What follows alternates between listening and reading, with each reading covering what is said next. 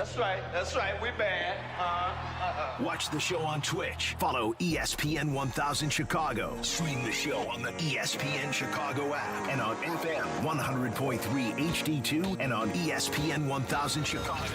Now, David Kaplan and Jonathan Hood. Good morning, everyone. Bring them out. Woo! Bring them out.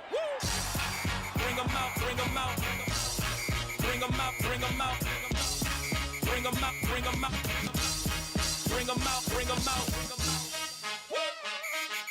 Oh, God. Welcome in to the Kap J Hood Morning Show on ESPN 1000, and we're streaming on the ESPN Chicago app.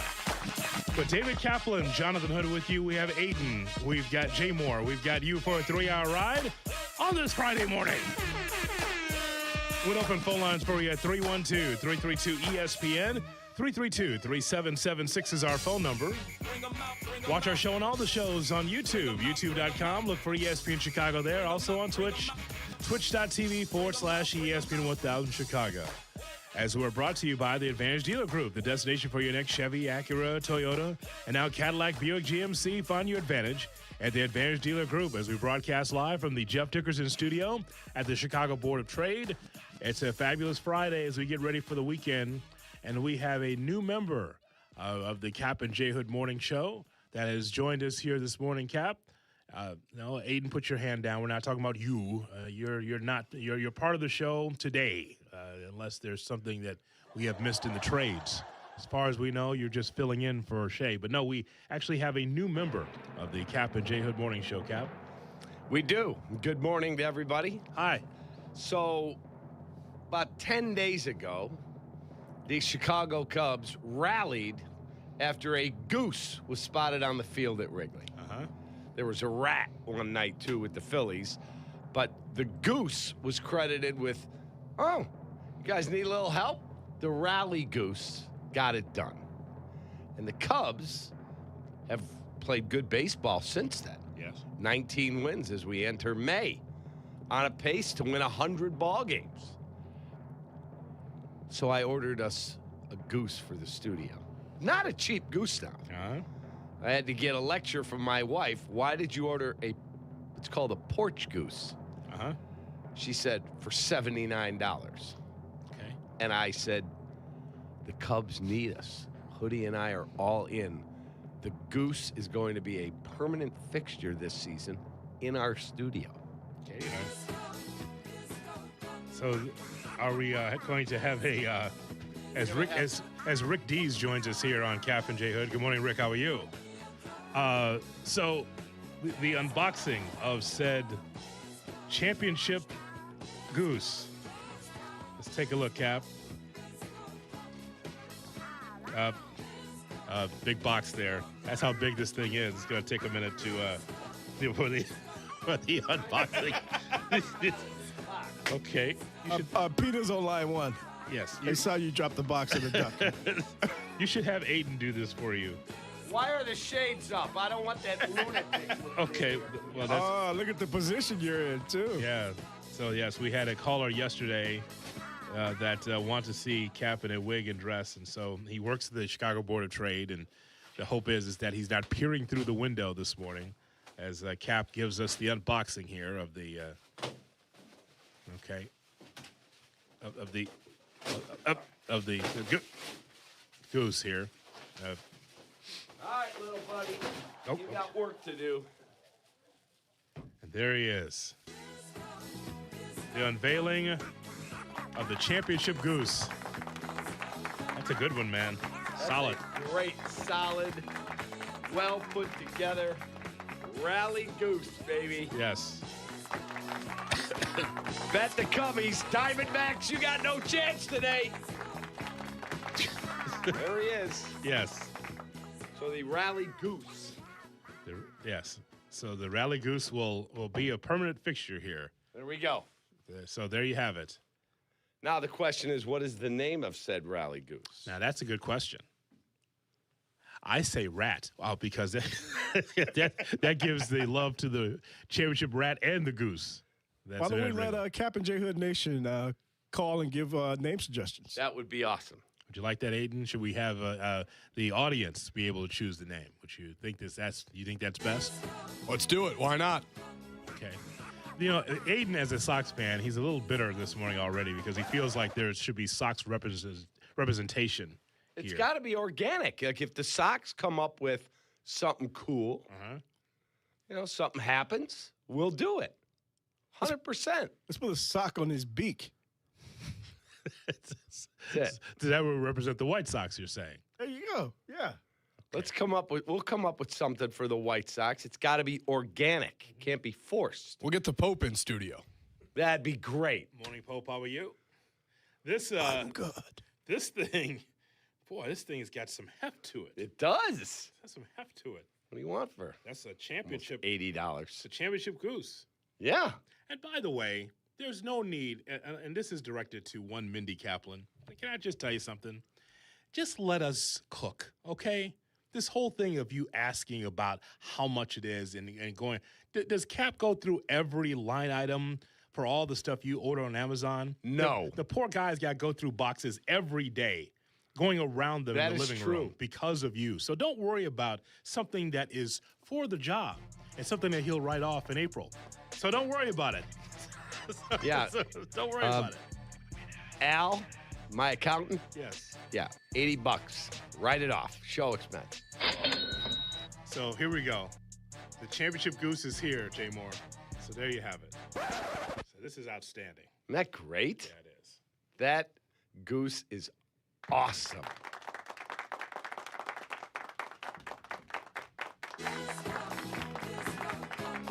So how many wins do you expect out of that thing? I said the Cubs would win 94 ball games minimum this year. Okay. I'm sticking right to that. All right.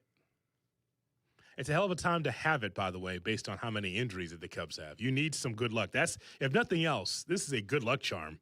Yeah. Based on how things have been going. But again, this is what makes baseball and sports so strange, right?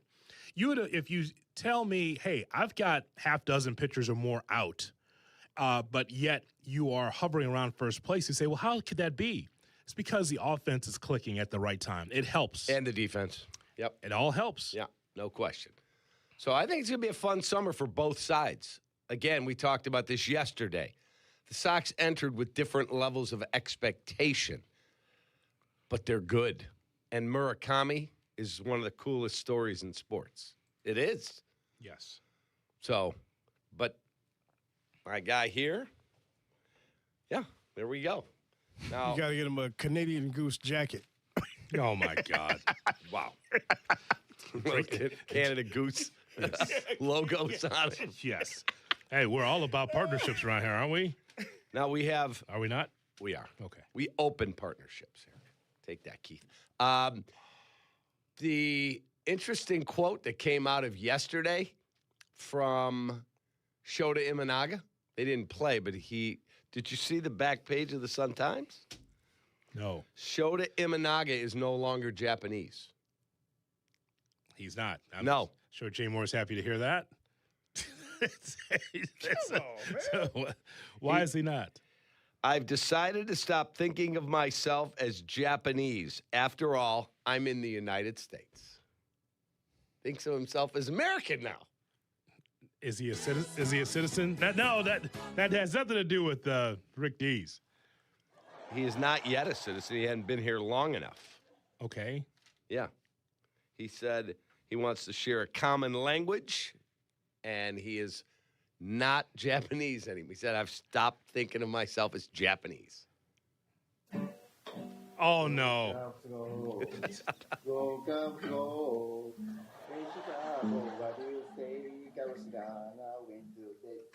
Hey. I want to carry myself proudly as a major leaguer, he said. I've stopped thinking of myself as Japanese. I don't know what to do with that. I don't either. Now, if we were on WLS, I think we could probably break that down a little further. What does that mean? Okay, so Kap, he's Japanese born. Correct. Okay, he's working here in America as a Cubs pitcher. Correct. In this country. Well, I mean, you're still Japanese to me. You still are. We've always loved them. We love them. We always loved them. We love the Japanese pitcher. Always strange, very exotic. 8 pitches, very odd. But Daisuke Matsuzaka, I know him very well. But the thing is, Kap,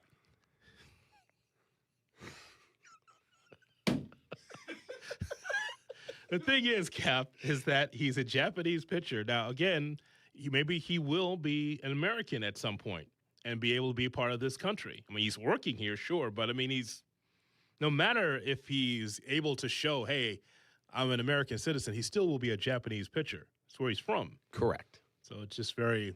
So there's a jump page for this. There's 2 pages on that today in the Sun-Times, in the Sun-Times pamphlet. Yes. Yeah. Okay. There you go. Well, the off day. Really good story. Very light. Shota's shift. I said shift. Speaks volumes. Super cool, man. Got a Tellender piece? Who wrote that? Gordon Eads. He's the okay. fill-in baseball writer now that Matty Lee has moved on to the West Coast. I see. Okay. So there you go. Whatever is best for him. From a baseball standpoint, you know what you're looking for? You're looking for consistency. He needs to help hold it up until you get healthier again. He has to just – I know that you were hard on him, and rightfully so, because the production wasn't there. Right. But, he has to do his end of the bargain. He's got to be able to keep the Cubs in ball games. Very simple. Keep it rolling, man. Yeah. Keep it rolling. And Shota, I don't know when he pitches next. Does he go today? I have to look and see. The Chicago National League Ball Club. The Chicago National League Ball Club. It will be Colin Ray today against Zach Gallen. Whenever you go to the Post next this weekend, Shota, the Rally Goose has your back. Oh, my God. Yes. Imanaga, by the way, will be in Game 2 against Arizona. There you go. Against Nelson. Tomorrow afternoon. Yes. So you have a Imanaga and then Boyd on Sunday.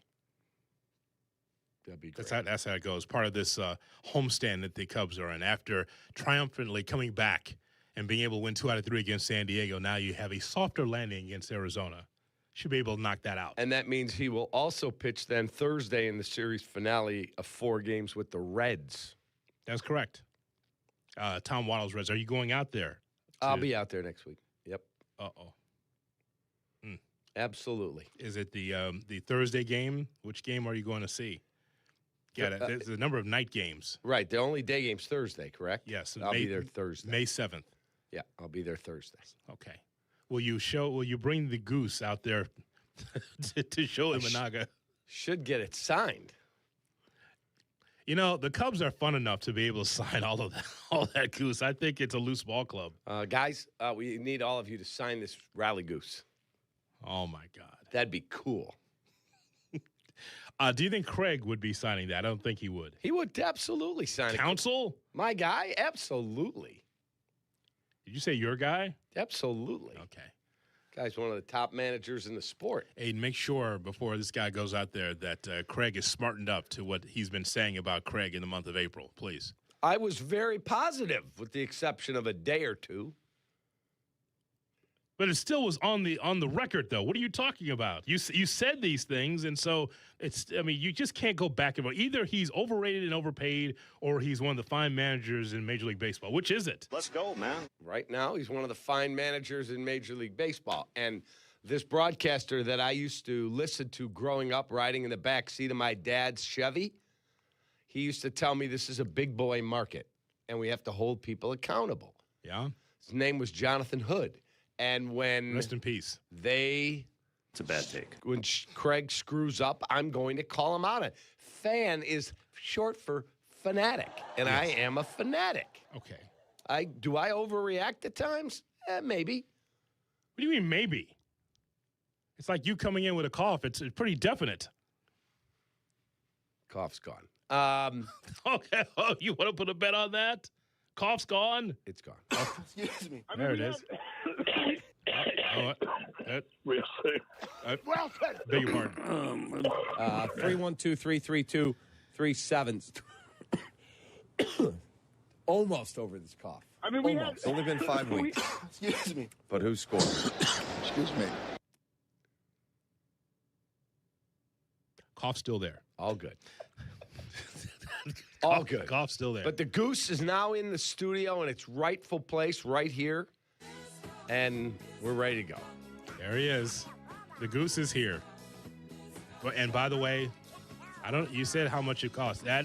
You got a bargain because that thing Has heft. it's to pretty it. it's pretty heavy. Like, that's an awesome goose. So, there it is. There you go, Aiden. Look that goose in the eye. You see what you see? It's looking me right in the eyes. That's exactly right. He turned it that way, so that way he's watching you That's it. as a new member of the Kap and J Hood Morning Show. Actually directed toward, eventually, when he's back in his seat, Norling. You got to keep an eye on that guy. That's the worst goose I've ever seen. that's it. He's not gonna. That is absolutely the worst goose I've ever seen. 312-332-ESPN, 332-3776 is our phone number. Big story on the South Side as well. We'll get to coming up next on the Kap and J Hood Morning Show. Kap and J Hood. Morning 6 to 9. ESPN Chicago. The Grip It and Sip It Classic presented by Yingling Flight is back for the 6th year. Heading back to Seven Bridges Golf Club in Woodridge, Illinois. Wednesday, June 17th. Each show will once again be competing to see who reigns supreme. Who will take it this year? Sponsored by Blue Chew and Great Clips.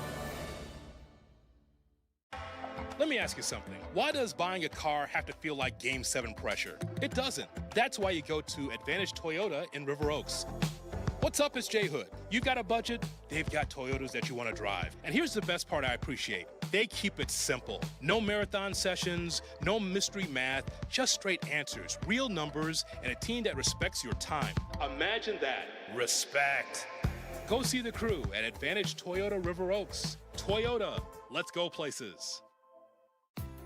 If you're in the market for windows, then you need to call me, Russ Armstrong, the Chicago window guy. I do things differently than those other big-name window companies. No subcontracted labor, no 3-hour-long sales pitches, simply the best product, best warranty, made right here in Chicago, all at the lowest price, guaranteed. Deal directly with me, the owner, and call the Chicago window guys today at 847-881-3060. And check out our 5-star reviews at chicagowindowguys.com. chicagowindowguys.com. In a contracting business, you're either growing or you're grinding. Success is no longer about hard work alone. It's about using AI to accelerate impact. ServiceTitan is the only integrated intelligence that seamlessly automates your entire workflow, from first call to final invoice. Born in the trades, built for visionaries ready to stop operating and start automating. ServiceTitan, AI for the trades. This is the story of the one. As a procurement manager for a hospital system, she keeps every facility in her network stocked and ready. That's why she counts on Grainger to be her single source for thousands of products, from disinfectants to lighting, air filters, and more. And with fast, dependable delivery, Grainger helps her keep every facility stocked, safe, and running smoothly. Call 1-800-GRAINGER, click Grainger.com, or just stop by. Grainger, for the ones who get it done.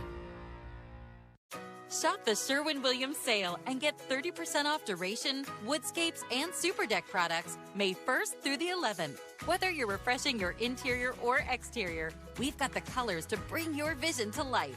And with delivery, getting everything to your door is easier than ever. Shop online to have it delivered or visit your neighborhood Sherwin-Williams store. Retail sales only. Some exclusions apply. See store for details. Delivery available on qualifying orders. Evan Cohen here. PayPal is now the official peer-to-peer payment sponsor of the NFL, which means all the money moments that fandom creates, whether splitting tailgate costs or chipping in on tickets and game day food between friends, are covered. Wherever the game is played or watched, PayPal moves with fans. You can send money through text, email, or directly to your friends with eligible accounts on Venmo. Just download the PayPal app, share all the moments that matter. Account with PayPal is required, not available in all regions where PayPal operates. With Xfinity, you already enjoy ESPN as part of your TV lineup. Now get even more with the ESPN Unlimited plan, available at no extra cost. Unlock additional content in the ESPN app, including WWE Premium Live events. Xfinity.com/your subscriptions to activate and start watching in the ESPN app. Jay Moore.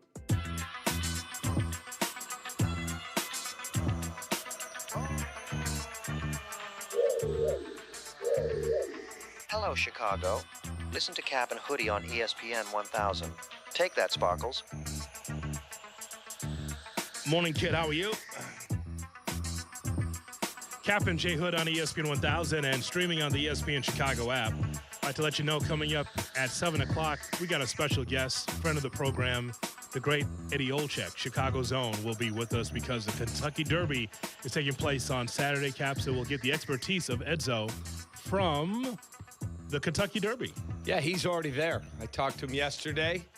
Said, can you come on with me and with Hoodie? 7 o'clock. He said, absolutely, because he's got to be at the track at like 8:15 or something, because that's Eastern. So he's going to do the hit from Churchill and awesome. Be ready to go.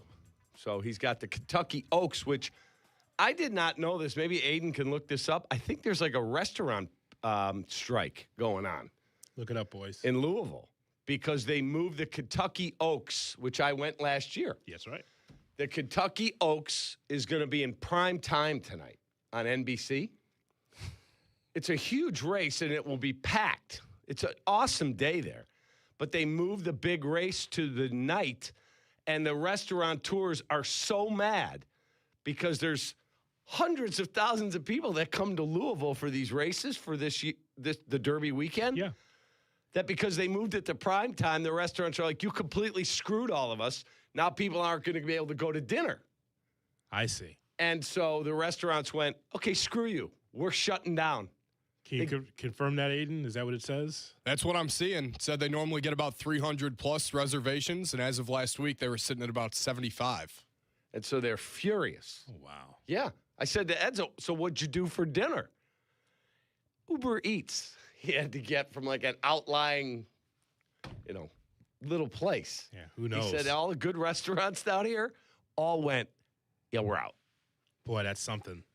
But we're going to talk about the White Sox in a second. I just want to be able to just give a volley your way regarding this event tonight on NBC proper, right? I believe it is. I'll tell you right now. So, Cap, it is interesting, the sports landscape, how these things work. Nothing is stronger on television, on network TV, than sports. 94 of the 100 shows, last time I checked, are sports. There's your little Big Brother here. There's your kind of, Survivor there. But Aiden, for the most part, 94 of the top 100 shows are sports related. So wherever you can jam in sports on prime time, daytime, late night, it matters because it draws a number no matter what now. And it always has, but it's stronger than ever. 7 p.m. on NBC5 tonight, the Kentucky Oaks. And for the networks, you know what it is, Cap? There was a time, as you well know, in this country where you would be able to put together primetime shows or the movie of the week back in the day, right? Yep. Now it's like, you know what? It's not worth it putting on this show, spending this much on this production to only get, the quarter of the audience. It's Friday night. It's a tough night. You know what NBC said? It's a tough night to be able to keep people in, but if we put sports on, people will watch. Right. It's a winner. Yeah, so today the color of the day is pink for the Kentucky Oaks because of the Phillies. And so everybody wears pink. They all get dressed up, and then they wear a different outfit tomorrow. I went once. It's cool. And tonight, they moved the big race with the Phillies to tonight. So I'm going to be locked in. From a TV standpoint, it makes sense. Yes. Like, because some other rerun or some other TV show that no one's really watching won't draw. That will draw a number. People will watch because people watch the Kentucky Derby. They want a little primer. And so tonight will be a little bit of a fix for you. Correct. And then all day tomorrow, you've got the huge card at Churchill Downs. So that's going to be fun. So we'll talk to Edzo about that coming up at 7 o'clock. Cap, I talked to our buddy Guff yesterday about the Chicago White Sox. We had a nice 45-minute conversation about the White Sox. And right here on the home of the White Sox, ESPN 1000, where you can catch the games, you go through the first month of the season, and you're 14-17. Can I just tell you, that's a win for me as a Sox fan compared to the other Aprils that we've had to go through over the last 3-4 years. There's so much positive with the White Sox. And again, I kind of know how this ends. I was telling you this yesterday. But you know what? I'm enjoying what I'm seeing. Because if the Sox become the 2026 Florida Marlins. Miami, like, oh my God. Now you feel like you're ramping up and onto something. But when I see, and again, we talk about how strange it is on the Cubs side, all the injuries with the relievers, but yet your offense and defense are keeping you in ball games and you're on the precipice of taking first place. Here are the White Sox, where you're getting pitching out of nowhere. K aside, we're talking about Eric Fetty the other day, a young Noah Schultz, Davis Martin, Sean Burke. Where's this pitching coming from? And your opening day starter is they sent back to AAA to get his command right? Scuffling. Yeah, Shane Smith. We not see him again. He's scuffling. It's bad. It's up and down. Have you seen the numbers? Yeah. It's up and down. Not good. But here's my point is, though, is that this is why we love sports so much.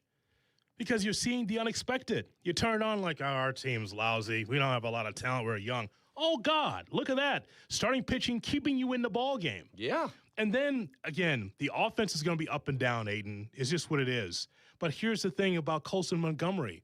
He's picking up where he left off last year with the power. I'm a Mydroth guy, but I know Colson Montgomery's coming through. Sam Antonacci out of nowhere, being able to run the bases well. And then the eye. What was the last game, Cap? The Sox had 7 walks, I believe that was in the last game. I mean, what an eye for the Sox to be able to not just be free swingers.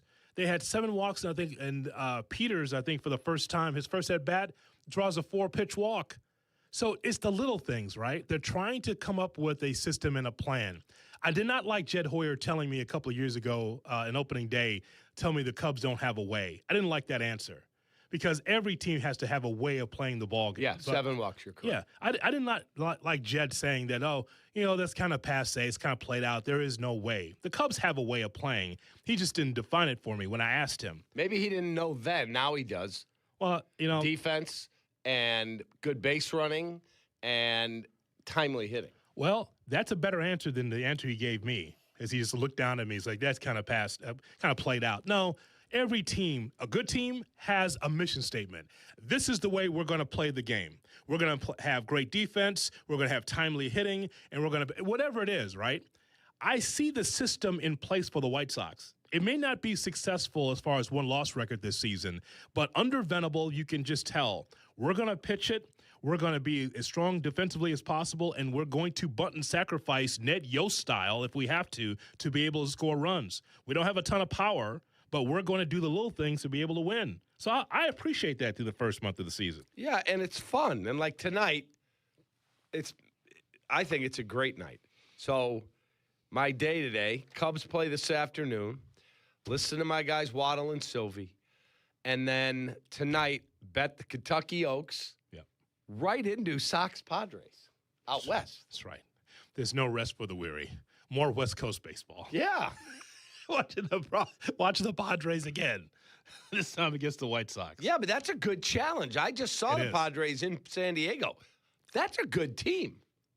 That's what every game, Cap, and there's certain series that are tests. You circle that trip and go, okay, let's see if we can win more than we lose. By the way, Noah Schultz tonight. Let's play good baseball. Yeah. Noah Schultz tonight. Looking forward to it. Yeah. Probably should have started his debut on the road, but that's okay. 312-332-ESPN. Got it out of the way. Number. Yeah, yes, he did. John and Hoffman Estates on Kap and J Hood. Hey, John. Good morning, boys. How you doing? Good, John. Thank you. How are you, brother? Doing good. Cap, you're my guy. Cubs are my team. I'm a huge fanatic. And I got to give you a little bit of an early shot or no shot in Chicagoans. Mm-hmm. We're going to have to get the gambling apps out because Cap, shot or no shot. If the Cubs get swept by the Diamondbacks, this goose is going to get the apartment ball treatment because this is going to be the ultimate Cap stink. That's a no shot. Hoodie? What are you asking me? So you're saying that if they go 0 for 3, then that means that the goose has to leave. Is that what you're saying? I'm saying this might be the crowning achievement of all Cap stink. This might be the center of the billboard along with the Iowa State player, Aaron Rodgers. Yeah. Tate Horton. This might be on the center of the movie poster of Cap stink. Right in the middle of the center is me at Game 7 in 2016. How'd that work out for you? How long ago was that, unfortunately? What has Jed been saying or Tom been saying? It's been a while. Yeah, yes, no he has. Question. Yes, he has. No question. So I see what he's saying, Jay Moore. What John is saying is that if the Cubs are swept by the Diamondbacks, then the goose is cooked, if you pardon the expression. Yeah, that's a no shot. What's the saying? What's good for the goose is good for the gander? That's correct. Oh, Sheila. Thank you very much. All right. A little ready for the world. Here we go. Southside and Tito's on Kap J Hood. Good morning, Tito. Good morning, gentlemen. Hi, Tito. Hi, Tito. Hey, so real quick, Cap, want to make a little wager with you. I know you don't drink liquor or beer, so I'll buy you a coffee or kale smoothie, whatever you drink. Yeah. When the Cubs play the Sox are going to win that series. When the Cubs play the Sox are going to win that Sox series. are going to win. So yes, sir. You're talking about the all of the six because they play 6 times, 3 Wrigley, 3. They're going to win. Yeah, I know they play. Yeah, they play 3 at home and 3 away. They're going to win. They're going to win the majority of those games, 100%. Sure, I'm in for that. All right, sounds good, man. All right. Wait, hold on. Also, too, this just popped into my head. Oh no! I just want to say something real quick too for all the haters out there. Yeah. This may not have to do with Chicago sports, but everyone knew who Klay Thompson was before he started dating Megan Thee Stallion. If you didn't know that, you played yourself. Simple as that. What if you lose, Tito? What if the Cubs win more than the Sox? What are you willing to give up? He's getting me a coffee. And what else? That's it? Yeah, I'm buying him a coffee or a kale smoothie, whatever Cap drinks. Okay, and then coffee will be good. And what are you willing to give? Same. I'm gonna buy him a coffee. Coffee. Okay. No, he's gonna buy me a bottle of Tito's. Oh, I get 1 coffee for a bottle of Tito's? Yeah, no shot. I'll give you a couple. I'll get you a couple coffees, Cap. I'll give you a week of coffee. That's a deal. A week of coffee to a bottle of Tito's. You got it. Yes, sir. I think I've got Done one deal. of those airplane bottles laying around somewhere at the house. So, you got it. Done deal. But you were just saying. What were you saying? I didn't think I said anything. I made the bet with him, and he wanted to give me a hard time about the goose. Yes. And I said, okay. And I was also there November 2nd, 2016, when I guaranteed the Cubs would win the World Series, and they did. Yes. Someone actually called and wanted to know if it was a real goose. A real goose? Yeah. In the studio? Yeah, Mark from South Bend was concerned if it was a real goose or an artificial goose. Mark from South Bend would wonder that. Of all of our listeners and callers, he would wonder. Is there a real goose in the studio? Is there a cage? What's going on? Does he have any eggs? Is he giving any eggs? Just sit down and listen, South Bend, Mark, okay? Yeah. Just sit down. Pour yourself a tea. Yeah, just relax. We're okay. Yeah. You think we'd have a live goose in the studio? Do you know what kind of chaos that would bring around here? Oh, my God. Could you imagine? Yeah. I mean, we can be considered a morning zoo show, but not literally the actual zoo into the studio. We're not doing that. That's correct. We could, but I mean, no. This is not 1989 bringing livestock into the studio. Just load the cages up in the window. Yeah, exactly. Uh-oh, here we go. We're all crazy in Chicago. What's up, everybody? Kap J Hood. We got a live goose in the studio. It's unbelievable. We're just wild here in the morning on a Friday. We're doing it, Cap. We're doing it. What? Thanks, Johnny. Morning zoo. Exactly. Is that what Mark thinks we got here going here? Oh, Chicago. We've got all kind of animals. It's wild. Because the Cubs are going to go all the way. Whoa! Energy and cocaine. Wow. You remember that radio, Cap? Oh, yeah. So, I worked with that maniac. Whoa!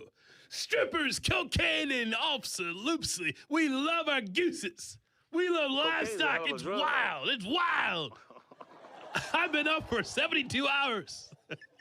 I mean, come on, man. No shot. 312-332-ESPN, 332-3776. Yes, Aiden. That was radio when we were growing up. All the shows sounded like that. I think there was a little reason why.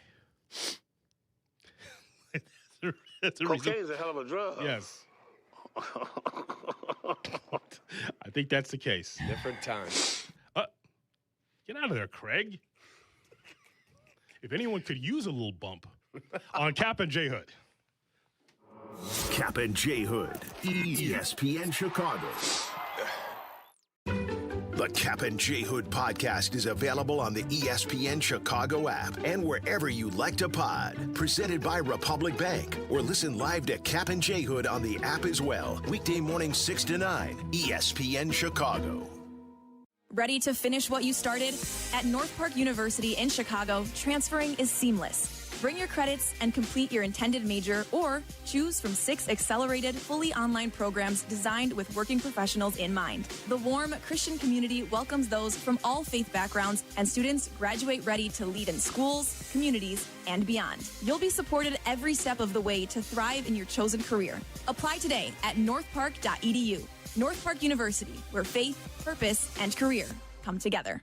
Hey guys, it's Courtney Cronin. Picture this. She opens the box. The light catches the shine inside, but what you really see is her smile. That's the winning moment. That's what Rogers & Hollins delivers. Not just a ring or a necklace or a watch, a moment. A story she'll share every time someone compliments her.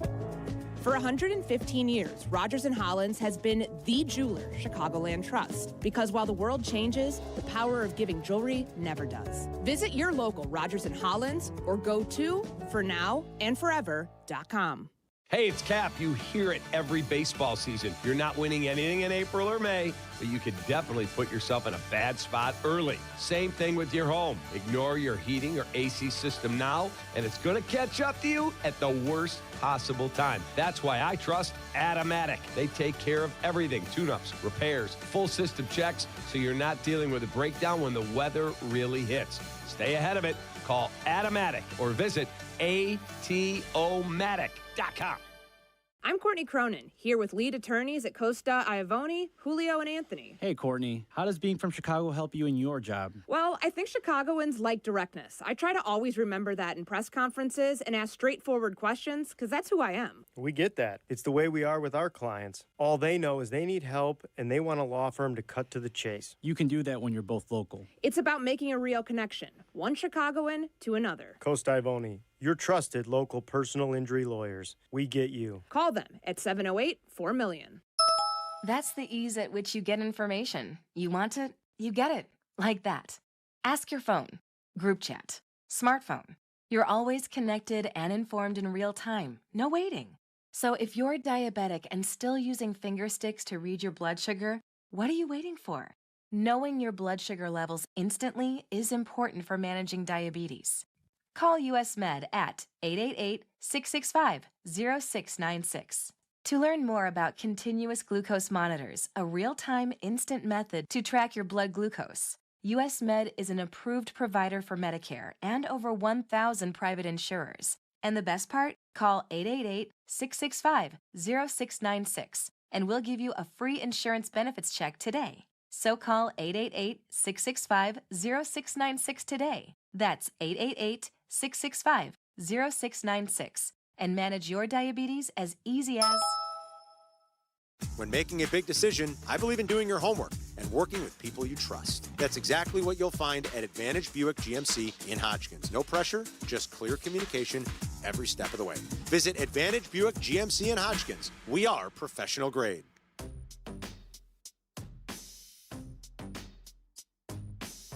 And now, a word from PayPal.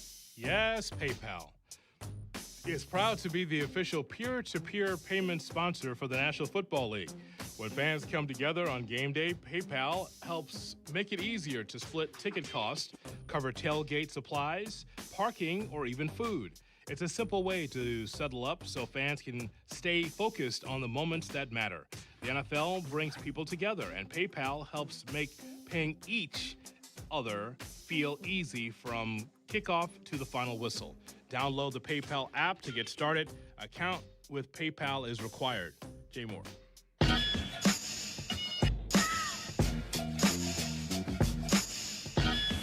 back to Kap and J Hood, presented by Advantage Dealer Group on ESPN Chicago. Our video streaming is brought to you by Woodford Reserve with more than 200 flavor notes. Woodford Reserve is more than a spirit. It's a spectacle for the senses. As we're with you until 9 o'clock, and then it's Carmen Jurko at 9, followed by Rich Eisen at noon. It is Waddle Silvy at 2. And then we've got White Sox baseball, don't we, Aiden? White Sox baseball as the Sox take on the San Diego Padres at 8 o'clock pregame, 8:40 starts right here on the home of the White Sox, ESPN 1000, as young Noah Schultz will be on the mound for the Chicago White Sox against the San Diego Padres. We'll see what happens with the Sox and the Friars today. And I think San Diego's pitching. Is it Herman Marquez going for them? He's been throwing the ball pretty well at the start of the year, but he hasn't been good as of late. 3-1 record, but his last 3 starts in ERA, a little bloated at 7.71. So rough him up early. Get to him. Don't let him settle in. Heard anything about keeping baseball alive for 2027? Have you heard anything? I have not heard a word. I know they're talking, but that's it. Your people in the league, are they giving you any insight? There are many that think it's a fait accompli that there'll be a lockout after the World Series, but that maybe, just maybe, cooler heads will prevail towards spring training. There's others that think it could go into the season. I don't think anybody thinks it's going to blow out the whole season, but there are a group of owners, is what I was told, the smaller markets, the Oaklands and the Tampas, like that. And there's a handful of big market teams.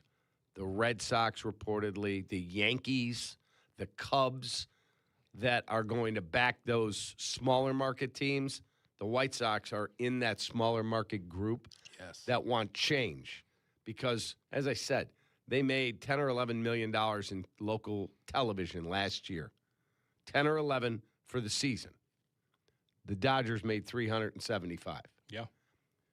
How do you compete with that?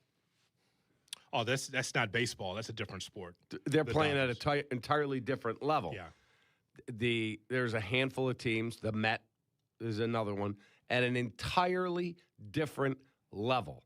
And so they want some type of, they'd like a salary cap. I don't think the players will ever go for that. I don't. But I think there could be substantive change. Yeah. You know, you talk about these salaries, Cap. One of the things that's been a drumbeat around here and around Major League Baseball's, in terms of fans are concerned, is payroll. We have read column and we've done many a talk show talking about the payroll for the Cubs and the White Sox. It's got to be a certain level. You got to be competitive. I do believe, as a Chicago and as a Chicago sports fan in a major market, that the team should always compete. When I say the team, I'm talking about the Cubs and the White Sox and the Bulls and the Blackhawks and the Bears. Everyone should be at a certain level. You go, yep, that's a big boy market. That's major. However, it's not always the panacea to win. I think that even more so than the payroll must be your scouting, must be the way that you run your business. And to me, it's also about your farm system, since we're talking baseball. We see teams like the Dodgers, and we mentioned, like, that's a whole different kettle of fish there. I mean, 20 and 11. I thought you'd put it best. They're playing a different sport. It is a different sport. It's a whole different level than everybody else. But you think about the Mets, right? The Mets with a $379.3 million payroll. Just think about that. There's a top dozen competitive balanced tax payrolls that's on my screen right now. Think about where the Mets are. Think about the Blue Jays underachieving at this point in time, $322.3 million. Or the Phillies having to fire their manager in the first month, in Rob Thompson, $315.1 million. I mean, you take a look at some of these payrolls, and the Astros are going to be underwater here at 238. The Giants with their college manager.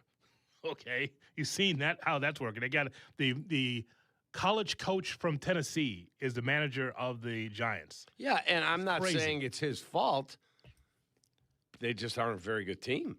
Yeah, I mean, through a month. $230 million. So my point is, when I look at these numbers, as much as you say, hey, hike the payroll, you got to have more money. Cap, if you don't have a way of playing and if you don't have talent, it doesn't matter how much you spend. you may not win. The Mets might be the worst team in our lifetime with this kind of payroll. I think it has to be by far. They're right there. They have to be. Even some of those Yankees teams, they might have underachieved, but they were winning in the regular season. This outfit here with the Mets, damn near $380 million, are 10-20, and they're out of the race already. They're done for the season. They're not coming back. This is done. Could you imagine spending that kind of money if you're Steve Cohen, and then you get that for a return? Right. And then you watch, you go, boy, the White Sox are spending a third. And I'm not telling you they're winning the World Series, but they're a far better baseball team right now than the Met is. Yes. At least it's watchable. They watch the Reds, and they go, they're spending a third. They're in first place. Yeah, the White Sox are like planting the seeds for a new tree, and you're in the backyard just watching it grow every year. That's what it is. But you need patience to see that tree grow. The Mets, you know what they did? They brought the oak in. It's like, all right, here's your tree. We planted it. Here you go. And it's not bearing any leaves. It's just dead up there. That's not what you paid for. I paid through the nose for a big tree for my backyard, and it's got no leaves. It's dead already. Well, you get what you pay for. Correct. Shout out to Luis Robert, by the way. Yeah, he's on the injured list now. Yeah, you remember we got some of the calls here. Sox made a horrible trade for Luis Robert. He's going to be a star with the Mets. Yeah, let me know how that worked out. See? Sometimes, hey, if you're the Mets, now listen, Luis Robert's going to go someplace else anyway, whether it's going to be the Reds or the Mets, or because I know they've been sifting around since the trade deadline. They were sifting around it. And so he's going to another team. But you have to know in that front office, take a look at the litany of injuries that this guy's had. You sure you want him on the ball club? Right. See? Again, money is not a guarantee of anything. All it does is allow you to play in the deeper end of the pool in free agency or trades, take bigger contracts back. And if you make a bad personnel decision, you have the money to erase the mistake. Right. Oh, we shouldn't have signed that guy. Go get another one. That's it. Yeah. If you make bad personnel decisions too often, you're not going to win. Does not matter what you're spending. Yeah. As long as you have the way that you play and quality, and especially your farm system too. I'm big on who's next, right? So that also matters too for a baseball team. You don't think that there are owners in some of these markets, Tampa, Jerry Reinsdorf, that are laughing at the Mets? Hey, how'd all that spending go for you, Steve? Yeah, no question. Because you cannot buy a championship. You can't. No. The Dodgers, I don't different. root for them. I don't like the Dodgers. But they play by the rules. The rules are what the rules are. They're better at monetizing what they have than anybody else in the game. That's just a fact. They've already brought in enough money to cover Ohtani's entire contract. That's correct. So they're better at it, and they keep bringing young players up because they draft and develop better. You have to admire that. I do. Yeah, you have to admire that. I don't root for them. Yeah. It's not only about going out and signing the biggest names. They have good young players, too. And a jackass as a catcher. Dalton Rushing? Yes. Did you see that whole controversy? Yes, we talked about it yesterday. Yep. Yes. And so I'm hopeful that the Cubs and the Dodgers, when they meet again, are both in first place. I think it'd be cool. You still want a ball into the ribs of No, Rushing, that's though. Norling. You don't want that? No. Why not? It's part of the game. I don't need to hit him. Boy, you've gotten soft over the years. Beat his ass. I remember a time, the fire and brimstone, the piss and vinegar Kaplan would have loved that. What happened to P&V? You know what happened, Aiden? Grandfather. It's gotten soft. I don't need to hit him. I just need to beat him. Back in the day, though, a fired-up GN Kaplan would have said, fire one in his ribs. That's what he would have said on Sports Central. But now, softer, kinder, gentler David Kaplan. A little bit. A little bit. You know what? I mean, he's talking about Amaya, man. When he comes up, it has to be like, Cap, it's not obvious. You don't do it in the first inning or second inning, whenever he comes up. Top of the sixth. Yeah, when you have like an 8-1 lead. Yeah, comfortable. Oh, all right. How'd that taste, Dalton? I see a middle finger being extended by Amaya, and the pitch. Oh, God, it hit him. It hit him. The universal sign to hit somebody, the middle finger. That's how you do it. Maybe you just slide hard into home, try and run him over. Okay, now you want to Ray Fosse him. Now you want to end his career. No. That's what, well, I mean, that's what we're talking about, right? Just take a little shot. I think that only works if it's Amaya. He's running. He's taking that turn from third to home. Oh, yeah, you want to see how big I am? Boom. I don't care if I'm safe or out. I'm just going to tackle him when I come around. Cubs just signed Darnell Wright to play for the Dodgers series. Exactly right. I'm coming for you, bro. Bam. Bam. PCA, we're going to let Darnell run at third for you. Mm-hmm. Whatever it takes, man. You don't say that to the Chicago National League Ball Club. You want to say those things? Okay, we got you. We got you. Well, yeah, don't worry about it. Andrew Billings, the ex-Bear, he's standing over at third. All right. Here he comes rumbling down to the plate. The throw. Bam! Dislodged from the glove. Don't ever call our catcher fat again. Cubs win. Cubs win. Billings bouncing around like a little school child. Oh, wow. Thanks, Pat. And the Cubs win as Dalton Rushing is down, taken off on a gurney. It'll be interesting to see how this whole thing plays out. It does. We just tell that little exercise, Aiden, to let you know, like as much, and believe me, Kap and I over the years have just been pounding the table about payroll, especially the Cubs, because Mariotti would write 3 pages about it. Just ridiculous writing about it. But again, it was fair, talking about what the Cubs need to do and what the White Sox need to do and be able to level up with the other teams. But here's a great example of spending a lot of money and getting nothing for it, like the Mets. That would suck. Oh, man. We got a platform coming up for you. That's next on Kap and J Hood. You're listening to Kap and J Hood on ESPN Chicago. The CDGA Golf Show. It's the biggest names in golf, and it's the best news and information about Chicago golf. Hosts Mike Gilligan and Tyler Rocky are your starters for the golf weekend. The CDGA Golf Show, tomorrow morning at 9 on Chicago's home for sports, ESPN Chicago. At Triton College, summer is your chance to get ahead. Take affordable classes that save you money while earning credits that transfer to 4-year schools. With convenient schedules and a campus close to home, it's easy to fit summer classes into your busy schedule. Whether you're starting a degree, finishing requirements, or building new skills, Triton helps you keep moving forward. If you want to save time, money, and get ahead this summer, there's a place for you, Triton College. Visit triton.edu/summer. Hey, it's the good kid. When it comes to my ride, I don't mess around. That's why I drive an Advantage Chevy. 3 locations. Chicagoland's covered. Boom. You want a Chevy? They got every Chevy. You want savings? Oh, yeah.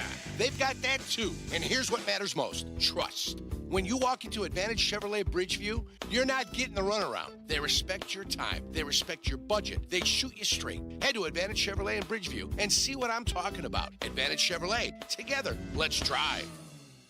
Playoff hockey is back in Chicago. The 5-time league champs begin their playoff journey This Saturday and Sunday at Allstate Arena. The Chicago Wolves, the Texas Stars. Nothing better than playoff hockey. It's the Central Division semifinals.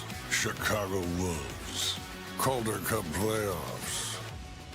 Get your Chicago Wolves tickets for this Saturday and Sunday's playoff games at Ticketmaster.com. At Wrangler, we know the essential question for any guy is, can I go like this?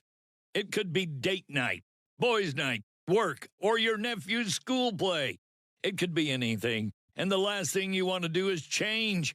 That's why Wrangler makes jeans, shirts, jackets, and tees that answer yes to life's essential question. You can go in Wrangler. Check out our latest styles today at Wrangler.com.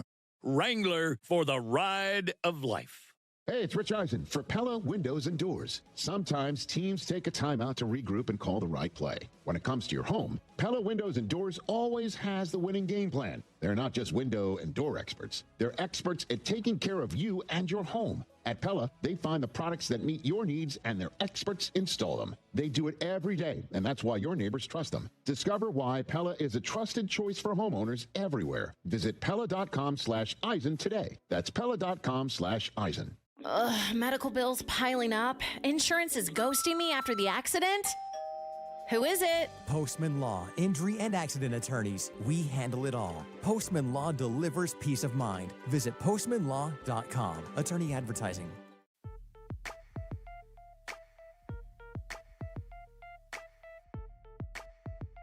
Ah, yes.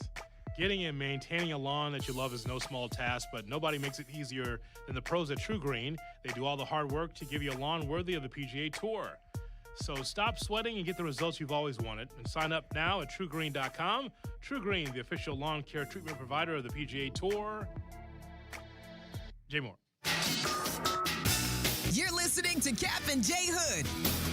Follow the show on Instagram at The Catman and at IGJ Hood. This is ESPN Chicago, Chicago's home for sports.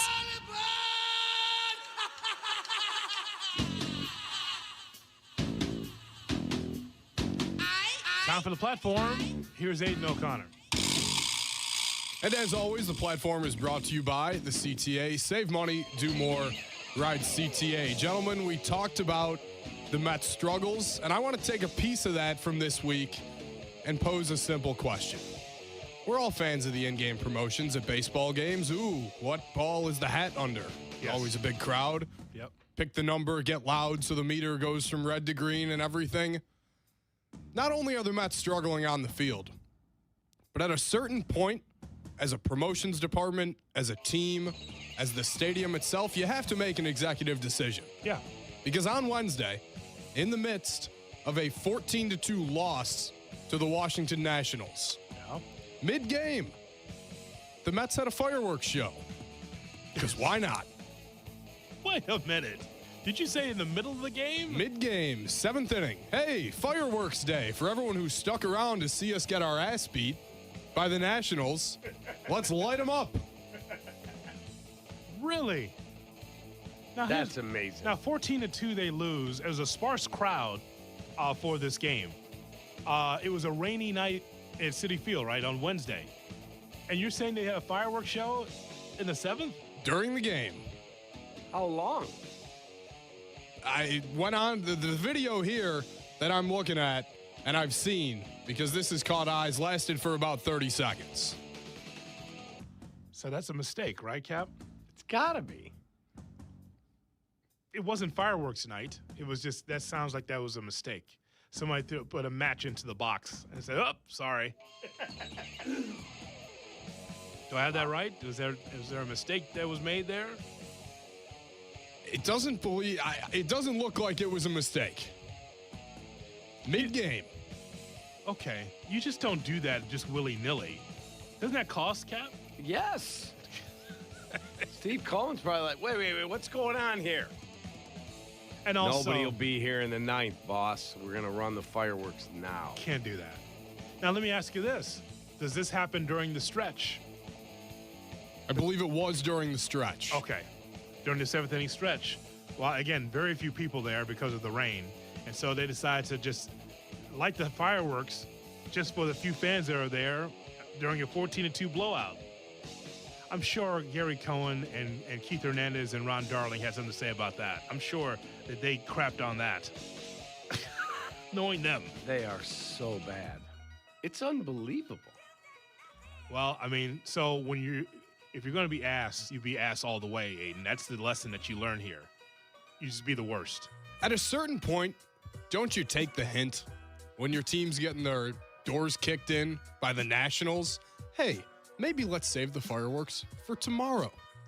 How about just none? How about just leave? Just open the gates and let's let people leave. It's a mess. Why would you want to stay for that? That same ball club that was swept by the Rockies and lost 2 out of 3 against the Nationals. The Rockies. Rockies, in a doubleheader sweep, held the Mets in 18 innings to 1 run. 1! I just think it's great. It's great. It just tells a great lesson, great story. Spend all you can, but doesn't necessarily mean it equates to wins. And that I mean, you're 11 and a half games out. They're dead last in baseball. It's all over. How would you like that, Cap? Before May 1st. So long, everybody. That'll be all.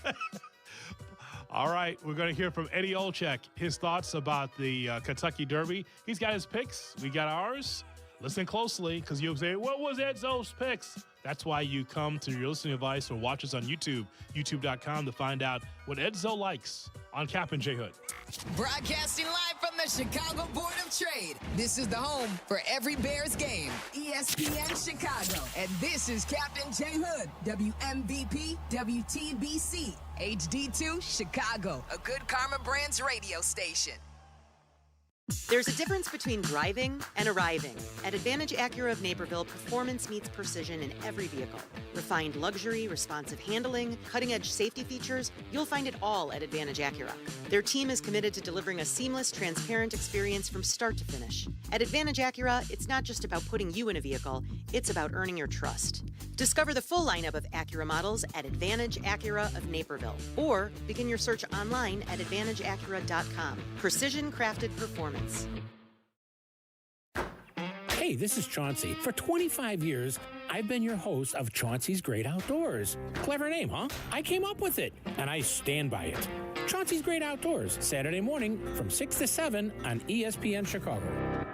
$1.8 million the Verdoliak Law Group wins again for their clients. That's right. The Verdoliak Law Group recovered $1.8 million for a client who was injured due to negligent security. If you're injured, make sure to call the Verdoliak Law Group. Bundling your home and auto with Progressive could help you save without sacrificing quality. It's the smart thing to do.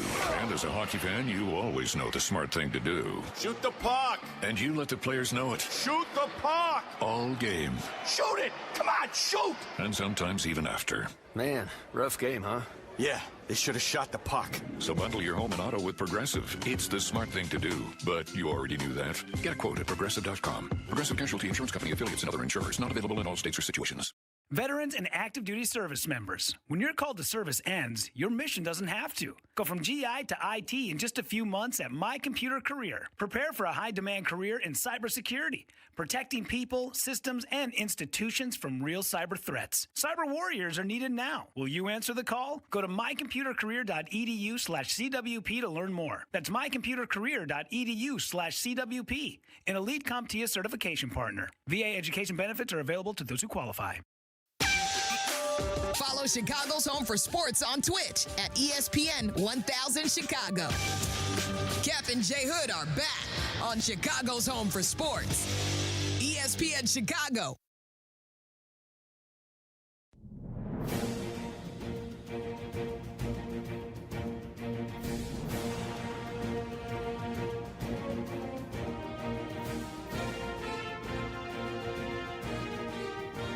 Good morning, Chicago, and welcome in to the Kap and J Hood Morning Show on ESPN 1000 and streaming on the ESPN Chicago app.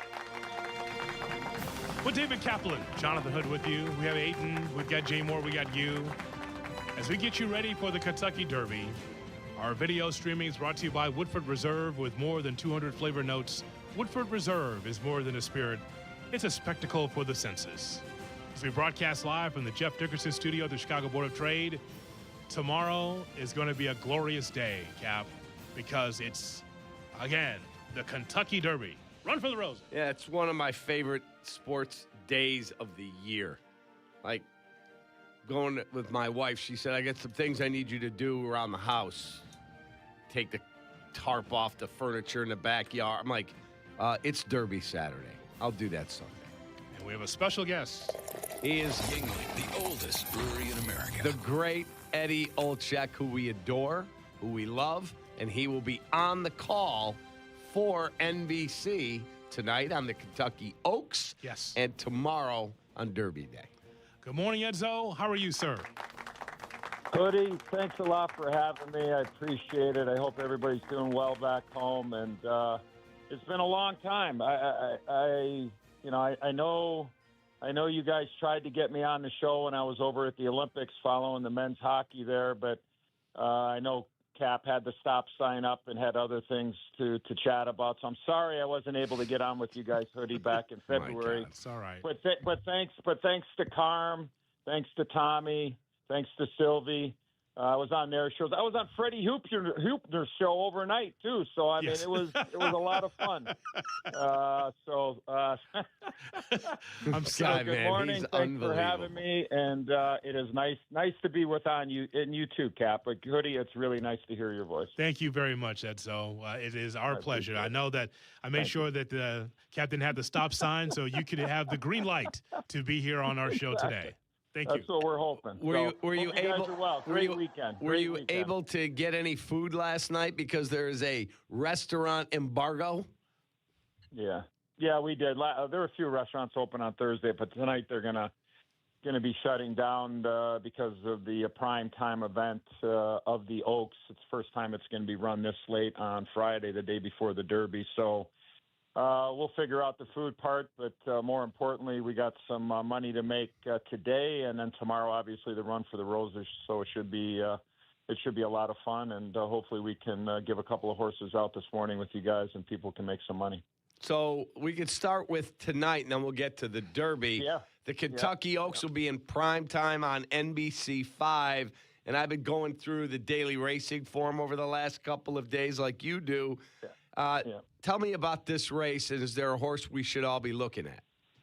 Oh, it's the 13th race at Churchill Downs tonight. Post time will be about 7:40-ish Chicago time. I'm all in on number 13 in race 13, oddly enough. The name of the filly is Pashmina. Morning line 30-1. I don't think you're going to get 30-1. I think you're probably going to get in that probably 15 to 22-1 range, which is obviously a great return investment. And the thing that I will say about Pashmina is very tactical, meaning can be on the lead, which I would rather not have her on the lead. I'd rather have her to be just sitting a little bit off. Now, we have had some scratches, so people may think, well, okay, there are 14 fillies in this race. You're way on the outside, you're going to lose some ground, which is true, but I think she can get the extra distance if she does get carried out. But we had 3 scratches in this race, so she's moved in 3 spots to actually post position number 10, but her betting number is number 13, so that's an advantage for her. But I think she's really tactical. I loved her last race in New York. She only got beat a length and a half. She finished second to number 9, who will be one of the favorites. Always a runner for Chad Brown. I think the last time I checked, that filly was like in that 7 to 8-1 range. So Pashmina only got beat a length and a half to her, and she's almost triple the price. I think that's where the value is. So I think if you play anything with any numbers, regardless of how you get to it, I think you definitely have to use number 13 Pashmina. Go across the board, go win, play, show, use with some other numbers. But it's one of my feels and one of my stronger plays of the day. So thankfully, well, I shouldn't say thankfully, I got to make sure that I have the wherewithal and the discipline to make sure that I got some powder in my pocket to be able to have enough cash to go to the window and play number 13, because the last thing you want to do, Hoodie, is be standing in a line and you're number 97 in the ATM line there where you're trying to get some cash because you've tapped out. You know what I mean? So number 13 and race 13 for yours truly in the Kentucky Oaks. All right, who do you like, Kap? I like that horse that Edzo's talking about. There's also a long shot called Search Party and a horse called Explorer. That's the one. But I had one question on that. We'll get to the Derby. Dave Portnoy of Barstool Sports had his horse get into the Oaks tonight because there was a scratch. He was the first alternate. They're in. Yep. I think it's called Lovely Gray. Lovely Gray. Yep. 30-1 morning line. It's been bet down to 6-1 this morning. Right. And people are like, yeah, that's Barstool Nation. Does that horse have a shot? Because I think that opens up value on other horses. Yeah, we've seen this before, Kap, where you have somebody that is in the public eye, and they talk about their horse, and people just want to have some action. That's just the reality of it. So if you do have a strong following like Hoodie does, I mean, you're going to have millions of people to be able to follow in and put money in. You're not going to get the value. Kap, every once in a while, you got a little bit of a following. So anyways, I think that's he's on my list, Hoodie. He's on my list, and he knows about it. Anyways, I do believe that a lot of that money is David Portnoy's following, and people just want to bet his horse. And look, it happens. So you're right. There is massive value if that money continues to come in or it stays in. The value of that horse has gone way down. Now that opens up the door for other fillies in that race. So you spoke about Chad Brown because we want to move over to the Derby. So I'm really high on Emerging Market. Tell us about number 15. Well, Hoodie, we've had lots of conversations, you and I, over the course of the last couple of weeks on the Derby, and you and me, we on the same horse, buddy. We are on the same horse. Emerging Market, number 15. It will be race 12 tomorrow. Good old Channel 5, NBC back home. The race will be about 5:50 Chicago time. The interesting thing is that Emerging Market is a very young horse. Has only run, now 3 years old as far as age, but as far as experience, has only run 2 times, 2 wins. The last race was very impressive in New Orleans at the Fairgrounds back in March in the Louisiana Derby. I think, Kap, you might have been there that day if I'm not. No, you were in Lexington. I'm sorry. I was at the Bluegrass, yeah. Yeah, so I think the inexperience is the only concern for me, Hoodie. But you have an unbelievable connection in trainer Chad Brown. You got Flavien Prat, one of the top jockeys in the world. The price is right. Last time I looked, Hoodie, 11-1. So the horse is getting some money. And the other part of this is, I think the mile and a quarter they're going to go, the horse is bred for it, can be tactical. I think can be forward, meaning not first or second, but certainly sitting 5th or 6th. Or if some other horses want to really go fast, I don't think there's any issue with the horse being sitting 8th, 9th, or 10th and then being able to make that one run. So bred to go to the distance. I don't believe Chad Brown would be this aggressive because he is a top trainer. I don't think he would be this aggressive with this young of a horse as far as only running 2 career races to put this horse in this spot. Full disclosure, the horse that I liked got scratched. Number 20, Full Effort, was the horse I was going to be in on. Unfortunately, I had to reload, and I ended up coming up with Emerging Market. So in the Derby tomorrow, I'll give you my numbers if you want. I'm going to use number 15, Emerging Market. I'm going to use number 1, Renegade. I'm going to use number 19, Golden Tempo. And I'm also going to – I'll give you 2 other horses you can maybe use underneath if you want a couple of, longer shots. Number 11, Incredible, and number 6, Commandment. But my top 3 will be the 15, the 1, and the 19 tomorrow in the Run for the Roses. Okay, there's also, we talked about David Portnoy. In this race, the Puma has taken on new investors over the last couple of weeks. And I read an article late last night. The one group signed a non-disclosure, but it's being reported that it might be Taylor Swift and Travis Kelce, and they believe money might come in on the Puma because they're in the ownership group. Do you believe that horse is live, or is that just another Portnoy-type deal? Well, the connections with Mage, who won the Derby a little while ago, there's all connections there. So, I mean, this connection is very, very live. This horse has run well. I guess it depends, Kap, because the Puma has come out of the race out at Gulfstream Park in the Florida Derby. Now,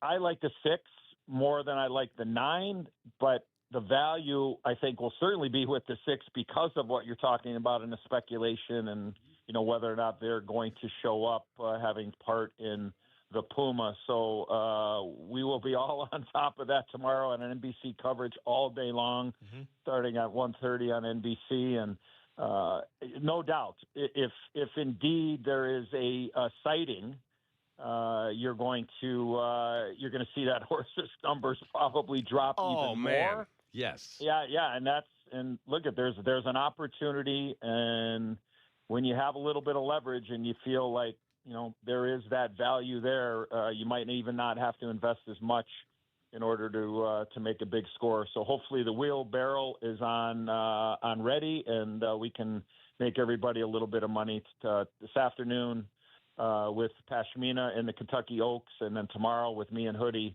on number 15, Emerging Market. Cap, do you have your picks ready? I actually will give those out in a little bit. Okay. But I did want to just say one thing. The one horse with Mike Rapole? Mike Rapole. Yeah, Mike Rapole. Yeah, he's the guy that funds the St. John's NIL for Rick Pitino. Yeah. This is by far the best horse in the race, but no horse since 1986, Willie Shoemaker, rest in peace, on Ferdinand has won from the one hole. That's what you're going up against. Yeah, I mean, you got to be concerned a little bit with obviously all the traffic, but he is. That's why if he wasn't in number one, I'll be honest, if he wasn't in the number one post position, I probably would lean on Renegade. I would go a different direction than Emerging Market, but it is difficult. You got to be able to navigate and stick handle your way through, but I think there's going to be value there. I mean, he's 5-1. The last time I checked, he's still 5-1. So I mean, that's still great value for a horse that you think, regardless of the post position, is going to have to overcome some adversity. That is great value at 5-1. So hopefully everybody enjoys the day. And it's been really good chatting with you, Hoodie, today. It really has. Thank you very much. Catch up, man. Yeah, How'd Ottawa do in the NHL playoffs? All right, you don't have to do that. You know what? You got a lot of plums there. You know what? You got a lot of plums sitting there. You do. I'm sorry, Edzo. Right. I apologize. That's okay, Hoodie. That's okay. Hoodie, I've taken up more than enough of your time. I'll have it out with Cap later. Thanks for having me. Love you guys. Keep up the great work, and let's make some money this weekend. All right. Go get it, Pashmina. All right. The great Eddie Olczyk with us here. NBC with us here on the Yuengling Hotline. Yuengling, the oldest brewery in America. 15-1-19. The picks for Edzo also gave out the 11 and 6 horse. Yeah, underneath in exotics, which are, if you're a novice at this, that'd be the exacta, the trifecta, the superfecta. Yeah, but the horse he's playing is the one you're playing, Emerging Market, the 15. I guess we'll give our picks out in our next hour? Yes, sir. Okay, because I have mine ready to go. Yeah. All right, so again, don't forget the exotics. You can also find those in Atlanta at your strip club near you in Atlanta. Oh, wow.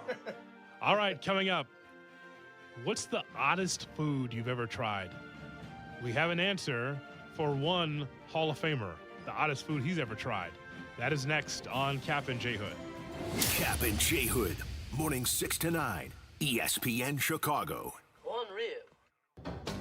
White Sox play in the afternoon. If you want the socks will still be available in our normal spot. ESPN 1000 and the ESPN Chicago app. And if you don't want to miss Waddle and Silvy, The Waddle and Silvy show will air on our YouTube channel. The best of both worlds. You will get Waddle and Silvy even when the White Sox are playing. So it's youtube.com at Waddle and Silvy. It's your choice. Waddle and We Silvy. swept Marquette. Watch them live daily 2 to 6 on YouTube. And now a word from Advantage Dealer Group. Yes, Advantage Dealer Group. Why does buying a car feel like Game 7 in overtime? Well, it shouldn't. That's why I roll with the Advantage Dealer Group. Toyota, Chevy, Acura, Cadillac, Buick, GMC. Whatever you're driving, they got options. And here's the key. They don't play games. No mystery math, no marathon sessions, no good cop, bad cop routine. Just real numbers. Yes, numbers. Straight answers. And a team that understands you got a budget. You got a schedule. Imagine that. Respect.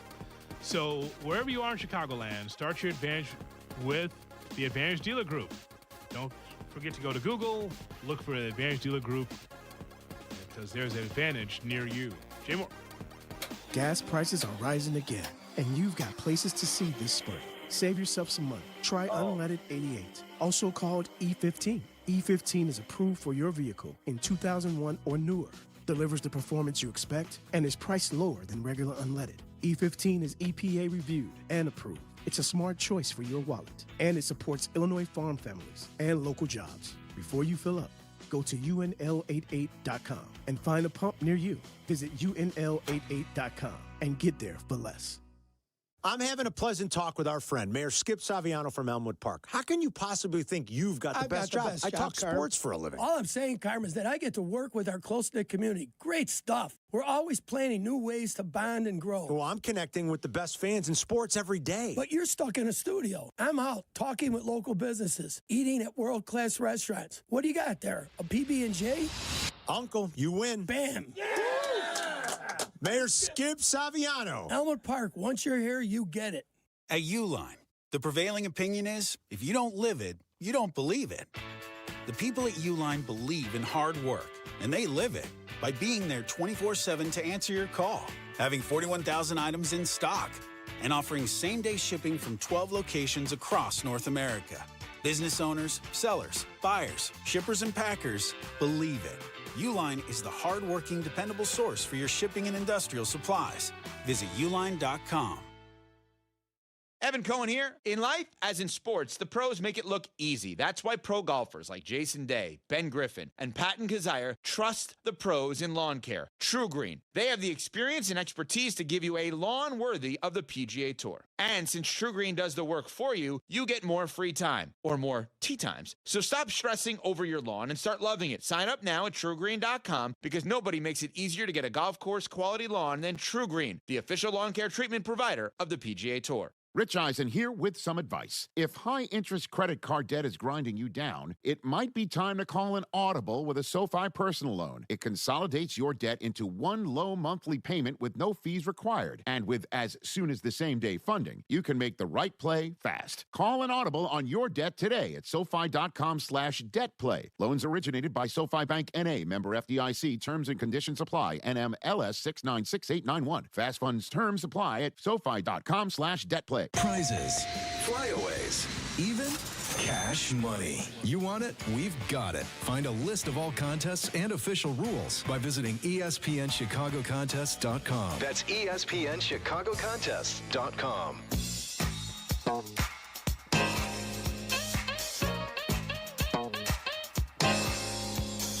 Kap and J Hood are back on ESPN Chicago.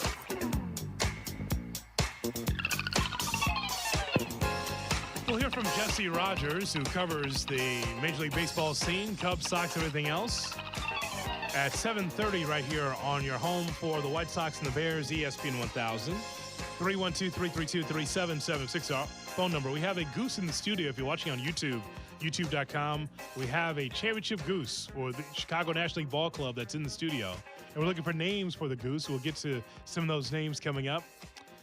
You know, when I was growing up, there was an iconic pitcher and broadcaster named Jim Palmer, Hall of Famer. We saw him on the mound, but he did a smooth transition from being on the mound as a pitcher to becoming a terrific broadcaster, network broadcaster. And for me, for my generation, on the network side, as he worked with Howard Cosell and Don Drysdale and many others, Jim Palmer taught me the game. And amazingly, at age 80, he's still broadcasting as a color analyst for the Baltimore Orioles. And he still looks good. He does. Hello? He does. And he was the guy, wasn't he the first Hanes underwear guy? Yes. Yeah. He became a pitch man for Hanes underwear. He was a star. And do you remember at the old Baltimore Stadium, I don't remember what it was called before Camden Yards, Memorial Stadium? Memorial, yeah.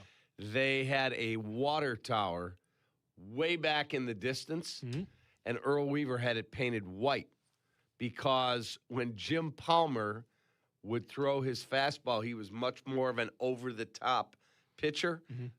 The way the water tower lined up with the mound, his hand would blend in to the white water tower, and the ball was showing, and you couldn't pick up the spin as well. Yes. And the Major League Baseball said, yeah, that's over. You're going to stop that right now. But he was a Hall of Fame pitcher, as you said, and he's also kind of quirky with his food. He really is. It's strange because Jim Palmer admitted on the Orioles broadcast he's never tried a chicken wing. Now, hang on a second. Crazy. And we're going to have the video here in a moment here on YouTube, youtube.com. Look for ESPN Chicago. Make sure you like, share, subscribe, and comment. So, Cap, you know how many locker rooms that Jim Palmer's been in, right? Correct. High school to college and the pros, long, distinguished Hall of Fame career. You know the catering or the food at the hotel had chicken. And so he says, nah, I'm not going to try a chicken. He's never, through 80 years, has never had a chicken wing, but he had a bet out there that said that, hey, the next time the Orioles hit a grand slam, I'm going to have a chicken wing. Let's go back in time and listen. You know, I've never had a wing, ever. What do you mean you've never had a wing? Never, ever had a wing. If they hit another grand slam while I'm broadcasting, I will make sure I eat a chicken wing.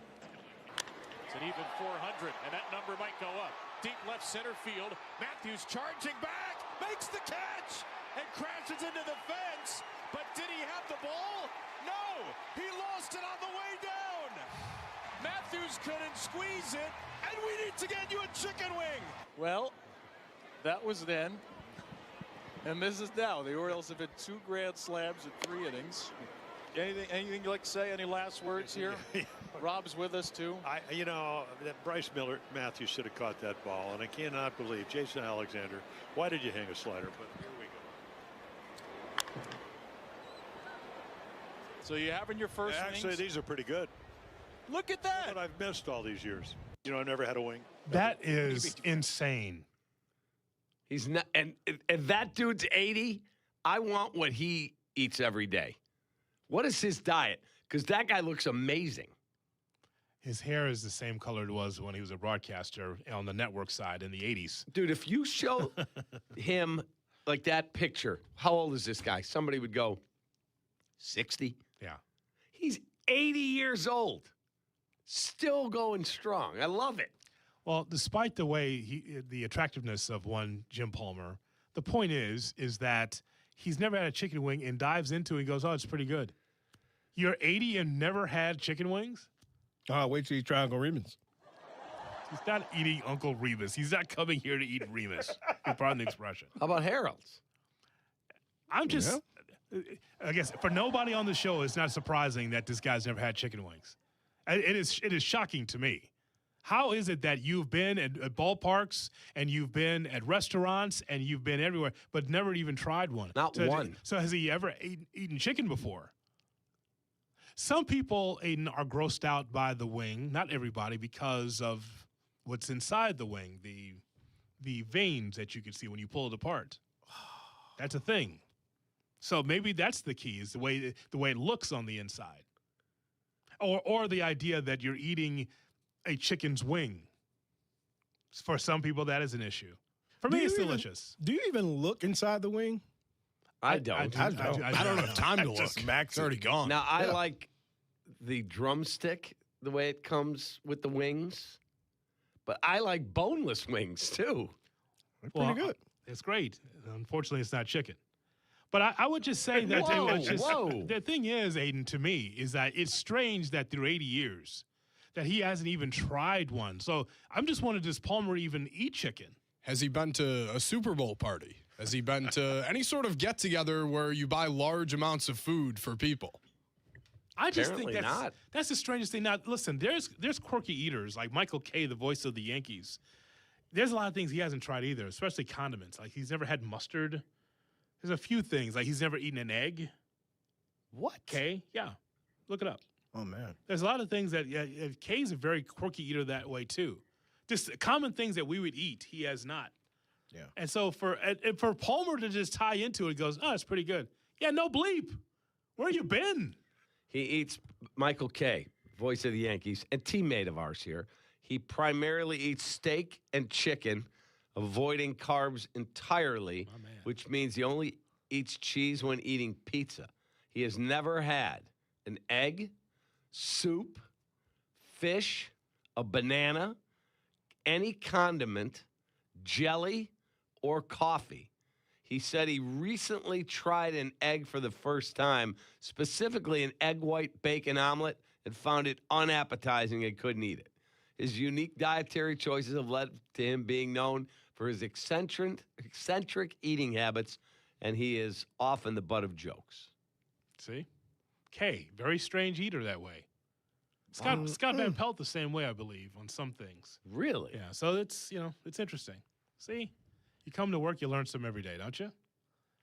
Palatine, here is Tim on Kap and J Hood. Hello, Tim. Yeah, hi, Kap. I met you a couple of times. Crazy Horse down in go to the park a few years ago. You need some names for the goose. Charles sent out a duck from the Ray Rayner show, and Gossage from Rich Gossage. So anyway, and go Sox. Have a good one. Keep up. Yeah, a lot of energy on that one. Thanks. Well, he was quiet there. Met you there a couple times. Hey, Chelveston the goose, and go Sox. You know what I mean?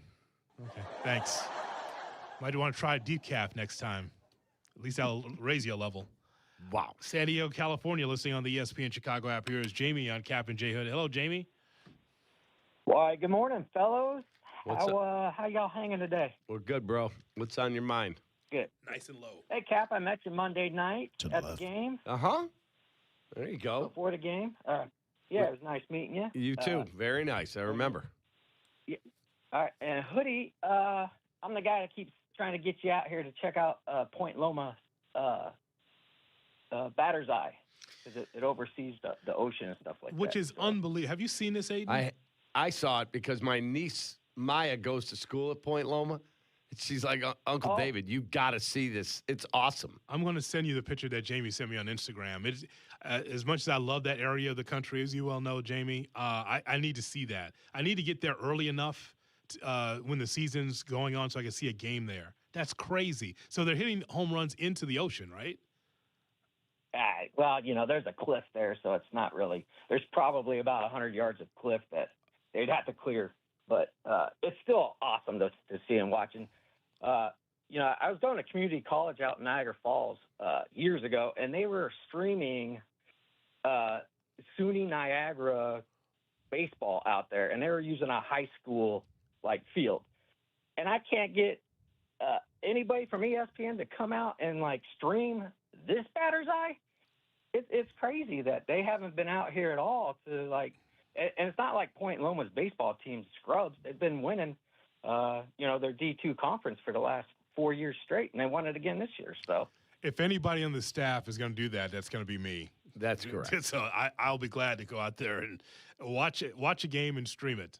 That'd be no problem. And you love San Diego. I just love the area, between that and Los Angeles. So it could be anywhere in that area. I enjoy that very much so. Jamie, if you're going to look for someone, I'll be the one to do it. But I saw that. You sent it to me on Instagram. That's an amazing Batter's Eye. It's still Granderson Stadium, but still, nonetheless, it's still beautiful because the ocean's out there. Very. Pretty strong. Yeah. 312-332-3776 phone number. We're going to hear from Jesse Rogers. Hold on. Hello, Tom. Hi, love your show, guys. Hey, I'm a high school biology teacher, and I dissected chicken wings for about 25 years. And so we're identifying the veins, the tendons, and the worst part was the ligament. That's where they cut it, right where it meets the main body, and it's a hard, super white tissue. And it just brings me back to when McDonald's came out with Chicken McNuggets, and they were putting in all sorts of scrappy parts in those when they first came out. You bite into one of those ligaments, man, you can never. So I never ate a chicken wing because I couldn't even get past the crummy McNuggets at McDonald's. I mean, they're gross. I got 5 in my family. 3 eat them, and me and my other son, I won't even go near it. And then what happens is we use the same chicken wings as the day goes on. You know how fast bacteria actually starts to attack the meat on raw chicken? All right, you don't have to spoil it for everybody, for God's sakes. Yeah, make sure for your derby party tomorrow you get wings. My God, Tom. There's a lot of chicken eaters here that listen to ESPN Chicago, and you're spoiling it for everybody. Son of a bitch. Can't be doing that. You know how gross it is? You must be a thrill at parties. I'll make sure you get the first lampshade. You out of your mind? Christ. Jesse Rogers next on Kap J Hood. Kap J Hood, ESPN Chicago.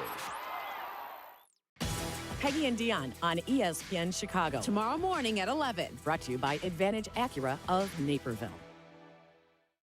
For over 50 years, M&M Home Remodeling has helped Chicago homeowners protect and improve their homes with expert craftsmanship, honest service, and industry-leading warranties, earning the BBB Torch Award for business ethics twice. From durable roofing to beautiful siding and energy-efficient windows, M&M delivers quality you can trust with clear communication, dependable results, and peace of mind every step of the way. When it comes to your home, trust the company Chicagoland has relied on for over 50 years. Call M&M Home Remodeling today. When your life turns upside down after an accident, you need an advocate like Wallner Law. I'm John Wallner, and for over 50 years, Wallner Law has fought for people just like you, injured, overwhelmed, and searching for answers. We don't just take cases, we take care of people, and we win for you. From car crashes to workplace injuries, Wallner Law stands by your side every step of the way. So call us today, 312-8000000, and win with Wallner. Guys, this is Courtney Cronin. Let's be honest, most of us aren't great at saying what we feel. That's where jewelry does the talking. And nobody does it better than Rogers & Hollins, family owned since 1910. From engagement rings to stunning jewelry and watches, whether it's a gift that speaks for you or something that elevates your look, they've got it all. Jewelry says it best. Rogers & Hollins makes it last. See the Rogers & Hollins difference at a store near you or go to fornowandforever.com. Are you looking for a future that's a home run? ETI School of Skilled Trades can help you get started in a great new welding or HVAC career fast. With a focus on hands-on learning, some of our programs can be completed in as little as 7 months. That means if you enroll now, you could be wrapping up your training before the next season rolls around. Visit eticampus.edu or call 888-830-7678 to learn more. ETI, it's your future. Own it.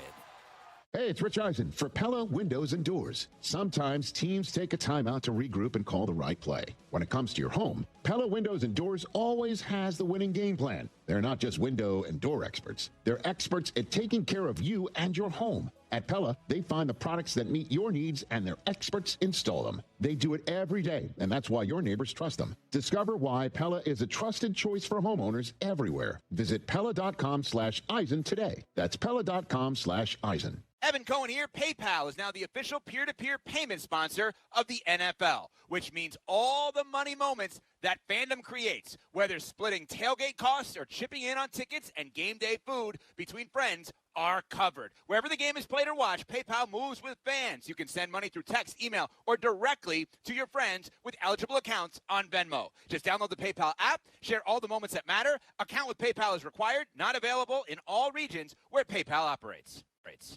When it comes to my ride, I don't mess around. Advantage Chevrolet. 3 locations, Chicagoland's covered. You want a Chevy? They've got it. You want savings? Oh, yeah. Most important, trust. No runaround. They shoot you straight. Advantage Chevrolet Bridgeview. Together, let's drive.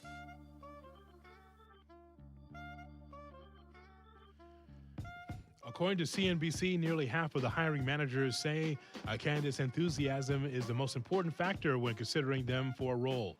It's not just about qualifications, it's about who's truly excited to be there. Use ZipRecruiter and find enthusiastic talent fast. 4 out of 5 employers who post on ZipRecruiter get a quality candidate within the first day. And now you can try it for free at ZipRecruiter.com/USL. That's ZipRecruiter.com/USL. Meet your match on ZipRecruiter. Jay Moore. Follow Chicago's Home for Sports on Twitter at ESPN 1000. Kap and J Hood are back on ESPN Chicago. Chicago's Home for Sports.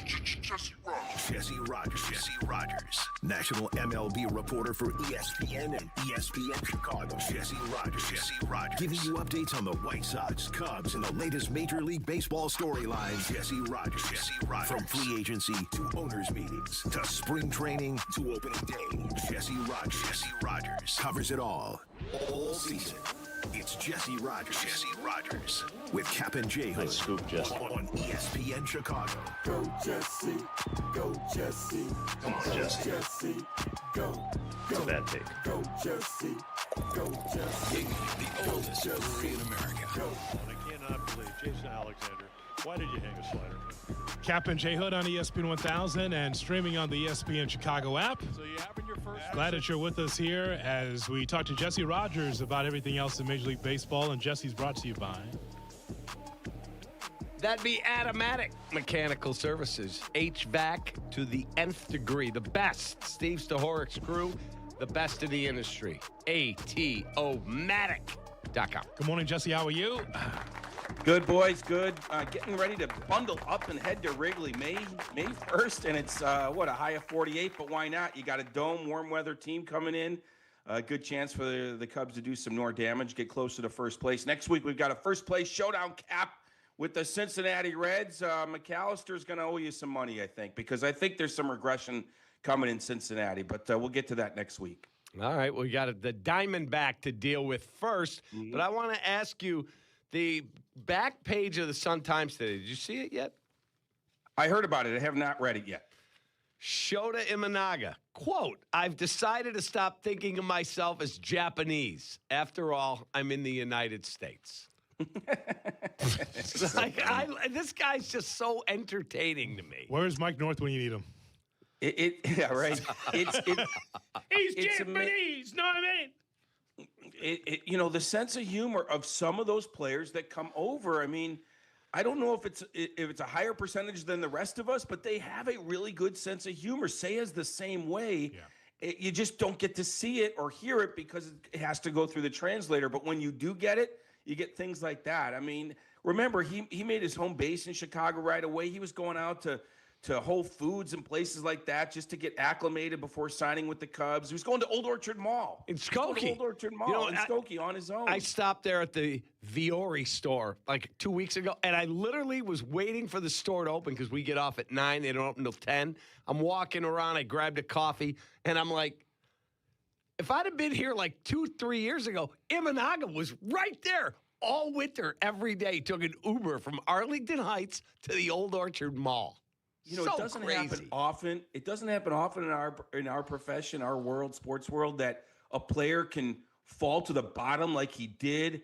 Everyone is like, get this guy out of town, right? Oh my God, he took the qualify and he's turned it around in a month. The fans are back. Why not? He's performing, obviously, but also you see stories like that where he's kind of, endearing himself to Chicago. It's been quite a turnaround in like less than a month because all winter, we're all pulling out our hair. Well, not so much me. Speak for yourself. I never doubted him. But oh my God, they offered him the $22 million and he took it. What are we going to do? And then he's been their best pitcher. Crazy. So what do you glean from the first month of the season, Jesse? It's the Cubs, but also just how bizarro the National League Central is with everyone 500 or above. Yeah, I mean, how much time have we spent on the St. Louis Cardinals? I mean, nothing. And they're playing good ball. Again, like I said with Cincinnati, and I'm going to probably eat my words on all these things, I think there's regression in a couple of those teams. The Cardinals would be definitely one of them. This was supposed to be somewhat of a rebuilding year. So, J. Hood, I think there's a few teams playing over their skis a little bit. I really do. Cincinnati's good. Don't get me wrong. But they're winning all these one-run games. Their bullpen is just lights out. I just don't think that can last. St. Louis, I just don't think has the horses. So, great start for those teams. And Pittsburgh is on a little bit of a skid, but we know they're better. Yeah, I'm surprised. I am surprised by the first month. As far as the Cubs, I'm not that surprised. Obviously, the pitching injuries, but not the offensive depth. I think we talked about it February and March. Once they didn't trade Horner or Shaw, I felt like this could be one of the deeper offenses we've seen in a long time, and it's proving to be. It's even better when you consider Michael Conforto's come out of nowhere, and then Moises Ballesteros has been even better than advertised, along with even Nico Horner taking it to another level. Jess, what are they going to do in the bullpen? I know they just lost Riley Martin. Is Palencia coming off the list today? It's going to be awfully cold with an oblique to go, hey, big guy, go get him and throw in 99 for us. Are they going to make up? Is there a move to be made? Because a year ago at this time, we didn't think there was, and they found Drew Pomeranz. Sure.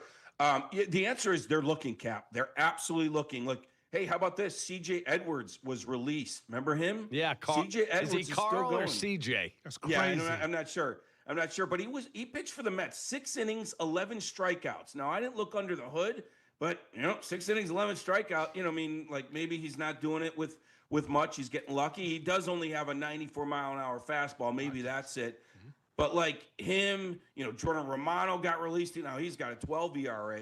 And there's always trade possibilities, Cap, even though normally I would say not at this time of year.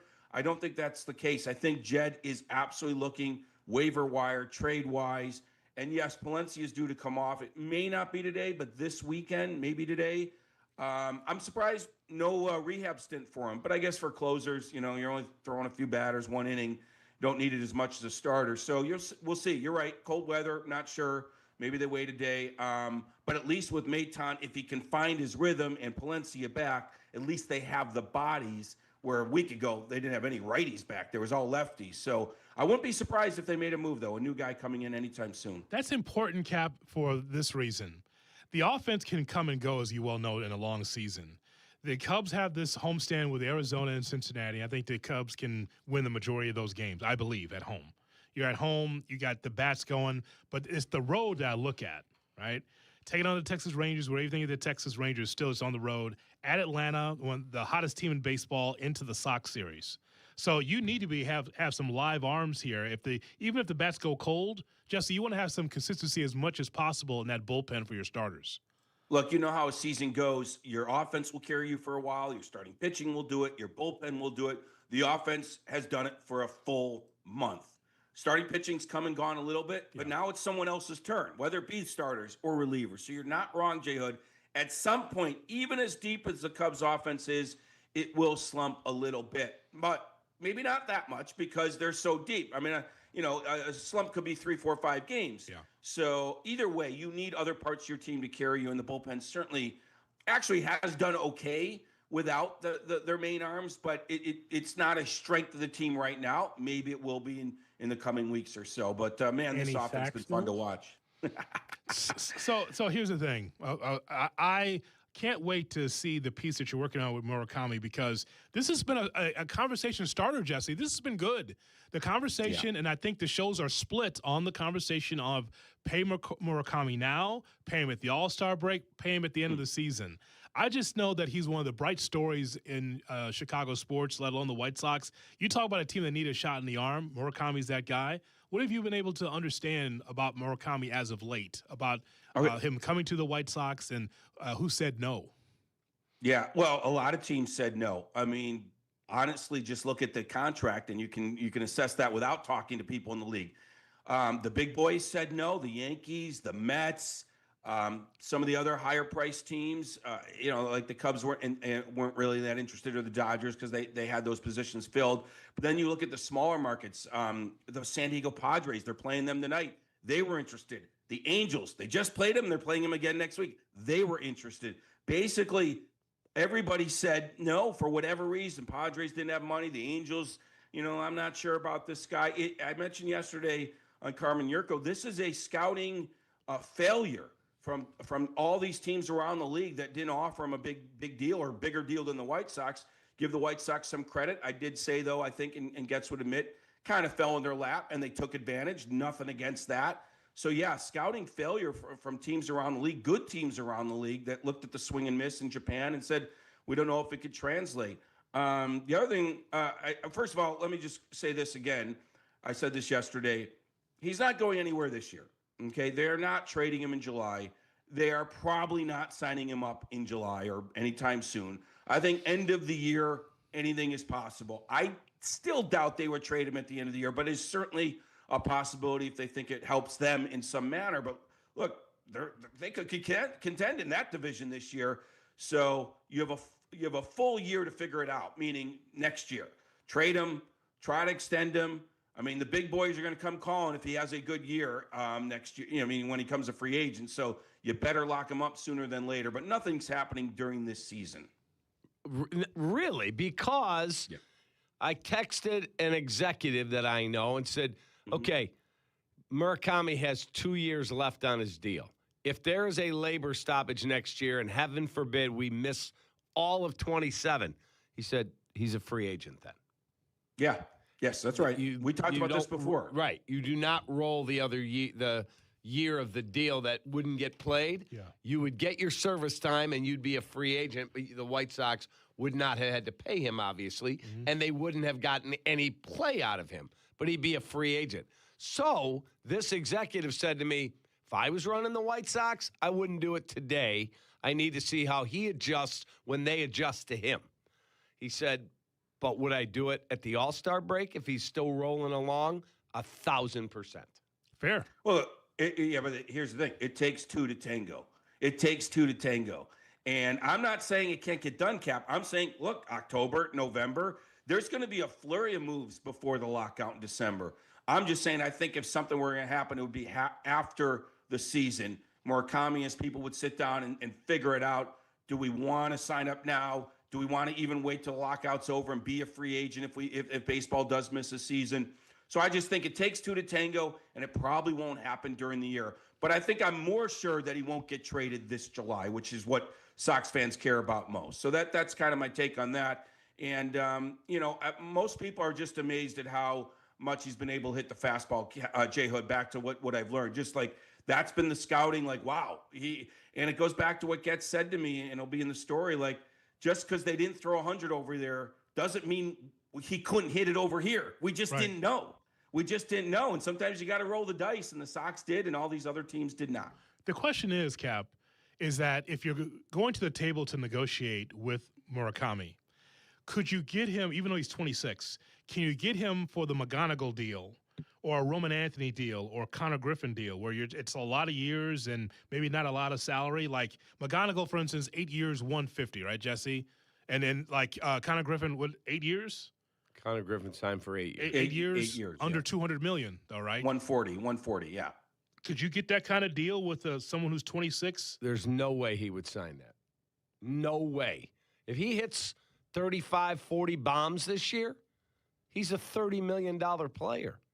Yeah, and I always say this, you got to kind of add in the agent angle of it. So, look, the agent signed him for 2 years. Right. So now, to show his client, he needs to hit a grand slam. You know what I mean? He's got to go 5-150, something like that. Okay. The next deal has to be a grand slam from the agent because the first deal wasn't. So I don't know the number, J Hood. It's so early in this process. Let's see how it plays out. He might get stuck on 12 or whatever. He's 13 home runs for a while. Like, I don't know. I'm not sure. But it's a great storyline. He's a fun person to be around. Not that dissimilar to being around Shota or Say. It seems like there's a sly sense of humor there. I interviewed him the other day. It's great stuff. It's great stuff. Now, there's a good test for the Padres. Anybody that goes out west. We said the Cubs went 3-3. Yeah. Great test for the White Sox. They're going to play a team they just played in the Angels next week. Padres coming off the loss to the Cubs. Like, this is a good test for the White Sox. Are they going to go back to 1-5 on a road trip? Or are they going to really show something and take another step? We'll see. We talk about the ups and downs of a ball club, right? Yeah. Right now, the starting pitching is really cooking for the White Sox, and you got the rookie out there in game Schultz one tonight. Well, game one against the Padres. That's big time stuff, Jesse. And again, full house. It's going to be a lot. There's going to be some Sox fans there, but it's going to be a Padres environment. That's going to be tough for some of those young players. But they got to barrel through the Sox. They got to find a way. Jess, we got one homework assignment for you. You got it. What? Is there any doubt they're going to take Rock Chalowski? I know Nightingale wrote they're not locked in on him. And is there any speculation that Chalowski says, I don't want to go to Chicago? No. Okay. 80% that they're going to take Chalowski. The only reason it's not higher is because it's May 1st and you're doing your due diligence. No team is going to say I'm at 98% publicly or privately even. So it's 80% Chalowski, which does leave a little bit of an opening. It would be Grady Emerson, if not Chalowski. It's only those two. He's not going to turn down the White Sox. It's just not going to happen. Good. Look, plenty of players get drafted by smaller markets. Paul Skeens didn't turn down the Pirates, for God's sakes. He's going to make all the money in the world at the right time. He's not going to turn down the White Sox. I'd be shocked. The same agent represents the top two picks, by the way, Emerson and Chalowski. What's he going to turn down the White Sox twice? Like, no, it's not happening. He's going to get most likely drafted by the White Sox and most likely set a record for a number one pick, which would be $9.25 million is the record. He's going to get $9.26 million or a little bit more than that. You could pretty much mark that down. You don't outdumb the room. Chalowski, should be a White Sox. Agreed. I've watched him. You'd be amazed, Jesse, how many of my Sox fan friends have Pac-12 plus. They're locked in and watching it because they know. I think he's got 18 homers. Yes, and he is a dynamo defensively as well. I've been watching him. Yeah. He's fantastic. He's a beast. Don't outdumb the room. That's exactly what you want in Chalowski if you're the Sox. Yeah, I saw the Nightingale speculation, so I wanted to add. All right, Jess, have a great day, man. You got it, guys. I will talk to you Monday. See ya. Stay warm. Jesse Rogers brought to you by Atomatic on the Yingling Hotline. Yingling, the oldest brewery in America. Shot or no shot coming your way right around the corner on Chicago's Home for Sports. This is your morning routine. Yeah. Kap J Hood. Good morning. Morning. Good morning. Oh, and in case I don't see you, good afternoon, good evening, and good night. On ESPN Chicago. Save big on your next project right now at Menards. From mold and mildew to stains and hard-to-stick surfaces, preparing your painting project has never been easier than with Zinsser Bullseye 123. It's an all-purpose, high-performance, water-based primer that's perfect for both interior and exterior residential, commercial, and industrial applications. Save big on Bullseye 123 Primer. Plus, check out our weekly flyer on Menards.com for all the great deals happening now. Save big money at Menards.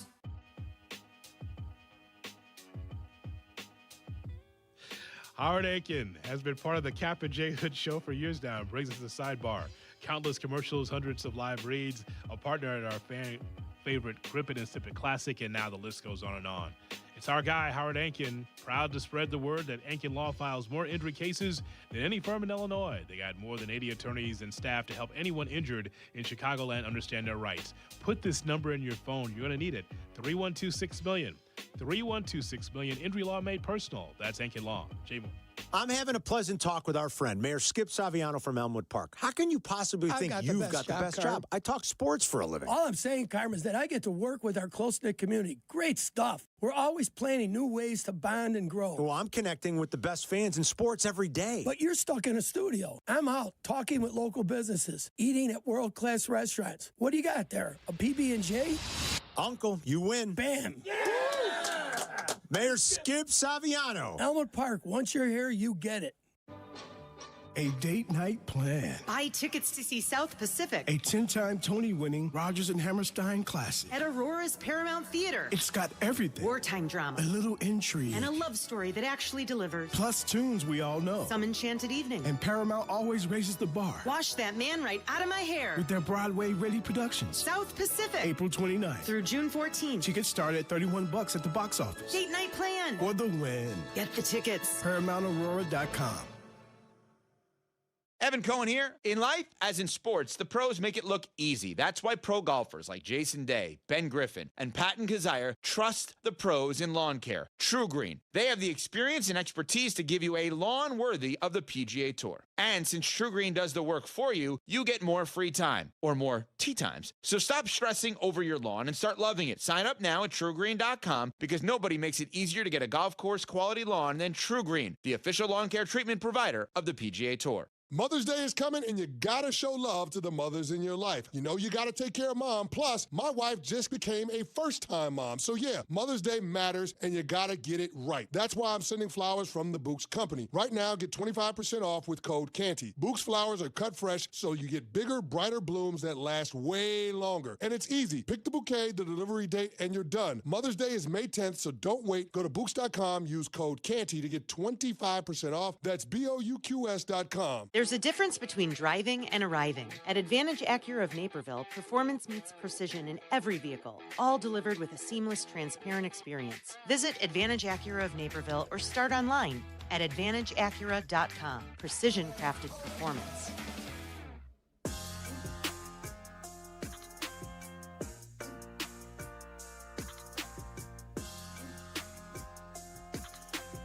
Look, in sports, the best teams know when their move has to be made. Sherwin-Williams is making their move on Memorial Day with their Memorial Day sale. Order online and get everything delivered right to your door or swing by the neighborhood store. Sherwin-Williams, retail sales only. Some exclusions apply.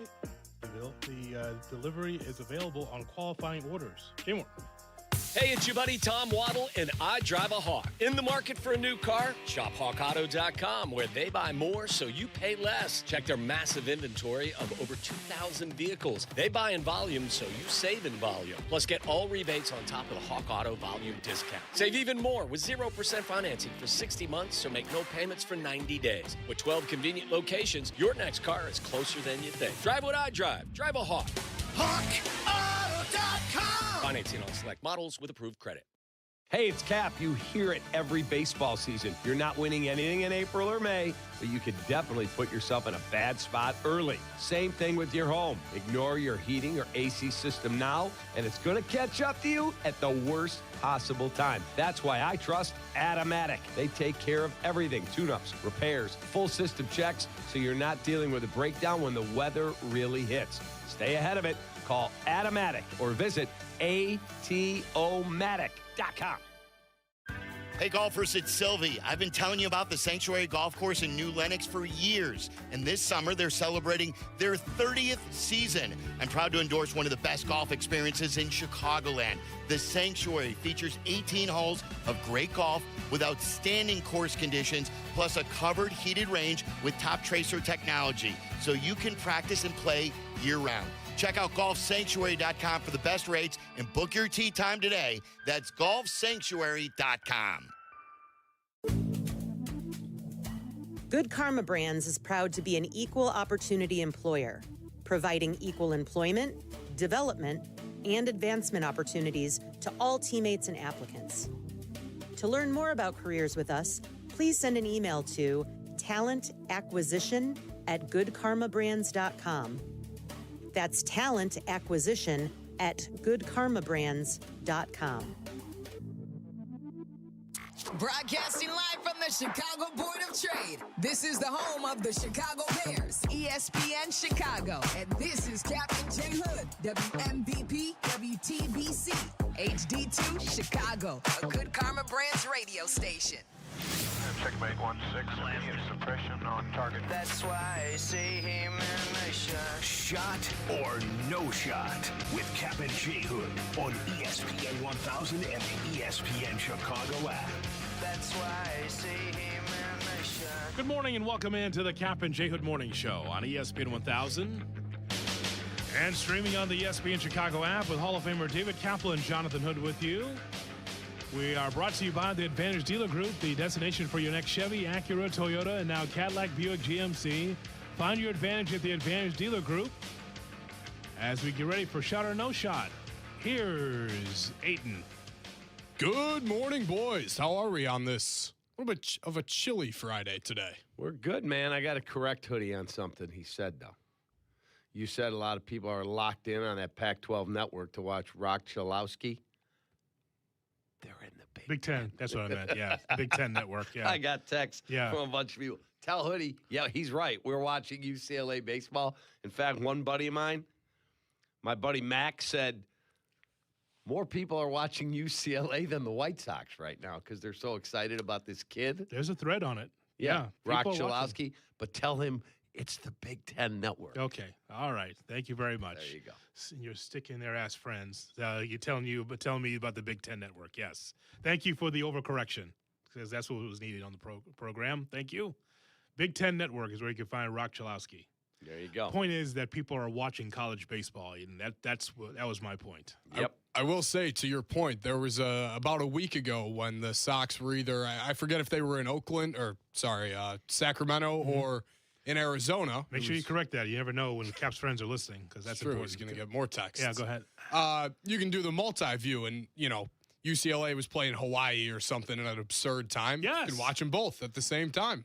I told Cap I was watching UCLA Hawaii, he thought I was insane. I said, you weren't the only one. I said, I go, you're an idiot. Go to bed. Get your rest. What are you doing? They were playing Hawaii. I had to be up. Cap, okay. I had a Out parlay, of your mind. a small parlay on UCLA and Hawaii while the Sox and Cubs were playing.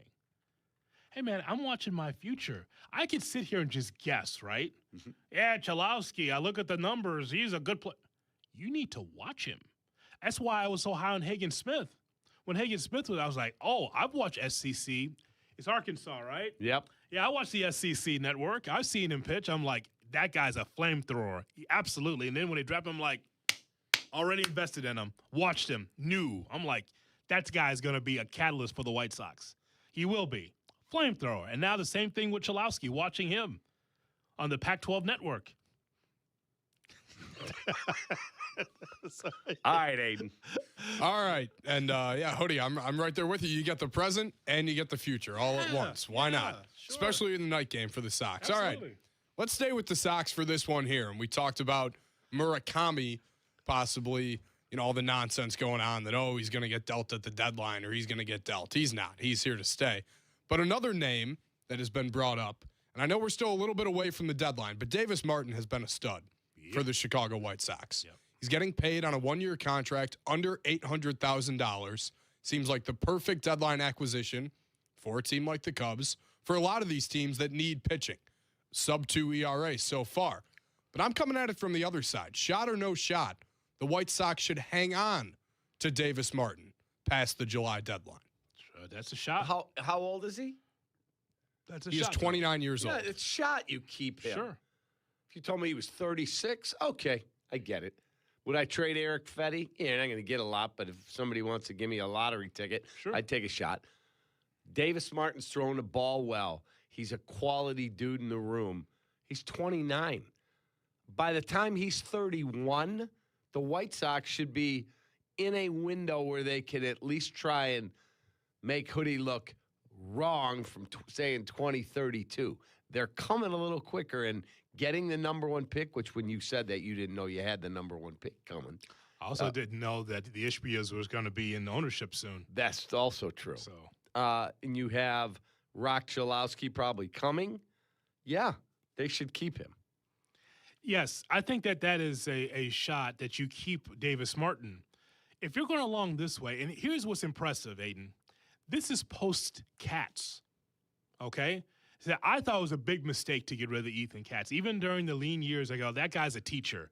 That guy knows baseball. Cap, you have to agree with me that Katz, that's a guy there that should stay with the ball club. I completely agree. So, I don't know why they moved on him, but he's down in Houston, and, well, it is what it is. Yeah, well, I think that – so I thought that was a mistake. But look at the starting pitching. Now, I'm just talking about the first month.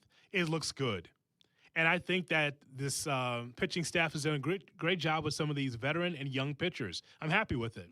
This is a situation now that if you continue to keep your head above water, just keep moving along, that when you get to the deadline, you don't have to sell off a lot of parts. You don't have to. As I told Cap, the high water mark, I have them at 70. But could you imagine if this team is last year's Marlins? 79 wins? Somewhere in there, 78, 79? Okay. That's a big leap. That would be amazing. Big leap. Not a playoff team, but still, Cap, you have shown improvement. So I would agree with that. You don't have to trade Davis Martin. No, I'm sorry. absolutely not. I'm sorry, all-star Davis Martin. Go ahead.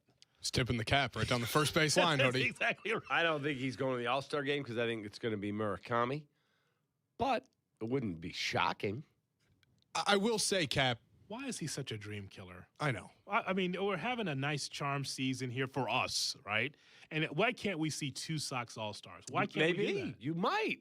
You got 2 more months. Let's see how he does. He'll be begging for Fetty in July. I think you have to factor in the fan vote as well. If Murakami's at the top of the list in home run totals come that time, you get the fan vote, especially with the Japanese contingent voting for him as well. That's true. Plus your team rep in Davis Martin. Maybe. We'll see. Listen, a kid can dream. A kid can dream. No question about it. All right. What else do we have, sir? All right, let's keep moving on. And I know I'm a little early on this one. But as we mentioned, the job that Will Venable is doing on the South Side. Uh-oh. Hold on now. And as well, Cap, the manager of the North Side Ball Club, yes. Craig Counsell. Yes, the Northside Ball Club, indeed. It is Craig Counsell. Yes, you're correct. Yes, that's the guy. Shot or no shot, both the North Side manager and the South Side manager have a legit chance to be the manager of the year in 2026. You know what? It's expected for the Cubs to be good. So for Craig, it's a no shot. And the Sox won't have an 80-win ball club. They will not be a playoff team, I don't believe. So that's a no shot for them too, for Venable. He'll get some votes if they're that good. If the Cubs win the amount of games that I projected them to win, 94 plus, Craig Counsell's going to be right there to be manager of the year. Will he win it? He absolutely could win it. No shot. They'll give it to Jed first. The Bregman deal. Great job, Jed. He could win executive of the year. I think that's more likely.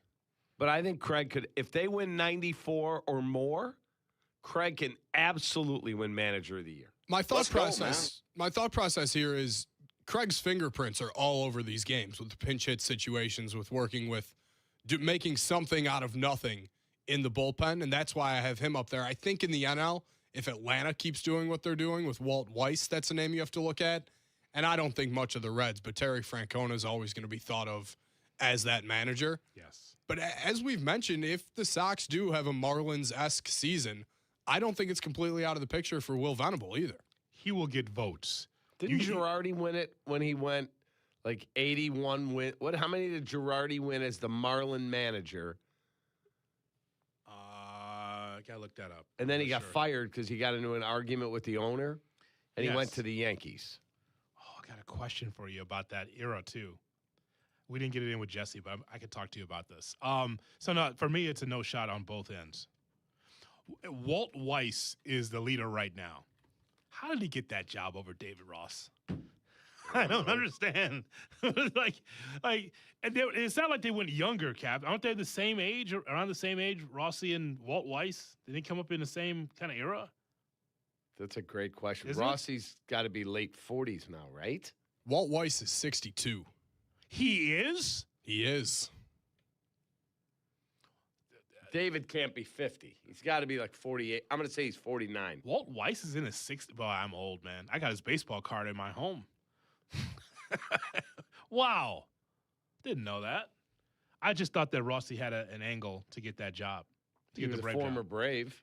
That's what I was thinking. He should not be podcasting. By the way, Girardi won the 2006 National League Manager of the Year, going 78 and 84 with a Marlins team that was picked to win like 60-something. And they fired him. He got into an argument with the owner. David Ross, 49. There you go. Good guess by me. Young. Could still be managing someplace instead of podcasting. That is correct. So I would say, for me, it's a no shot on both. Aiden? All right. Moving on to the north side. And another name. He hates the Cubs so much. I can't even say it. Isn't that something, Cap? We have fostered a new Dave Wills. Rest in peace. He can't even. He hates the Cubs so much. Where'd you grow up? On the south side. God bless. Proudly. See, he said it with his chest. I've got Kap staring at me and the goose staring at me right now. I'm here, though. Well, yeah. Well, yours is a nice stare. But he's not a hater. This goose. No, I'm not. He's not a hater. Like, I'm not a White Sox hater, but I'm a Cubs fan. I've never hidden it, and he's never hidden the fact he's a Sox fan. That's correct. That's correct. Like when couple weeks, it's Cubs Sox at the rate. Yeah, we're going to be all over it. Yeah. We're going to be getting after it. We'll have fun, but you know who you want to win. You know who I want to win. Yeah, so we know who Aiden wants to win, and that's not the Cubs. 100%. He is not a businessman. You got to get the bottle of Tito's ready for our friend on the south side as well. Oh, listen to that. All right, so can you yes. be able to burp out of the side of your mouth a Cubs question? The team is 19-12. Yes, I can do that for you.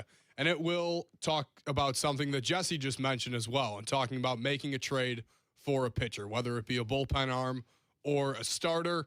And a name that came up last year at the trade deadline when the Cubs wanted to hold on to their assets is Kevin Alcantara. Yeah. The power has showed up in AAA this year. He has 9 home runs and 19 RBIs, while he is only hitting .221.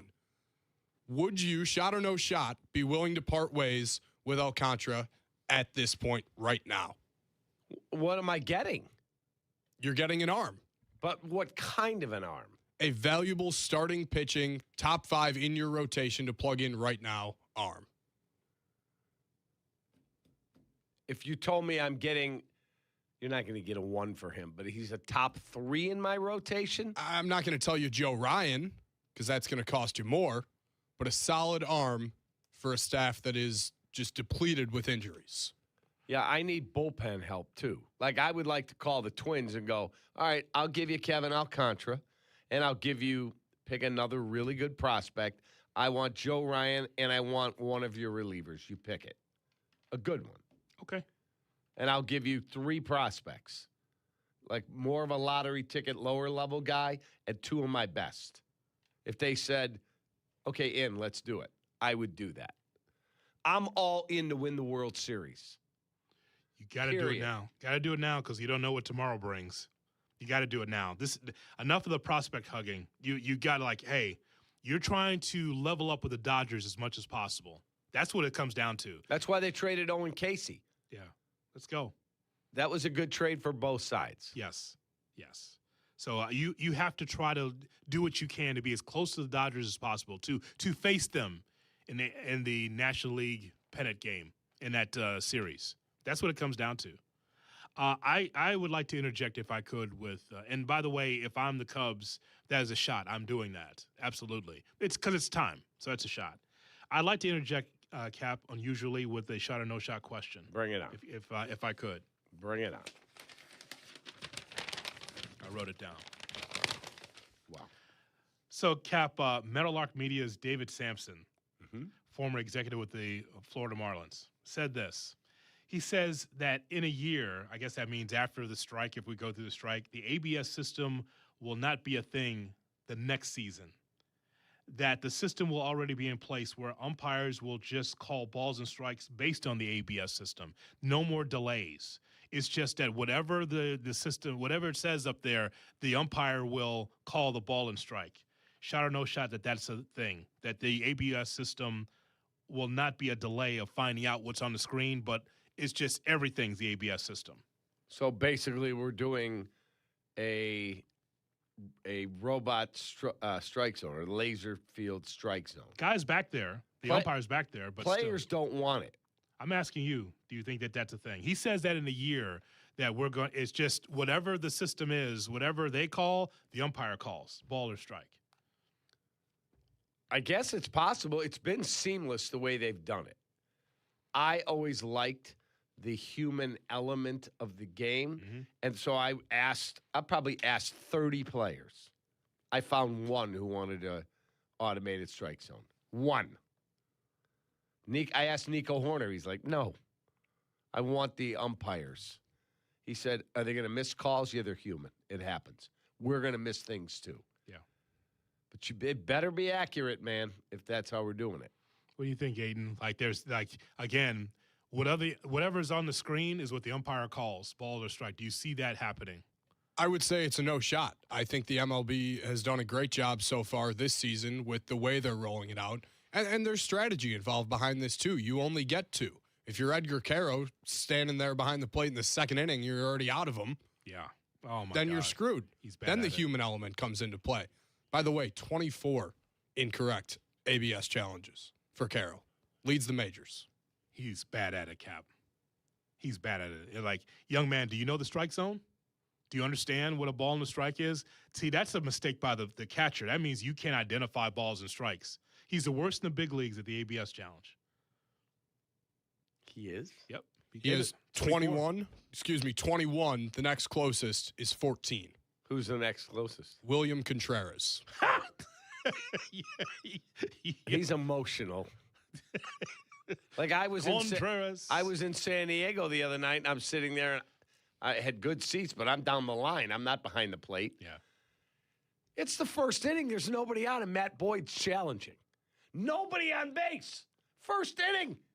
And guess what? Call is confirmed. Cubs lose 1 challenge. I'm like, and then they do it again, and they lose another challenge. And now there's a challenge later in the game when they needed it, and they didn't have it. See, I talked to you about this during spring training. I said, Cap, it has to be strategic.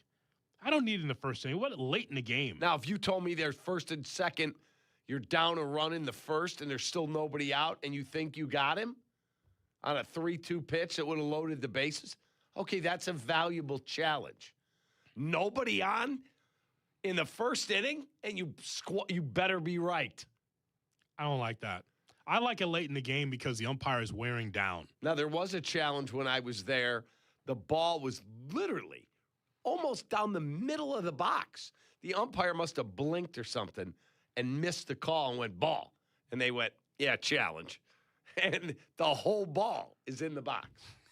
You're like, okay. I was watching the Boyd pitch you were referencing in that first inning. Like you said, nobody out on Marquee. Yeah. And Boog instantly goes, oh, he made a mistake. He didn't mean to do that. He must have been adjusting his hat. They show the replay. No, clear as day. Clear right as here. day. He did. Clear as day. Because they showed it on the video board in San Diego. I'm like, what are we doing here? Too early. So wait, Contreras has 14 and Corbin Carroll, you said? Edgar Carroll for the White Sox. Oh, Edgar Carroll. Yeah. Okay. For the White Sox. He's got 21?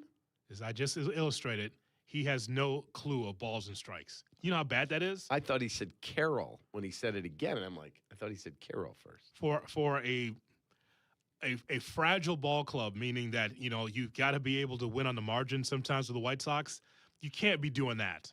No.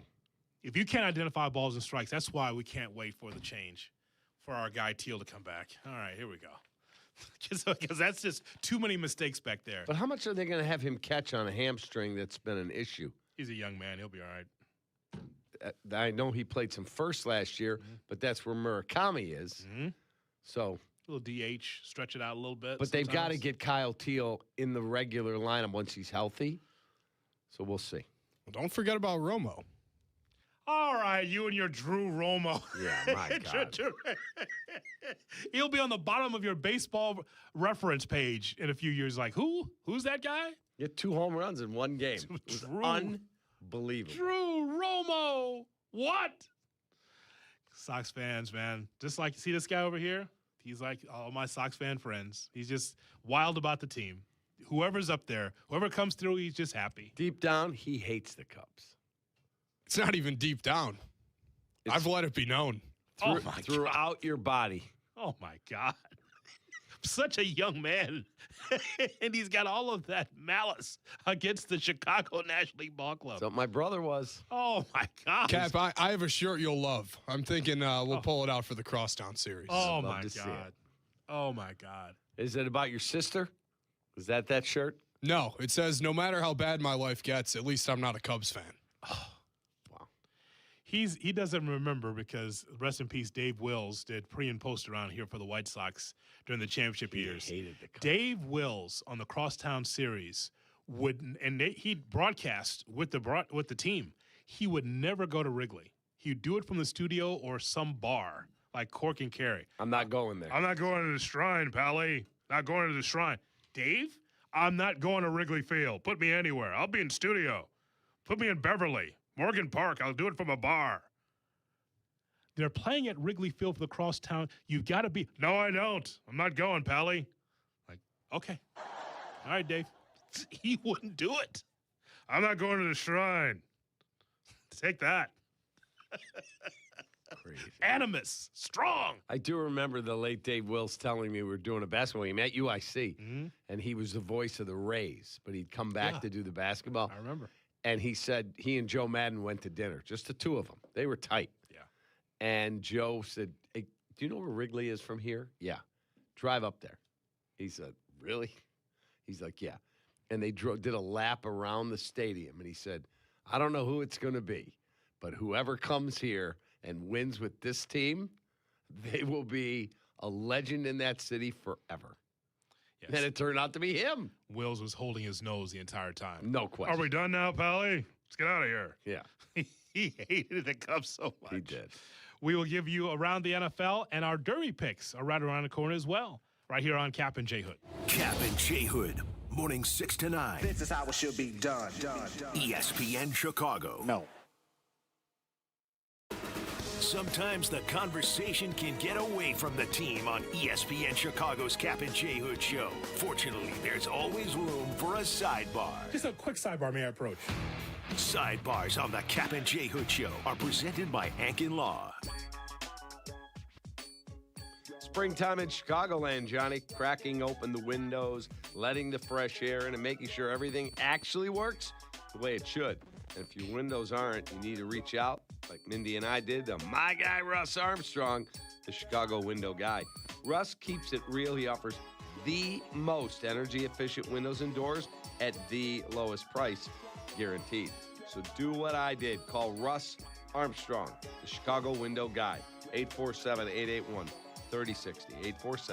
847-881-3060, or visit ChicagoWindowGuys.com.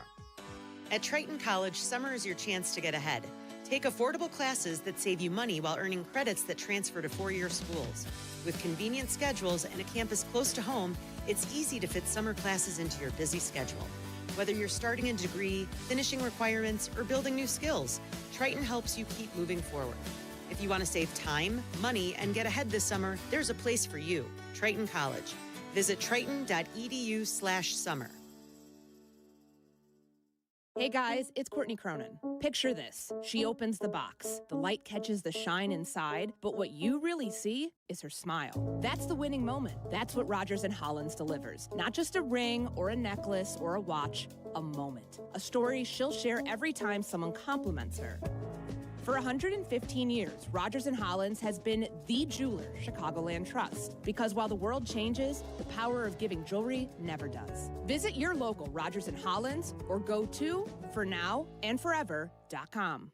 Wallner Law helped me get the compensation that I deserve. Wallner Law helped me get back on my feet.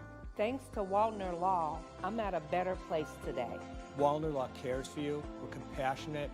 We're empathetic to your situation, and I promise you, I will get you more money than any other law firm in the city of Chicago. That is my promise to you. Hire us, win with us, be successful with us. Call us at Wallner Law, 312-8-million. Running a business means wearing multiple hats. So if you're like me, you probably started out using your personal phone, taking client calls and texts nonstop. As my business grew, I needed something smarter. That's when I switched to Quo, the #1 business phone system. Quo works right on your phone or computer. No carrying two phones, no clunky landline, just one easy app you can try for free. Your team can share one number and handle calls and texts together like a shared inbox. Any teammate can jump into the conversation, so customers get faster responses. And Quo's AI assistant summarizes your calls and responds to customers 24/7, so you never miss a lead or opportunity. All this starts at just $15 a month. That's basically 2 coffees. You can even keep your current business phone number. Find out why 90,000 businesses trust Quo. Money is on the line. Always say hello with Quo. Try Quo for free at quo.com/sports. That's quo.com/sports to try Quo free. QUO.com/SPORTS. Why does buying a car have to feel like Game 7 pressure? It doesn't. What's up, it's Jay Hood. At Advantage Toyota in River Oaks, it's simple. Real numbers, no mystery math, and a team that respects your time. Imagine that. Respect. Go see the crew at Advantage Toyota River Oaks. Toyota, let's go places. Follow Chicago's Home for Sports on Twitter at ESPN 1000. Kap and J Hood are back on ESPN Chicago, Chicago's Home for Sports. Nick Foles sucks. He sucks. I'm just a fan. I'm not a football evaluator. I love the Green Bay Packers. The guy is drunk, but there he goes. This is not Detroit, man. This is the Super Bowl. I want winners. He starts to come and then he pulls out. This is a really thickly built guy. I mean, what's answer you looking for on these things here?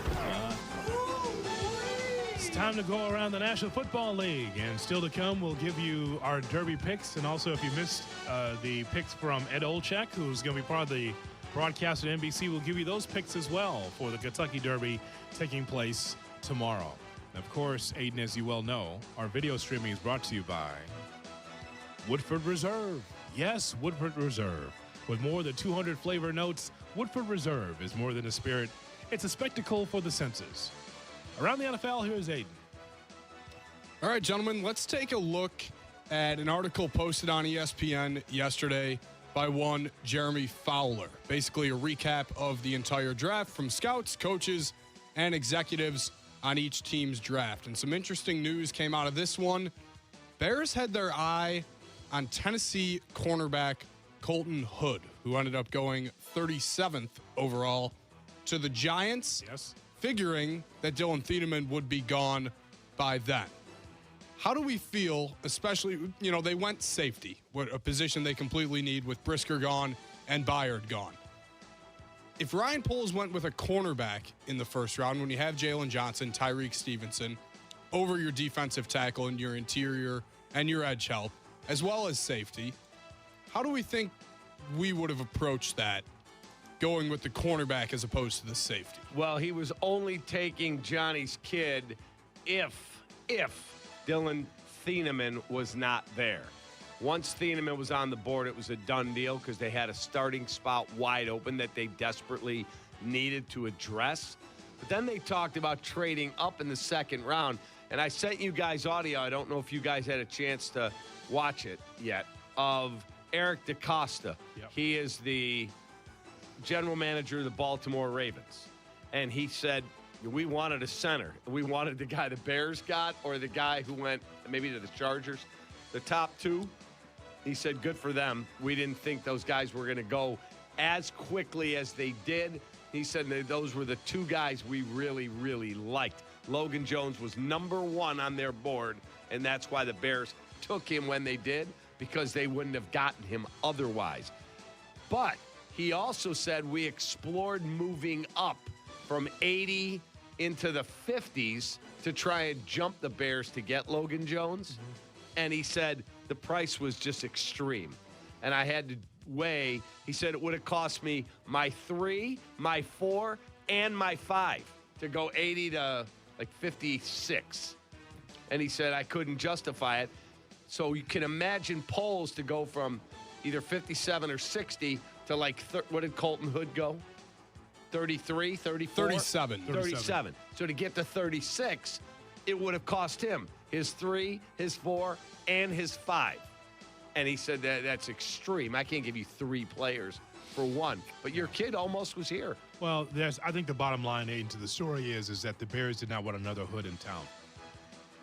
Well, they just didn't think he could measure up to you. And that's okay. But his money does measure up to me. That's for sure. His money would have soared right by you the day he signed. So that would been fine with me. So, looking at the player, Kap Hood, I thought was a good player for Tennessee. But you know what? Thieneman will fit the bill nicely because of the team speed. And you know what? If there's any issues with him, I'm sure the Bears will figure it out. But I'm happy with the selection at number 1. I told you, I had no problem with the first-round pick. It's day 2 that I had a question with, for the most part. Which pick? Well, not Logan Jones. It's the other 2. I'm just confused how you don't look at a defensive lineman in that spot. We already talked about that ad nauseum. We should have been able to have a defensive lineman there. You want to upgrade a lot of the positions on the roster, but defensive line, nope, we're good. We're just going to pray for health and for these guys to be coached up. That's not an answer. That's not a plan. The hope is that it will work out. That's all I can say, because I think they should have addressed that. It's not that, you just hope that Shamar Turner and Austin Booker and the other 4 can be able to do something. Because to me, once we get to camp, I don't know if we're going to get a thought of, Neville Gallimore pushing Javon Dexter out at defensive tackle. I don't know, K Street pushing Grady Jarrett. You're going to go with the veterans first. They're going to get first crack. That's what I believe. Yeah, they believe, this is what I was told this week, they believe having Jalen Johnson and Kyler Gordon back to 100%, and Austin Booker did not play till week 9 last year, makes them a better pass rush team. They think Austin Booker's ready to take another jump. I mean, he was really good down the stretch. He was.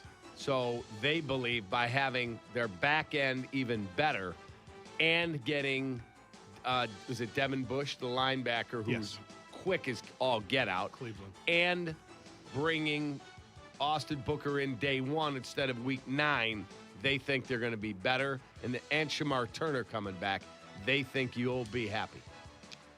We're going to find out. I'll always like to be assured, though, through the draft. And I know that's a crapshoot as well, but I like youth in that spot, too. If it's not this year, then for the pipeline. Injuries happen. We will find out.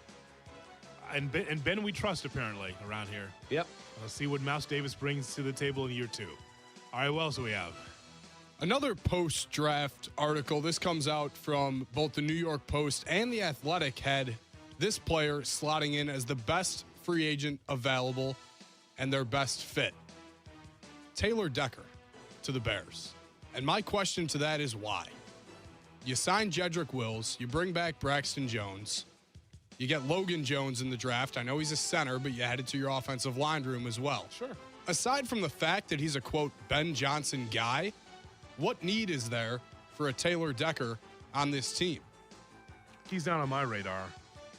Yeah, I don't know what his health is like. Yeah. I don't. If he's healthy, he's a really good player. He's better than any of the three guys. You have Benedette as well that are at that position. But when I hear guys consider retirement, I'm done. They're out. Once you start to think like a retired person, you basically are a retired person. You're not as razor sharp. You're just not. Eric's not retiring. He's going to be with the ball club for a long time. Right, Eric?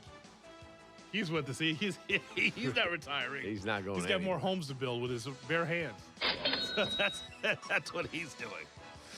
All right. Can you squeeze in one more before we get to the folder? Yeah, let's squeeze in one more. And this comes from our buddy, Albert Breer, and something that caught my eye as well. The NFL does these different rookie showcases every year. And it appears that one Bear will be in attendance, and that is Xavier Thomas, the wide receiver selected later in the draft, more of a leap in the third round for the Bears. 2026 NFL Players Rookie Premiere. And Albert pointed out a point that I agree with too.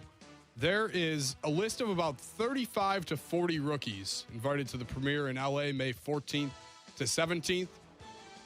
7 offensive linemen went in the first round of the draft. How many got the invite, fellas? 0. 0. Wow. 0.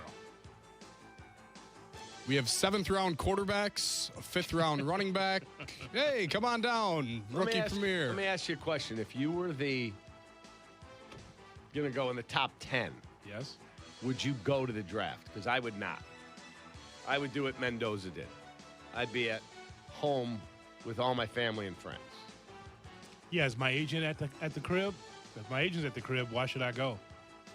Your agent's going to go wherever you tell him to go. He works for you. All right. If he's at the crib, then he'll be part of the party. Hey, bud. 847. Could you imagine? I'm there, buddy. Don't worry about it. 847. I'm there.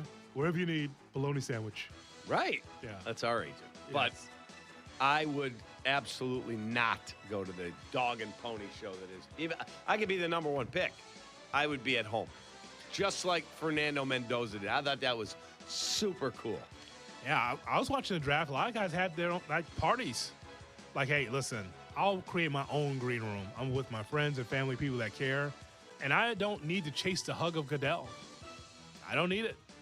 Nope, because he's not for me. Well, because if you were there, you would have had to hug him. No shot. I'd rather hug you. I'm not hugging that guy. At least from you, at least it's genuine. That guy, no shot. He didn't care about me, which I like, actually. And by the way, that's not a knock. He's far away from silver in that regard. He works for the owners. And he doesn't hide it. No, I respect it. Yeah, that SOB's like, hey, man, I'll hug you now, but I'm going to get you. I respect in the next CBA. So I'm going to get you. And that, my friends, is around the NFL. Our Derby picks as part of the Friday folder next on Kap and J Hood. Good morning to you. Kap and J Hood Morning Show on ESPN Chicago. The Grip It and Sip It Classic presented by Yingling Flight is back for the 6th year. Heading back to Seven Bridges Golf Club in Woodridge, Illinois. Wednesday, June 17th. Each show will once again be competing to see who reigns supreme. Who will take it this year? Sponsored by Republic Bank and Advantage Dealer Group. Hey, it's the good kid. When it comes to my ride, I don't mess around. That's why I drive an Advantage Chevy. 3 locations. Chicagoland's covered. Boom. You want a Chevy? They got every Chevy. You want savings? Oh, yeah.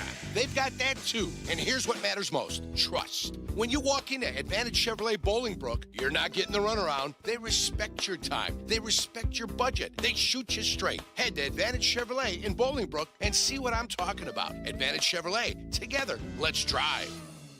A damp basement can turn into a big problem fast. Family Waterproofing is a veteran-owned company built on integrity, discipline, and craftsmanship. We specialize in basement waterproofing, foundation repair, and crawl space solutions that keep your home dry and secure year-round. We don't believe in shortcuts. Just proven systems and dependable service. If you see signs of water intrusion, don't wait. Reach out to our team at familydry.com. This is Ken. And I'm Maria, and we are Family Waterproofing, your basement's best defense. Surfside iced tea and lemonade plus vodka is your go-to drink for golf season. It's light, refreshing, made with real vodka and 0 bubbles. That's right, no carbonation.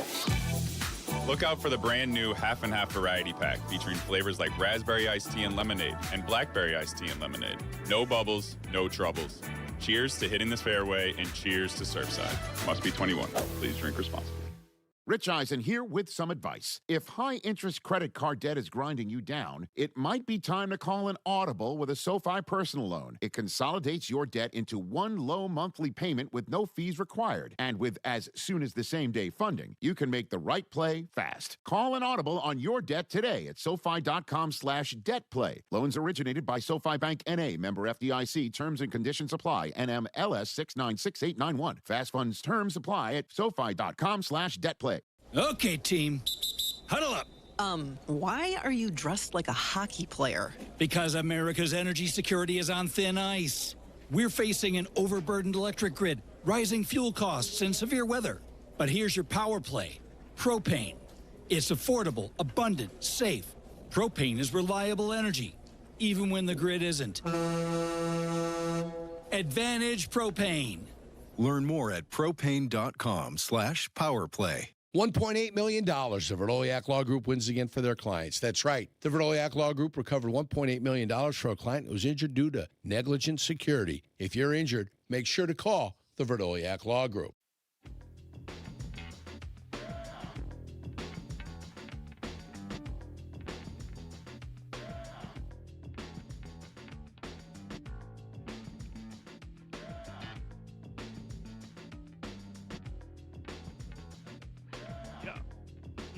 Mother's Day is coming up, and you got to show love to mom.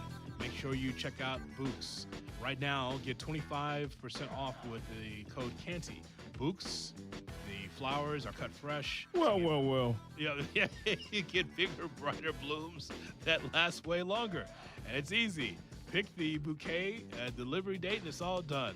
Mother's Day is May 10th, so don't wait. Go to Books. Again, BOUQS.com.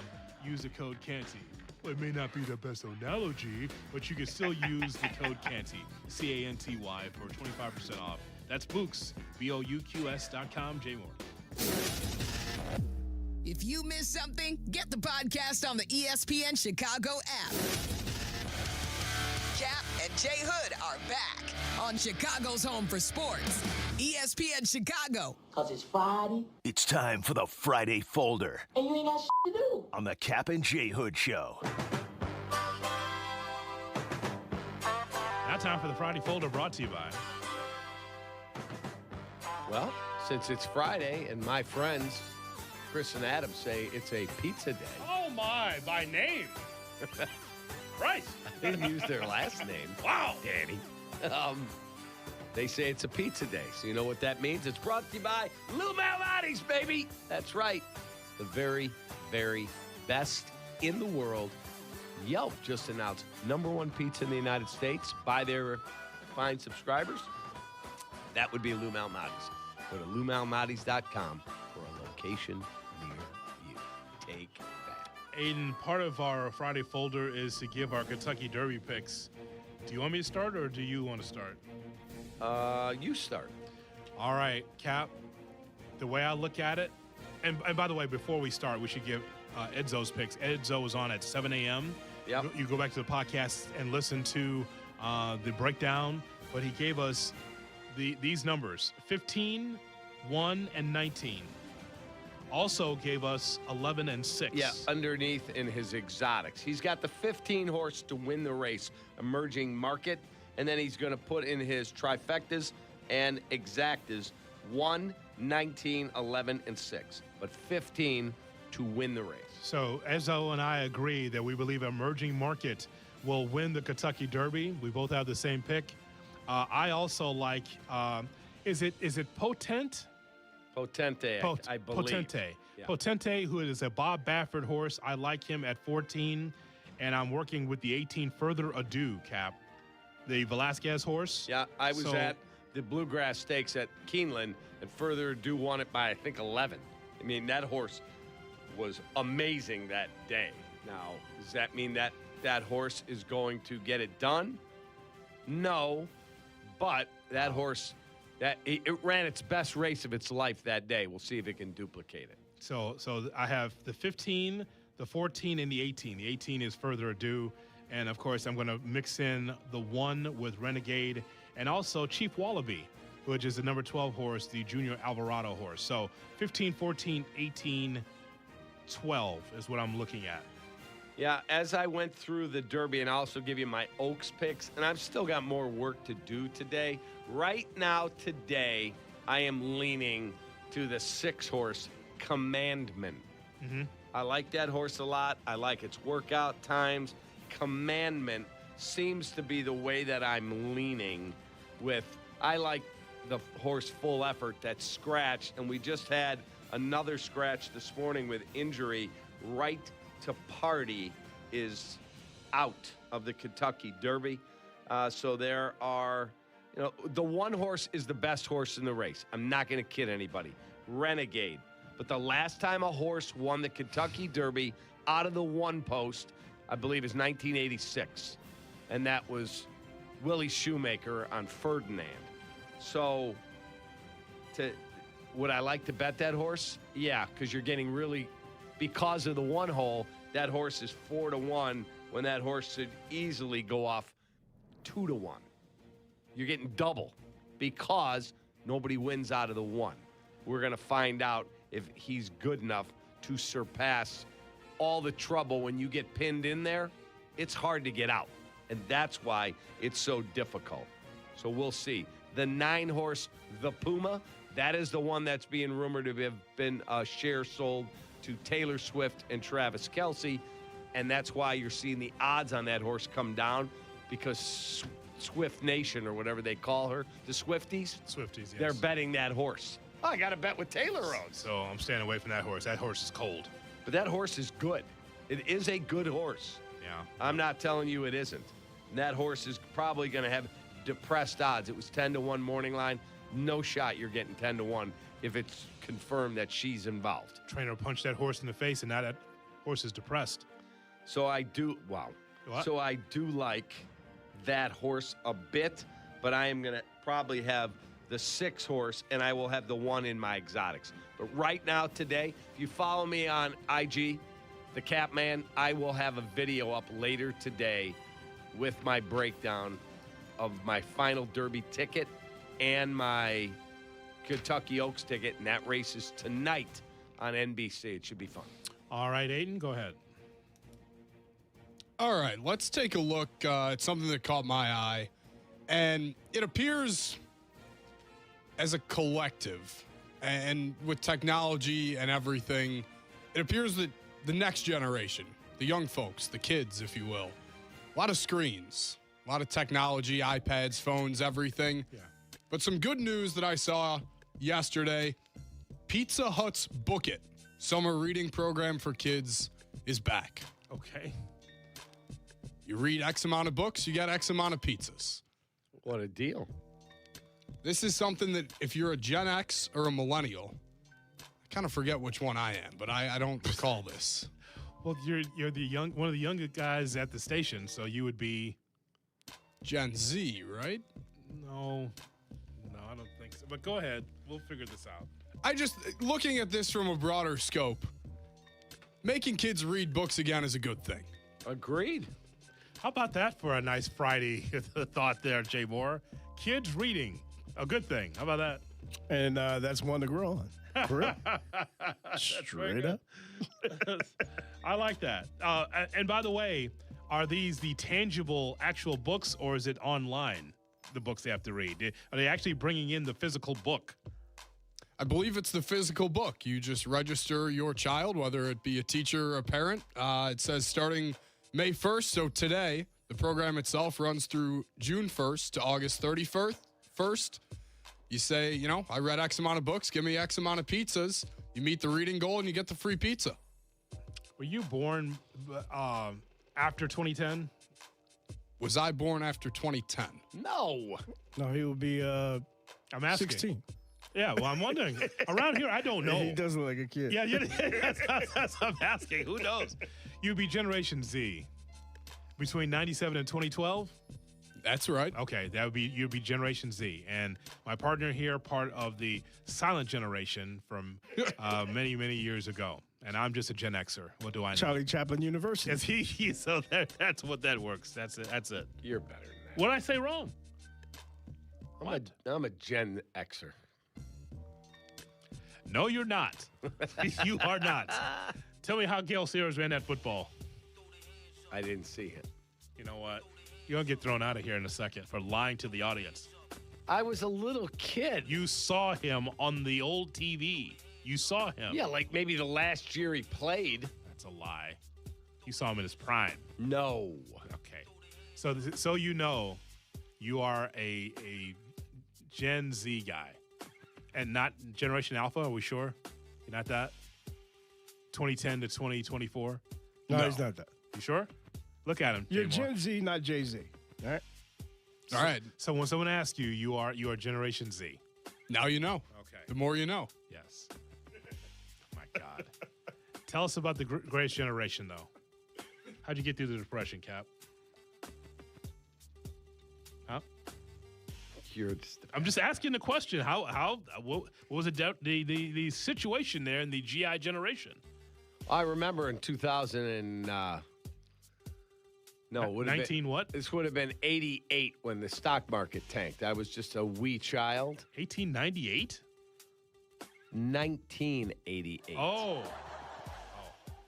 Okay. You were not a wee child. We know that's true. Was it 87 or 88 whenever the stock market had their big crash? I see. Yeah. I was a wee child. So we've got to so there you have it. The Friday folder here on Kap and J Hood. We will give you the Kap and J Hood cut of the day. Prohibition times. On Chicago's Home for Sports. Kap and J Hood, ESPN Chicago. I don't like our team. 2 to 6 in 2026.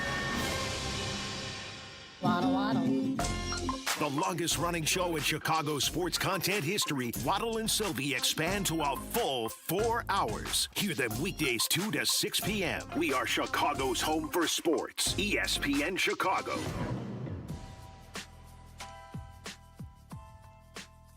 This portion of the Kap and J Hood show is brought to you by the Urgent Care Kit.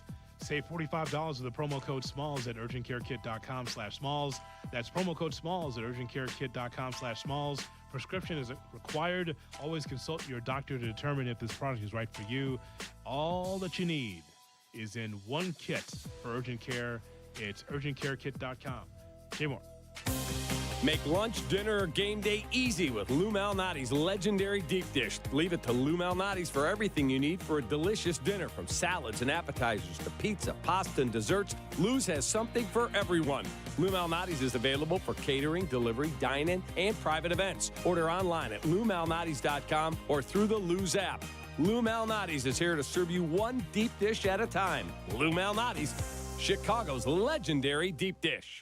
Woodford Reserve is more than just a spirit. It's a spectacle. With more than 200 flavor notes, Woodford Reserve wows your senses, delights your palate, surprises you with every new sense and sensation. It elevates an evening into an event, giving you a new experience with every sip. So yeah, Woodford Reserve is more than just a spirit, it's a spectacle for the senses. Kentucky Straight Whiskey, 45.2% ABV, the Woodford Reserve Distillery, Versailles, Kentucky. Please drink responsibly. Woodford Reserve is a registered trademark, 2026, Brown-Forman Distillery, Incorporated.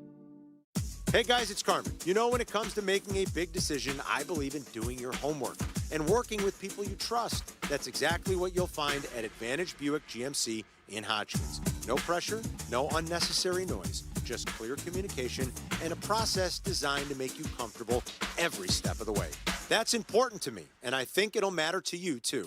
So, if a Buick or GMC is on your radar, I encourage you to visit Advantage Buick GMC. We are professional grade.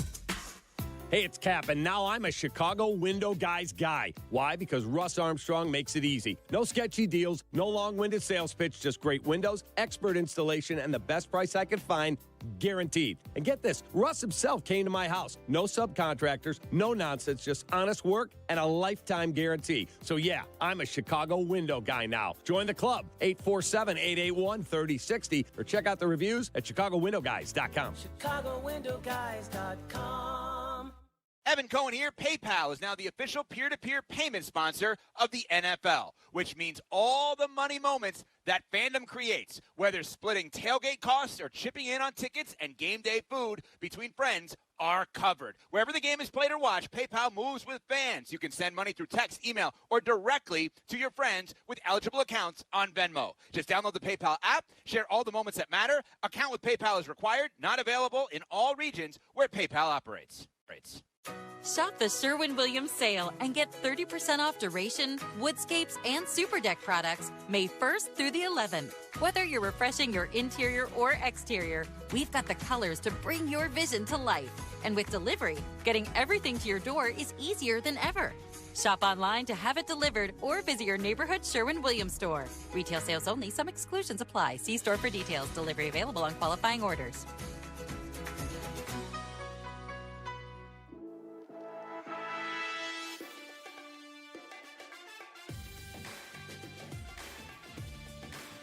Tee it up at the Stogies and Bogies Scramble at Seven Bridges Golf Club on Tuesday, May 26th.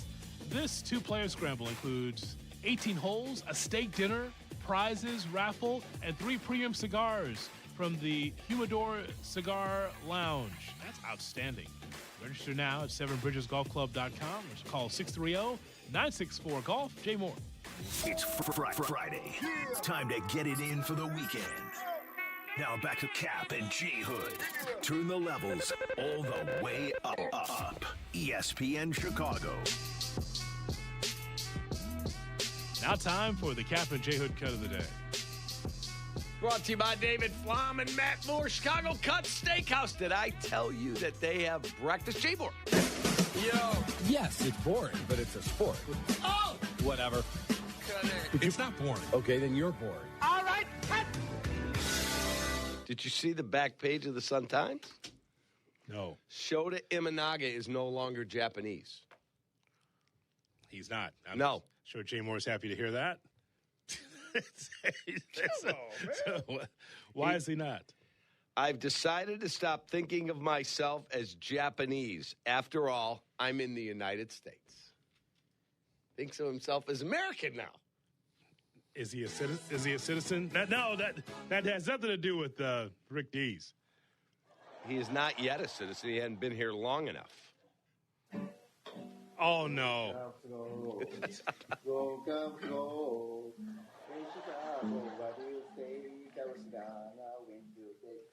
Hey. I want to carry myself proudly as a major leaguer, he said. I've stopped thinking of myself as Japanese. I don't know what to do with that. Okay, so Kap, he's Japanese born. Correct. Okay, he's working here in America as a Cubs pitcher. Correct. In this country. Well, I mean, you're still Japanese to me. You still are. We've always loved them. We love them. We always loved them. We love the Japanese pitcher. Always strange, very exotic. 8 pitches, very odd. Daisuke Matsuzaka. I know him very well.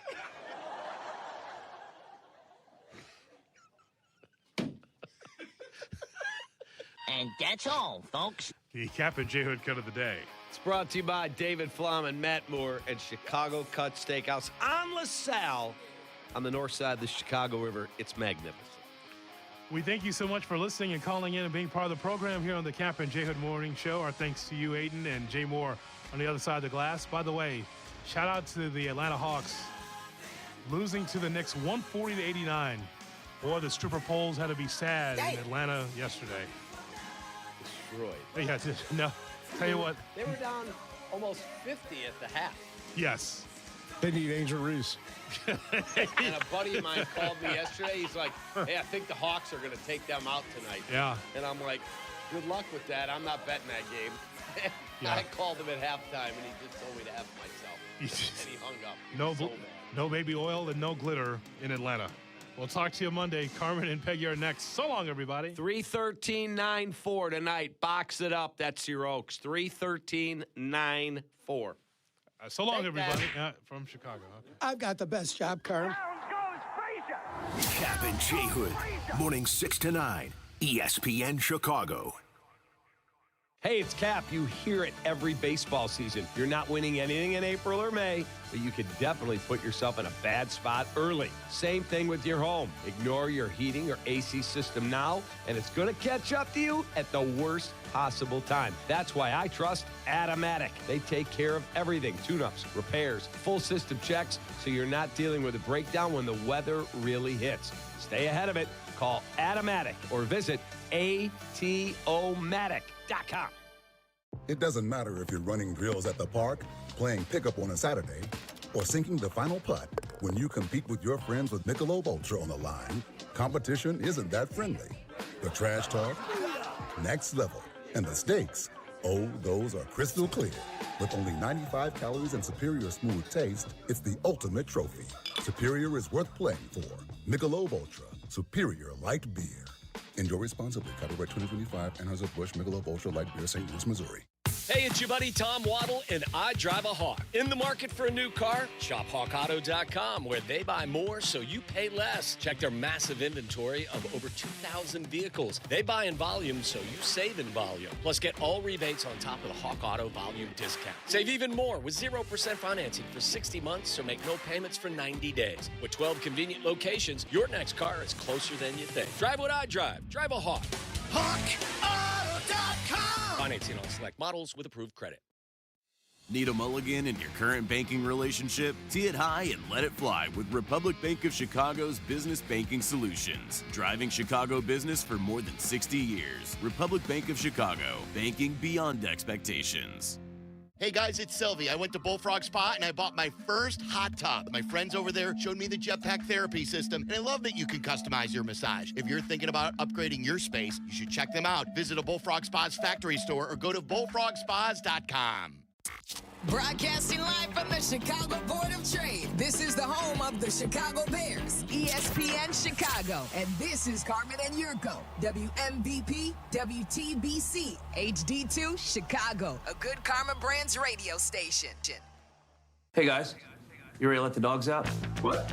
Carmen DeFalco. It's kind of impressive. John Yurkovich. This is the Carmen and Jurko Show on ESPN Chicago. It's out there for everybody to see. It is what it is. Carmen Jurko. Check this out. All right, happy Friday. We made it to the weekend. Doesn't feel like May, but it's May 1st. It is Kentucky Derby weekend. Love that.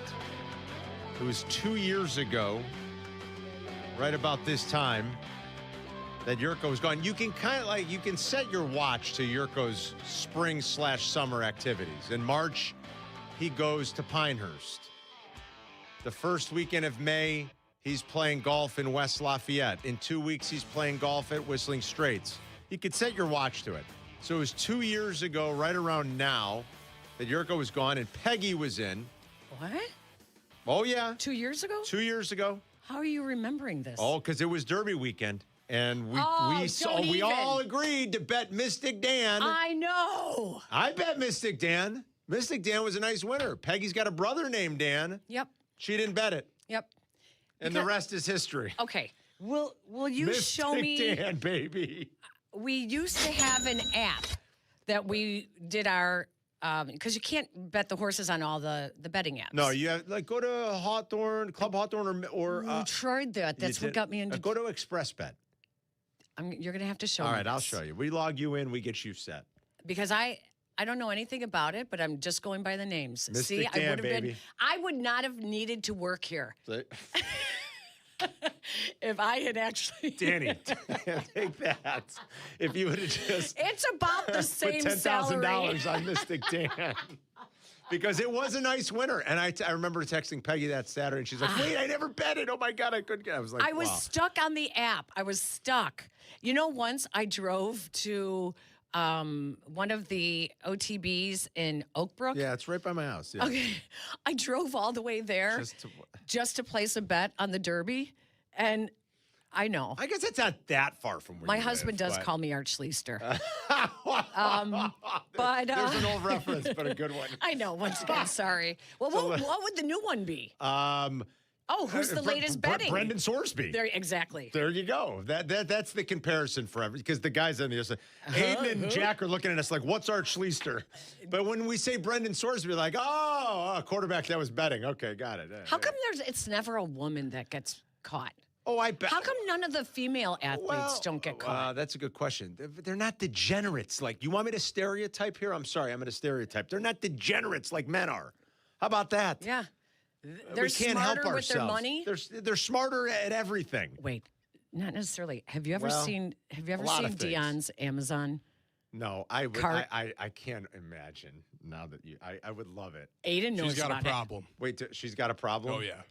Well, I guess that's her problem. At least she's not gambling. Her problem is like QVC or Amazon. You know, my mom's got a problem with QVC. She gets mad at me for betting. I'm like, listen. Aren't they going out of business? I on don't. Who the hell QVC? knows? So Are they? That's good. Yeah. The junk that I was like, okay, maybe it's not gambling, Ma, but go look in your basement. I mean, so every once in a while I piss money in away and I lose a bet. Okay, I mean, like, you've got 7 toasters, right?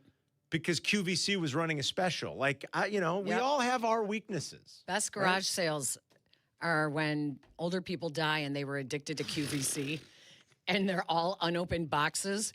And you just walk by, they're like, estate sale. You're like, what is this? I don't know. My dad bought everything from QVC. There's just 10 of them? Oh, there's just boxes. 10 of everything. Boxes. Oh, my God. That's I too know, good. but yeah. So you know what, Aiden? We need to talk to Dion tomorrow about what's in her Amazon cart. Normal time for you guys tomorrow, 11 to 1? Yep. Okay, 11 to 1 with Peggy and Dion tomorrow. Peggy's hanging for Yerk today, so we're going to wrap the week with, a whole bunch. Like, I got a lot of notes here today. We've got baseball. Oh, I'm glad you shared them with me before I walked in here today. You're going to be, we like doing things at a very extemporaneous level. We're just going to surprise you. We've got baseball draft a week later. Peggy's here, so we got to talk some draft too. Plus, one site took a very harsh approach in its grade towards the Bears. Most have been positive. The Athletic, not as much. We'll get to that in a second here.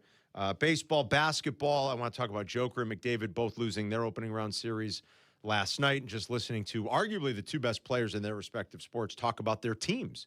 Neither one of them feels like they're close to winning.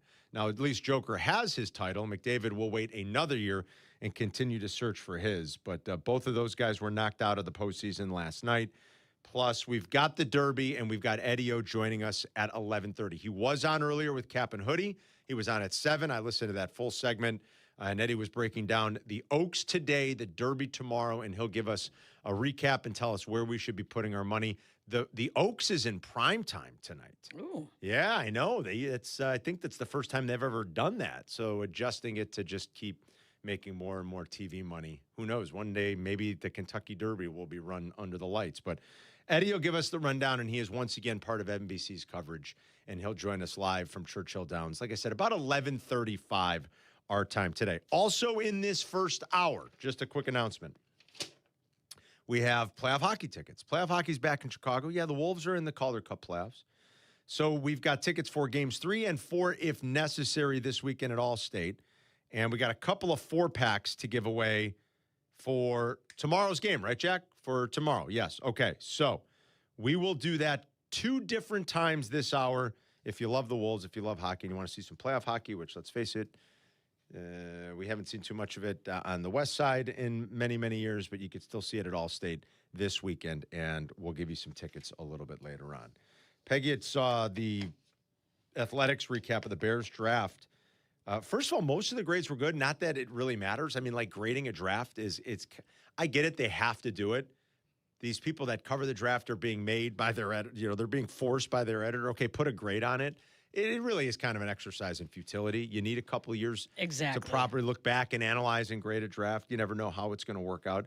They do their best, though. I get it. Most of the publications, that said, I think we're pretty positive. Mel Kiper Jr. generally liked what the Bears did. The Ringer, Danny Kelly does an excellent job. He gave the Bears, I think it was a B-.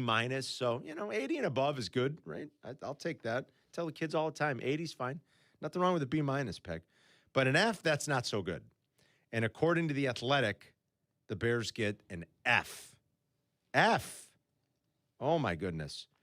They write, Dylan Thieneman fell to Chicago. I can't hate that pick too much, although I don't think it's the home run most have made it out to be. The Bears then drafted for need by taking a center. Ooh, how dare you draft for need.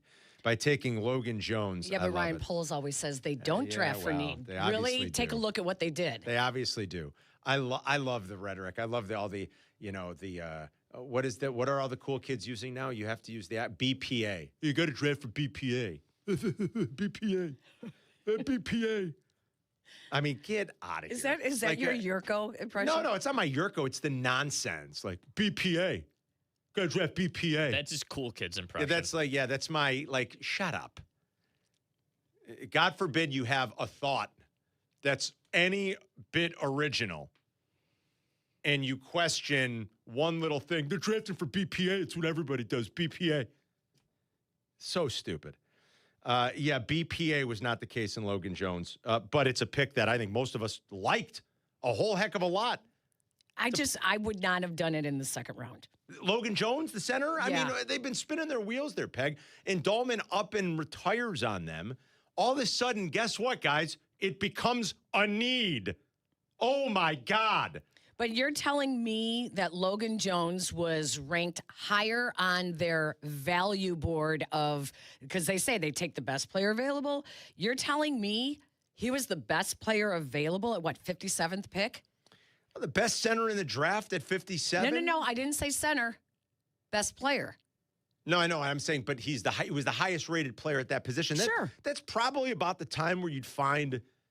I'm just saying, that's probably about the time where you'd find best center going. I know what you mean. You mean it might not be their highest ranked player. Listen, they felt unmotivated for whatever reason to move up to grab one of the pass rushers. I guess there was also a story. Who wrote it now? I heard Waddle and Silvy talking about it yesterday. It might have been Jeremy Fowler, I want to say, who wrote that the Bears were very interested in Colton Hood, the corner out of Tennessee. And I could see why. That would have been an interesting one.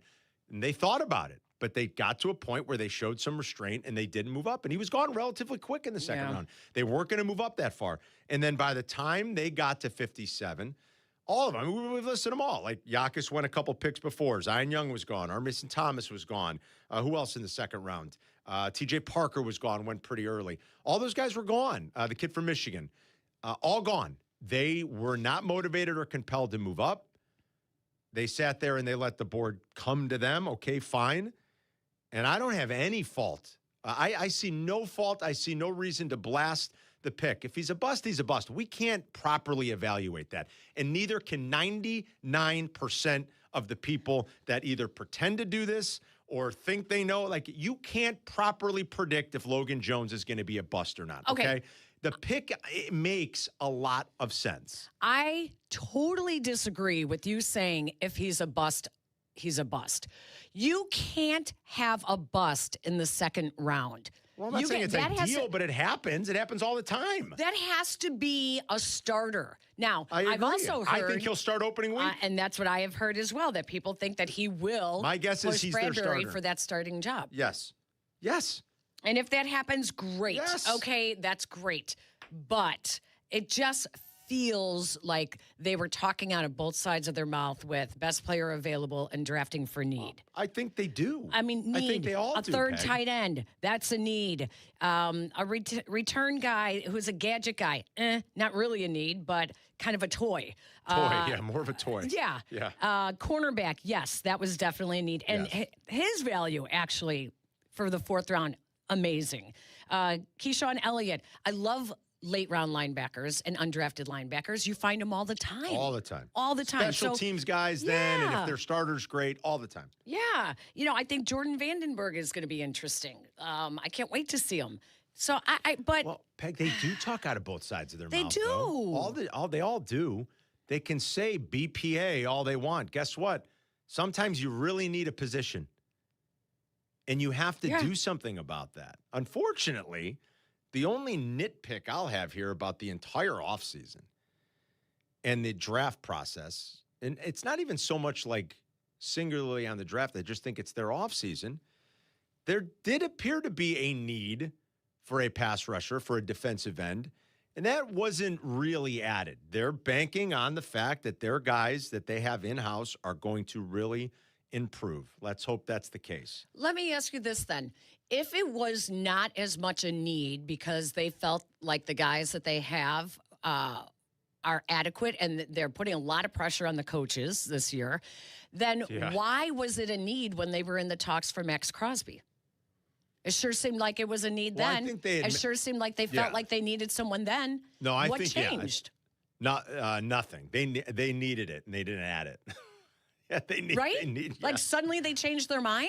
No, it just They never were willing worked to out. pay money for Max Crosby, but then come the draft, suddenly that's not a position that they need anymore. I think that this can really come back To bite hurt. them? Yes.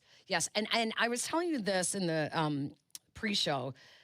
Ben Johnson last year, I remember early in the season when he was asked about getting Colston Loveland involved, and he's your first round pick, and when are you going to start? When is he going to start getting some targets? And his response was something to the effect of, I don't look about where they were drafted, which is great from a coach. That's great.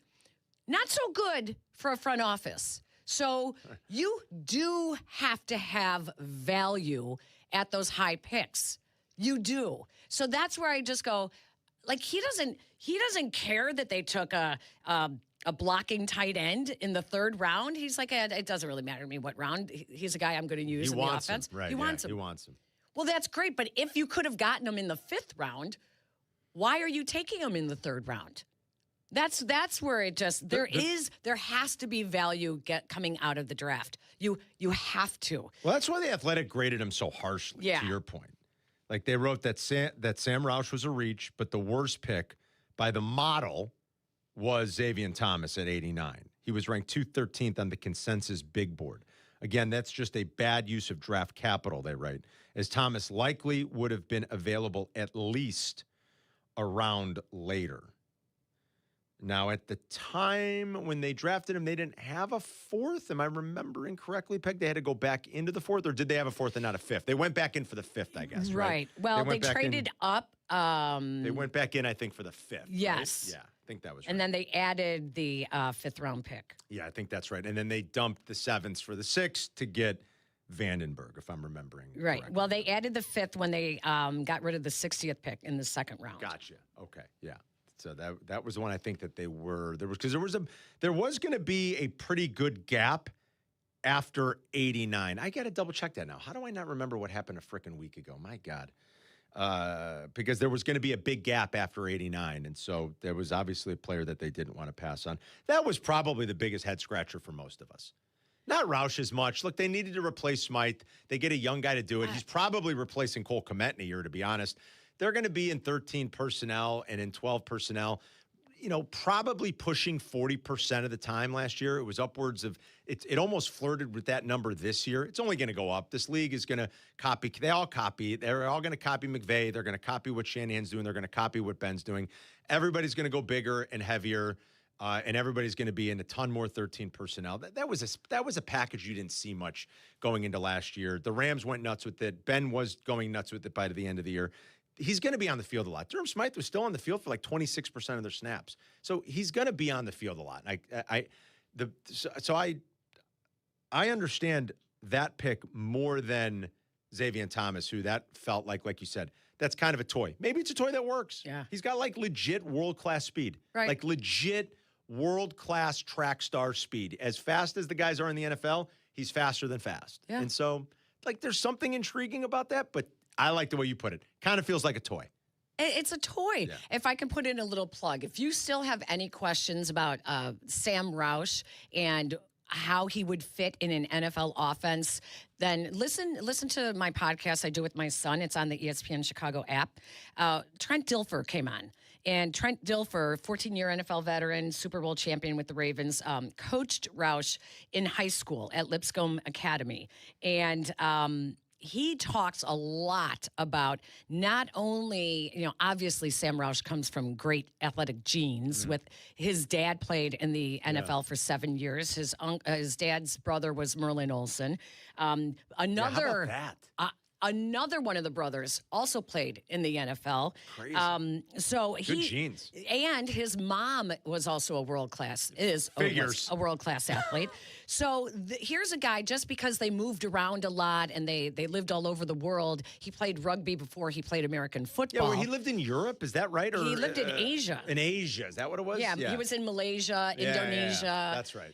So he played a lot of rugby. But he's got the football genes in him. Yeah. The coaching is just now, it's like, get your hands on this kid because he's got the genes. So listen to the Trent Dilfer interview, because he really, makes a lot of sense, not only with Sam Roush personally, but the trend in the NFL now going towards 12 and 13 personnel and why that becomes such a more of an impact in the draft than it ever was before. You cannot afford to pay these wide receivers. Maybe one, you're not going to be able to afford to pay 2 or 3 of them. So Not at $40 million a year. No, so you start looking at your tight ends. Do you see how many tight ends were drafted last week? That was crazy. It's the most ever. Yes. 22. Yes. 22 tight ends were. How many selections are there? 270, whatever it is. 22 tight ends. Yeah. 3 more than any previous draft in NFL history. So maybe financially you look and you say the value of a tight end is still going to be better for the Bears taking him so high up than it would be if they had taken a wide receiver. It's a copycat league. Everybody wants big body tight ends now. And Ben Johnson has pretty much told you can't have too many of them in the room. 312-332-3776 if you want to join us. Peggy's in for Yerk. We'll be right back. You're listening to Carmen and Jurko on ESPN 1000, Chicago's home for sports. Do not, and I mean you, do not miss the Kap J Hood Show, now morning 6 to 9 on ESPN Chicago. But you're busy. Things happen. We get it. If you have to miss it, you can always listen to the podcast on your time. Find it on the ESPN Chicago app or wherever you go to pod. It's brought to you by Republic Bank. $1.8 million the Verdoliak Law Group wins again for their clients. That's right. The Verdoliak Law Group recovered $1.8 million for a client who was injured due to negligent security. If you're injured, make sure to call the Verdoliak Law Group. I played professional football and spent years in radio. I've endorsed a lot of companies. I don't put my name behind just anyone, but this one's personal. I've never had the opportunity to endorse a company owned by close friends until now. The Verdoliak Law Group. For 60 years, they've helped injured people recover more than $9 billion through legal representation and consulting. And it's not just numbers, guys. They've helped my neighbors and close friends. When you need medical care, you want an experienced doctor. When you need a lawyer, it's no different. If you've been hurt in a car accident, truck accident, workplace injury, medical malpractice case, or a wrongful death situation, call a firm with a proven track record. Call my friends at the Verdoliak Law Group at 844-4VLG-LAW. That's 844-4VLG-LAW. Ready to finish what you started? At North Park University in Chicago, transferring is seamless. Bring your credits and complete your intended major, or choose from 6 accelerated, fully online programs designed with working professionals in mind. The warm Christian community welcomes those from all faith backgrounds, and students graduate ready to lead in schools, communities, and beyond. You'll be supported every step of the way to thrive in your chosen career. Apply today at northpark.edu. North Park University, where faith, purpose, and career come together. Save big money on everything for your next staining project at Menards. sports. Cabot Gold is the ultimate finish, providing an unparalleled satin sheen and strong protection from UV sun damage, extreme temperatures, rain, and moisture. Get $8 off per gallon of Cabot Gold exterior wood stain now through May 3rd. Save big money on Cabot exterior wood stain and check out our weekly flyer on Menards.com. Save big money at Menards. Switching to Progressive is a game-winning call. And that reminds us of other game-winning calls in the history of sports. So it was the fourth quarter and we're down by 5. Sweat pouring down my face. Suddenly it hit me. If only I could wrap part of the towel around my forehead. And that's how I became the first basketball player to wear a headband. Okay, not really a game-winning call, but it was a good call. You can make one too. Switch to Progressive and you could save hundreds. Progressive Casualty Insurance Company and affiliates, not available in all states. Evan Cohen here. PayPal is now the official peer-to-peer payment sponsor of the NFL, which means all the money moments that fandom creates, whether splitting tailgate costs or chipping in on tickets and game day food between friends, are covered. Wherever the game is played or watched, PayPal moves with fans. You can send money through text, email, or directly to your friends with eligible accounts on Venmo. Just download the PayPal app, share all the moments that matter. Account with PayPal is required, not available in all regions where PayPal operates. Why does buying a car have to feel like Game 7 pressure? It doesn't. What's up, it's Jay Hood. At Advantage Toyota in River Oaks, it's simple. Real numbers, no mystery math, and a team that respects your time. Imagine that. Respect. Go see the crew at Advantage Toyota River Oaks. Toyota, let's go places. Hey, guys. You ready to let the dogs out? You're listening to Carmen and Jurko. Follow the show on Twitter at Carmen DeFalco and at Jurko64. This is ESPN Chicago, Chicago's home for sports. All right, if you want to go see the Wolves tomorrow at Allstate, there is playoff hockey in town. Calder Cup playoffs. Wolves playing Texas.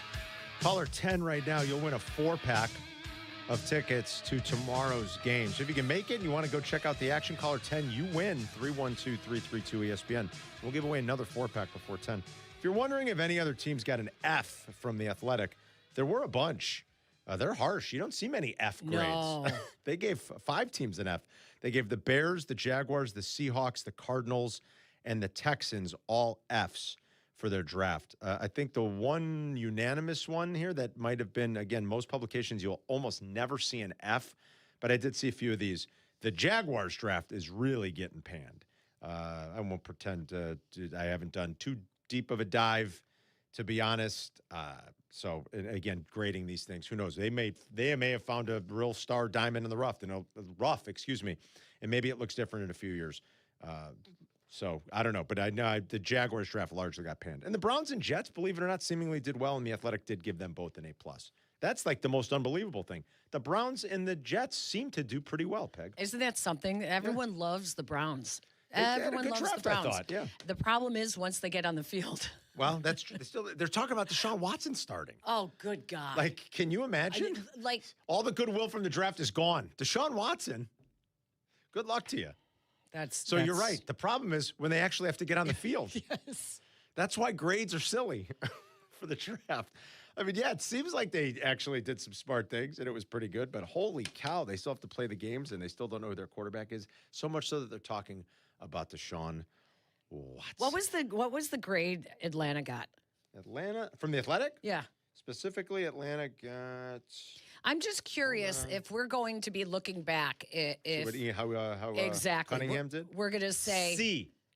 We're going to say C's get degrees, Peg. Ian Cunningham. Yes, I've told my kids that. Yes, remember that, folks. In college, it doesn't matter. Just get the kids in college. That's right. C's still get a degree. I'm curious to see if we are going to see if there was much of an influence that Ian Cunningham has had in the past with Ryan Poles being, his right-hand guy that kind of like tempered him from doing anything crazy. Or is it going to be the opposite and say, oh, you know what? We weren't happy with this draft, but wow, look at what they did without Ian Cunningham here and him relying on some of the other guys that have been in the building for a long time. You can see the graphic if you're watching on YouTube or Twitch. The Chiefs also had a very poor grade from The Athletic. They got a D. The Chiefs very much went after some needs. So, again, the old debate. Teams, believe it or not, no matter what they say, a lot of times do target players that they need. Not just players that they want, but need is a real thing, despite what lest anyone think all great teams, all great organizations, all GMs only draft the best player available. Sometimes there's a need you have to fill. And there were some big holes on the Chiefs defense. And guess what they did? Like, they traded up to get one of them. Now, that kid was going to be a high pick anyway. And Delane's like perfect for what Spags wanted and what he needed, considering two corners that they lost in the offseason. What they needed was a player like Delane. So they traded up to get him. They drafted another defensive lineman. They drafted a linebacker. Like, those are needs for the Kansas City Chiefs. Do they suck? Maybe they do. We'll see. Maybe their window's over. Maybe it's done. Maybe we'll never see the best of Mahomes again. And that glorious era that they had is all in the rear view. But, I don't know. I'd rather miss the boat instead of, count them out. Does that make sense? I'm not going to declare the Kansas City Chiefs are dead as an organization. Right. I still think they're pretty good. I think they've got some good decision makers. And their draft very much, whether we give it a D or an A or the Athletic gives it an A or a D, doesn't matter. They obviously drafted because they had some real needs that they targeted with their first 3 picks, 2 of them in the first round. How are you, the Vikings? How are you drafting without a GM?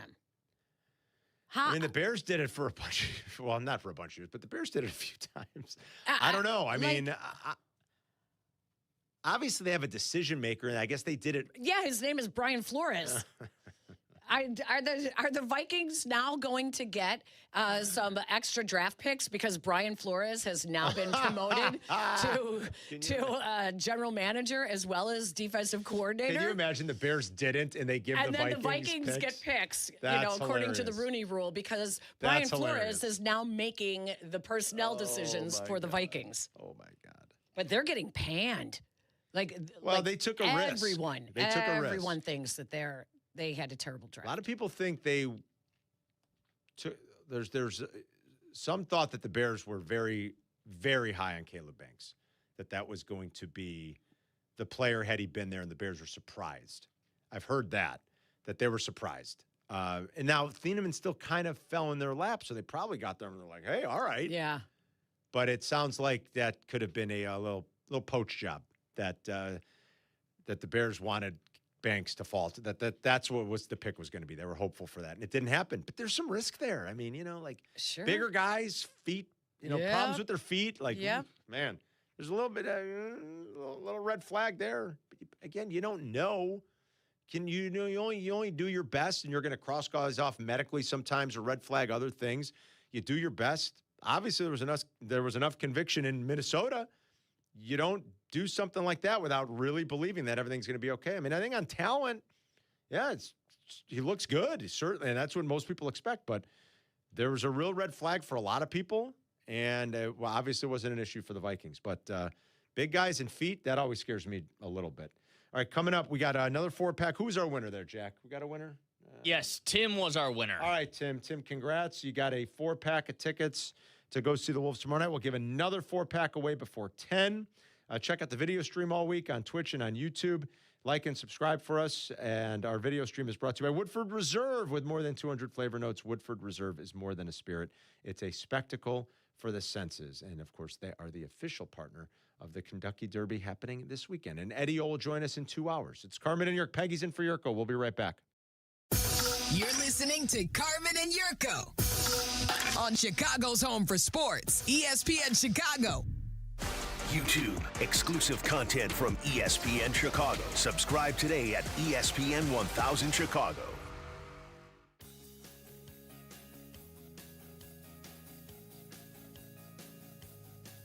My bad, sorry. Woodford Reserve is more than a spirit, it's a spectacle.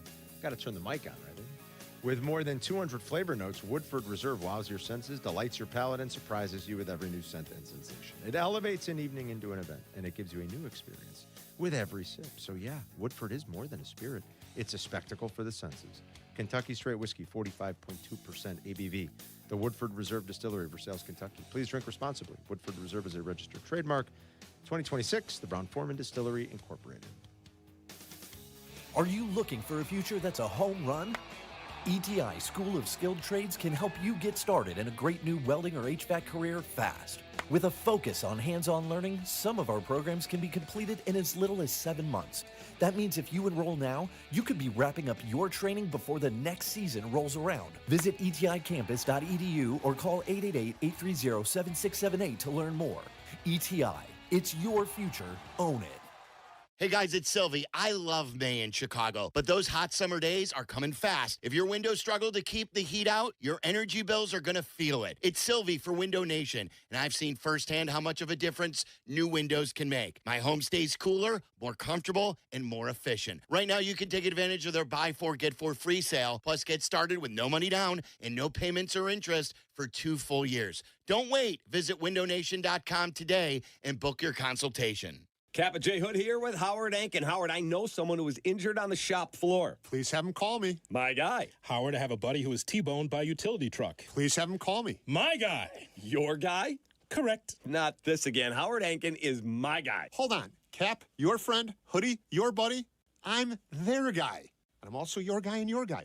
Call 312-6million for injury law made personal. Howard Ankin, our guy, on the Kap and J Hood Show, weekday mornings on ESPN Chicago. My guy. Yeah. Hey, it's Rich Eisen for Pella Windows and Doors. Sometimes teams take a timeout to regroup and call the right play. When it comes to your home, Pella Windows and Doors always has the winning game plan. They're not just window and door experts. They're experts at taking care of you and your home. At Pella, they find the products that meet your needs and their experts install them. They do it every day, and that's why your neighbors trust them. Discover why Pella is a trusted choice for homeowners everywhere. Visit Pella.com/Eisen today. That's Pella.com/Eisen. Evan Cohen here. PayPal is now the official peer-to-peer payment sponsor of the NFL, which means all the money moments that fandom creates, whether splitting tailgate costs or chipping in on tickets and game day food between friends, are covered. Wherever the game is played or watched, PayPal moves with fans. You can send money through text, email, or directly to your friends with eligible accounts on Venmo. Just download the PayPal app, share all the moments that matter.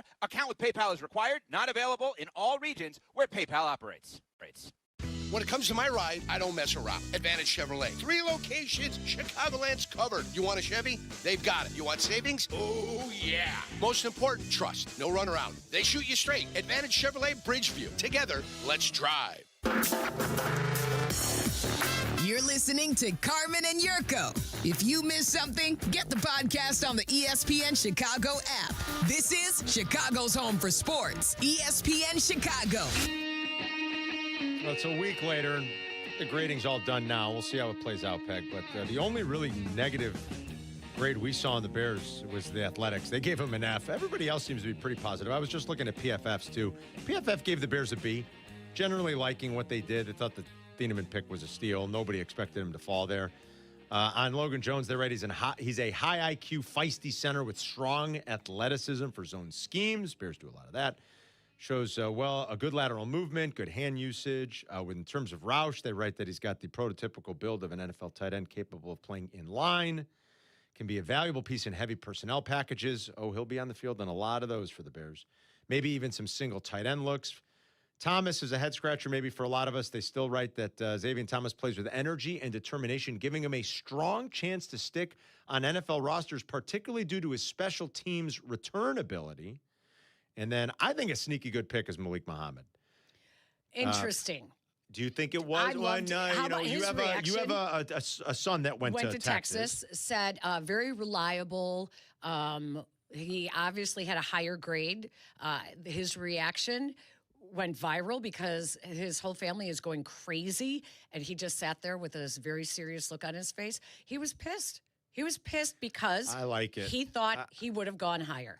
Go watch the 2 games Texas played in the last, 16 months against Ohio State. That the 2 biggest games, the Red River rivalry, Ohio State. That one too. Was his best games of the year.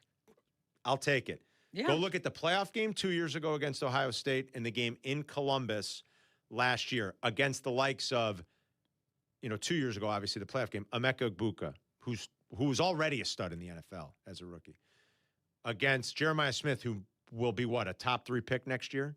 Against Carnell Tate, who was a top 10 pick this year. Go look at the one-on-one matchups and the opportunities and the fight and the will. And tell me you don't go, hey, all right, 4th-round corner? All right. Yeah. With some real upside. So all in all, they generally liked the Bears draft picks as well over at PFF. Again, the only bad one I saw was the Athletics, who gave him enough. There could be another one out there. I mean, I'm not going to pretend like I looked at all of them, but looked at ESPN, The Ringer, PFF, CBS Sportsline, looked at Prisco's recap. Saw mostly Bs. Mostly Bs. And then you had one F. We'll see what it looks like in a couple of years. Our boy Aiden's got a weird take. I thought it was going to be about draft stuff. But Jack came in the break and said, Aiden still wants to get to his take. And I thought, which take is this? Something about the draft we're talking about? I didn't care. But he's like, no, the horse take. And I'm like, oh, sweet Jesus. He told me this the other day. Okay. Yeah, I mean, Aiden, I don't even know how to present this in a proper way. I almost thought he was pulling my chain, but apparently he's serious and he wants to talk about it. The Derby's this weekend. So Baffert's back, right? But Bob Baffert does have, back. Bob Baffert, he was banned for a little while. I don't get that whole thing. I'm not pretend that I follow horse racing that closely. He has been caught cheating, I feel like, a bunch, right? Or at least allegedly. They banned him for a little while. I don't know what this guy's doing. I don't know what he's up to. I don't know if all trainers do this. I don't know. I have no clue. But Aiden thinks that they're punishing the wrong person, that Bob Baffert. Go ahead, Aiden. I can't even. All right. Bob Baffert has over 3,500 wins as of this year. He's won the Derby 6 times, the Preakness 8 times, and the Belmont 3 times. He's like the Barry Bonds, it sounds like here, of horse racing. No, he would be like the Tom Brady of horse racing. Because he's the best. You're never going to be. He's the Michael Jordan of horse racing. Well, Barry Bonds might be the best. I'm just trying to tie in a performance-enhancing drug. Yeah, he was allegation. Banned, he was banned for the Derby because his horses were taking steroids. Yeah, right. This would be so. Just to tie it into this year, Jurickson Profar for the Braves, right? Who's was suspended for the whole year. The whole year for PEDs. He got busted last year. Had an 80 gamer. Got busted again. He's suspended. Walt Weiss is the Braves manager. He's not suspended. So why is Bob Baffert getting in trouble if his horses are doing steroids? I mean, do you believe this take? The horses are on the drugs, not him. The horse can't administer We itself. don't know that. Oh, really? We Does don't it know have that. opposable thumbs? Wait the a last second. time I looked at that, I mean, how is the horse administering steroids to itself? Unless you present me with evidence otherwise. Peggy, can you believe this? Okay, so here's the deal. How about the athletic trainers who supply the drugs when an athlete dies? Who's held responsible? The athletic trainers. Well, like you're saying like in Anaheim, right, Peg? Yeah, like in Anaheim. You're saying that it's not up to the being on the drugs. Yes, she's right. The guy's in jail, I think. Yes, it's the trainer. The animal doesn't even have thumbs, think you thought this fucker. through, Aiden. I wasn't bringing death into the equation here. here. But you're talking responsibility. You're talking responsibility. When he said, I thought he was making a joke the other day. I had laughed. I said, that funny. He goes, no, I'm serious. I said, what do you mean you're serious? He goes, well, why should it be on Baffert? The horse. I said, the horse. I said, Aiden, the horse is not giving itself steroids. He goes, how do you know? Is this I mean, I don't even know if they get Mr. Ed. They might not understand that reference. They don't even know Mr. Ed. They probably don't even know Mr. Ed. But, like, what are we talking about here? You blame My question is, why do they keep letting Baffert back? Isn't that crazy? He's a winner. Is that crazy? It's just like a head coach. Is a head coach not responsible for his assistants and everything that goes on? Oh, wait, no. Jim Harbaugh got away with it. Never mind. Well, see, that's in Technically, college. yes. So did Pete Carroll. In college, you just duck and run. That's right. You just hit the high road. Yeah. You change schools or you go get a job in the pros. Yeah. Harbaugh was like, I'm out. Yeah. That program is up in flames. He's like, I'll see you guys. I'm going to go coach Justin Herbert. He smelled the embers burning when he was there, and it was like, ooh, this is going to really be bad. I got to get the hell out of here. Yeah. Oh, sweet Lord. Good thing for the basketball program in Ann Arbor. Aiden, you're doing your university a big disservice with this hot take. It's crazy. Don't put this on the university. It is such a small take that has not been thought out. It's crazy. It's crazy. And And I don't know why they keep letting Baffert back. Again, I don't follow it. I can't pretend that I know he was suspended for a little while. Did he pay some sort of punishment? Is he off the hook now? Do they ever? I don't really know. It's not anything that I spend time reading about or educating myself on. So forgive me. I mean, I'm giving like full disclosure. There's always a lot of fishiness around him. There has been for Harry Tynowitz, rest in peace, Harry, was talking about this 20 years ago. Yeah. Harry was talking about and Harry's dad owned horses, was in the business for decades. They had a horse that ran in the Derby in the 80s, I want to say Crypto Clearance ran. Crypto Clearance ran all 3 Triple Crown races one year and finished 3rd, I think, at the Belmont. Like, his dad had spent decades in the industry. Harry grew up in it. And 25 years ago, Harry was saying what everybody within the horse racing industry at the time knew and continued to know as it became more public as he grew as he grew in fame, was that Bob Baffert was a cheater. Harry used to say everybody knows it. And like, okay, so big deal. Like, it's a very esoteric thing, right? Horse racing. Like, most people, especially early on, you might not have even known who Bob Baffert was. You still might not. They're like, what are these guys talking about? Horse racing trainers. It's Bob. What? But Harry was talking about this 25 years ago. He was telling us the secret that everyone in the horse racing industry knew. I want, like, is this a thing? Is this like the baseball steroid era? Are all these trainers doing it? Some of them just better than others? Yeah, exactly. His horse was scratched, though, right, Baffert? From I this have year's no Derby? idea. Or no? No, I believe he has the number 9 horse. Oh, I have no idea. horse. Did he have a couple? Usually these trainers have multiple horses in the field. I have a question for Aiden. Aiden, do you have a dog? No. Let's pretend you had a dog. And let's pretend you open your front door and the dog goes and runs out and gets hit by a car. Wow. Is it the dog's fault for running out the door, or is it your fault as its owner for not making sure that the dog was secure when you opened the door? Wow. You're negligent, Aiden. The dog doesn't know any better. He's just going to chase a squirrel. Remember, you're going to have kids one day, so I want you to. Oh, good Lord. Now we're bringing animals and children into this. You already brought animals into it. Well, they did it to the horse themselves. is to blame. You're not blaming the horse.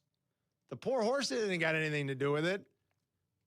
The horse doesn't have a choice. Barry Bonds, I shouldn't use Barry Bonds. I mean, I'm just whomever has a choice. The horse doesn't have a choice. Imagine the horses in their stall. Oh, crap, here comes Baffert. Everyone cross your legs. I mean, really, like, what's the horse going to do? The horse doesn't have a choice, you know? It makes them champions. Oh, okay. Okay. That breeding shed, that's where the money's made, guys. We got to get a horse, got to win once. We got to take it to the breeding shed. That's where the money's at. They brought it up this morning, Kap and Hood. I guess Dave Portnoy's horse is in the race. Portnoy's horse is in the Oaks. A horse was scratched. Yeah, Kap was talking about it this morning. A horse was scratched. His was one of the alternates. It's in. And apparently they've bet the hell out of this thing. And its odds have gone down to about 6-1. Because there's just, remember, horse betting, you don't lock your odds. I mean, like any other type of wagering. I mean, books are obviously going to adjust depending on handle too. But the odds move with it in parimutuel racing. So if you bet Portnoy's horse a week ago, it was 30-1. Well, unfortunately for you, unlike a sports bet, you're getting the worst of the number now because that market is in play, even though your bet may have been at 30-1. So they're saying that because Portnoy's reach, obviously, and the horse is in, that there's been a ton of money. I don't know which name. I can't remember which horse it was. They talked about it this morning. If Kap's listening or Hoodie's listening, text me. They mentioned the horse's name. I can't recall it now. In the Oaks, but it is running. Lovely Gray. What's it called? Lovely Gray. Lovely Gray. As of 41 minutes ago, Barstool founder Lovely Gray has made the cut for Friday's Oaks. Shot at $1.5 million. And they're saying, yes, the money is indeed pouring in. My horse, Lovely Gray, is an extreme long shot. I don't care, Portnoy posted on Instagram. All you need is a chip and a chair. That's what Jurko always says. I'm proud of her win, lose, or draw. She'll probably be at least 30-1 unless the Stoolies bet her down. The Stoolies have bet her down. It's like 5-1 now. So yes, it has happened. He shouldn't have said anything. Right? The smart thing to do is keep your mouth shut. Now, Portnoy didn't care. Well, I don't know. I shouldn't say that. The glory of winning, he's got a horse. Like, he should have just been quiet. Because if the horse does well, you could have had the horse at 30-1. It sure beats 5-1. Because you get the number that it closes That's at. what I said. Because pari-mutuel racing, you get it at what it closed at. There is a futures market. That market is long closed. You bet those in like January and February. Again, this is not a world I operate in much. If I understand it correctly, the futures market for the Derby, and I think the Oaks opens at the start of the year, and there's a brief window where you can lock in. But no, if you bet the horse at 30-1 yesterday, and then Portnoy announces it and all this money comes in, you're stuck with whatever the odds are when the race goes off later tonight. 312-332-ESPN. Peggy's in. I can't believe it. Peggy's in. That was well worth it. We thought Jack had the worst take last week. My God. That was still worse. No, I don't think so. I think you just topped it. Peggy's in for Jurko. We'll be right back. You're listening to Carmen and Jurko on ESPN Chicago, Chicago's home for sports. Hey, it's Rich Eisen. You can now listen to The Rich Eisen Show right here on the home of the Chicago Bears. The Rich Eisen Show, weekdays noon to 2. ESPN Chicago. White Sox fans, there's only one way to enjoy baseball season, with a Surfside iced tea and vodka or a Surfside lemonade and vodka. Smooth, refreshing, and made for baseball. Surfside is the perfect match for a day at the ballpark or catching the game at home. Surfside is only 100 calories with 0 bubbles, so it goes down easy. It's not a seltzer, it's Surfside. Surfside, proud partner of the Chicago White Sox. Must be 21. Please drink responsibly. Enter the Ultimate Fan Sweepstakes for your chance to win the ultimate tailgate experience. The winner and 7 guests will enjoy VIP access to the Minute Maid Spike Tailgate and tickets to the Friday, May 15th game against the Cubs. Make it an all-day experience with friends and family. Must be 21 or older with a valid ID. To enter, visit whitesox.com/sweepstakes. Save big money on your next painting project at Menards. Do you have a painting job that requires crisp, clean lines? Look no further than Frog Tape. Their premium-grade painter's tape includes paint block technology that seals edges for sharp paint lines. Get your paint project started today and pick up a roll of multi-surface Frog Tape on sale now through May 3rd. Plus, check out our weekly flyer on Menards.com for more great deals. Save big money at Menards. At Triton College, summer's your chance to get ahead. Take affordable classes close to home with convenient schedules that fit your life. Earn your credits that transfer and move one step closer to your goals. If you want to save time, money, and get ahead this summer, there's a place for you. Triton College. Visit triton.edu/summer. $1.8 million the Verdoliak Law Group wins again for their clients. That's right. The Verdoliak Law Group recovered $1.8 million for a client who was injured due to negligent security. If you're injured, make sure to call the Verdoliak Law Group. Okay, team. Huddle up. Why are you dressed like a hockey player? Because America's energy security is on thin ice. We're facing an overburdened electric grid, rising fuel costs, and severe weather. But here's your power play. Propane. It's affordable, abundant, safe. Propane is reliable energy, even when the grid isn't. Advantage Propane. Learn more at propane.com/powerplay. Adam Schefter here. According to CNBC, nearly half of hiring managers say a candidate's enthusiasm is the most important factor when considering them for a role. Well, if you need to hire for your business, how can you separate the candidates who are really excited from the ones that are just meh? with ZipRecruiter. ZipRecruiter has a new feature that quickly shows you the most interested qualified candidates first. Try it for free at ZipRecruiter.com/sports. That's ZipRecruiter.com/sports. When it comes to my ride, I don't mess around. Advantage Chevrolet. 3 locations, Chicagoland's covered. You want a Chevy? They've got it. You want savings? Oh, yeah. Most important, trust. No runaround. They shoot you straight. Advantage Chevrolet Hodgkins. Together, let's drive. Follow Chicago's Home for Sports on Instagram at ESPN_Chicago. Carmen and Jurko are back. This is ESPN Chicago, Chicago's Home for Sports. Okay, last 4-pack of tickets here for playoff hockey. Unfortunately, not on the west side, but at Allstate. Calder Cup playoffs going on. Wolves are in. Games 3 and 4, if necessary, this weekend at Allstate. Caller 10 right now wins a 4-pack for tomorrow's game. Don't miss the playoff action. This is Wolves hockey. Caller 10, you win. That good, Jack? Okay. We're good to go. 312-332-3776. Carmen and Yerk. Peggy sitting in for the good kid. Yerk's back Monday. We're presented by the Advantage Dealer Group, the destination for your next Chevy, Acura, Toyota, and now Cadillac, Buick, GMC, and Hodgkins. Find your Advantage at the Advantage Dealer Group, home of the 60-minute guarantee. Now, I don't know much about horse racing. Horse racing. Yeah. But Eddie O does. He'll join us at 11:35. And Alan Portage Park knows. He's even got his own YouTube channel. And so he'll give us his picks here real quick. What's up, Al? Hey, good morning, guys. Thanks so much for taking my call. You got it. Yeah, so certainly Derby Day, big thing. So I could shed some light on, you mentioned Bob Baffert. Yeah. Tom, you're actually onto something when you said Barry Bonds. So what the correlation would be is that Bob Baffert gets horses that are akin to Barry Bonds. So when the guys in baseball were doing what they were doing with allegedly steroids or whatnot, of course, Barry Bonds was a great player before. After he was enhanced, we saw what he did, right? A double-A player might have been a double-A player. They enhanced. They might have made it to the major league. So Baffert has horses in his stable that are like Barry Bonds. And if you give them some enhancements, they become, worldly like Bonds. How did he get back in so soon? Like, I thought they suspended him. Like, what happened? Well, he did serve his suspension. Churchill Downs banned him for a couple years after his horse was DQ'd in the Derby a couple years back. They banned him for a couple years, so he was out. The horse died.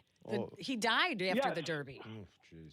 Yes, he died. And you know what kills me is I had the horse that he beat by a neck or whatever, cost me a big payoff, and they end up disqualifying Baffert's horse months later and putting that horse up. Did nothing for us as bettors. Oh. But yeah, you're right, Peggy. That's the horse brutal. did die. Yeah. That's brutal. All right, what are your picks for tomorrow? Go ahead, give us your picks. Okay, thanks so much. So you're right. Fast Horses Today is my YouTube channel. I'd love for people to come out there and give a listen. I got extensive coverage. But the horse I like tomorrow, and man, this morning I hear Kap might have liked this horse, and I think the guys there are saying that Cap's kind of you'd fade his picks. But I got the 6-horse Commandment. Okay. I got the 6-horse Commandment. I had Sovereignty last year. I'd given out at a nice price. Commandment reminds me a little bit of Sovereignty in the way he runs, and he came out of Florida like Sovereignty did. I think Commandment's a really solid horse. He looks to be improving, and those are the kind of horses you want to catch in the Derby, going 1.25 miles. Give one long shot if you could. The Puma's a really nice horse as well. Puma's not a long shot, but I think the Puma's a nice horse. If we're talking about a long shot. Oh boy. I mean, Chief Wallaby, that's Bill Mott, and Junior Alvarado, he's 8-1. That's a nice horse as well for underneath. So, yeah, I mean, but I like the 6-horse. The 6-horse, all right. Yeah. All right, I think Eddie kind of likes the 6 too. If I'm Al, thanks, buddy. Eddie's going to join us at 11:30. He was on earlier with Cap and Hoodie. Gave his Oaks play. I played the Oaks the way Eddie told everybody to play earlier today. And we'll have him reiterate when he joins us at 11:35. And then I thought he said he also liked the 6, but we'll double check with Eddie when he joins us a little bit later. What did you bet on the Oaks? I have the 50. Eddie likes the. Hold on, let me get my account up here. Hold on, Peg. Is that meaning? Hold on. I'll tell you what I have right now. Okay. 13th race today. It is the 13, which Pashmina? is... That's it. Yes, Pashmina, the 13. So I have the 13. I have across the board. Then I also have a 2, 3, 13 exacta box. And then Kap gave out a box. I got all my notes are scattered all over here. What did I do with it? Taking the 13 seems like a bad idea. Oh, really? Unlucky. That was what Eddie liked. Unlucky unlucky number that's 13. That's my lucky number. But the 13 in the 13 could be good luck. Yeah, it could balance it out. That's right. Well, that was the one Eddie liked. So I bet the 13 across the board. Then I have a 2, 3, 13 exacta box. Kap had like a 3, 13 and another horse that he liked. I think 3, 13, 9. And then what else did I bet here? What is this one? Win, play, show. Oh, I also bet the 3 to win, play, show. Yeah. And then I have a 2, 3, 13. So those are the plays for today for the Oaks. Don't listen to me, though. What the hell do I know? I was listening to Eddie. 312-332-3776. Peggy's in for Jurko. We're back in 2 minutes. You're listening to Carmen and Jurko on ESPN Chicago. Chicago's home for sports. Let me ask you something. Why does buying a car have to feel like Game 7 pressure? It doesn't. That's why you go to Advantage Toyota in River Oaks. What's up, it's J Hood. You've got a budget, they've got Toyotas that you want to drive. And here's the best part I appreciate. They keep it simple. No marathon sessions, no mystery math, just straight answers, real numbers, and a team that respects your time. Imagine that. Respect. Go see the crew at Advantage Toyota River Oaks. Toyota, let's go places. Guys, this is Courtney Cronin. Let's be honest, most of us aren't great at saying what we feel. That's where jewelry does the talking. And nobody does it better than Rogers & Hollins, family owned since 1910. From engagement rings to stunning jewelry and watches, whether it's a gift that speaks for you or something that elevates your look, they've got it all. Jewelry says it best. Rogers & Hollins makes it last. See the Rogers & Hollins difference at a store near you or go to fornowandforever.com. Got a shipment that needs to get out the door today and overnight delivery is just too slow? Then call ERC Delivery Service. 24/7, 365 days a year. ERC will get your document, package, or truckload of merchandise where you need it, when you need it delivered, guaranteed. And it's not just Chicagoland. ERC has dedicated daily routes that include Milwaukee, Rockford, and Indiana. Call ERC Delivery Service. 630-516-1199. That's 630-516-1199. Another hospital bill from the accident and another letter from the insurance company. Did you call them? 3 times this week. I keep getting transferred. Nobody will tell me anything. Who is it? Postman Law, injury and accident attorneys. Put down the bills, hang up the phone. We'll handle the insurance company, help you find the right doctors, and be your one call for answers. Injured in an accident? Postman Law delivers peace of mind. Call 844-POSTMAN or visit postmanlaw.com. No fee unless we win. Attorney advertising. Broadcasting live from the Chicago Board of Trade. This is the home of the Chicago Bears, ESPN Chicago. And this is Carmen and Jurko, WMVP, WTBC, HD2, Chicago, a good Karma Brands radio station. Our baseball teams are back in action today. Our baseball teams are playing well. It's so nice. Cubs start a 7-game homestand. They got to be like, really? We come back home for this? It's 46 degrees. Total's just 7 today. Despite Zach Gallen going to the bump for the Diamondbacks. And, boy, he's been hit hard this year. His whip is over 1.3. I think he's given up like 10 hits per 9. Colin Ray's been pretty good, though. I don't know if the wind's blowing in or just the cold weather, but a low total in today's Cubs D-backs game. The Cubs start the 7-game homestand. It'll be really interesting next week when the Reds come to town. Reds just a half game on top. I think it's actually a full game now because they played and beat the Rockies yesterday. So a 1-game lead on the Cubs in the NL Central. All the teams in the NL Central are above 500. That doesn't happen this late into a season often. And in fact, it's only the second time since 2000 that this deep into a season, all the teams in the NL Central are above 500. So it's going to be a competitive division probably all year. And then the White Sox are on late tonight right here on your home for White Sox baseball. And they are out in San Diego taking on the Padres. So interleague this weekend, and then they'll go to Anaheim. They just swept the Angels. They've won 3 of their last 4 series. They're 13-12 over their last 25 games. So nice to see an actual like near month stretch of baseball where the White Sox are above 500. They're actually on pace, if you can believe it, for 73 wins. And after the ugly start to the year, that is something welcome to see. So, and I just, Peg, I can't tell you how much I enjoy a team that's still 3 games below 500. I haven't liked this team this much in quite some time. There's reason to watch again. Yes. And it's fun. The bats are finally starting to come alive, which is nice. And Mooney, I mean, what the heck? Mooney, baby. Yeah. Let's go. Mooney mania. People are actually talking about the White Sox. I know. And it's not laughing. It's like, look, the Sox found look at this. They found some guys. They found Mooney. Nobody else wanted him. He fell in their lap, but hey, all right. So who was the last Japanese player that the White Sox had? Tadahito, maybe? Or no, there's got to be somebody since then. I'd have to think real quick. So there is a. Don't you think that when you have such a hot Japanese player that now you've opened up more of a global audience? Sure. You need to cater to that audience. And I think they didn't do a good job of that last time around. I also think the world was very different. Remember, that's like 25 years ago. Was it that long ago? Or 2005. Wow. Tadahito was here like 05, 06. I think now you're right, but the world was still pretty different 20 years ago. I heard there were some Sox brass, some of the business people were in Japan. Not I heard, I know for a fact. They were in Japan a week ago. They are, without a doubt, like tapping into the market. Yes. So now you need to lean into that. Yes. And when you have so much competition on the other side of town, that you need to not look at it as the same audience that you're trying to reach. You have to look at it more as a different audience now that you're trying to reach. They have a lot of opportunity here. They really do. Yes. 100%. And I think all of these teams look to capitalize on that as best they can. You know, the Dodgers haven't made because they've got Yamamoto, they've got Roki, they've got obviously Shohei's the biggest draw in the game. You've got the proximity to Japan too, relatively speaking. Obviously, it's not like it's a puddle jumper, but it's pretty close. And that helps.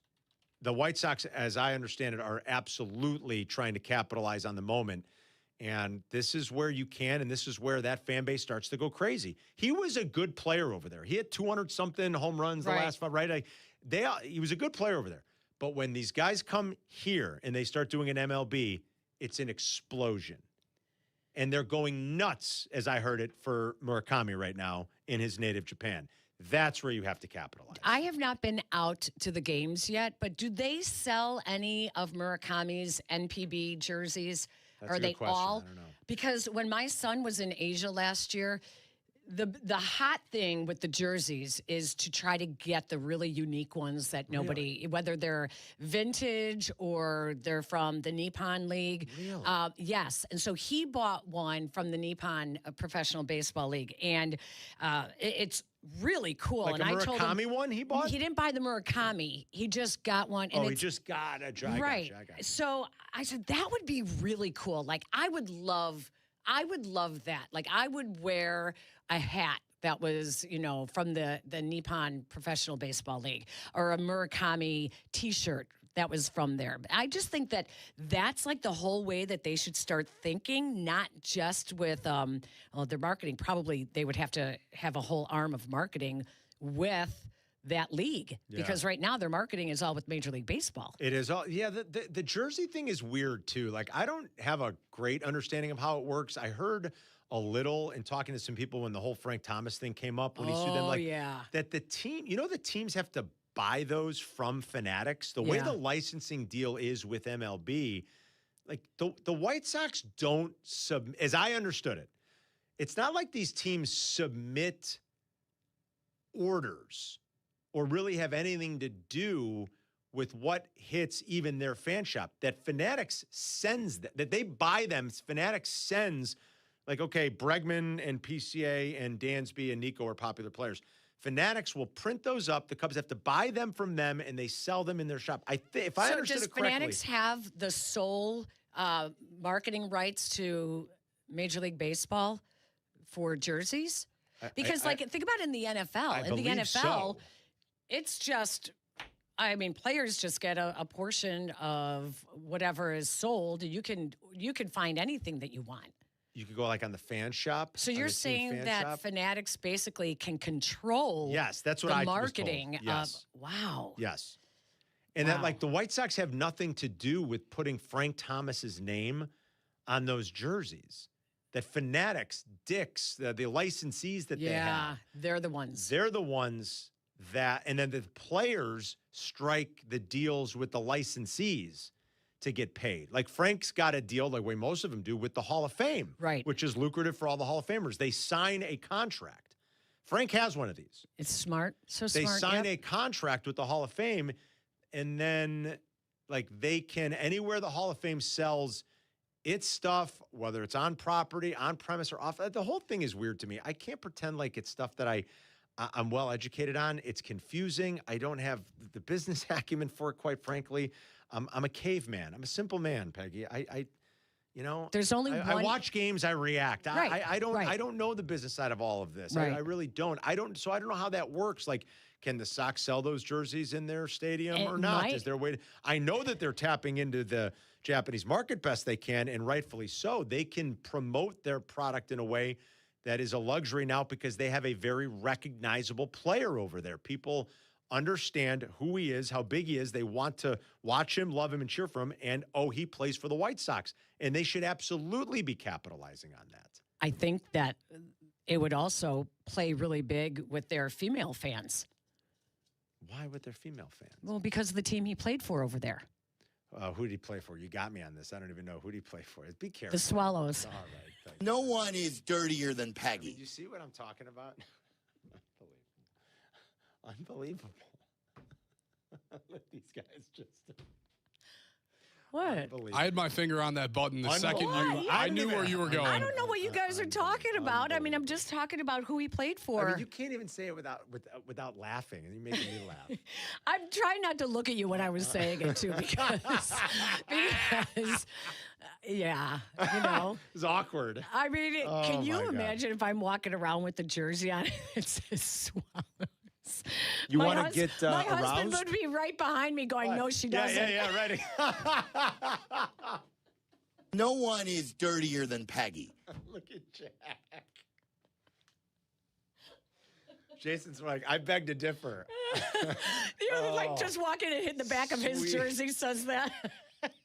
Sweet Jesus, Lord above, help us. See, you see what I mean? Look, these guys are stunned. There's stunned silence. I'm sorry, young boys. Jack wanted, and Jack, he was so hopeful at the start of the segment. He wanted to talk about this FanDuel list of the best athletes in Chicago. We've completely taken it to the toilet, Jack. We've tried. Oh God. We've tried to train our young producers to think like a middle-aged woman. It's just not ever going to. It's not working? No. Probably. No. It's going to be tough. It's not. It's just not good. Oh, Lord. There is a FanDuel list. You want to throw the graphic up, Jack? Throw it up on YouTube right now. Brought to you by Woodford Reserve all this week. Top 10 Chicago athletes. This was, how did FanDuel, what was FanDuel's criteria here? Did they give you an idea? They didn't tell a criteria. They just said these are the top 10 Chicago athletes. All right. Caleb, Connor, PCA, Josh Giddey, 4? No way. That's really surprising. Nico Horner, Dylan Thieneman. He hasn't even played yet. Yeah. My eyes are not bad. That's a Sky player. Who is that? Rakia Jackson. Rakia Jackson. I'm sorry. I said my eyes are bad. Did I say my eyes are not bad? My eyes are quite bad. Rakia Jackson, Murakami, Mallory Swanson. And then that's a Red Star. Who's the last one? Hugo Kuipers. You don't know Hugo Kuipers? Hugo Kuipers? No, I don't know. Nobody does. I don't know who that is. From the Fire? Yeah. I have no idea who that is.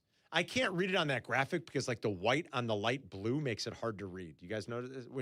At least I can. My eyes are bad. I can't see that. All right. There's the top 10. We'll make our own top 10 list. I don't like that list. How can you have Dylan Thieneman? He hasn't played. And no disrespect to Rakia Jackson, but no one in Chicago knows her yet. I don't know who she is. I don't know who two She names played for on the that list Sparks, are. I don't know who Hugo Cypress is. That's why, like, Angel Reese had such an opportunity in Chicago. When you look at Caleb Williams, Connor Bedard, PCA, Josh Giddey. I still don't know that I'd put Josh Giddey there. No way. Top 10 Chicago No athletes. way. No. PCA shouldn't even be top 3 for Pete's sake. Probably not. Well, it depends on what is it popularity or is it top athletes, like best athletes? Right, like who's the best at their job? The best player in Chicago at his or her job, athlete-wise, is not even on the list. Joe Thuney's the best player. Joe Thuney's one of the best players at his position in the NFL. Joe Thuney, I know it's hard for guards, but let's face it, Joe Thuney's probably going to end up in the Hall of Fame. Joe Thuney's the best player. Is that what we're basing this off of? He's not even on their list. The best player at his or her position in town is Joe Thuney. And now it's not sexy, but he's the best. The second best player is probably Nico Horner. Nico is probably the best or clearly one of the best players at his position in his sport. So Caleb's not number 1. Caleb's not number 2. Joe Thuney and Nico Horner are 1 and 2 if we're making this list. I'm going to throw a couple other names at you. And that I think if you're talking about top Chicago athletes, either Hillary Knight or Kendall Coyne. Kendall, yeah. Both Olympians. Kendall's pretty good. Current Olympians. Current Olympian, yeah. That Kendall's right now, like, I would put ahead of. Yeah, I don't like that list at all. I don't think you could put Thieneman on it. He's not a pro yet. I mean, he is, but he hasn't played. No, that's totally not. I think you need to have. I mean, don't you have to have Colson Montgomery at this point? If you have PCA, don't you have to have Colson Montgomery? Do the Sox have 2 players on the top 10 Chicago athletes list? I wouldn't. All right, so just Murakami and not Colson? Yeah. I don't know. I might put Colson on there. If you're going to have PCA, Colson's above him. My list would probably look like this. Thuney, Nico. I'm back and forth here between these two guys. I don't know how to rank them. You're not putting Joe Thuney. He's got to be. Number 1. Who's better at his position, though, Peg? I mean, I know it's not sexy, but there's nobody better at his position or at her position in sports. He's he's arguably the best player at his position in the league. He's certainly one of them. That's why I think Nico needs to be high. If the criteria is here, who are your best athletes? Who dominate their sports? Joe dominates his position. Nico is a borderline dominant player at his position. Bedard, while we can still nitpick a few things, is Connor Bedard's a star-level player. Yeah. I'd put Caleb on there. Thuney, Nico, Caleb, Bedard, probably PCA, Colson, Giddey, Jalen Johnson, Loveland, and Mooney. That'd be the list. What about Bregman? Bregman, I think, is clearly on the list. I'd put Bregman above PCA. Wait, are you putting Bregman for what he did last year or what he's doing right now? He is getting hot. He's getting hot. He is. I mean, he's still a top 10, if not top 5 third baseman in all of baseball. Yeah, but is top 10 good enough? To say you're a top 10 third baseman, what does that really mean? You're like fringy top third of the league. Yeah. But, right? You're top third of the league starter, yeah. That's what I mean. Like, is that, no, like it is business. The 31st baseman in the league, Jack. Let's say there's, you know what I'm saying? Like, you're 33rd baseman in the league. Is Josh Giddey a top 30 point guard or top 10 point guard in the league? No. No, probably not. I'd have to think about that, though, for a second. He doesn't do much to excite me, but I'd have to think about that for a second. These lists are so subjective. Is Colson Montgomery a top 10 shortstop in the league? I mean, that one we might be getting close. That one you're getting close. That one you are absolutely getting close right now. I know he's only played 100 games, but if we're basing it on right now, I think you're 100% getting close on that. The player you missed, too, Colson Loveland. I had him. No, I had him. Oh, you had him? I had him. You said Colson, so I didn't know if you had Loveland. No, I have Colson and Colston. Both of them. Okay. I think you absolutely put Loveland on that list. Absolutely. Am I crazy?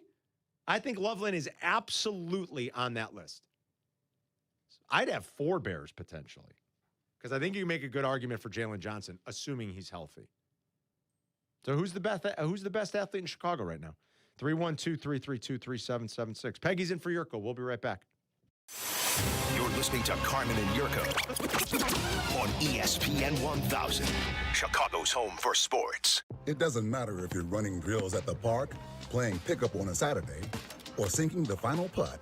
When you compete with your friends with Michelob Ultra on the line, competition isn't that friendly.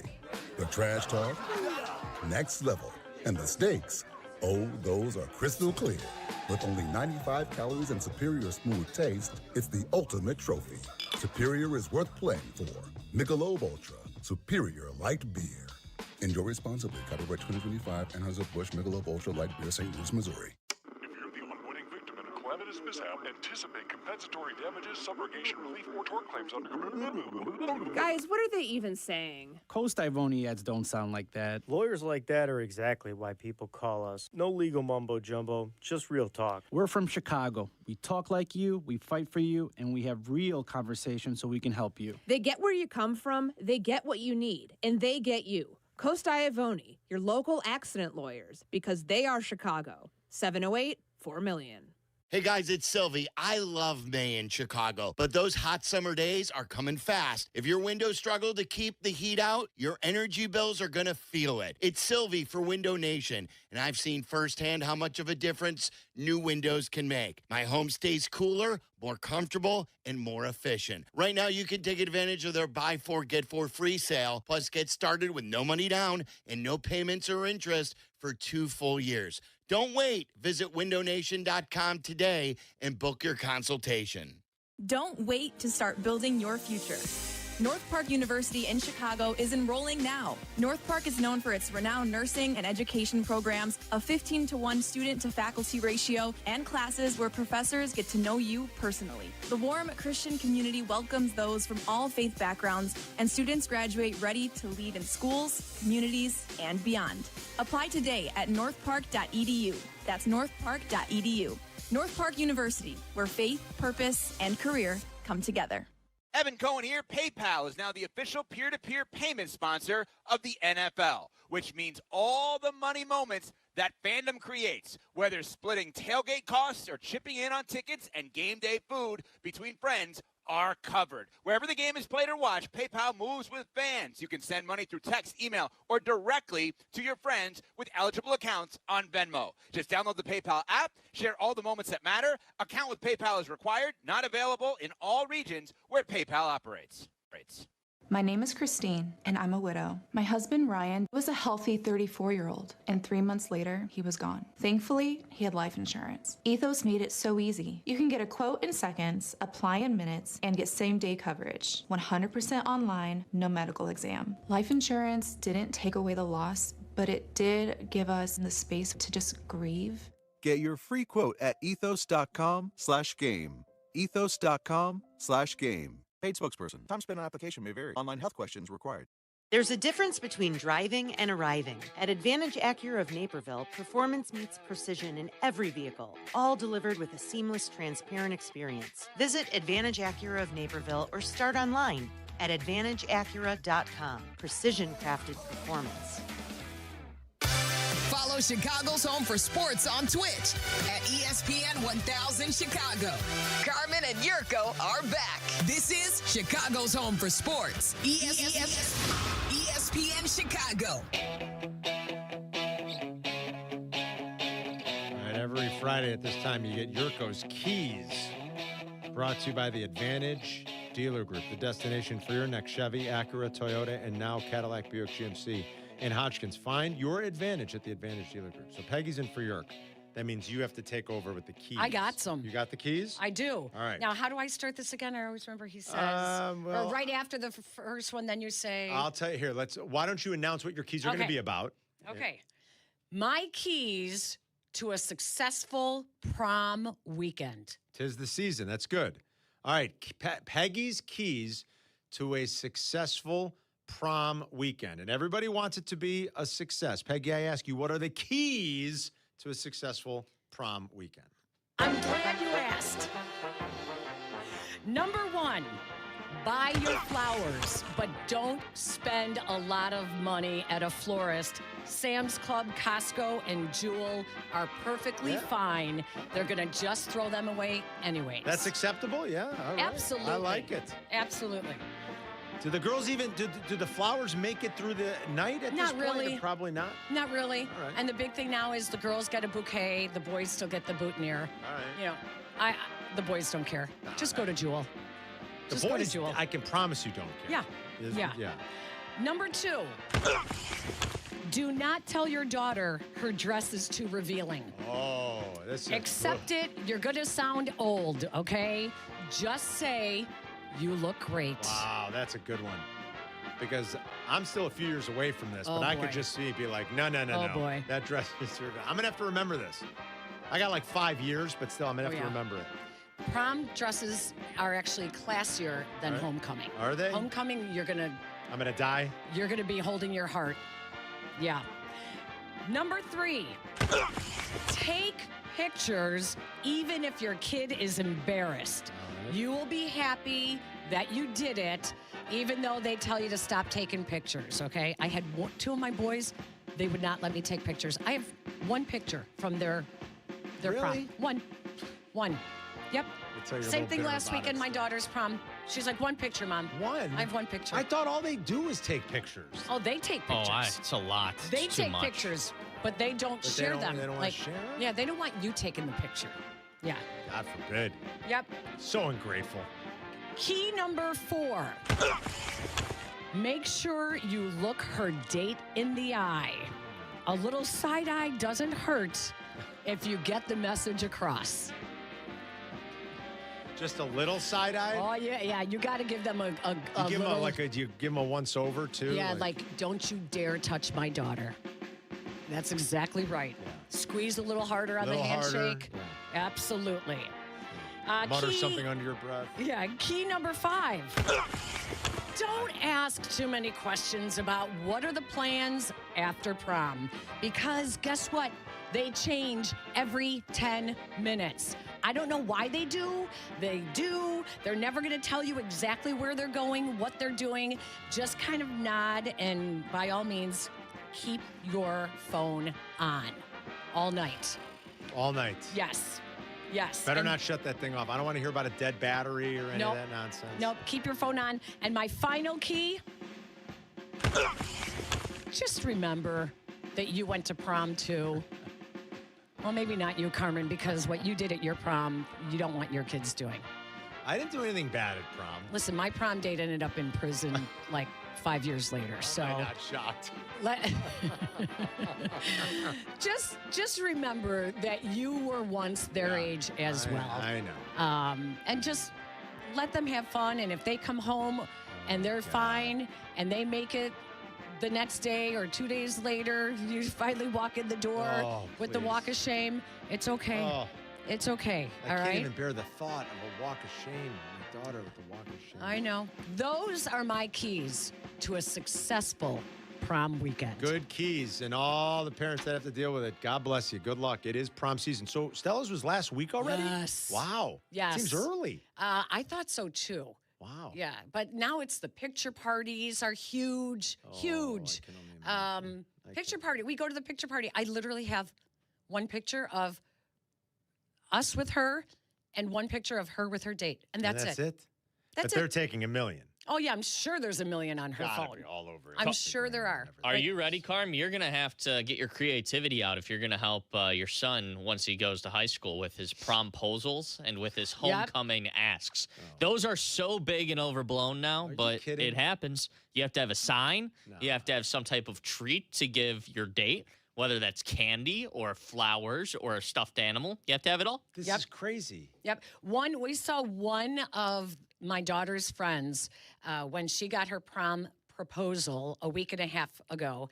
It was right before the NFL draft, and he had a table set out in the courtyard of the high school, and he had like 6 of his friends behind them, and they were all dressed in suits, and they basically announced it like it was the NFL draft. Oh, that's kind of funny. So I mean, that was really cute. well, I can appreciate that, I guess. All we used to do was like go up and ask. Yeah, no. Right? No, now you have to. You have to pre-ask before you ask. I don't even know what that so you have means. to have your friend ask if the person you want to ask would say yes, and then if they say yes, then you have to confirm it, and then you can ask them after that. Yes. So you have to pre-ask. Yes, because you don't want to ask and then get turned down. No. Why not? Back in the old days, that That's built what happened. character, Peg, you know? No, not anymore. So you got to make sure she's going to say yes. Or do girls ever ask guys anymore, or is that a big no? Yeah, then you have the Sadie Hawkins or the turnabout or whatever else you have. That's the other dance. That's typically what you have. All right, okay. My daughter's the poster that her name is Stella Blue, right? And he did a poster, which I think one of her friends probably did the poster. I mean, sorry, he's a great kid, great young man. But it said, Stella, I know this is out of the blue, but I'd love to go to prom with Yo. Y-A-O, and it's a picture of our dog, Yow. Oh, all right. So it was cute. That's kind of cute. It was cute. He really put some thought into this. Yeah. Yeah. Good Lord. All right. Yeah. Man, oh, man. I just asked. You did? Good Yeah. for you, Aiden. Aiden's old school. He's an old soul. It's easier, like the fun, like when they're actually a couple, then you know it's going to be something fun. It's when you're just going with a friend's friend and just to kind of fill out the table kind of stuff and have someone to go with. And that's where you feel bad. You're like, oh my gosh, all this towards, just. This is the kind of stuff, it's it was brutal when you're in the moment, then you think you're past it, then you got to relive some of it with your kids. It's like, I don't know. Did you go to a prom, like once. pre-party? Pre-party? I don't think so. We went to like a dinner and then prom, and then afterwards we were at a friend's house and then did like the whole Indiana Dunes thing the next day. That was it. We had pre-party. I don't think we had a pre-party. We had pre-party way back when, and it was always at someone's house whose the parents would look the other way if you were drinking. And now there are some schools that do breathalyzers when you walk in. Well, that's good, actually. Yeah. Like there's I'm going to be the old fuddy-duddy here. Good. Oh, just wait. I don't even want to. That normally occurs after the dance, though. If you're showing up, if you're showing up hammered. Yeah, but back in the day, that's what you did. You had a pre-party, and then you went to prom. You grew up in the city. You were rowdy. I don't know. We didn't have a pre-party. Come on. You grew up in the suburbs. You guys had all the money. Well, you guys I don't know about that. started taking limos to prom back when... We did take a limo. That's true. Yeah, back when we had station wagons and, never the van. We did take a limo. We did have a stretch limo. You're right. See? You're right about that. You guys started the limos, and then it's like, well, if you're taking a limo to prom, how are you going to top this, when you get married? I don't know. You're right. We did do the limo. I think it was the first time I was ever in a limousine. For 8th grade dances. 8th grade dances? Yes. My son's in 8th grade this year. He didn't go to any dance. I think he went to one but it wasn't like it was like one where the school kind of tells everybody to come because they don't want people asking and getting rejected yet. So it's like everybody goes. And even that he was, I'm telling you, oh yeah. If you did it back in college, then kids started doing it in high school, and now it's 8th grade. What was the story? I heard Waddle and Silvy with Big Cat yesterday talking about it. The kid who picked prom over pitching in the state playoffs, was that high school or college? That was high school. That was high school? Yeah, I guess there's no prom in college. There's homecoming in college, but there's no prom. So it was a high school kid who chose, is he getting his balls busted, or were they saying that he made the right choice? He chose to go to prom and he skipped. They were talking about it with Big Cat. A sporting event? A starting pitcher, like in the state playoffs, and apparently he's like the ace. He's the stud. And he skipped the game for prom. Is that right? Did I hear that right? Yeah, it was multiple players on the team. Essentially, they were in the state playoffs, and the seniors decided to go to prom because prom was scheduled in the same day as their state playoff game. Did they lose? The team lost, yeah. So their season ended. Boy, was that... all 5 seniors on the team were absent. What were they ranked? Wow. Let me look. And were they all starters? He was a starting pitcher? I guess. Was this here? Was this Illinois? No, it was in Florida. Oh, this was in Florida. Pretty competitive high school baseball. Wow. You know what? I would actually give those kids a lot of credit. Yeah. Because that's a tough choice. Way too much emphasis is placed on the youth sports. When if you're in the state playoffs as a senior, well, I'm saying, were they one of the favored, or were they, ranked 25th in the state? You know, that's like listen. I'm just saying, like, for a lot of those kids, like, it's going to be the end of the line. But you only have one prom, too. I could see this one both ways. Maybe they knew that they were going to get more out of prom. Well, Peggy, that's a great point, actually. Back to that sweater you were talking about, that jersey you were talking about. One's a win, the other one's That's a great point. a win-win. That's a great point. Can I blame the school here a little bit? If you're the school, can't you petition to the playoffs and say, hey, can we just move this to the next morning or something like that? Why do you have to play on the kids' prom night? The team was 13-15 on the season. Yeah, so they weren't going anywhere. No, but still, like, it's probably the last game for a lot of those guys. But that's a really tough one. They posed two of those questions to Big Cat. And because Tyler had this other one earlier in the week about, like, a would you rather. That was really good. I'll bring it up next during the brunch rush. But I had not heard that story about the prom thing. And I was listening to the guys talk about it yesterday. I'm like, oh, man, they put those kids in a tough spot. How would you? I mean, I don't know what you pick there. That's tough. 312-332-ESPN. I got this good would you rather that Tyler had. They were talking about it with Big Cat yesterday. And then Jack's got the brunch rush coming up next. You're listening to Carmen and Jurko on ESPN Chicago, Chicago's home for sports. Advantage Acura of Naperville proudly presents the Peggy and Dion Show. Join host Peggy Kaczynski and Dion Miller every Saturday from 11 to 1 on ESPN Chicago, AM 1000, FM HD, the ESPN Chicago app, and live on YouTube. All right, let's settle this one. Buying a car, what are you looking for? Confidence. You want to know you're in good hands. That's why Jurk and I recommend the Advantage Dealer Group. That's right, the home of the 60-minute guarantee. Chevy, Toyota, Acura, Cadillac, Buick GMC, Honda coming soon. Take your pick. No matter the badge, the experience is always the same. It's professional, it's honest, and it's respectful. Now, Jurko might tell you his Advantage Chevy crew brings a little extra juice, but the fine folks over at Cadillac, Buick GMC, well, they just walk tall and call it quiet confidence. Jurko doesn't know much about being quiet. Either way, we could debate the brands all day. You can't argue the service. Find your advantage at the Advantage Dealer Group. Spring is sprung, and savings are in full bloom at Menards. Visit Menards Garden Center for everything you need to get your garden growing. Choose from hundreds of beautiful, colorful flowers, lush trees and shrubs, and everything in between. Menards Garden Center is back in bloom. Stop in today to get your garden on. Check out fresh deals happening now at Menards. Save big money at Menards. Borrow what you need when you need it with a home equity line of credit from Republic Bank of Chicago. From home improvements to unplanned expenses and everything in between, rest easy knowing we've got you covered. Visit ourbankchicago.com or one of 20 locations to get started with your Republic Bank home equity line today. Subject to credit approval. Property insurance required. Contact us for current rates. Equal housing lender. Republic Bank of Chicago. Banking beyond expectations.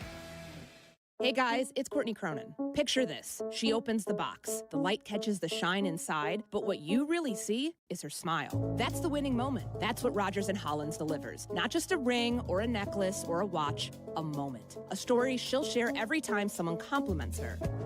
For 115 years, Rogers & Hollins has been the jeweler Chicagoland trusts. Because while the world changes, the power of giving jewelry never does. Visit your local Rogers & Hollins or go to fornowandforever.com.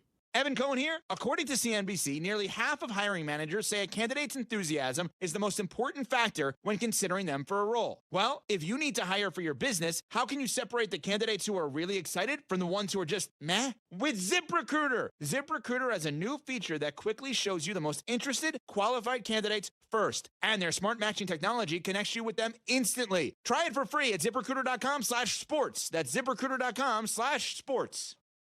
My name is Whitney Allen, and I'm a widow. My husband, Ryan, died. We never thought we'd ever have to use life insurance, but the unexpected happened. With Ethos, signing up was fast and 100% online. You can get a quote in seconds, apply in minutes, and get same-day coverage. No medical exams, and you can get up to $3 million worth of coverage. I'm grateful we were prepared. Get your free quote at ethos.com/play. That's ethos.com/play. Paid spokesperson. Time spent on application may vary. Online health questions required.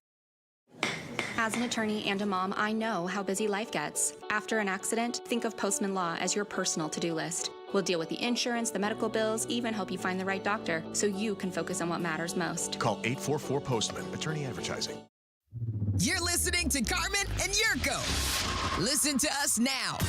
live on the ESPN Chicago app. Chicago's home for sports. ESPN Chicago. All right, we'll kick off the brunch rush brought to you by the Village of Elmwood Park. Somebody's going to win a gift card to the Village a little bit later here, too.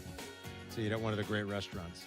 From first-class events to unforgettable food, Elmwood Park is where community and flavor come together. Once you're here, you get it. A good would you rather. I heard Tyler and the guys talking about this yesterday, and Waddle and Silvy with Big Cat. Would you rather take $50,000 or see 100 pitches? I think you get 100 swings against Paul Skeens, and if you put one ball in play fair, you win $1 million. Which would you rather do? That is the stupidest thing I've ever heard. Can I bunt? Are No, you kidding you cannot me? bunt. Now, you can. You really think you're getting in the box against Paul Well, I won't. Skeens and you're going to put a ball in Probably play? not. No. Almost impossible. 50,000. I take the 50,000. But the million, Peg, the million. Like, what if like, after seeing he threw you 60 fastballs and you eventually just kind of got the timing and you got like, it could go 7 feet as long as it stayed fair. What if he threw you a curveball that he accidentally hung?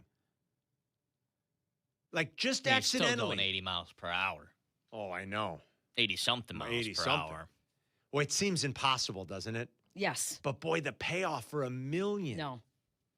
Oh, everybody's taking the 50K? Give me the 50K. I'll take the 50. Yeah. Boy, it made me think. I was like, wow, that's a really good one, man. Just because, like if you just get lucky, like 100 swings, that's a lot of swings. And it literally doesn't have to go more than 5 feet as long as it stays fair. It's not like you have to, there's nothing to it. There's no fielders. You don't have to beat it out. You have to beat a defensive play to first. This thing, you could hit this thing in front of the plate. It could stop fair. You could get lucky on a check swing. Sounds like you're thinking you're going to take the swings. Boy, it's tempting, man, for $1 million. I wouldn't. No shot. Yeah, it'd be You're not going to be able to hit that. I know. It's almost impossible. That's like last week's Survivor episode. What was it? I don't know. So at their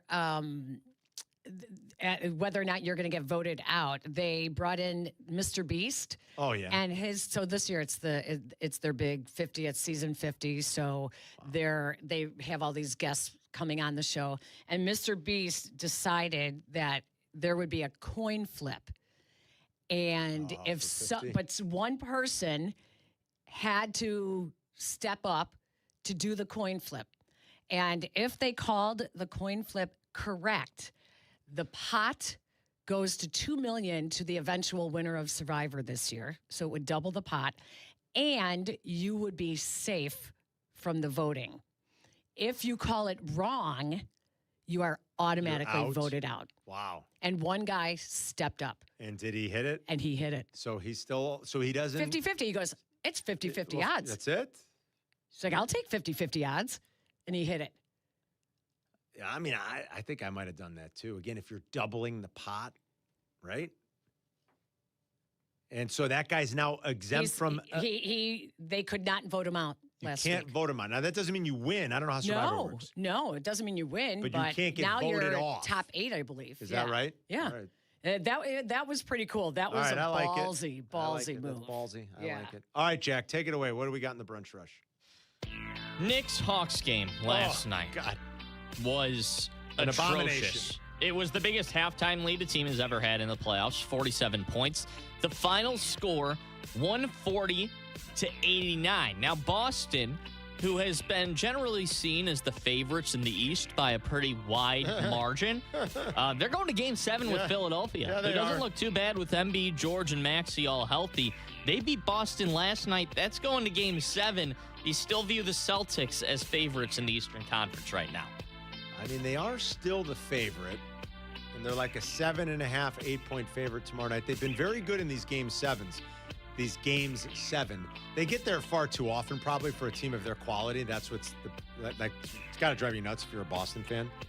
But they're 5-2. Tatum and Brown together are 5-2 straight up in Games 7. So they've been good in them. Listen,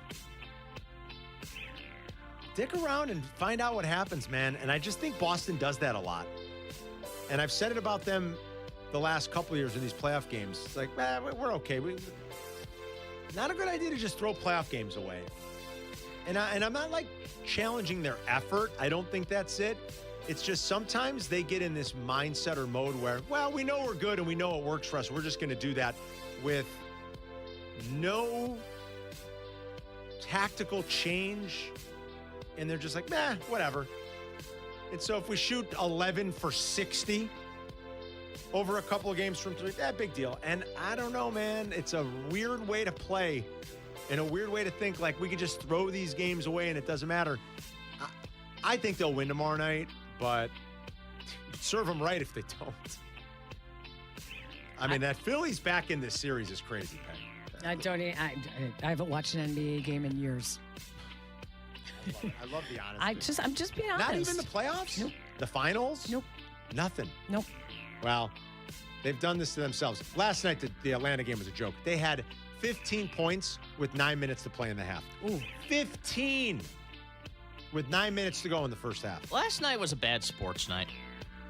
There was no local baseball on, so you can watch either the Cubs or the White Sox. The NBA playoff game that was earlier in the evening was an absolute blowout. Celtics-Sixers game was kind of okay, but it wasn't anything special. Not really. Yeah. Last night stunk. Yeah, and then the Oilers lost. Oh, my Oilers. We'll get to them in a minute. It was not a great sports night. I don't disagree. Oh, you know what was good? I will say, the Stars the Stars Wild game was quite good. That really was. The energy and the electricity in Minnesota in that building, you could feel it.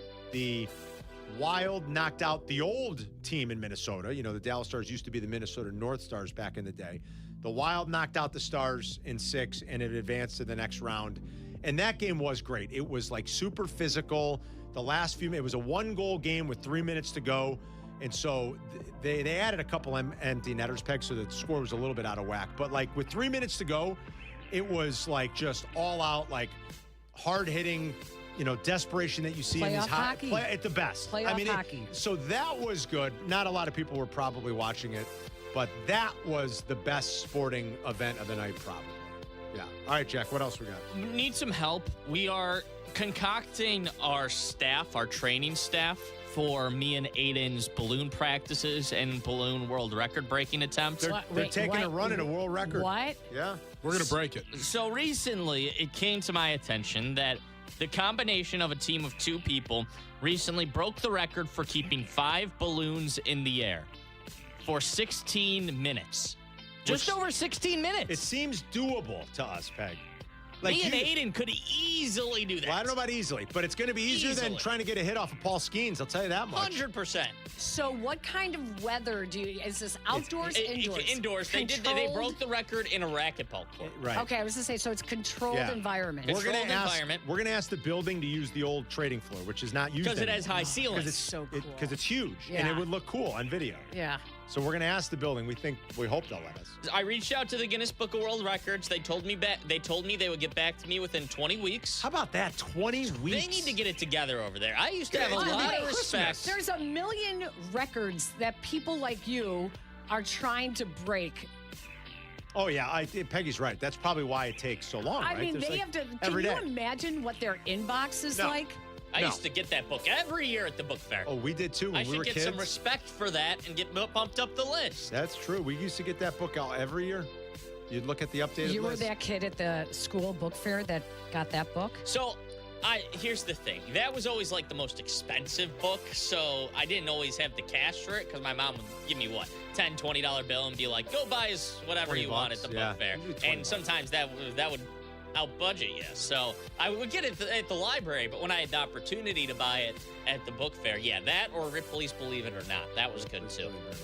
Now Those we know were why the big books. Jack's obsessed with this. We're going to put this into motion, though. Jack has already sent the email. What's the choreography that you would plan to be able to do it? There has to be a plan. I've studied the strategy that these people used based on their video. And what they did is they had one guy literally, basically juggling 3 balloons, hitting them up in the air, and the other guy just did 2 balloons.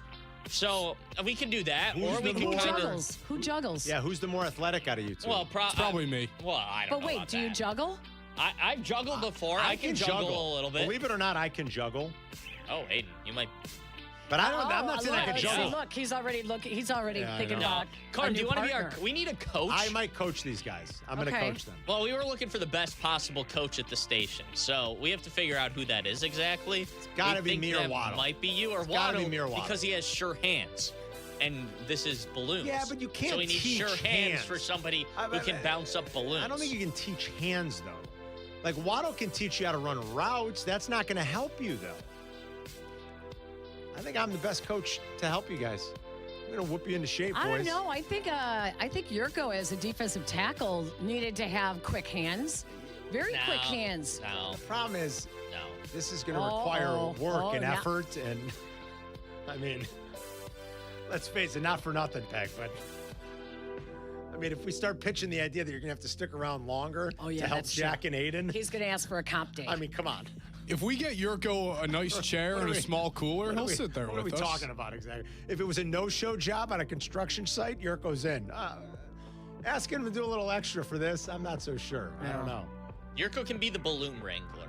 Well, He's in charge of getting the balloons. we're going to have to make sure we spec it out exactly right. Like, are there specific, is there a specific circumference that the balloon had? Like, what are all the specs? We have to get the rules. Yeah. From the end, but we're going to start the training, and we're going to work with the building to use the old trading floor here at the Chicago Board of Trade. That would be that would be really cool. So we're gonna have practice this week. So you available for practice, Carmen? Next if you're gonna week? coach us Next week, Wednesday? Sure. We're gonna have a practice a week. All right, let's do it. I'm in. Yeah.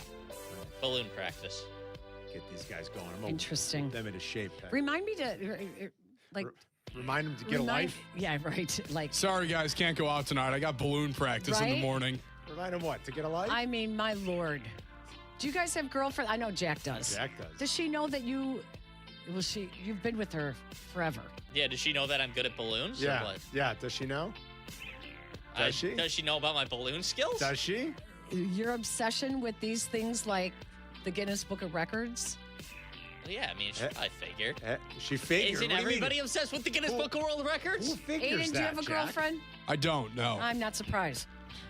Wow. These two, I love it. You guys are Jack's talking like- about. He just went you up guys- and asked the girl to prom. He didn't even use a promposal, Good and for she him. said yes. So You guys are talking about defend my guy spending your over free here. time breaking a world record with balloons. I'm talking about coaching Can you them. just stop and We're all listen losing. to I'm sorry yourselves for that a second? I'm aspiring to be the greatest at all something. losing. I'm chasing greatness. Did you see the movie Marty Supreme? Yes, yeah, I loved and it. Timothy Chalamet was chasing greatness to be the best ping pong player He was of so all time. unlikable in that movie. No, but he was like the good guy in the movie. No, he was unlikable. I haven't seen it. I gotta Oh, see it. it's good. So heard it I'm was- like him. I'm like Timothy Chalamet chasing greatness. Chalamet. I'm like LeBron chasing greatness. All right, In let's balloons. stop. Let's I'm gonna be the just- LeBron of balloons. Let's take it easy. You're going to be second best at balloons. Oh, my God.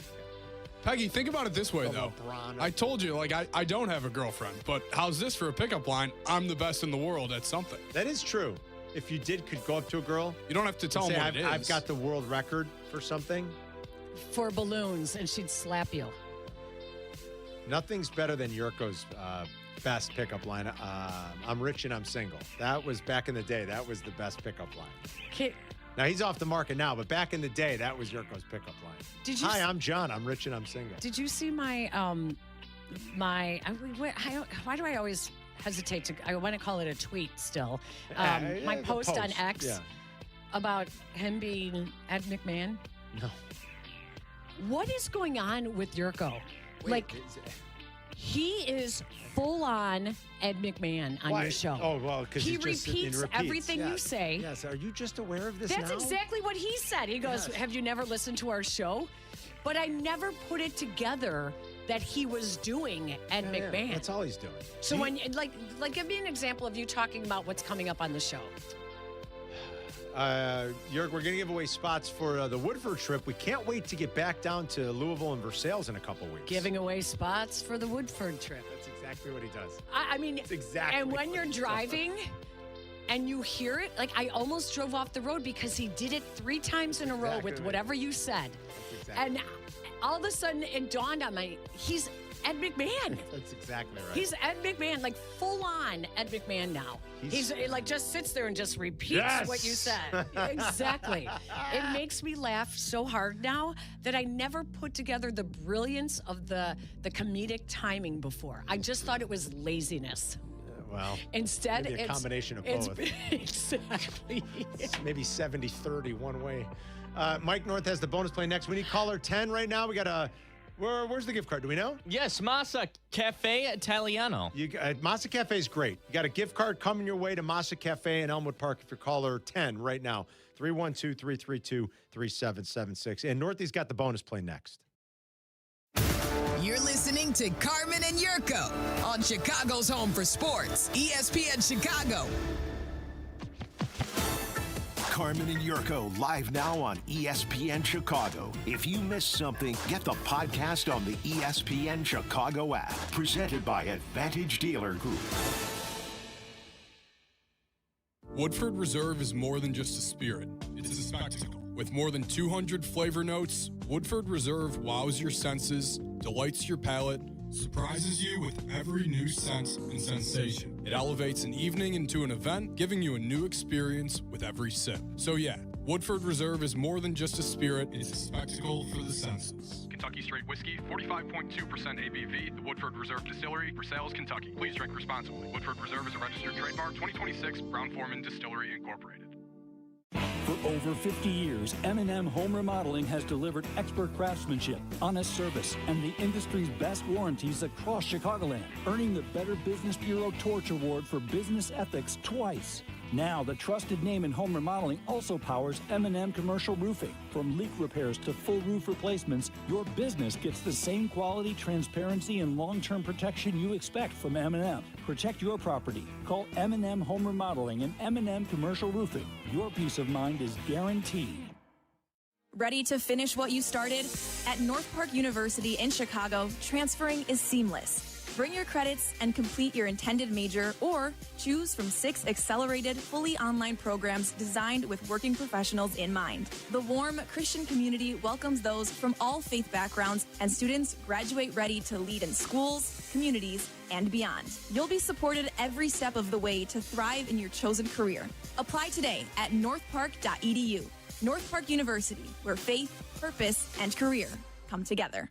Playoff hockey is back in Chicago. The 5-time league champs begin their playoff journey this Saturday and Sunday at Allstate Arena. The Chicago Wolves, the Texas Stars. Nothing better than playoff hockey. It's the Central Division semifinals.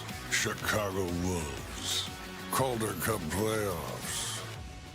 Get your Chicago Wolves tickets for this Saturday and Sunday's playoff games at Ticketmaster.com. Evan Cohen here. PayPal is now the official peer-to-peer payment sponsor of the NFL, which means all the money moments that fandom creates, whether splitting tailgate costs or chipping in on tickets and game day food between friends, are covered. Wherever the game is played or watched, PayPal moves with fans. You can send money through text, email, or directly to your friends with eligible accounts on Venmo. Just download the PayPal app, share all the moments that matter. Account with PayPal is required, not available in all regions where PayPal operates. Progressive knows there's no one more important to your team than your pet. They're like your top draft pick. And it looks like Chuck has selected Pepper the Corgi. Bold pick there, Deborah. Yeah, Red Pepper has a high ceiling for sure, but he does have a tendency to bark at every tree. Yeah, he brings a lot to the table, but also takes a lot off of it, especially when it's been left near the edge. Nothing left to do now but suit him up for the dog park. Protect your top draft pick from injury and illness with Progressive Pet Insurance. Get a quote at Progressive.com. Progressive Casualty Insurance Company affiliates of third-party insurers. Not available in all states or situations. Covered subject to policy terms. When it comes to my ride, I don't mess around. Advantage Chevrolet. 3 locations. Chicagoland's covered. You want a Chevy? They've got it. You want savings? Oh, yeah.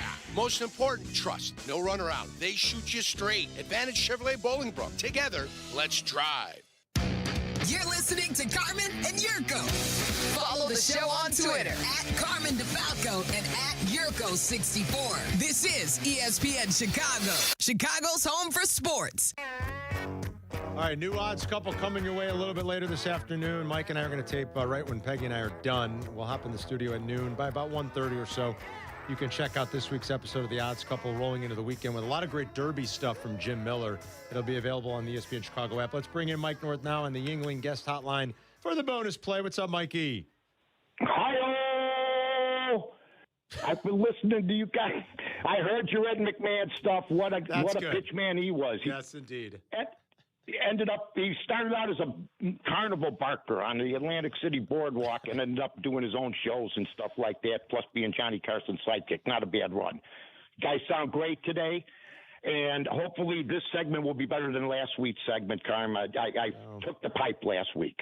But it happens, folks. I want everybody to know that. When you go to social media, you'll see only one person basically saying, well, I was 1-3 last night. That'll be me. Nobody else really does that a whole lot.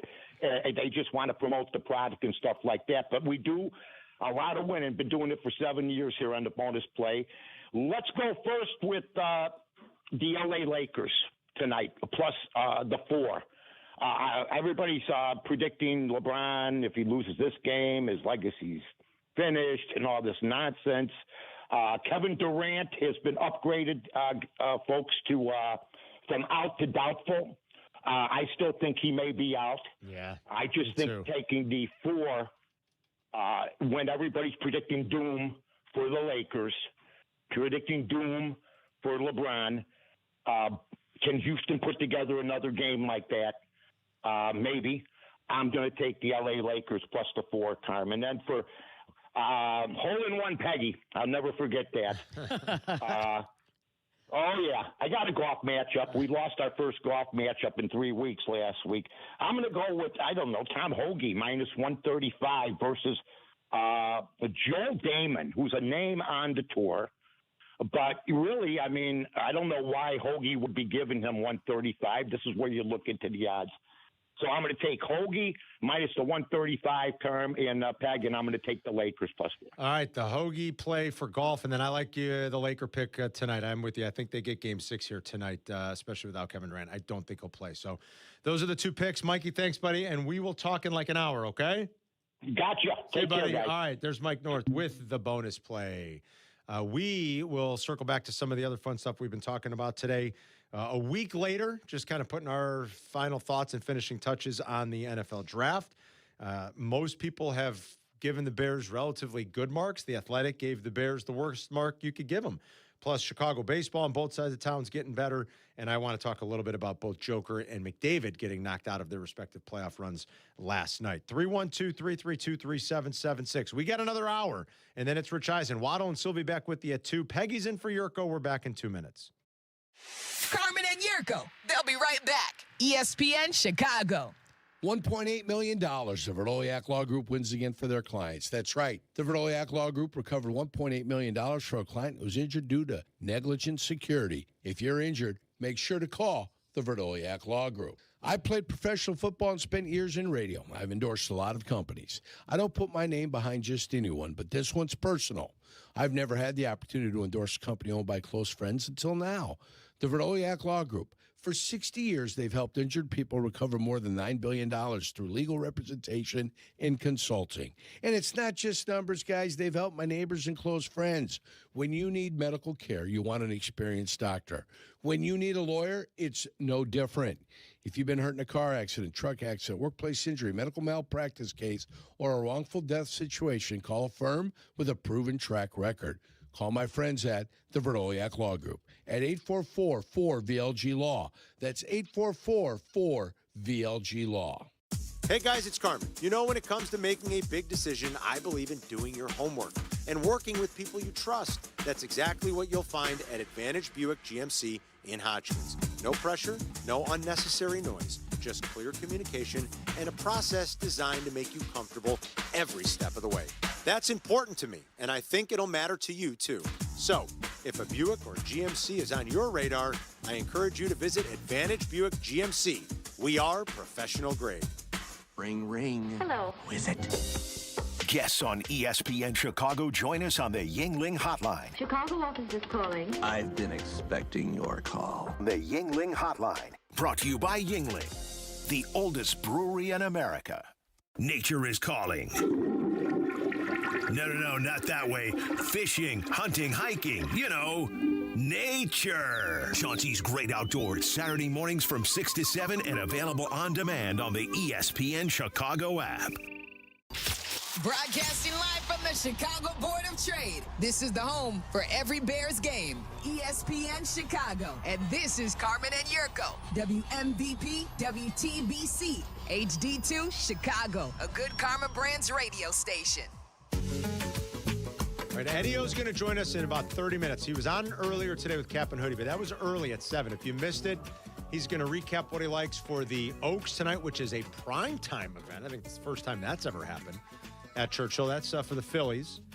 And then tomorrow is the Derby, and Eddie's going to give us all of his best picks for that. And we'll do that, like I said, live from Churchill here in about 30-ish minutes. Peggy's in for Yerk. It's Carmen and Jurko until noon, wrapping the week with you. Rich Eisen, noon to 2, and then Waddle and Silvy get you home on this Friday. White Sox baseball tonight as they look to keep it rolling. They just swept the Angels. They're out west now for a 3-game weekend series against the Padres. Then they'll play the Angels again. Noah Schultz will be on the bump tonight. It'll be his 4th start. He's coming off of a career-best 8-strikeout performance against the Nationals. The Cubs are back home to start a 7-game homestand. They have played really good baseball here as of late. Their offense has been fantastic, and guys like PCA and Bregman are starting to heat up. And they'll start a 7-game homestand against the Diamondbacks. Colin Ray's on the bump today. Low total in today's game, only 7, at least last time I checked. It's been a couple hours, but when I looked earlier this morning, the total on what is going to be a chilly day at Wrigley, of course, just 7 for the start of this homestand. What is with the goose in studio? I jumped in about 45 minutes late to Kap and Hoodie this morning. It was about 6:45, 6:50. And they mentioned this goose. What's this? Can you see this on the cameras? I don't know if you can see it. Hold on. They're adjusting one of the cameras now so you can see it. There it is. So That's silly. a good shot of it. By the way, our video stream all this week is brought to you by Woodford Reserve, the official bourbon of the Derby, tomorrow. And then we're going back down there in just a couple weeks with listeners. Can't wait. What's the goose? What's the deal with this? It's like the old owl at the last place. Yeah, Aiden was explaining it to me as well, but apparently Kap bought this goose because you remember the goose that Michael Bush hit out towards, and it was lucky for the Cubs because I guess there was a goose, and he bought a goose, and now it's in the studio. So this is the anti-goat? This is like his lucky goose. This is the anti-goat. He's calling it the championship goose for the Cubs. So should the studio be cleared for each show so that they can put their own props on the set? Listen, I've made my opinion known. I think props on the set, to a certain degree, are nice. I think it adds. Yes, I think so too. And I think each show, though, should have their own personality. That's true. The hard part is. Well, just like, listen, we're doing visual medium here. I know. As well as audio medium. So you want people to see it and say, oh, yeah, that's pretty cool. And you know what? The stagehands are like the producers. They just got to clear and set the stage. You guys willing? Before and after each show. It would have to be a quick turnaround from Kap and Hood into us. Yeah, well, that's what they get paid for. Don't tell me how stormy the seas are. Just bring the ship in, right? Peggy's right. I mean, come on. I mean, that's you and Dion could have stuff on Saturday. Exactly. Instead, every time we had stuff, it got taken out. I'm up for it. Like I know that it's frowned upon. What props would you bring for the show, Carmen? Well, I have all kinds of stuff. I put them in the other room now because I was told they weren't wanted in here. Our little Carlton Fisk statue. Yeah, the cool Bulls hat. The one Bulls game I went to this year, the giveaway was that awesome hat that local artist made. I would put that in here. I'd find, the Walter Payton bobblehead from the old place that we loved. I mean, not every show needs to look like Fraser Thomas. Thank you. That's a very antiquated reference, but Peggy's right. She's 100% right. I mean, this goose just staring at this camera. Right? It's weird. That is a great camera shot. It's a great We need something for the Sox, too, if the Cubs get a goose. Yeah, I don't know. What's their gimmick right now? What is their... The Pope. All right, there we go. Let's get the Pope in here. You know, it was about a year ago this time. I'll never forget it. Never forget it. The Popes from America. The Popes from Chicago. That was amazing. What?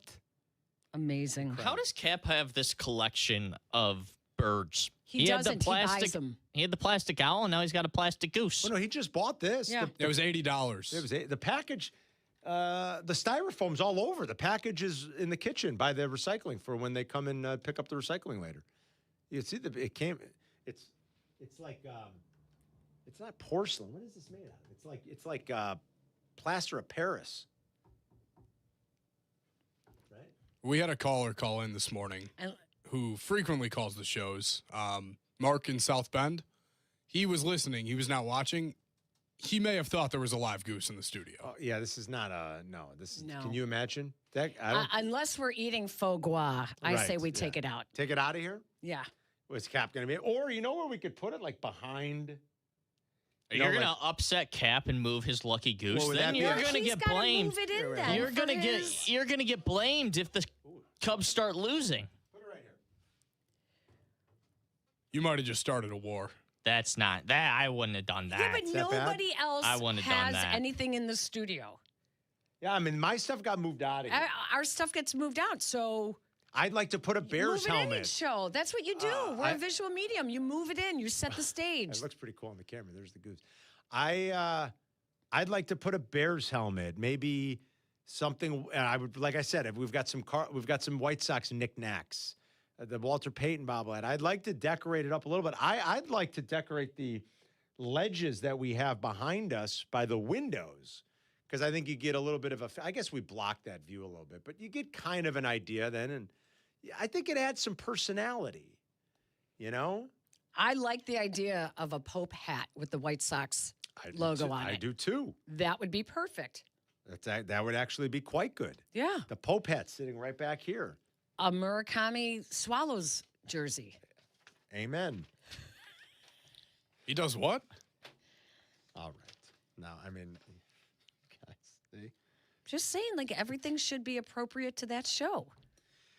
Like one of Jurko's old jerseys. That would be perfect. That would be perfect. So it's starting to sound like a lot of work, though. Now we got to get one of Jurko's old jerseys. That's what we're trying to do here. Well, I agree. We're selling a visual medium. Like, I know we're on the radio, but we're a content company now. Yes. It's not the old days. There's a lot of video aspects to what we do. We're on Twitch and YouTube every day. You see the shorts on X and on Instagram. If you follow the station, if you follow all of us, see all the great little cut-ups and shorts that we do. So it is more of a visual medium than it's ever been, absolutely. And I like the idea of decorating it up a little bit. Maybe there's a limit. The bosses would tell us there's a little bit of a limit. But I don't like the idea that, it's got to be clean. There can't be clutter. No, it's a studio. We're doing sports. Like, should be fun. It reflects the show. Yes, I agree. It reflects the show. This isn't, late night TV where every set looks the same. No, they do. it doesn't have all to the be late like night that. talk shows, they all look the same. It doesn't have to be like that. It should have a little personality. Right. So Peggy, I'm with Peggy. What would you bring in for Peggy and Dion? Oh, boy. Wow. Just start bringing in. Sounds like you should just bring in stuff from Dion's Amazon cart. Yeah.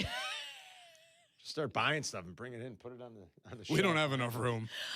I'm telling you. Why is it in her cart, though, just sitting there? So she puts stuff that she's interested in instead of like you favorite something. Yeah.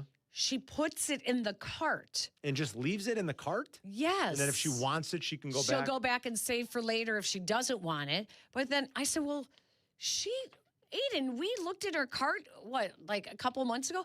She had $2,000 worth of stuff in her cart. This is a great bit. You guys got to do it more often. That's a great bit. What's in Dion's cart? That's a great bit. $2,000. $2,000. She said the other week that she buys like toilet paper in bulk, and then she'll get home and she already has 200 rolls of toilet paper. Yes. What? Well, yes. I buy my toilet paper at Costco. Do you have to keep it in the garage because you do not have a single place that holds? No, that's crazy. A million of those rolls of toilet paper? No, that's crazy. The whole point is, going to Costco, or if you buy it in bulk on Amazon, you probably only need to do that once like every 3 months. So, right? Like, I don't get it. Like, is this COVID all over again? Is she one of the hoarders? Is she hoarding toilet paper? I'm starting to think she might be a hoarder. Like, what are you doing, Dion? I'm starting to think that. I am. Sylvie just texted us. What did he say? Oh, God, I can't imagine.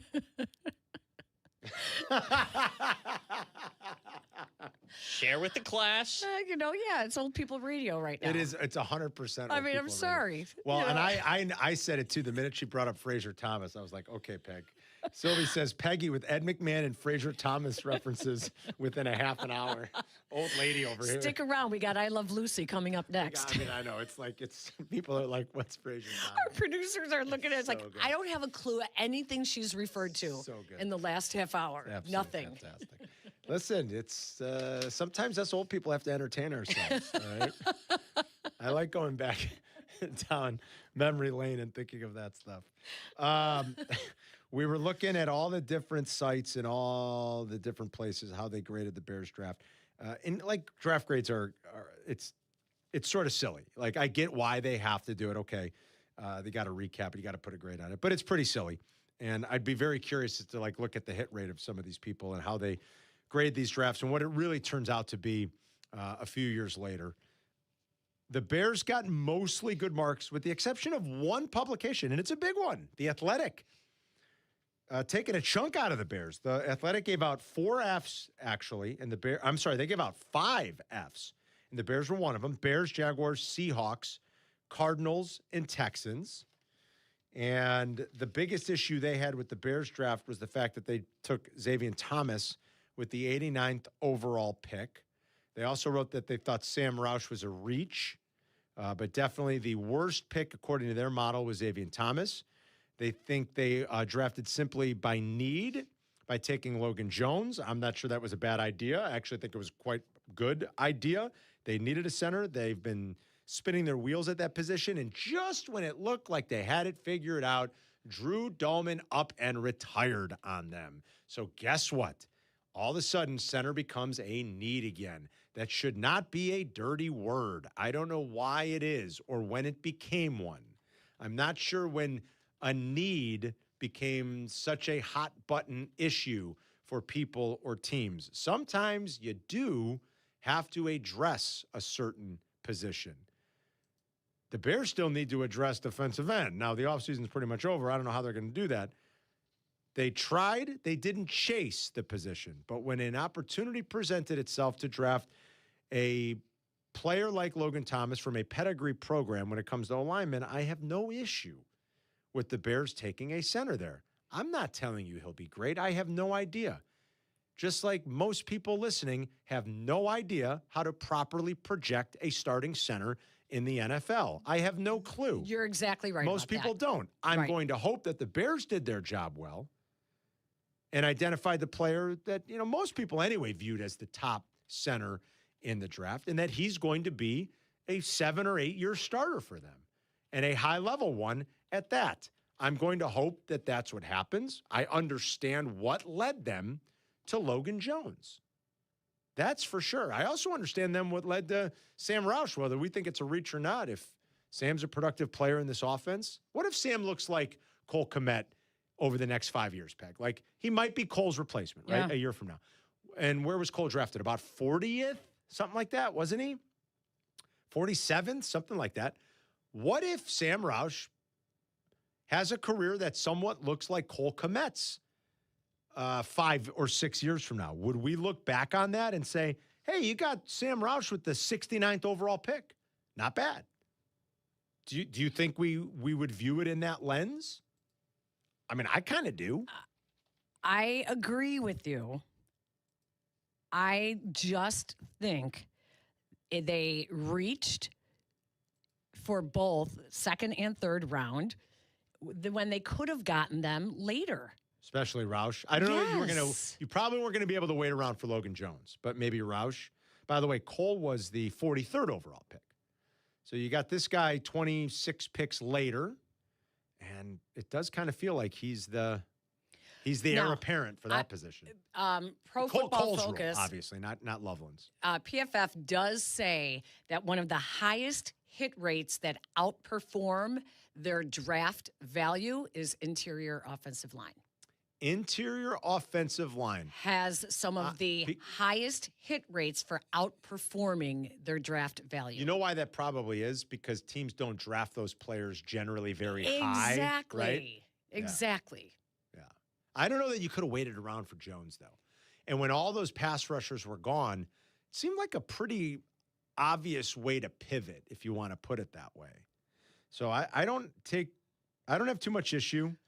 I do wish at some point they would have found another defensive end, but he could have done that in free agency. They chose not to. The pivot is not the problem. The problem is them not moving to get one of the pass rushers. The problem was allowing the board to fall to them the way it did. They could have had a little bit more influence on the board if they had made a move.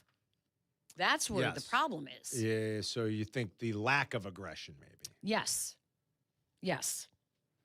I hope that doesn't come back to haunt them. That's all I can say. Well, I think it's going to be interesting. Like, let's see how this plays out, because going into this draft, I had said this is going to be even more so of Ben Johnson's footprint on the draft than it was last year. Even though last year everybody was like, whoa, tight end. This is going to be even more so, because going in, knowing what the glaring issue was with the pass rush, and coming out, it's still a glaring issue. And what they're putting the emphasis on is the coaching now. Yeah, that's for damn sure, because the emphasis is going to be on getting the internal options better. So he's basically saying, yeah, you're right. Well, if we end up being a 27th ranked defense yet again, then it's the coach's fault. So the onus is on the coaching. Joniak was on with Waddle Silvy yesterday kind of saying the same thing, that like Ben Johnson has been really pushing them this offseason and riding them. Like, we have to coach them better. Yes. We have to get these players, these internal options better. And that he's really been pushing his coaching staff that's what they have to do. He said the one thing that he learned after his first year as a head coach is that he should have had more hands-on in the defensive meeting rooms. He should have really been more attentive to how the coaches were coaching to what they want. So whoa. Let's see if it works. Whoa. We have a lot of faith in him. Let's see if they can execute this. 312-332-ESPN. Peggy's in for Jurko. We'll be right back. You're listening to Carmen and Jurko on ESPN 1000, Chicago's home for sports. The Grip It and Sip It Classic, presented by Yingling Flight, is back for the 6th year. Heading back to Seven Bridges Golf Club in Woodridge, Illinois. Wednesday, June 17th. Each show will once again be competing to see who reigns supreme. Who will take it this year? Sponsored by Yingling Flight, Seven Bridges Golf Club, Blue Chew, Great Clips, Republic Bank, and Advantage Dealer Group. Another medical bill from the accident. Another bill. A letter from the insurance company saying they need more documentation. Did you call them? I've been on hold 3 times this week. Nobody's telling me anything. Who is it? Postman Law, injury and accident attorneys. We'll deal with the insurance company. We'll connect you with the right doctors for your injuries. We'll be your one call for everything. Everything? Everything. Postman Law. Injury attorneys who deliver peace of mind. Call 844-POSTMAN or visit postmanlaw.com. Attorney advertising. Hey, it's Kap. You hear it every baseball season. You're not winning anything in April or May, but you could definitely put yourself in a bad spot early. Same thing with your home. Ignore your heating or AC system now, and it's going to catch up to you at the worst possible time. That's why I trust Automatic. They take care of everything. Tune-ups, repairs, full system checks, so you're not dealing with a breakdown when the weather really hits. Stay ahead of it. Call Automatic or visit atomatic.com. White Sox fans, take advantage of our unbeatable season-long deals. Enjoy savings with a $5 concessions menu, which includes $5 Miller Lite draft beer, Garrett popcorn, Stadium buttery, Vienna hot dogs or Polishes, Beggar's Pizza, nachos, and select Coca-Cola products. Plus, enjoy a fan favorite this season. Get 1 ticket and 2 beers starting at $24 with Miller Lite Baseball and Brews. To purchase tickets, visit whitesox.com/offers. There's a difference between driving and arriving. At Advantage Acura of Naperville, performance meets precision in every vehicle. Refined luxury, responsive handling, cutting-edge safety features, you'll find it all at Advantage Acura. Their team is committed to delivering a seamless, transparent experience from start to finish. At Advantage Acura, it's not just about putting you in a vehicle, it's about earning your trust. Discover the full lineup of Acura models at Advantage Acura of Naperville, or begin your search online at AdvantageAcura.com. Precision crafted performance. Evan Cohen here. PayPal is now the official peer-to-peer payment sponsor of the NFL, which means all the money moments that fandom creates, whether splitting tailgate costs or chipping in on tickets and game day food between friends, are covered. Wherever the game is played or watched, PayPal moves with fans. You can send money through text, email, or directly to your friends with eligible accounts on Venmo. Just download the PayPal app, share all the moments that matter. Account with PayPal is required, not available in all regions where PayPal operates. Evan Cohen here. Game day brings the excitement. Your stay should feel just as memorable. With Marriott Bonvoy, official hotel partner of the NCAA and U.S. Soccer, you're connected to a portfolio of brands designed for how you travel. Some offer complimentary breakfast, others give you room to spread out, space to stay productive, or extended stay comforts. So whether you're a traveling fan or part of the team, Marriott Bonvoy celebrates the moments that live on before and after the game. Marriott Bonvoy, where game day checks in. Prizes, flyaways, even cash money. You want it? We've got it. Find a list of all contests and official rules by visiting ESPNChicagoContests.com. That's ESPNChicagoContests.com. You're listening to Carmen and Jurko. If you miss something, get the podcast on the ESPN Chicago app. This is Chicago's home for sports, ESPN Chicago. Denver will not foul. Chris Finch, David Allen exchange handshakes at midcourt. And the Minnesota Timberwolves to play the San Antonio Spurs in the Western Conference semifinals, eliminating the Denver Nuggets in 6 games. There will be no wait for round 2 as they knock off the Oilers in 6 games. Well, Peg, arguably the two best players in their respective sport, in the NBA and in the NHL, are both out in round 1.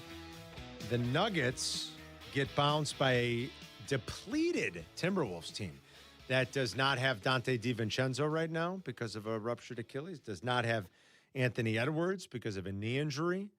It did not have Ayo Dosunmu last night because of a calf injury. And yet it is the Timberwolves advancing to take on San Antonio. The Nuggets haven't made it back to the conference finals since winning the title in 2023. And for as amazing as Joker is, and he's amazing, like I don't know that we can any longer make a top 10 list of the best players in NBA history without Joker. I mean, he's certainly very close. He's been in 2 conference finals. That doesn't scream top 10 player of all time, because when you look at the other players on that list, now you could say, well, come on, his career's not over. That's true, but he's been the best player in the league for 7 years. 2 conference finals, that doesn't jive. As great as he is. And the same can be said for McDavid, who's still looking for his first elusive title. I mean, Joker does have his title, in fairness. McDavid played in the last 2.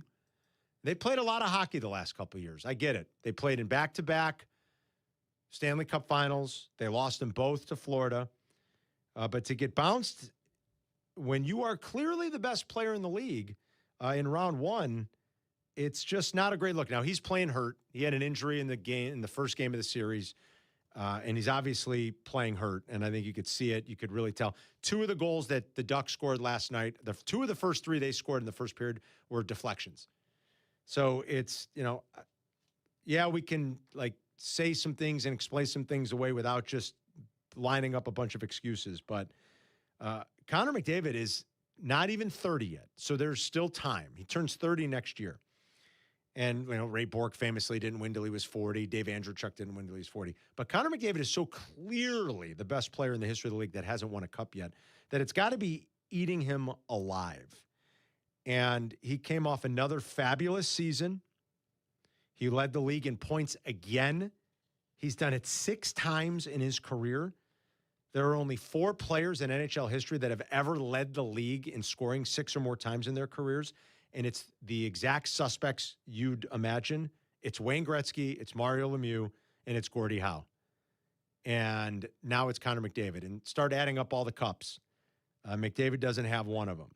Joker came off another historic season. Historic in terms of like his PER and his efficiency and his box plus minus. And he's out in the first round. And for a guy like McDavid, he's got to wear it more because he doesn't have the title that at least Joker has. And I don't know who comes to mind when you think of the best players that never won. I mean, I think we all kind of start with Marino. Kind of feels like across all sports, right? Sort of starts with, man, how did Dan Marino not win one? But McDavid might be second on that list right now. And that's got to eat him alive. And fair or unfair, when you're as great as he is, he's going to go down as a historically great player, even if he never wins. He's one of 3 guys that have ever averaged over 1.5 points per game. Again, that's Lemieux and Gretzky. That's it. Like, he is truly in rarefied air. So these guys have to wear it. I think sometimes there's a lot of nuance that can go into the conversations of why they're coming up short, but he's got to be right there with Marino, and I don't even know who else he put on the list. Maybe Karl Malone, right? I mean, of like the best players that have never won. Barry Bonds. That's a good one. I didn't even think of that. He got to a World Series, right, but never won. Got to one. They lost to Anaheim in the early 2000s. That's a good one. Bonds, I think, would certainly be on that list. Well, I mean, in Chicago, it was Ernie Banks forever. Yeah, I was going to say, with some of the old baseball guys, it's hard. Like Ted Williams never won, obviously. Right. They also didn't get a lot of cracks at it. I mean, Ernie never even played in the playoffs. Right. Because the way the league, like you had to win your league. There were no playoffs. There was a pennant winner, and you played in a World Series. Like Ted Williams played in 1 World Series, I think, and they lost. I think he played 7 World Series games. Ernie Banks, I don't think ever played a playoff game, right? They never won a pennant. You had to win your league. So it's a little tricky with some of those older guys because they didn't get as many cracks. These guys are playing series. There's all these teams that make it. Look, Mike Trout's played in 3 playoff games. I was just going to say, what about Mike Trout? Brutal. So the question is, we've seen it. Didn't Oklahoma City build their team basically without superstars when they started? And then it was like, oh, these guys are good. Yeah, I think they took a shot on Shea hoping in that trade. And then there were some other really good, they have all these draft picks. They got Chet, they got Jalen. They took SGA when it didn't seem like the Clippers were all that interested. So the question is, did McDavid just signed his new contract? Well, he signed I was listening 2-year extension. That's right. It was like a 2-year. And I was listening to a little bit of the TNT guys. I was watching back this morning. I did doze off last night. The game was on late. And it kind of felt midway through when the Ducks scored that 4th goal, I was kind of like fighting. I'm like, this is over. That's it. I like Edmonton. I like cheering for them. I grew up such a big Wayne Gretzky fan. I'm not like I like the Hawks, don't get me wrong, but I like Edmonton. I went to bed. I watched some of what the guys were saying last night, and they made it sound like if they can't get this right by the end of next year, with 1 year to go, he's going to push. Exactly. That was what I was going to say. Yeah. So I'm out of here. How about you take the opposite side? As an organization in a team sport, is it worth it to pay max contracts to superstars if you're not resulting in a championship? I mean, how do you say goodbye to a player that's that good? I feel like you've got to be better in all those other in all the little places, in all the margins. I feel like that's where you have to then be better. And they haven't done a good enough job with him and surrounding him. Right. And he's got to wear a lot of this. I do understand that. Because when you're that great, you should be carrying, especially Joker to a certain degree in the NBA, especially Joker. Losing Aaron Gordon was a killer for them. I mean, there's always something, right? Losing Aaron Gordon was a killer. There's no doubt about it. McDavid getting hurt in the first game of the series. I think that was game 1. Maybe it was game 2. I can't remember now. I think it was game 1 that he had to go to the dressing room for a little while. And obviously there was a knee injury there, and you're going to probably find out more about it. He was obviously injured. But it's a good question you pose. Where Why would you ever be willing to sacrifice the best player if it's going to help you build your team out more? What are your odds? The odds are probably more in your favor to build a team without like a max contract player. In the than NBA, it is I think to put all your money on one guy. In the NBA, I think it's almost impossible because that one guy can make such a difference. Well, that's in these other sports, because it's 1 out of 5. Right. But it is you could see, and here's the other thing. Just one final takeaway on this: you had both of these players last night, right? And again, you could easily argue that some might say SGA's taken the mantle, and maybe he has. Like, we're kind of splitting hairs, though. You could easily argue that Joker's the best basketball player in the world, and you could easily argue that Connor McDavid's the best hockey player in the world. They're both out in round one, and both players last night basically said the same thing, Peg. Connor McDavid said, we were average all year, and he's not wrong. They were. And they tried to fill some holes. They took a shot with the defenseman that was here with Connor Murphy. They tried to fill a couple things. But McDavid said afterwards, we were average all year, and we have to figure out how to be better.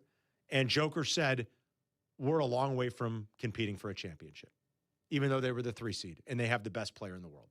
They both kind of like looked in the camera and said the same thing last night. We're not surprised.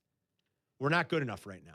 Well, that's why you have a guy like Patrick Mahomes who would give money back on his contract to spread it out so that they would have the money to upgrade the supporting cast.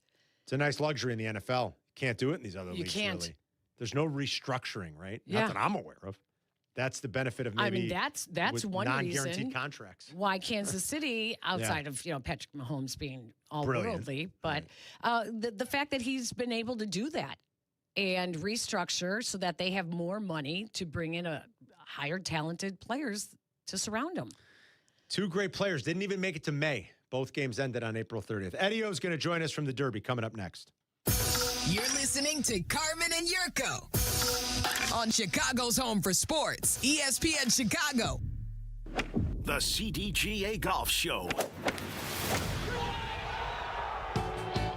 It's the biggest names in golf, and it's the best news and information about Chicago golf. Host Mike Gilligan and Tyler Rocky are your starters for the golf weekend. The CDGA Golf Show, Saturday mornings at 9 on Chicago's home for sports, ESPN Chicago. $1.8 million the Verdoliak Law Group wins again for their clients. That's right. The Verdoliak Law Group recovered $1.8 million for a client who was injured due to negligent security. If you're injured, make sure to call the Verdoliak Law Group. I played professional football and spent years in radio. I've endorsed a lot of companies. I don't put my name behind just anyone, but this one's personal. I've never had the opportunity to endorse a company owned by close friends until now. The Verdoliak Law Group. For 60 years, they've helped injured people recover more than $9 billion through legal representation and consulting. And it's not just numbers, guys. They've helped my neighbors and close friends. When you need medical care, you want an experienced doctor. When you need a lawyer, it's no different. If you've been hurt in a car accident, truck accident, workplace injury, medical malpractice case, or a wrongful death situation, call a firm with a proven track record.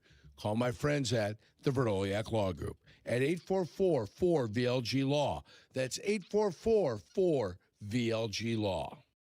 Guys, this is Courtney Cronin. Let's be honest, most of us aren't great at saying what we feel. That's where jewelry does the talking. And nobody does it better than Rogers & Hollins, family owned since 1910. From engagement rings to stunning jewelry and watches, whether it's a gift that speaks for you or something that elevates your look, they've got it all.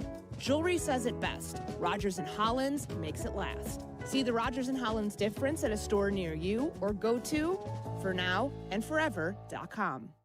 Saving money on everything for your next project when you shop at Menards. Menards has a huge selection of bagged concrete and mortar mixes. Great for any project. Whether you're pouring a walkway, a concrete slab, or setting a post. View our entire selection of concrete mixes and supplies in store and on Menards.com. Plus, check out the weekly flyer for more great deals happening now. Save big money at Menards. My name is Christine, and I'm a widow. My husband, Ryan, was a healthy 34-year-old, and 3 months later, he was gone. Thankfully, he had life insurance. Ethos made it so easy. You can get a quote in seconds, apply in minutes, and get same-day coverage. 100% online, no medical exam. Life insurance didn't take away the loss, but it did give us the space to just grieve. Get your free quote at ethos.com/game. Ethos.com/game. Paid spokesperson. Time spent on application may vary. Online health questions required. Evan Cohen here. PayPal is now the official peer-to-peer payment sponsor of the NFL, which means all the money moments that fandom creates, whether splitting tailgate costs or chipping in on tickets and game day food between friends, are covered. Wherever the game is played or watched, PayPal moves with fans. You can send money through text, email, or directly to your friends with eligible accounts on Venmo. Just download the PayPal app, share all the moments that matter. Account with PayPal is required, not available in all regions where PayPal operates. There's a difference when you drive a Cadillac, refined, confident, unmistakably well-crafted. And at Advantage Cadillac and Hodgkins, the experience reflects the brand. Professional, transparent, respectful of your time. If you're considering a Cadillac, visit Advantage Cadillac and Hodgkins. Follow Chicago's Home for Sports on Instagram at ESPN_Chicago. Carmen and Jurko are back. This is ESPN Chicago, Chicago's Home for Sports. We're going to get Edzo up here in just a second. Jack's calling Eddie now. Eddie was on earlier today. If you missed it earlier this morning with Kap and Hoodie, we wanted to give you another crack to hear some of his expert handicapping. He truly is one of the best in the biz. Part of the coverage again this weekend down in Kentucky at Churchill Downs. You know, the weather so often is such a big part of the story this time of year. Let's cover this from all angles best we can with our buddy Eddie Olczyk, who joins us on the Yuengling guest hotline. Jurko's gone. He'll be back Monday. Peggy is in for the good kid. Edzo, what's up, buddy? Hey, Carm. Hey, Peg. Nice to be with you both. Thanks for having me. I appreciate it. We love having you, especially this time of year. How's the weather going to be? I was just saying, rain is always seemingly in the forecast. Let's start with this. How is the weather going to be today and tomorrow? Well, right now it's perfect. It's perfect hockey weather because it's probably wind chilled. It's probably about 45 degrees out right now and overcast, so we could have a nice little pond hockey game here.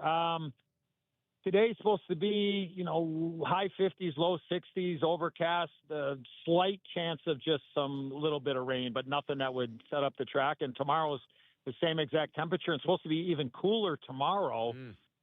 Mid 50s, which is great for the equine athletes and great for us broadcasters who like to sweat a lot when it's 1,000,000 degrees out. So selfishly, it's perfect, and looking forward to hopefully making a little bit of money today in the Kentucky Oaks, which happens to be on prime time, by the way, on good old Channel 5 at 7 o'clock back home in Chicago. And then tomorrow all day at starting at 1:30 on NBC. And then, of course, the Run for the Roses about 5:45 tomorrow night Chicago time. Is this going to be a permanent fixture? Or are they just trying something new? Good question. Yeah. I'm not sure the reason the dominoes fell this way, Carm, but I know a lot of the establishments and restaurants in town are obviously not thrilled with the 8:35 or 8:40 post time for the Kentucky Oaks local here, and so I think there's some stand downs and some protesting going on. So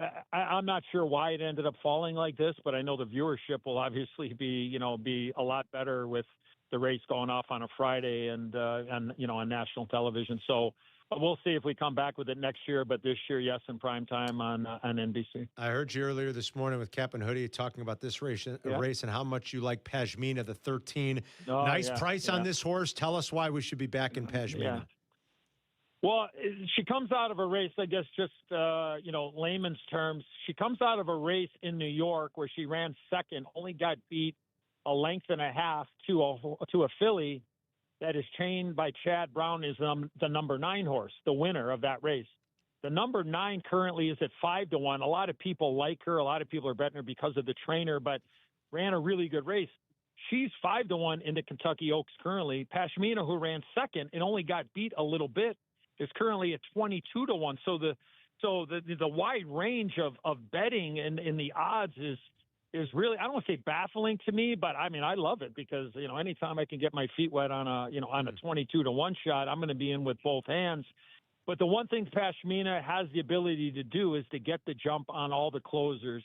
I don't want to see her on the lead, Carm. I want to see her just sit right off the pace, sitting second or third. They're going to go 1 mile and an eighth here at Churchill Downs. You're going to get a call. I think you're going to get a thrill at right now 22-1. I don't expect her to be that big of a price. I think a lot of the, not saying that I'm smart, but a lot of the money is going to come in later. The smart money, as you like to say with Northie there on Saturdays, you know, like the smart money is saying that, you know, this is the horse or this is the team. Yeah. But I just think Pashmina ran such a good race in her last race. So I'm going to use everything with the number 13, Pashmina, and number 9, Always a Runner. And if we get 9-13, 13-9, I'm going to get on Amazon and I'm going to have a wheelbarrow delivered to Churchill Downs because I'm going to need one to pay for my wife's new pair of shoes that she just got. So I don't know what the hell that means, but she's got more shoes than Imelda Marcos. That's all I know. Oh, my. You're in another trouble. old reference. You are in trouble. Hi, Peggy. You are in Hi, trouble. Peggy. All right, so I Eddie. knew you were there. Eddie. I knew I would get you to That's say right. something. I knew it. First of all, I don't know anything about horses. I only pick by the name. And You're not going to say I'm a horse's ass now, are you? You're not going to say that. No, I won't say that to you. Okay, thank you. But my first win that I ever won big was Go for Gin. Oh. And then, 1994. Yeah. 1994. And then I never bet on. Were you old enough to bet in 94? You were 18. You are at that. so. How did I you love bet? you. You're back on my good side now. You're back on my She good was side. barely old enough. And then who was the Dan? Well, Mystic Dan Mystic from a couple Dan? years Yeah, ago. no. Dan. And I told Carmen I was going to bet on him because I have a brother named Dan, I and bet then I it. forgot. Yeah. I forgot to bet. So, and going with this trend, my daughter had prom last weekend. I did the picks today. Is for my what is it called? Yurko's picks of Yurko's keys. Keys, the keys to the game. I did keys to a successful prom weekend. So I would like to put money down on Prom Queen. Am I right or wrong? Prom Queen is very live in the Kentucky Oaks, which is later on. Will be in the race. Yeah. I think has a legitimate chance to hit the board. You got a tremendous trainer in Brad Cox who won this race last year with a filly by the name of Good Cheer. So these are all 3-year-old fillies. Prom Queen, I cannot argue. I would not talk you off of Prom Queen. So hopefully you'll be able to pay for all the processions that happen here moving forward for your daughter. Yeah, thank you. Let's talk about the Derby tomorrow a little bit. Yurko said keep an eye on which horse Ortiz, I read Ortiz is going to ride because he had it. Renegade, right. Renegade, the one horse. Yeah. So he's going Renegade. He had his choices, some good ones. Now Renegade gets the inside, gets the one. No Derby winner since '86 in Ferdinand. Do you still like that horse? Should the odds be as low? And do you think it's live, even though it's coming out of a tough position? I do. I agree with Yerk. I think he is the most talented athlete in this field. Now, I'm not thrilled with number 1 post position. I would have picked Renegade if he did get post position number 1. That's how important post positions are and the style that he's going to run. He's not going to be near the lead. You're not going to hear his name very early, but he's going to be a horse that has the ability to close and make a big move in the middle of the race. So he's right now the favorite, Carmen. The last time I looked, he was like 4.5 to 1. That's so right. think about it. 20-horse field and your favorite is 4.5 to 1. Think about the other half of the other 10 horses.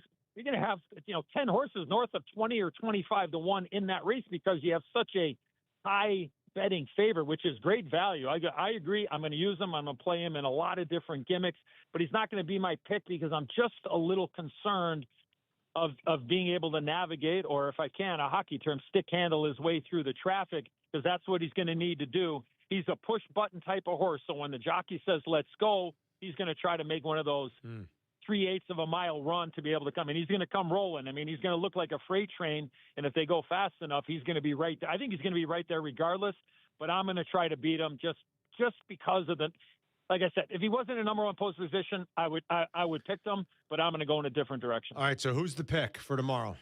I'm going to go with number 15, Emerging Market, a horse that's only run twice in his career, but for Chad Brown and Flavian Pratt, a great dynamic duo as far as trainers and jockey respectively, to run in this race after only running 2 races and winning both of them. it's a sign to me is that you could throw a blanket over, I believe, 6 horses, legitimately 7 horses that have a chance to win. And you could maybe have one that only hits the board and you could be wrong on everybody. I think it's that type of race. So why not, take a longer shot type? The last time I looked, emerging market number 15 was 11-1, That's which, right. is very fair value, right? So I that's where I'm going to go. He's going to be, I don't want to say he's going to be mid-pack, but I think he's going to be a little bit more forward than, being where Renegade is going to be. So my numbers are going to be the 15, emerging market number 1, Renegade. I do like number 19, Golden Tempo, to kind of pick up the pieces.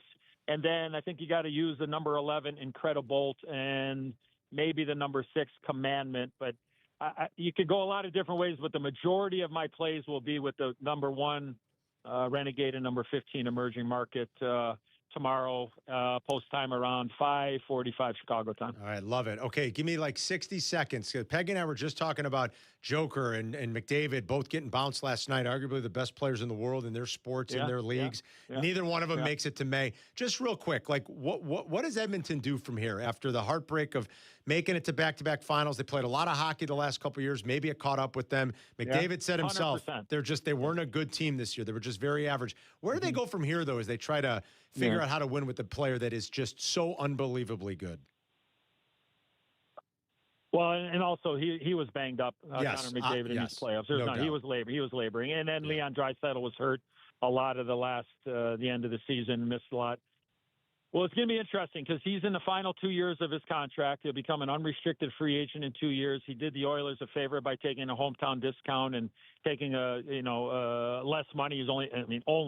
He's making $12.5 million where he should be probably making 16 or 17. But he gave the Oilers an opportunity to continue this run. They went to back-to-back Cup finals. I think they just ran out of gas for sure, to what you were alluding to, Carm.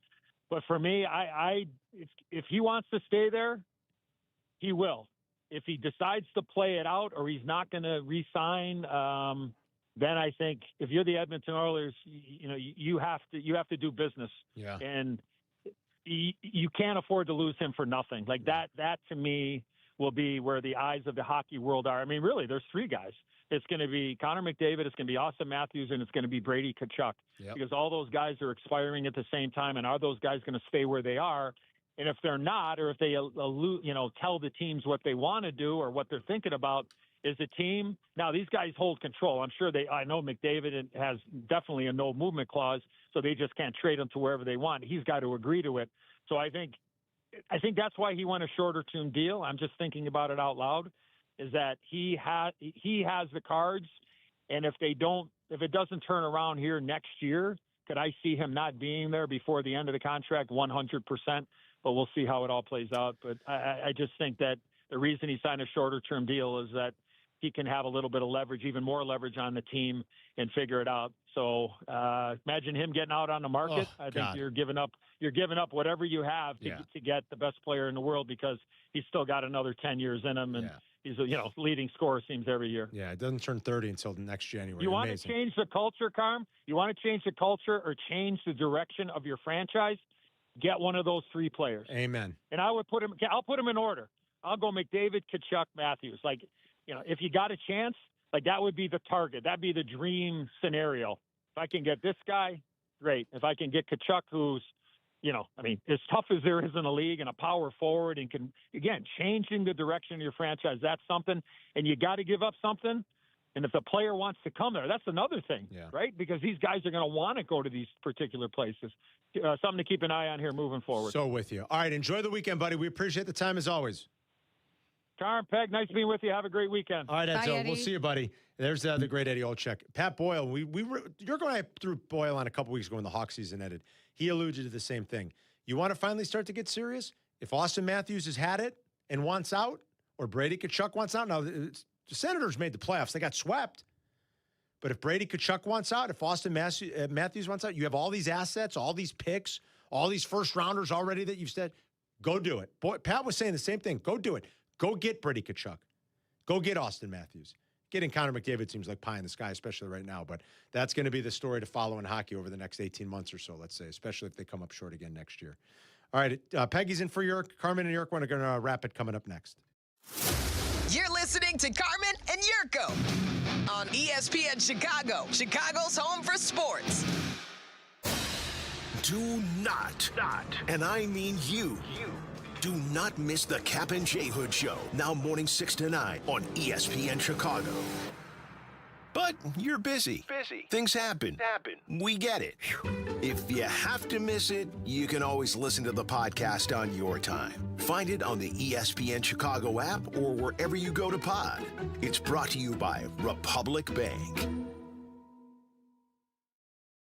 I'm having a pleasant talk with our friend, Mayor Skip Saviano from Elmwood Park. How can you possibly think you've got the best job? I talk sports for a living. All I'm saying, Carmen, is that I get to work with our close-knit community. Great stuff. We're always planning new ways to bond and grow. Well, I'm connecting with the best fans in sports every day. But you're stuck in a studio. I'm out talking with local businesses, eating at world-class restaurants. What do you got there? A PB&J? Uncle, you win. Bam. Yeah. Mayor Skip Saviano. Elmwood Park, once you're here, you get it. Woodford Reserve is more than just a spirit. It's a spectacle. With more than 200 flavor notes, Woodford Reserve wows your senses, delights your palate, surprises you with every new scent and sensation. It elevates an evening into an event, giving you a new experience with every sip. So yeah, Woodford Reserve is more than just a spirit, it's a spectacle for the senses. Kentucky Straight Whiskey, 45.2% ABV, the Woodford Reserve Distillery, for sales, Kentucky. Please drink responsibly. Woodford Reserve is a registered trademark, 2026, Brown-Forman Distillery, Incorporated. Playoff hockey is back in Chicago. The five-time league champs begin their playoff journey This Saturday and Sunday at Allstate Arena. The Chicago Wolves, the Texas Stars. Nothing better than playoff hockey. It's the Central Division semifinals. Chicago Wolves, Calder Cup playoffs. Get your Chicago Wolves tickets for this Saturday and Sunday's playoff games at Ticketmaster.com. Hey, it's the good kid. When it comes to my ride, I don't mess around. That's why I drive an Advantage Chevy. 3 locations, Chicagoland's covered. Boom! You want a Chevy? They got every Chevy. You want savings? Oh, yeah. They've got that too. And here's what matters most, trust. When you walk into an Advantage Chevrolet Hodgkins, you're not getting the runaround. They respect your time, they respect your budget, they shoot you straight. Head to Advantage Chevrolet in Hodgkins and see what I'm talking about. Advantage Chevrolet, together, let's drive. Evan Cohen here. In life, as in sports, the pros make it look easy. That's why pro golfers like Jason Day, Ben Griffin, and Patton Kazire trust the pros in lawn care. True Green. They have the experience and expertise to give you a lawn worthy of the PGA Tour. And since True Green does the work for you, you get more free time, or more tee times. So stop stressing over your lawn and start loving it. Sign up now at TrueGreen.com because nobody makes it easier to get a golf course quality lawn than True Green, the official lawn care treatment provider of the PGA Tour. Smalls here. What if you could enjoy the flavor of a cocktail without the alcohol? Meet RK Zero Proof, a pioneer in the alcohol-free spirits category that delivers bold taste and a warming sensation, but with 0 alcohol, 0 sugar, 0 carbs, and 0 calories. So you can celebrate with friends, unwind after a long day, and wake up tomorrow feeling great. It's all the ritual of a drink without the regret. Discover RK at rkbeverages.com. That's ARKAY beverages.com. RK, the spirit without the alcohol. At Triton College, summer's your chance to get ahead. Take affordable classes close to home with convenient schedules that fit your life. Earn your credits that transfer and move one step closer to your goals. If you want to save time, money, and get ahead this summer, there's a place for you. Triton College. Visit triton.edu/summer. Follow Chicago's home for sports on Twitch at ESPN 1000 Chicago. Carmen and Jurko are back. This is Chicago's home for sports. ESPN Chicago. All right, we're getting ready to get out of here. Rich Eisen is up next. And then it is Waddle and Silvy to get you home. White Sox pregame tonight at 8:40 first pitch. Noah Schultz on the bump for the 4th time. Sox and Padres as they start a West Coast trip. All right, this is where it starts to get tough. It's May 1st. Days are nice and long. Oh. You know, we got a lot of sun, and it's 45 degrees. I tried to play golf on Wednesday. No good? It was 54 cloudy, windy, cold, and then it started raining. It's no fun. No. It's when it starts to get tough. You're like, come on, man, it's May. Yeah. The trees are all But this was bloomed, last and year. It's every year, Our it seems first, I feel like my first 3 weeks of May, midweek, it was awful for golf. Sucks. I know. So this is where it starts to get a little tough, and it's like, man, can't it just be 70, 65? Little nasty today. So if you're going to the Cub game, bundle up. If you're going all weekend, and a lot of youth baseball, of course, all weekend, and we just have to find a way to brave the elements. At least it stopped raining, and at least the sun is out. All right, big weekend plans? Or what do you guys, are you and Dion tomorrow, 11? We're on tomorrow, 11 to 1. 11 to 1. Aiden and I will look and see what's in Dion's Amazon cart. Do it. Yeah. Otherwise, no, not a lot going on. Well, have a good weekend. Good Thank luck you. wagering at the window. Yeah, thank you. I'm figuring it out. Thanks as always, Peg. Always. It's always nice having Peggy, and Jurko's back Monday. Thanks to Jack. Thanks to Aiden. Thanks for listening and calling into today's show. And thanks to Eddie O, live at Churchill, and Mike North. New odds couple coming your way on the app in about an hour or so don't forget about that. Have a great day and have a great weekend, everybody. Enjoy the Derby. We'll see you on Monday. Rich Eisen is next.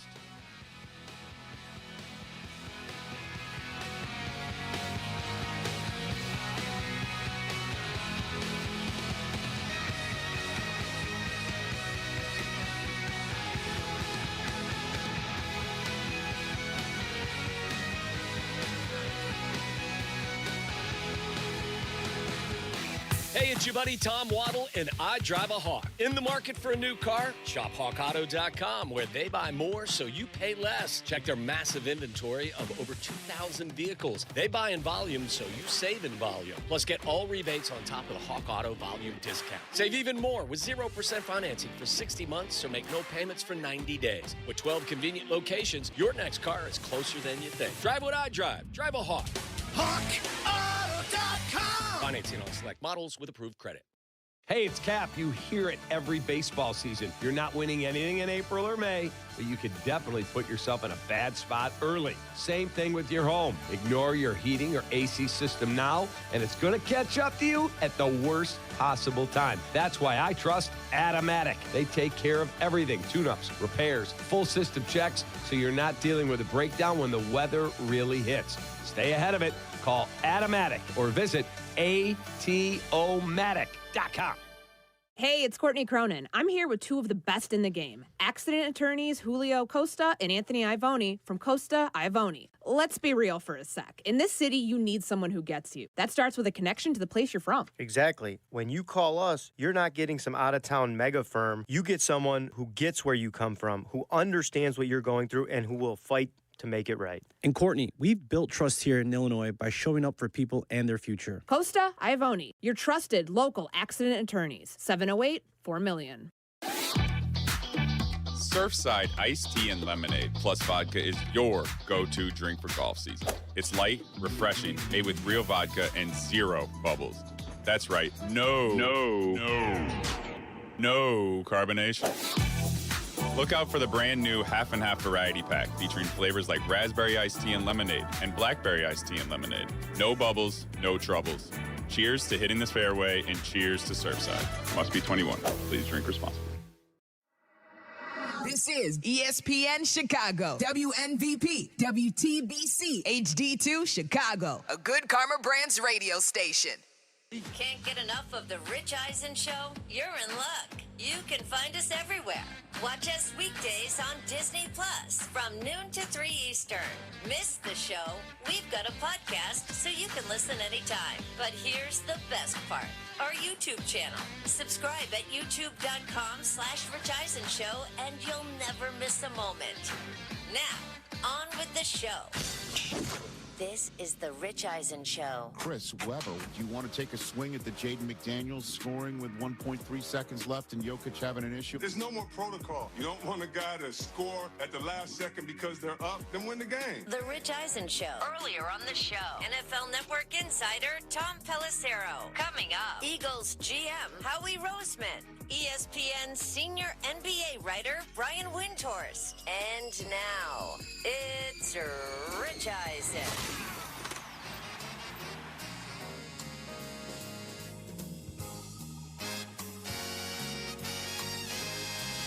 Now, in a Number 2 of the Rich Eisen Show is on the air right here on Disney Plus and the ESPN app and ESPN Radio, coast to coast, and Sirius XM Channel 80, wherever you get your satellite radio. We say hello to everybody listening to us. Howie Roseman, the GM of the Philadelphia Eagles, is about to join us on this program. He's, I'm told, making his way to the Philadelphia Eagles studio right now. He isn't there yet, again, because he's probably fleecing somebody somewhere. Am I wrong? Is that the wrong word to use? I'm sorry. He's professionally conducting his business. Conducting business. As the general manager and expertly conducting business. Of the Philadelphia Eagles. Has a GM ever had a statue built? Great question. Of themselves, of the team ever honored a GM with a statue? That's a good one, man. I don't know. Are you jealous, TJ Jefferson, Probably. of the Philadelphia Phillies getting Don Mattingly as their interim manager, and then all of a sudden they haven't lost yet, and now they're winning games, and they're not 10-21 like the Mets are after April? Am I jealous of this? Yes. Are you? No, because I'm used to my team sucking. Oh, right. Okay, we're going back to that. We're going back to that old saw. Yeah. What do you mean old saw? What am I supposed to do? What am I supposed to do? Poor Met fan. We're never going to do it. You sit here and trash talk the Mets. Well, because it's so much fun to do it. Right? Okay, but so now when I say something, so much fun to do it. I'm playing. I don't know what to say, folks. No, honestly, I try to play both sides. The latest former Yankee single white femaled over by the Mets, Luke Weaver, was the one who blew yesterday's win. So again, you forget. Devin Williams is one of the one Mets blown players other wins. Helped you win World Series in the 90s. Now that's true. You never will acknowledge it. That's true. Except, what's the difference between what I just said and what you said? Won championships? Yeah. Okay. Well, without us, not you help wouldn't have won. Not help them lose 21 of their first 30. So what exactly do you want me to say? Just I'm confused. What do you want me to say? You tell me, and I will say it. It is a Yankees town, not a Mets town. New York. I don't live there. I love visiting you. Okay. I've been there a few times. Had some of my greatest memories there. Okay. Apparently, after 27 championships, New York is a Yankees town. Okay. 27-2. Chris, I will turn to you. Don't. I'm going to put you in this position. You have been to New York multiple times, courtesy of the Rich Eisen Show. Recently. Yeah. How many Mets fans versus how many Yankee hats? I got to say. How many Yankee hats versus how many Mets? Last time we were there, please. I was mentally keeping account. You were. I saw in 2 days. I said 2 days. I saw 2 p.m. I saw one Mets hat. Here's the reason, though, right? This color is easier to match clothing with That's than true. this color. That is true. Okay, so yeah, I have this hat because it matches. The dark navy blue, is a good black. You can wear this. Is very specific. Like a pop. Oh, I didn't know it was a fashion thing. Well, you're making a statement. I didn't know it was a fashion thing. Oh, it's New York. It's always fashion, Rich. I saw one Mets hat. I know it's the Met Gala coming up. Yeah, but it's not about the Metropolitans. What is the theme this year? Oh, it's about being 10 and 21. I looked it up because it's a Met town. Costume art. You know what the costume art is? Coming dressed as a New York Met whoopie pie. Wow. You know what, Chris? I think maybe Juan Soto thought it was a Met town because he actually has won a championship, and Aaron Judge. Excuse me. We have not answered the question yet. So, I love where your head's at, T. I don't want to be that guy sometimes, but sure. We haven't answered the question. Are you jealous that the Phillies changed their manager? His team changed their manager. How many games? Won 3 in a row. Okay. At one point, we got two win streaks to talk about. Yeah. Your guy stays put because Steve Cohen is. We're loyal. You don't know nothing about that. Huh? George Steinbrenner would change managers at 1 at 12 p.m. and 1 at 12 a.m. All right. You don't know loyalty. You missed an opportunity there to say 2 p.m. Oh, look at that. Well, I want to overdo it, though. Look at that. My gosh. I never thought in a million years the Yankees would be up, have 9 over 500. We're terrible. Going into May, and the Red Sox would be 7 under, and the Mets 11 under. My gosh. I didn't think this whole treat the season like it's a football season, talking about baseball every day like it's the wins mean everything and the losses mean it's over. What's funny is that everyone I didn't think it would work out this way. In the AL East and the NL West are on a losing streak. There's 131 games left, folks. We got a lot of time. You're tied with the Dodgers. Straighten this out. Howie Dodgers are also Roseman is going to join 2011. us shortly, hopefully. Yeah. Nick in Alaska. Let's take his phone Nick. call here. Oh, What's up, Nick? Alaska? Yeah, in Alaska. Oh, man, where are you at? 907. You there, Nick? Yeah, hi. Yeah, I'm here. Hey, what's up? Long-time listener. You guys are actually so great together. I love that there's like the Rich Eisen show, but there's like so many other people, so many other voices. Yeah, thanks, man. Sometimes. Yeah, I heard you guys talking about Philly. I'm originally from there. Hey. So right now is a great time for me. I thought the Sixers were going to get swept. And now, I mean, yeah, this is I don't know what to do because This is it. it seems like every time my hopes get up, they just seem to get crushed. Yes. Especially with Embiid there. It's like you're talking to me specifically. You want to help him? Help him. Help our friend from Alaska. Nick, I don't know because I've sat in this chair and I've given many, many instances where the Sixers have completely just blown it with Ben Simmons and James Harden. But now you're looking at a case where Joel Embiid might be your fourth best player, even though, he's not really. I don't want to get my hopes up, Nick, but I got a weird feeling. Uh-oh, you went higher register. I got a weird feeling, Nick. Okay, this is it, Nick. Nick, let me ask you this could be question. different, baby. Nick, This could be different. Where are we? Where are we at the time of year? Or is it sunny in Alaska all the time, or is it dark in Alaska? where all the exactly time? are Where you? are we right now?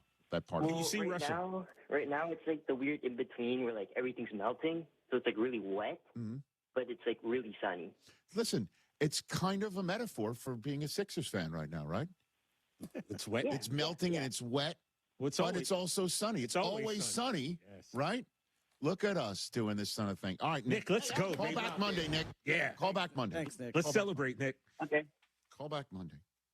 It's all working in Philadelphia right He now. doesn't have Honestly, Flyers move on. Correct? Correct. Phillies haven't lost with Don Mattingly. Nope. Funny baseball. Right? Woo! The Sixers have forced a Game 7. Let's go. But most importantly, you want to talk about success. Howie Roseman's back on the Rich Eisen show, right? Here we go. I knew getting into something, my man. I knew it. Right. It is sunny in Philadelphia today. Okay. It's one of those northeast days, 70, May, I don't know. Do you get weather like that in LA? Yeah, let me see. Let me look outside. Can confirm. Yep. Yep. How you doing, man? Good to see you. Good to see you. Oh, my gosh. As always, I have so many questions. You're so kind to do this every single year after the draft. It's kind of a tradition. The only other tradition, unlike any other involving green, is the Masters. I agree. I'm not even asking You know, Rich, Joe Douglas, who's back working for us, one of my good friends. I'm so glad he's back. He used to call me on trades, and I finally pick up the phone and I'd say, tell me what I'm saying no to. So I feel like these conversations, like, just give me the questions that I'm not going to answer first, so we can have a conversation about everything. All right. Do you want to do that? Because we'll do that right now. Please. We'll do that right now. Yeah, get it out the way. AJ Brown's still an Eagle. Unfair conversation about Jalen Hurts. Let's talk about the draft. Well, I mean, everybody's saying Makai Lemon coming means AJ Brown's going. Howie? AJ Brown's an Eagle. Okay. And Makai Lemon is an Eagle as well. I've never seen what happened in the draft before, where the guy's on the phone with another team, and is it true you couldn't reach him because he was on the phone with another team? Did that really happen? Because it looked like it from the video, Howie. The trade with the Cowboys happened pretty quickly on the clock. We had done some groundwork with them before they were on the clock and kind of just had to finalize some of the terms. So we got on the clock pretty quickly. We waited a minute just to kind of explain to our staff what we were going to do, what we were going to pick, kind of get our ducks in a row. And, we started calling about 6 minutes. So when you have 6 minutes, not much panic there, just kind of figuring out where you are. And, all right, sometimes when you call guys, it goes to voicemail. You got to get back on them. They're doing other things. One of the things that I did learn from this is I don't really pay attention to the list of who's at the draft. Not out of disrespect for who the league brings. I think that's a special moment for their family, but it's just not one of the things I research. I feel like my mind is cluttered with a lot of stuff, so I don't think about that. So I wasn't really thinking, hey, this guy's at the draft. We'll get in touch with him, no problem. I went to a dark place. I went to a place where it's like, we better find out where this guy is and get him on the phone. Right. for us to pick him right here. So, started calling the agent, couldn't get in touch with him, kept calling Makai, and then fortunately, with about 3 minutes left, got in touch with him. Didn't know that video was going on, didn't really know everything around what was going on with him, but certainly felt like it was important to get on the phone with him. It's just, you think in your head as a GM, like, I gotta hear the guy's voice. I gotta make sure. Why? Why do you have to hear it? Why do you got to do it? The world's a crazy place. You just don't know. God forbid something happens. Like you just don't know. You don't know where they are. And for me, it's just hearing them and talking to them is just an easy part of the process. It's never really been something I was concerned about. We had one guy when I was the personnel director that we couldn't get in touch with when we were on the clock, but his parents picked up and just said he was so frustrated he hadn't gotten drafted that he went for a walk. So, we were like, you got to go find him and get him, like, I don't know, like the next 3 minutes. It's just, you just want to make sure all your I's are dotted and your T's are crossed. Right. And so you finally got through to the agent and you're like, put him on the phone. Like, I don't care who he's on the phone with right now. I imagine you did not know it was the Pittsburgh Steelers on the phone with him at the time. No, just like, we need to get in touch with him. It wasn't even like, who's he on the phone with? It's like, we can't get hold of him. We need to get in touch with him, like, right now. Huh. And was the 8 minutes also clearly a factor, right? 8 minutes here, different than the 10, the usual. To be fair, I think this all got resolved with a couple minutes left. I think we were it wasn't like, situations where it was like, there was a situation in the draft where it was like, 10 seconds left on the clock. I think it was like in the 4th or 5th round. And in my mind, I'm going, if I was right behind them, would I just like jump up and make my pick the minute it hit 0? So I went through that. a little, Rich. I bet.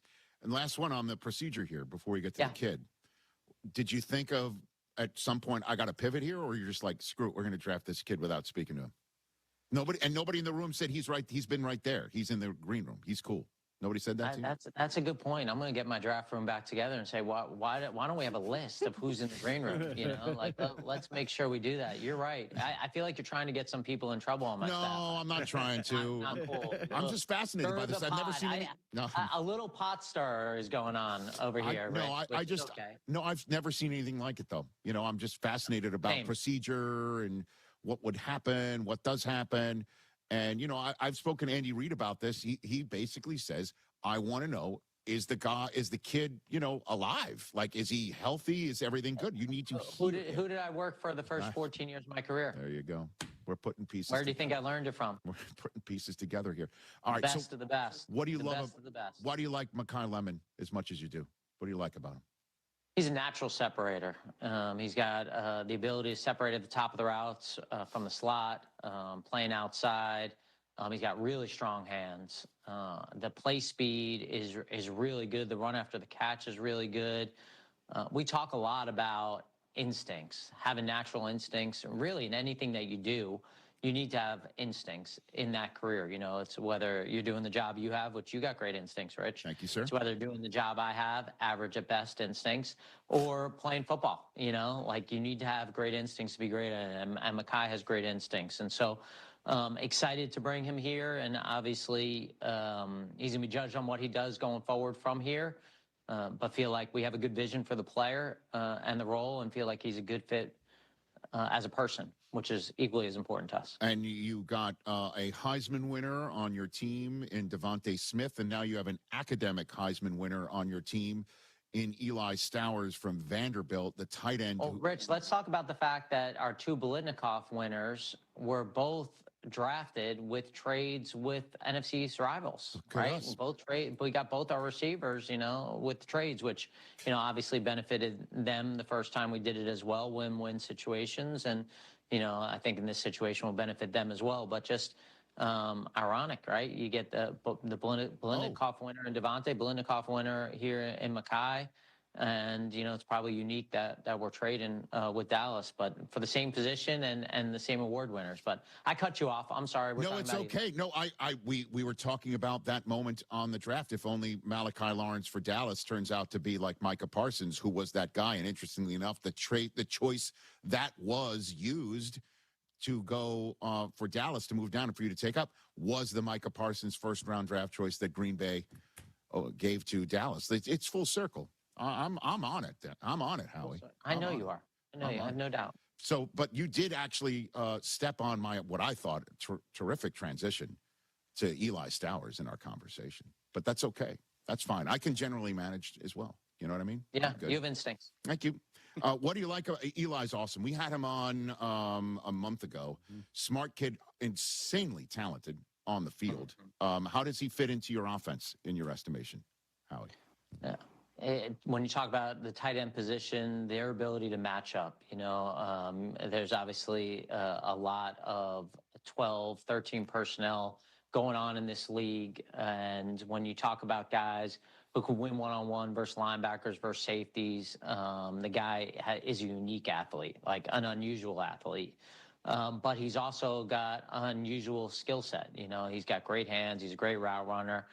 He's incredibly tough. You can't be recruited as a four-star quarterback at Texas A&M, and then obviously go in, and he got beat out at New Mexico State, and then transition to this position at tight end and not be tough and physically and mentally tough. And he is, he is an elite character person as well. The interesting thing is, I don't know if you know this, he's unbelievable genes. Both his parents were college athletes. I think his dad had a chance to play in the NFL for a minute, and his sister is a national championship volleyball player and the most valuable player in the tournament.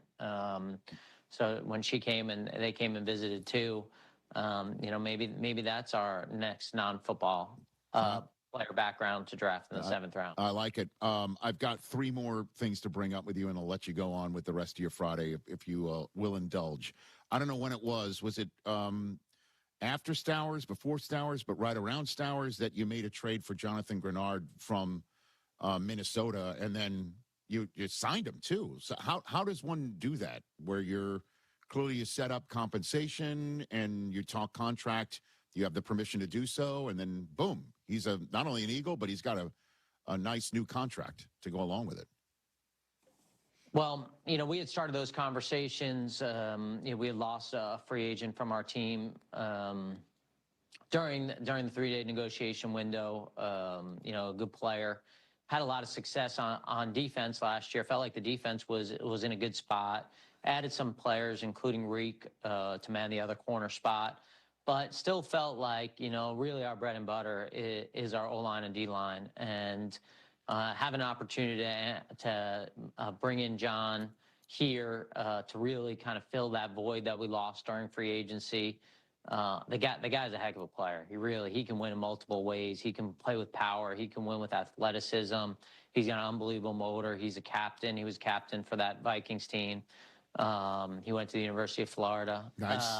Yes. Yeah, I kind of slide that in there. I heard that. I got it. That's great. And so I think for us, it was an important piece for us, for our D-line. We really want to think about our football team and think about our strengths along the line of scrimmage. And we really like the guys that we have on our defensive line, but felt like adding him could really just give us like that little like turbo boost. Like, your son played that video games and like they hit that turbo button, Yes.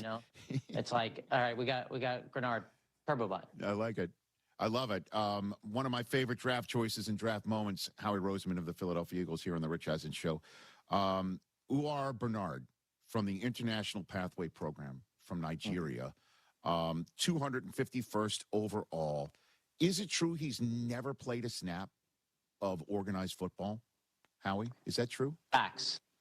Wow. So my gosh, how does one, listen, you obviously got Jordan Mailata from the same program years ago. Like, what's the plan to take somebody who's got the height speed comp of Myles Garrett and teach him what organized football is? Howie? Well, first, I mean, we have to have enough awareness to understand what happened with Jordan is such a great credit to the person that Jordan is, you know, the work that he did, you know, with our staff, including Coach Stoutland, and that's a unique experience. So for us to sit there and say, hey, we took this player and we're going to get the same results, that would be naive for sure.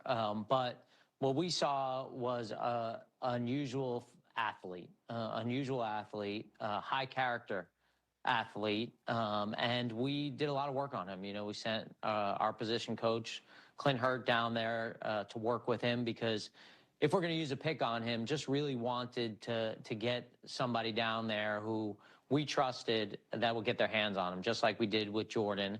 And Clint came back and just said, man, this guy's got unusual power. He's got unusual athleticism. You know, he's really willing to work and learn. And I really feel like I can develop him. And for us, you know, a lot of times in my mind, I'm going like, what happens if I don't? You know, as opposed to if I do, like, how am I going to feel if I don't? So sometimes that's like, hey, if I don't make this trade for the player, how do I feel if I see him go to another team? And so in this case, just like with Jordan, it was like, I want the result to be with the Eagles, either way. Yeah. I want to see what that result's going to be. And, you know, if it works, obviously I want that benefit for our football team. But even if it didn't work, I wouldn't have any regrets because I feel like it was something that we wanted to try to develop. We had a lot of support with it. We have a lot of people who are going to rally around it. And so whatever will happen, will happen. Obviously, Jordan, a unique case.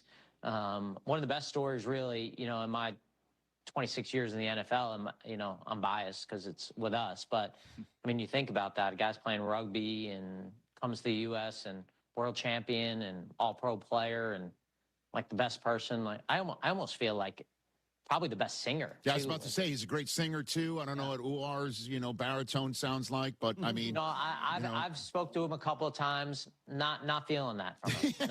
not getting the sense that like that's an area he's going to thrive. You know, but just I mean, personally. But I could be wrong. I've been wrong on evaluations before. Thanks for the time, Howie. I always appreciate you chopping it up after a draft. And you be well. Let's chat again soon, man. Really appreciate it. I can't wait. Thanks for having me, as always. Yeah, right back at you. That's Howie Roseman, the man on the spot there, EVP and GM of the Philadelphia Eagles, right here on the Rich Eisen Show. A SoFi personal loan is here to help you achieve something once thought impossible, which is overcoming high-interest credit card debt. Walk the tightrope of your finances with one low fixed-rate monthly payment, no fees required, and as soon as the same-day funding. That's right. Pull off your own debt-defying stunt with a SoFi personal loan. Visit SoFi.com/trick to learn more. Loans originated by SoFi Bank N.A. member FDIC. Terms and conditions apply. NMLS 696891. All right, coming up next, what's more likely on a Friday before we talk Live Tour with Alan Shipnuck. Evan Cohen here. PayPal is now the official peer-to-peer payment sponsor of the NFL, which means all the money moments that fandom creates, whether splitting tailgate costs or chipping in on tickets and game day food between friends, are covered. Wherever the game is played or watched, PayPal moves with fans. You can send money through text, email, or directly to your friends with eligible accounts on Venmo. Just download the PayPal app, share all the moments that matter. Account with PayPal is required, not available in all regions where PayPal operates. In today's fast-moving job market, staying ahead means keeping your skills sharp. At University of Maryland Global Campus, we help keep your capabilities cutting edge with our skills-based education programs designed to move your career forward. Explore more than 135 degrees and certificates in business, cybersecurity, and more. Apply now and save with no application fee. Classes start May 13th. Learn more at umgc.edu. Certified to operate in Virginia by Chev. There's a difference between driving and arriving. At Advantage Acura of Naperville, performance meets precision in every vehicle. Refined luxury, responsive handling, cutting-edge safety features, you'll find it all at Advantage Acura. Their team is committed to delivering a seamless, transparent experience from start to finish. At Advantage Acura, it's not just about putting you in a vehicle, it's about earning your trust. Discover the full lineup of Acura models at Advantage Acura of Naperville, or begin your search online at AdvantageAcura.com. Precision-crafted performance. Hey guys, it's Silvy. I love May in Chicago, but those hot summer days are coming fast. If your windows struggle to keep the heat out, your energy bills are going to feel it. It's Silvy for Window Nation, and I've seen firsthand how much of a difference new windows can make. My home stays cooler, more comfortable, and more efficient. Right now, you can take advantage of their buy 4, get 4 free sale, plus get started with no money down and no payments or interest for 2 full years. Don't wait. Visit windownation.com today and book your consultation. At the Verdoliak Law Group, we believe in the old adage, if we've been doing it for this long, we must be doing something right. Being one of Chicago's oldest law firms, the Verdoliak Law Group was with you during the Civil Rights Movement, the Moon Landing, and through 10 U.S. presidents. We've been fighting for the injured since before cell phones and home computers. When we started, gas was 29 cents, the average house cost just under $19,000, and the average income was under $5,000. At the Verdoliak Law Group, we've withstood the test of time by honoring our commitment to put our clients' interests first. That's why most of our clients over the last 50 years have found us through word of mouth from other satisfied clients. In the last half a century, thousands of law firms have come and gone, while the Verdoliak Law Group has cemented itself as a Chicago legal landmark, and we look forward to our next 50 years of serving you. If you want a law firm that has stood the test of time and will fight for you, call the Verdoliak Law Group. Chicagoans take pride in their city, so why not protect it from smog? Unleaded 88 gasoline, also called E15, burns cleaner than standard gasoline and helps reduce greenhouse gas emissions around the city we love. It's been reviewed by the EPA and approved for all of us to use to clean up the air and help us breathe easier, better for the environment, and supporting local farm families right here in Illinois. Visit UNL88.com to find a pump near you. Ready to finish what you started? At North Park University in Chicago, transferring is seamless. Bring your credits and complete your intended major, or choose from 6 accelerated, fully online programs designed with working professionals in mind. The warm Christian community welcomes those from all faith backgrounds, and students graduate ready to lead in schools, communities, and beyond. You'll be supported every step of the way to thrive in your chosen career. Apply today at northpark.edu. North Park University, where faith, purpose, and career come together. Everyone deserves access to quality health, but for half the world's population, essential health services are out of reach. At AmeriCares, we know access to quality health saves and improves lives. With good health, people can attend school, be productive at work, care for their families, and contribute to strong communities. That's why we envision pathways to health and opportunity for all.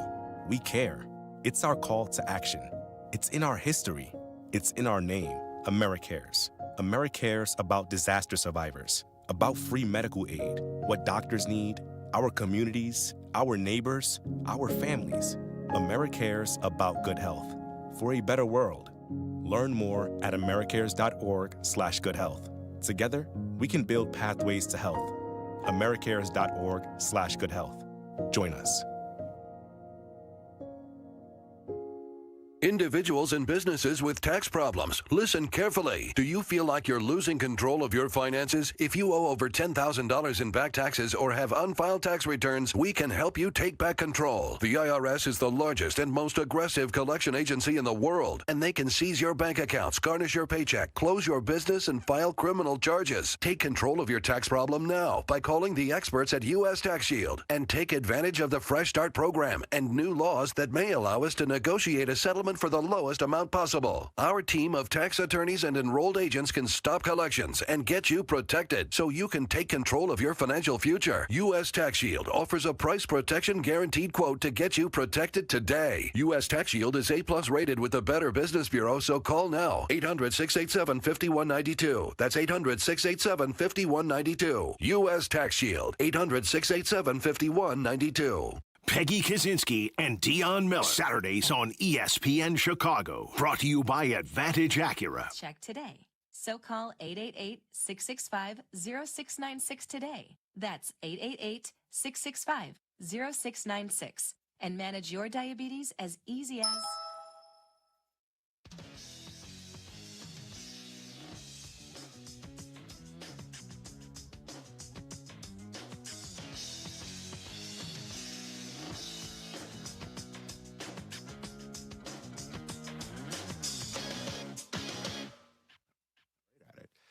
Back here on the Rich Eisen Show, I know we were saying we were going to do What's More Likely, but my conversation with Howie was so good. So good. If I may say. It went on too long. So we'll do it after Brian Windhorst, hour 3. Lovely. I imagine you're what's Everything more is likely? still germane. It still works, hour 2 or 3? That's right. Okay. So Fernando Mendoza is going to wear number 15 for the Raiders. That was Tom Flores' number, and a lot of folks were wondering, okay, is he going to be wearing it for the Raiders? The answer is yes, and Tom Flores has personally given it his blessing.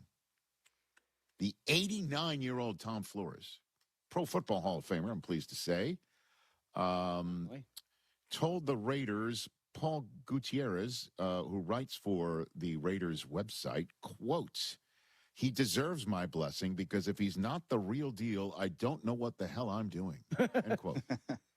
Wow. Called Mendoza perfect. He can make every throw. He can make the plays. What can't he do? He does it all. He's fun to watch. Plus, he's a good-looking kid like me. End quote. All right. I love it. As the article said, another deep belly laugh ensued. Felly, you getting the 15? Yeah, maybe. Gutierrez went to Mendoza. Quote, "He's more handsome than me, but it speaks to the testament of once a Raider, always a Raider." He is perfect. People are going to start to accuse him of being too perfect. That's coming. Mendoza? He's already there? Well, that he's too good to be true, that he says the right thing all the time. Yeah, he did let the F-bomb fly. I think he does have a little of the red in him. You know what comes across as too good to be true and perfect? Me? Tom Brady. You too. Yeah, you're right. You. My bad. I said thought Tom my Brady. mic I was should have said muted you when I first. said that, my bad. You knew it wasn't. That's true. Again, I mean, you want to talk about, I'm so blessed to be part of this organization. I can't thank Flores enough. I'm so blessed. I had a good college career. I haven't done anything in the NFL. Again, so he's saying the right thing. He's going to wear 15. It's an eternal blessing, he said, of the choice that Flores made to allow him to wear. That's cool.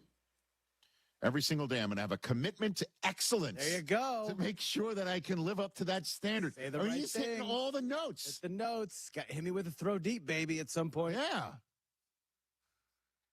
Yeah. The last time Flores wore 15, plenty of players have apparently worn it because the Raiders don't retire numbers. Well, Minshew wore 15, right?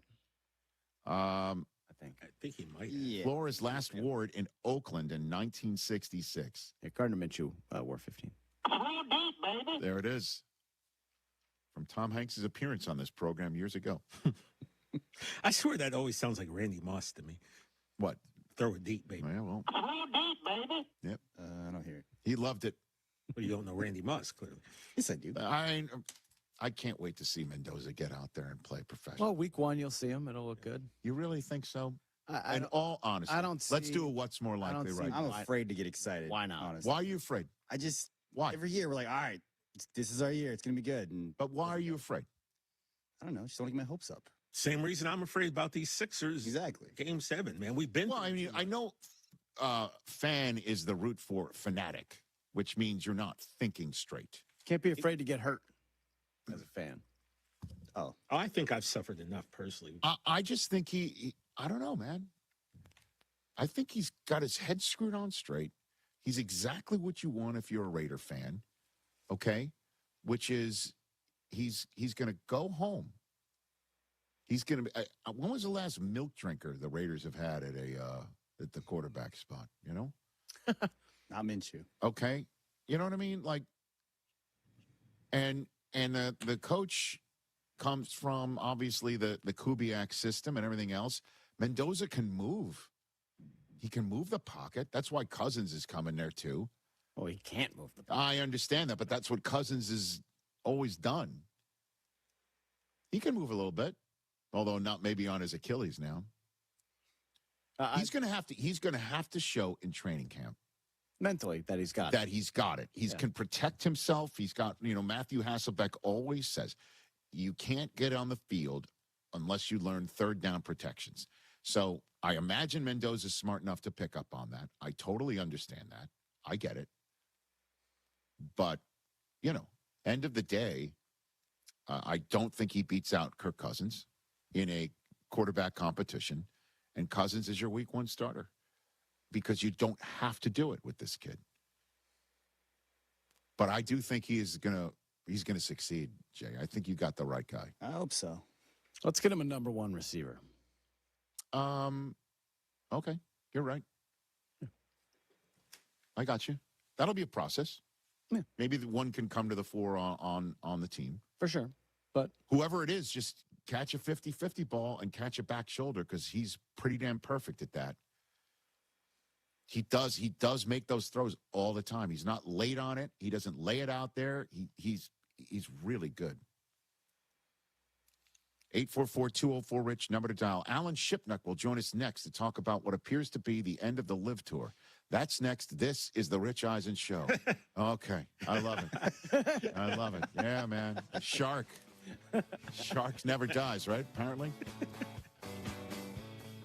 Mother's Day is coming, and you gotta show love to the mothers in your life. You know you gotta take care of mom. Plus, my wife just became a first-time mom. So yeah, Mother's Day matters, and you gotta get it right. That's why I'm sending flowers from the Books Company. Right now, get 25% off with code CANTY. Books flowers are cut fresh, so you get bigger, brighter blooms that last way longer. And it's easy. Pick the bouquet, the delivery date, and you're done. Mother's Day is May 10th, so don't wait. Go to Books.com, use code CANTY to get 25% off. That's BOUQS.com. Rich Eisen here with some advice. If high-interest credit card debt is grinding you down, it might be time to call an Audible with a SoFi personal loan. It consolidates your debt into one low monthly payment with no fees required. And with as soon as the same day funding, you can make the right play fast. Call an Audible on your debt today at SoFi.com/debtplay. Loans originated by SoFi Bank N.A., member FDIC. Terms and conditions apply. NMLS 696891. Fast funds terms apply at SoFi.com/debtplay. Woodford Reserve is more than just a spirit. It's a spectacle. With more than 200 flavor notes, Woodford Reserve wows your senses, delights your palate, surprises you with every new sense and sensation. It elevates an evening into an event, giving you a new experience with every sip. So yeah, Woodford Reserve is more than just a spirit, it's a spectacle for the senses. Kentucky Straight Whiskey, 45.2% ABV, the Woodford Reserve Distillery, for sales, Kentucky. Please drink responsibly. Woodford Reserve is a registered trademark, 2026, Brown-Forman Distillery, Incorporated. Save big when you shop at Menards. Shop the largest in-stock selection of AC2 pressure-treated lumber and thick decking. All easy to load in our drive-through lumber yard. Plus, get free estimates using our easy-to-use deck design program. Available in-store or on Menards.com. Save big on AC2 pressure-treated lumber and thick decking at Menards. Also, check out our weekly flyer on Menards.com for all the great deals happening now. Save big money at Menards. Wesley Financial Group is not a law firm. Ask yourself this question. Is it really worth holding on to that timeshare that you know you need to get rid of? Here's the truth. The average maintenance fee just went up over 17%. That could have been 117%, and there's nothing you can do about it. When you buy a timeshare, you give them a blank check for annual maintenance and assessment fees. I'm Chuck McDowell, founder of Wesley Financial Group. For 15 years, I've helped over 50,000 families cancel their timeshare. Not sell it, not transfer it, cancel it. Did you buy a timeshare because they told you it was a great investment and your maintenance fees would never go up? That's a lie. Are you ready to get rid of your timeshare once and for all? Simply call us and I'll send you our timeshare exit kit that explains all your options for cancellation. Call Wesley now for your timeshare exit kit. 800-881-4300. 800-881-4300. 800-881-4300. When your life turns upside down after an accident, you need an advocate like Wallner Law. I'm John Wallner, and for over 50 years, Wallner Law has fought for people just like you, injured, overwhelmed, and searching for answers. We don't just take cases, we take care of people, and we win for you. From car crashes to workplace injuries, Wallner Law stands by your side every step of the way. So call us today, 312-8-million, and win with Wallner.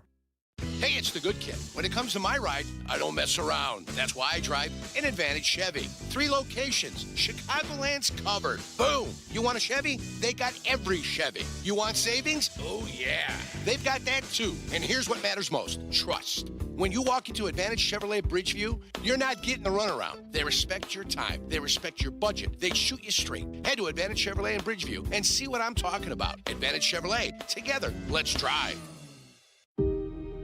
I'm Shanola Hampton. Every day, millions of people face hunger. Today, I will share with you some of their experiences. I'm stuck between paying for medications or paying for food. John from Maine. After paying my bills, I can buy groceries. It's sad to say, food comes last. Alice from Oregon. I thought pantries were for less fortunate people, but anybody could be less fortunate in a day or even a second. Claire from Virginia. The Feeding America network of food banks helps provide over 6 billion meals to people in need each year. No one should have to worry where their next meal will come from. Together, we can end hunger. Learn more at feedingamerica.org.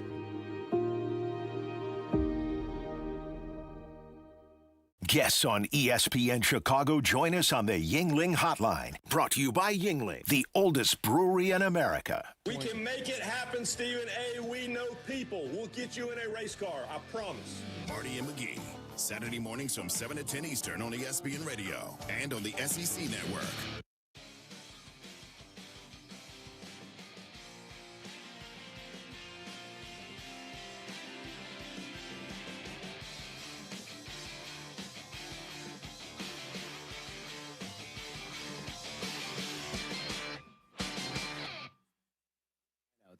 It's dumb. PayPal is proud to be the official peer-to-peer payment sponsor of the NFL. When fans come together on game day, PayPal makes it easier to split ticket costs, cover tailgate supplies, parking, or even food. It's a very simple way to settle up so fans can stay focused on the moments that matter. The NFL brings people together, and PayPal helps making pay each other feel easy from kickoff to the final whistle. Download the PayPal app to get started. Account with PayPal is required. Look who's joining us back here on the Rich Eisen Show, a man who has been chronicling the Live Tour for a very long time. I mean, for us and obviously for himself and the outfits for which he writes, and the man who's a best-selling author of the latest book of his book on Rory McIlroy's life. Alan Shipnuck is back here in the program. Alan, thanks for joining. How you doing, man? I'm delighted to be here. Thanks for having me. You got it. So where do things stand with the Live Tour in your estimation, Alan? Well, it's chaotic as always. I mean, that's been Liv's vibe since its inception.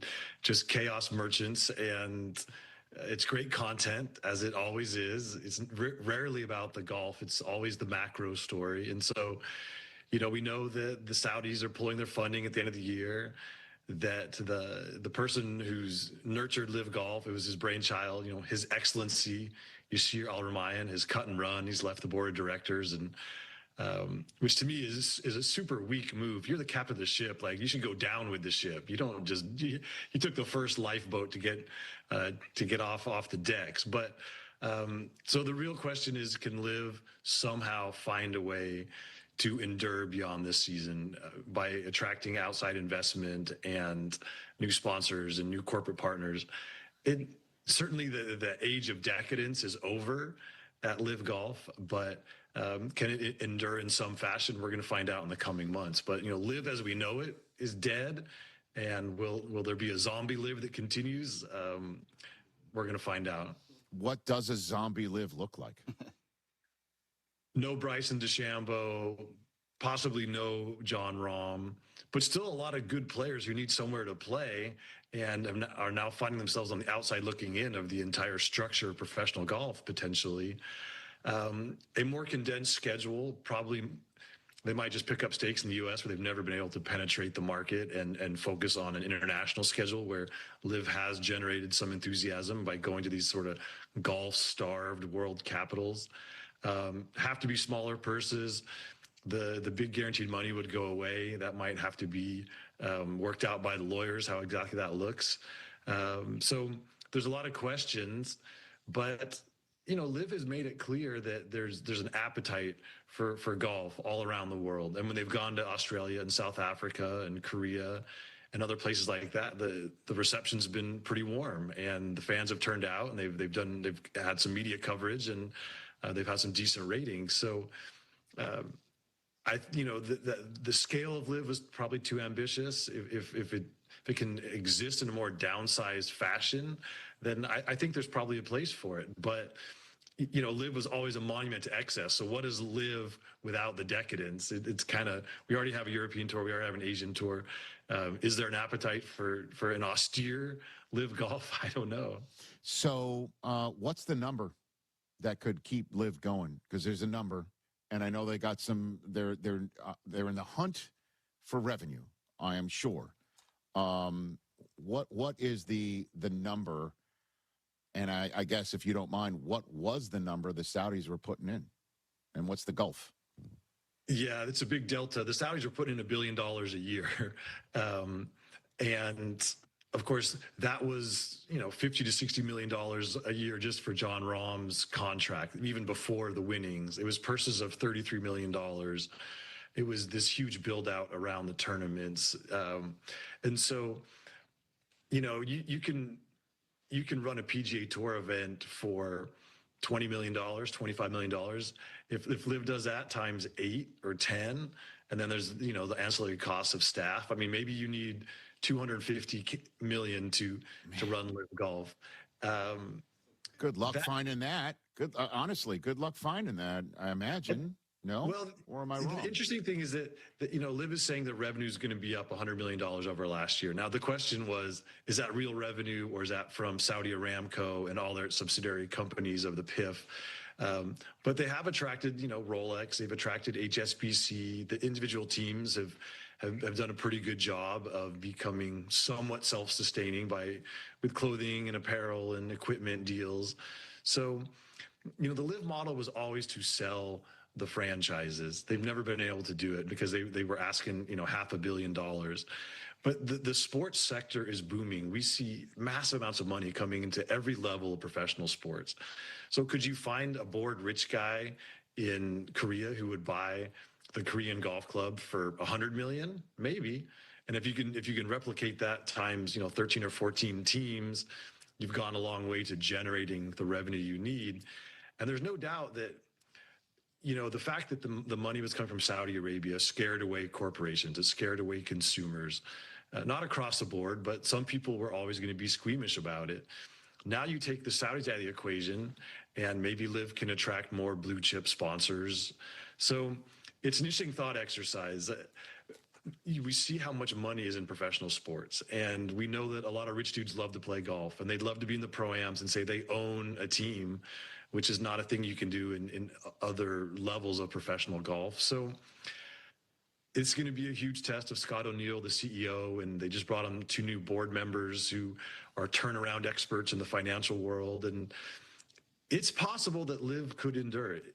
There is a way forward, but it does seem like a long shot. And but I think when you look across the sports world, how many things are getting off the ground and achieving liftoff because there's just seemingly an endless appetite. So maybe. I think the answer is maybe. Interesting. I'll ask you, Alan Shipnuck, a question I've never asked you before. Why did the Saudis cut and run? What do you think? Yeah, there's a lot going on, including a war in Iran. And, one of Aramco's oil refineries was hit by Iranian drones, had to shut down for 11 days. When your entire economy is based around oil production, and that was a glimpse of how vulnerable it could be if this war drags on. A couple weeks ago, the Public Investment Fund of Saudi Arabia put out this new 5-year strategic plan. And the core of it was, we're going to invest domestically in all of our projects, and we're cutting back our international spending. And in that context, sports looks very frivolous. And so the PIF sold its soccer team. They abandoned the snooker masters, which is a big deal in some parts of the world. They had a 10-year commitment. They just shut it down after 2 years. They pulled out of Tom Brady's flag football league. So this is not particular to Liv. This is a wholesale change in priorities for the entire kingdom and how they want to spend their money in this precarious moment. Liv is just the biggest, noisiest example of things that are going by the wayside. So the man who's hosting the next Liv tournament could be the one who potentially kills it. What you're saying? So what you're saying? The president of the United States? I guess not to bring geopolitics into this sports conversation, but you have to. But the war, if the war is what's causing the Saudis to pull out, and that essentially could mean the end of the Liv Tour, then what I just said, I think, is true. potentially. Well, it's a delicious irony because, Trump has hosted live events from the very beginning, including the next one. Right. He's profited from these events. And part of the reason Live was even founded was as this exercise in soft power to give the Saudis, access to the Western world and to decision makers. And it succeeded in this cozy relationship with Trump. So yeah, it is a delicious irony that he may be one of the reasons.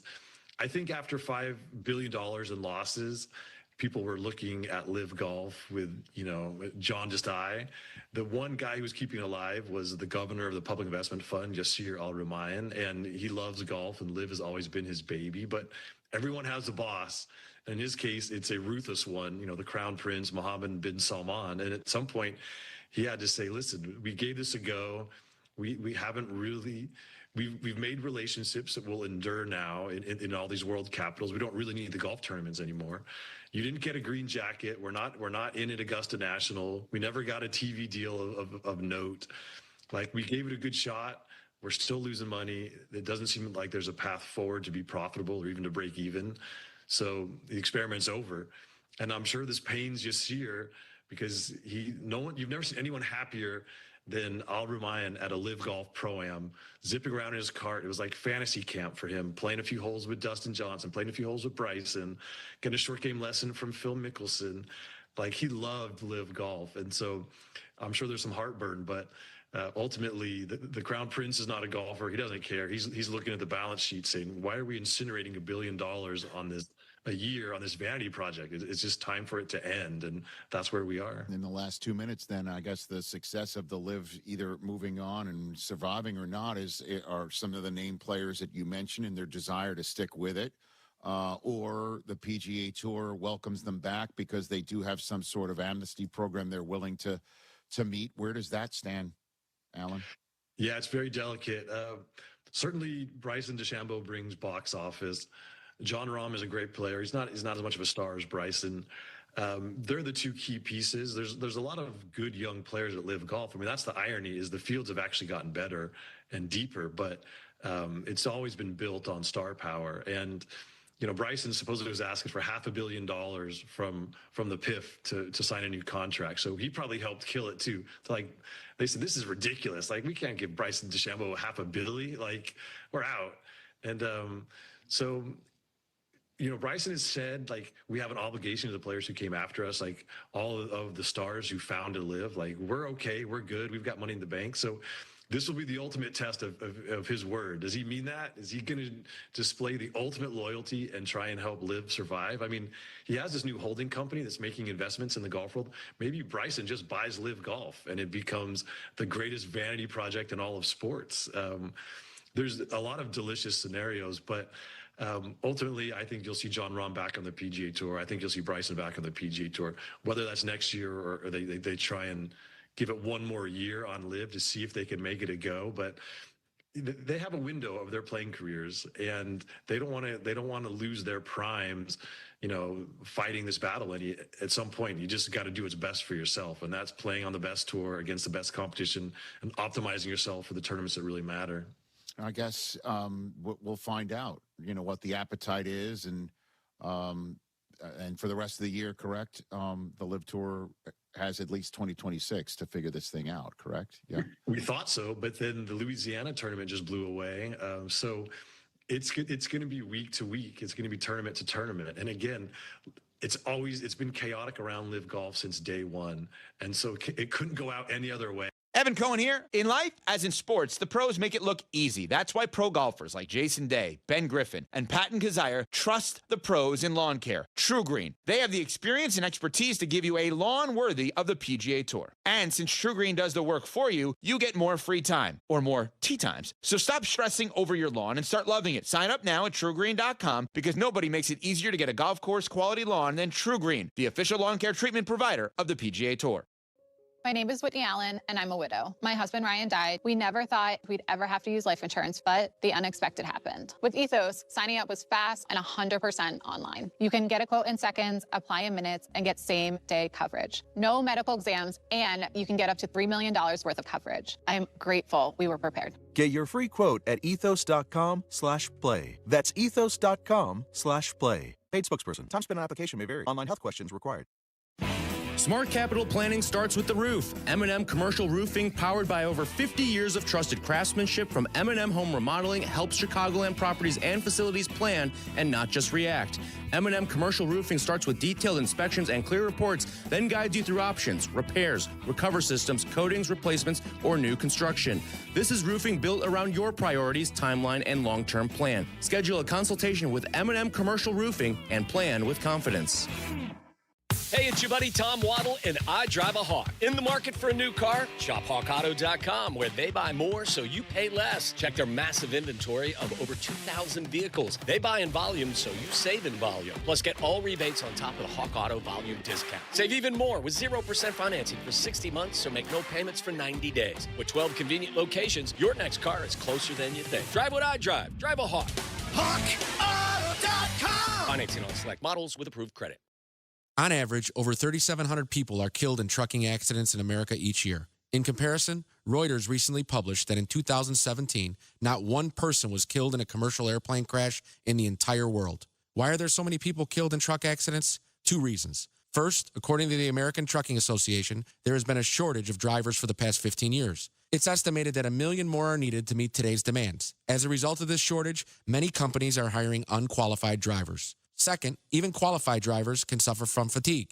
They are under intense pressure to meet challenging deadlines. And although there are industry regulations which limit hours behind the wheel, they are often overlooked. Drivers are pressured into driving long hours on little to no sleep. After all, if the wheels aren't spinning, the trucking company isn't making money. So imagine if the trucking and airline statistics were switched and 10 people died every day as a result of plane crashes. You wouldn't step foot on an airplane, would you? If you need a law firm that's handled trucking cases for over 55 years, call the Verdoliak Law Group.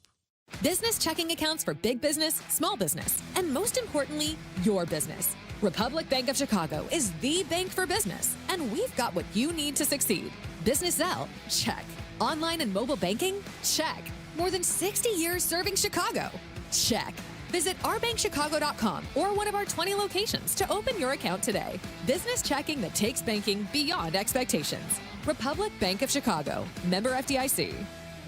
Hey guys, it's Courtney Cronin. Picture this. She opens the box. The light catches the shine inside, but what you really see is her smile. That's the winning moment. That's what Rogers & Hollins delivers. Not just a ring or a necklace or a watch, a moment. A story she'll share every time someone compliments her. For 115 years, Rogers & Hollins has been the jeweler Chicagoland trusts. Because while the world changes, the power of giving jewelry never does. Visit your local Rogers & Hollins or go to fornowandforever.com. We asked parents who adopted teens to share their journey. There are many times I thought, I can't do this. I mean, what parent isn't worried about, what am I not doing right? What am I not doing enough? And then I realized, wait, that's being a parent. Don't worry about being perfect. I've had around 3 other mother figures in my life, but only one of them has taught me how a mother loves. The greatest reward for me is he makes me better every day. I would tell a family considering adopting a teenager that that teenager, whoever it is, needs you, and they need what you have to offer. Taylor's giving me hope. He's our son, and that is what he will always be. Learn about adopting a teen from foster care. You can't imagine the reward. Visit adoptuskids.org to learn more. A message brought to you by Adopt US Kids, the U.S. Department of Health and Human Services, and the Ad Council. This is ESPN Chicago, WNVP, WTBC, HD2 Chicago, a Good Karma Brands radio station. ESPN2.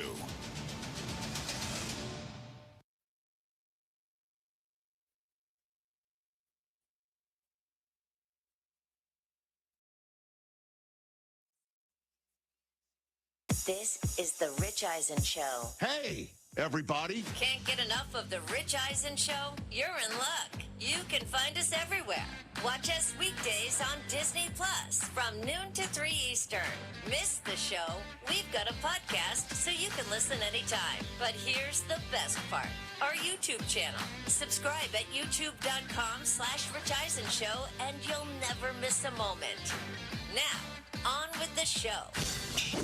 This is the Rich Eisen Show. Chris Webber, do you want to take a swing at the Jaden McDaniels scoring with 1.3 seconds left and Jokic having an issue? There's no more protocol. You don't want a guy to score at the last second because they're up, then win the game. The Rich Eisen Show. Earlier on the show, NFL Network insider Tom Pelissero. Eagles GM Howie Roseman. Coming up, ESPN senior NBA writer Brian Windhorst. And now, it's Rich Eisen.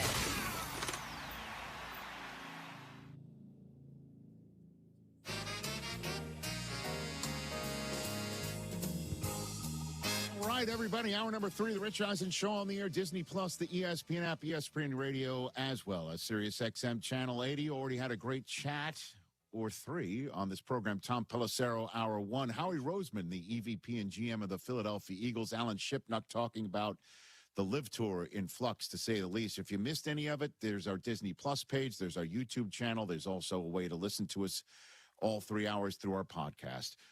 He's our favorite to talk basketball with. Always love our chats. And also, you know, we always say, where in the world is Brian Windhorst? We know where he is. We just don't know which backdrop he has chosen. Brian Windhorst, what backdrop do we have for us today? Do you recognize this place? It's appropriate for, I've chosen it for appropriate reasons. This is Boston, Massachusetts. Okay, I have no idea when this photo is from. So yes. I'm not in Boston, but why not have the backdrop of Game 7 for Why tomorrow? not? Yeah. Or the only Game 7 we know of at present of our conversation. Correct, right yes. now. Correct. Why is there a Game 7 in this series, do you think? Man, you know, here's the thing. Like, sometimes when you see an underdog win at home, sometimes you see a player, you know, just get super hot and hit a bunch of threes. That seems to be the modern way to go. Or a team just gets, you know, I always figure no matter who you are, there's going to be at least one game in a series where you're not going to miss, where the offense is really hot. That did not happen for Philly last night. They did not shoot the ball super well. They just played better fundamental basketball than the Celtics. And so when the Celtics miss 3-pointers, Rich, they are a shell of themselves. And it's not becoming of a champion. And it's not the way they played during the regular season. Certainly, when they made their threes, they were unbeatable. And when they missed them, they were more of a 500 team. But they were very good at winning on the margins. They were very good at offensive rebounding. They were very good at just the general possession game. That didn't happen these last couple games. Boston didn't play cleanly. And one thing that happened last night, okay, they missed their threes. That's, you know, job one when you're going to try to beat Boston. The second thing is, this is like a bad habit that Brown and Tatum have. For all the positive attributes that they have a real bad habit, which is they try to get into mismatch games. You set a pick for me, I get your smaller defender, and then I try to play him one-on-one, and I'm going to show you how I can beat him one-on-one.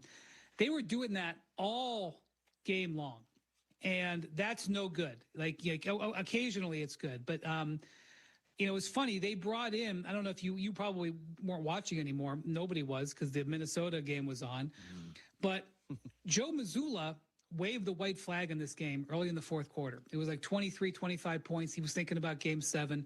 He pulled out all the starters after a timeout, a few minutes, maybe like a minute, 2 minutes into the fourth quarter. He brought in the bench, and the bench immediately went on an 11-0 run. Now, maybe that's because Philly let their guard down. That's probably a part of it, but Philly's starters were still in. But what happened was Boston's guys started moving the ball. Their bench came in and they started running the Celtics offense, and it immediately generated a bunch of open shots. And in all honesty, that might not be a bad idea for Joe Mazzulla to show the Celtics as they get ready for this game tomorrow. Like, hey, remember, this is how we play offense. We don't just have to play isolation basketball. On the other end, Joel Embiid, they've gone to the MVP Embiid. You know, when Embiid won the MVP a couple years ago, yes, it was largely because of health, but he played with James Harden. And James Harden, throughout his career, has always done a great job of getting the big men in position. And during that season, yeah, Embiid made a lot of outside shots, but they would throw the ball to him. Harden would get in there and throw the ball to Embiid a lot. He'd get him down on the post and throw the ball to him, and the Sixers would play inside out.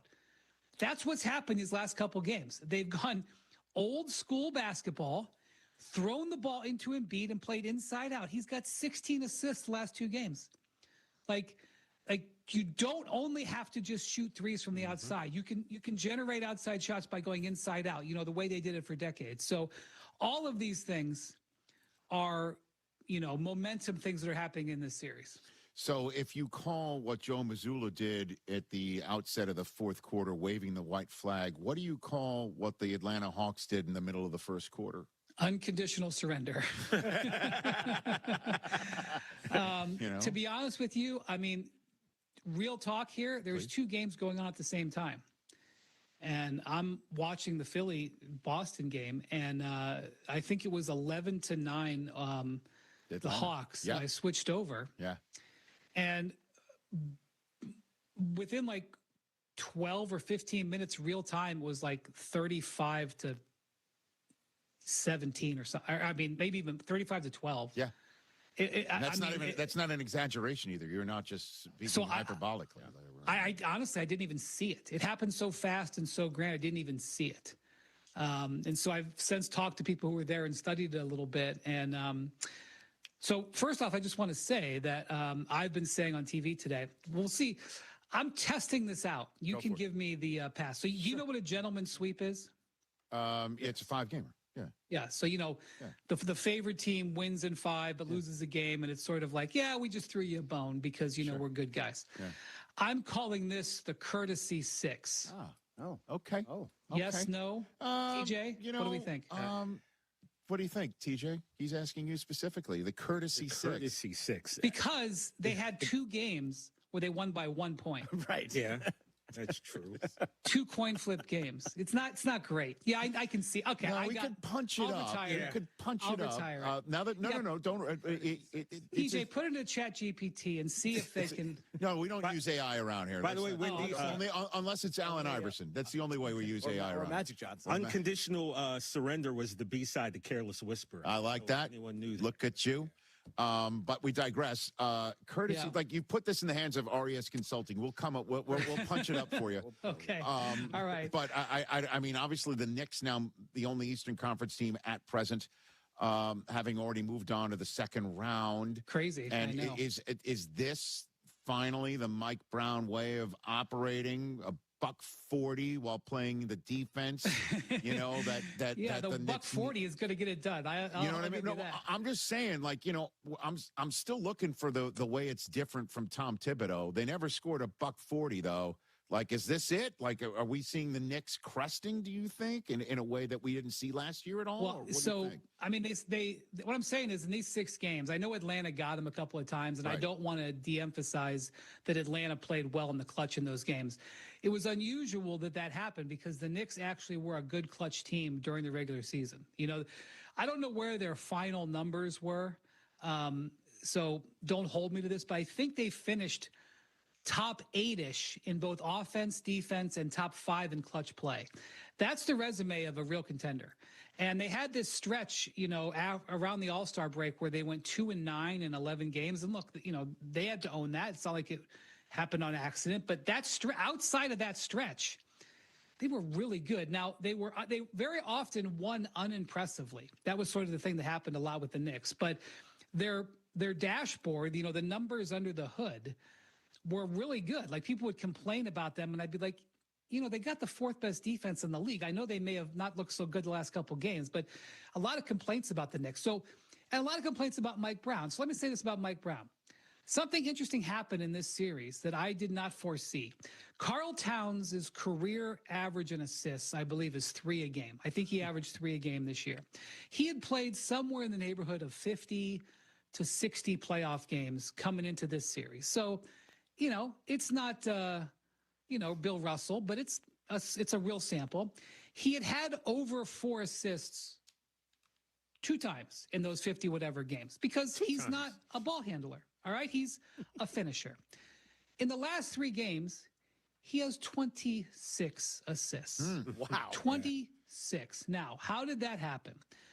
Mike Brown, on his resume, and he's been around a long time, and there's scars on there, no doubt. He spent years in Golden State. I think he was an assistant on that bench for 4 or 5 years, won at least one ring, might have won 2. Won a ring with Greg Popovich on the bench in San Antonio, too. But one of the things that the Warriors did really well was run their offense through Draymond Green at times. And I'm not trying to say that Karl Towns is as adept as a passer as Draymond Green. However, some of the sets that they just installed in the middle of this series, I mean, for all I know, they've been secretly working on it in practice for 4 months. But all of a sudden, in the middle of this series, they started making Karl Towns a point center.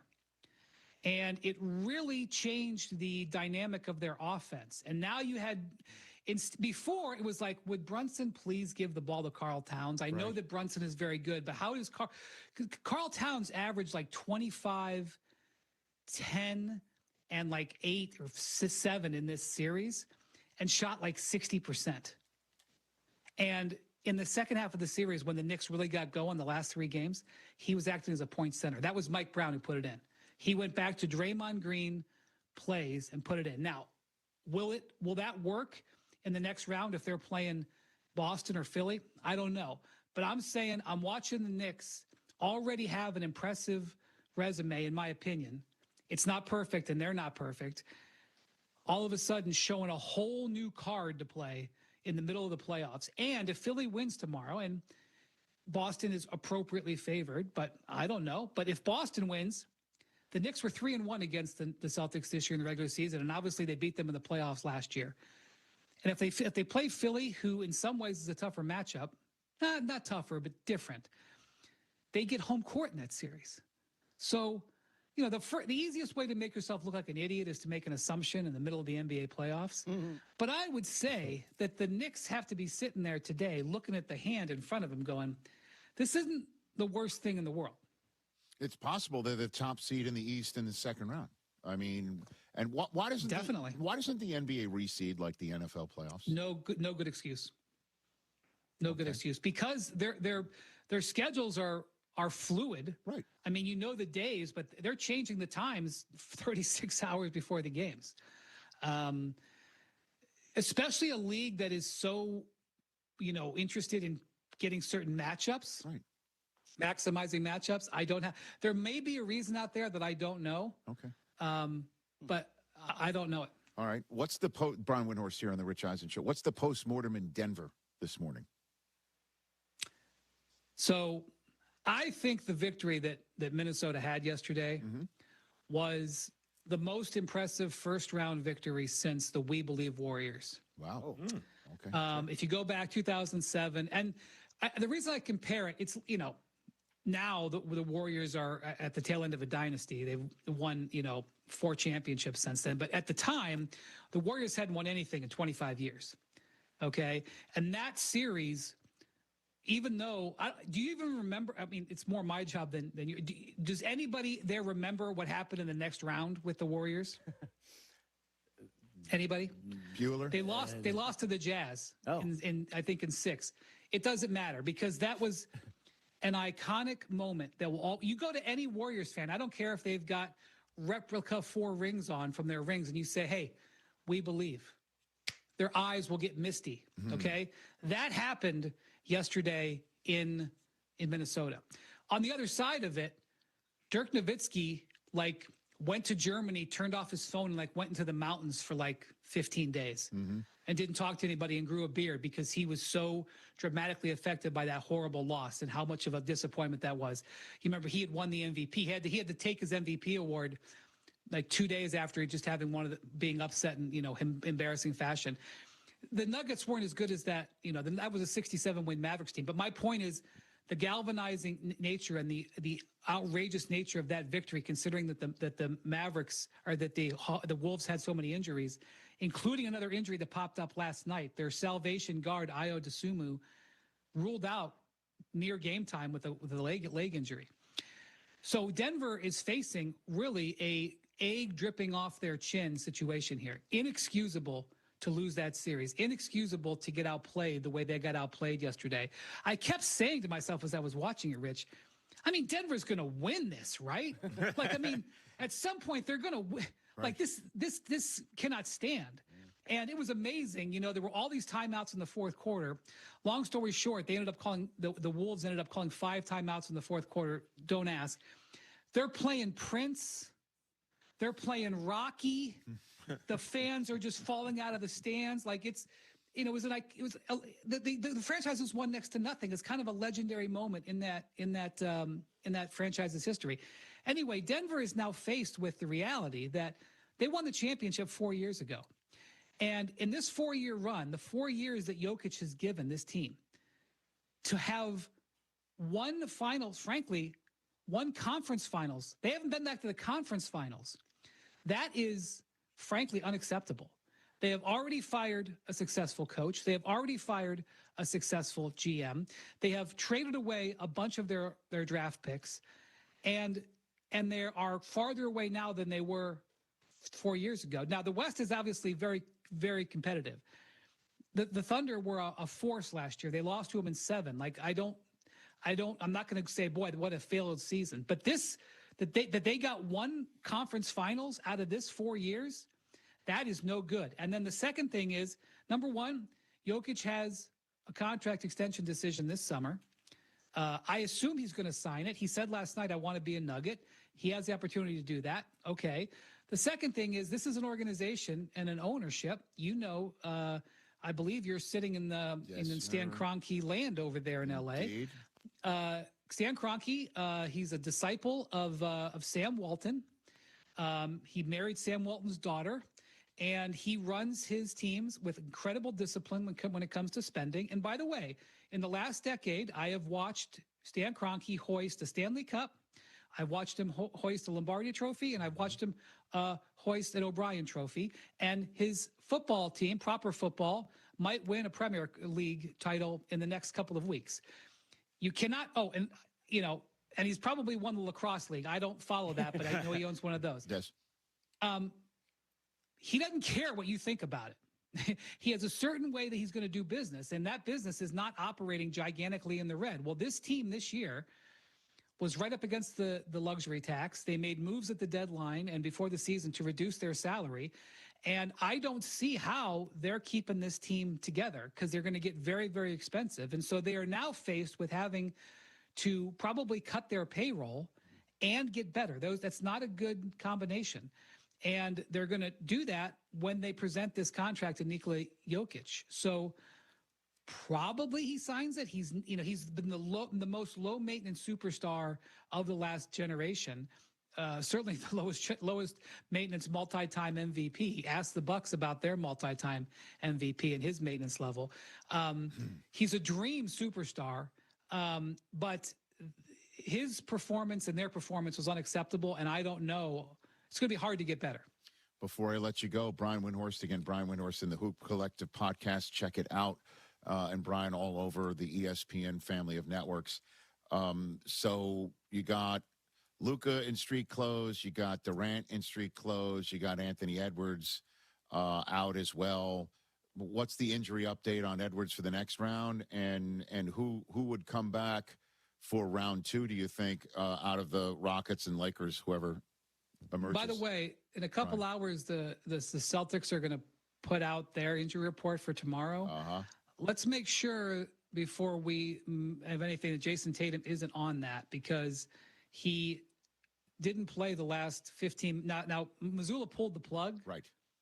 So I don't, they said he was available to go back in the game, but he was rubbing the calf. Oh yeah, that's bad. And I don't need to say anything. Now he said he was fine, but I just.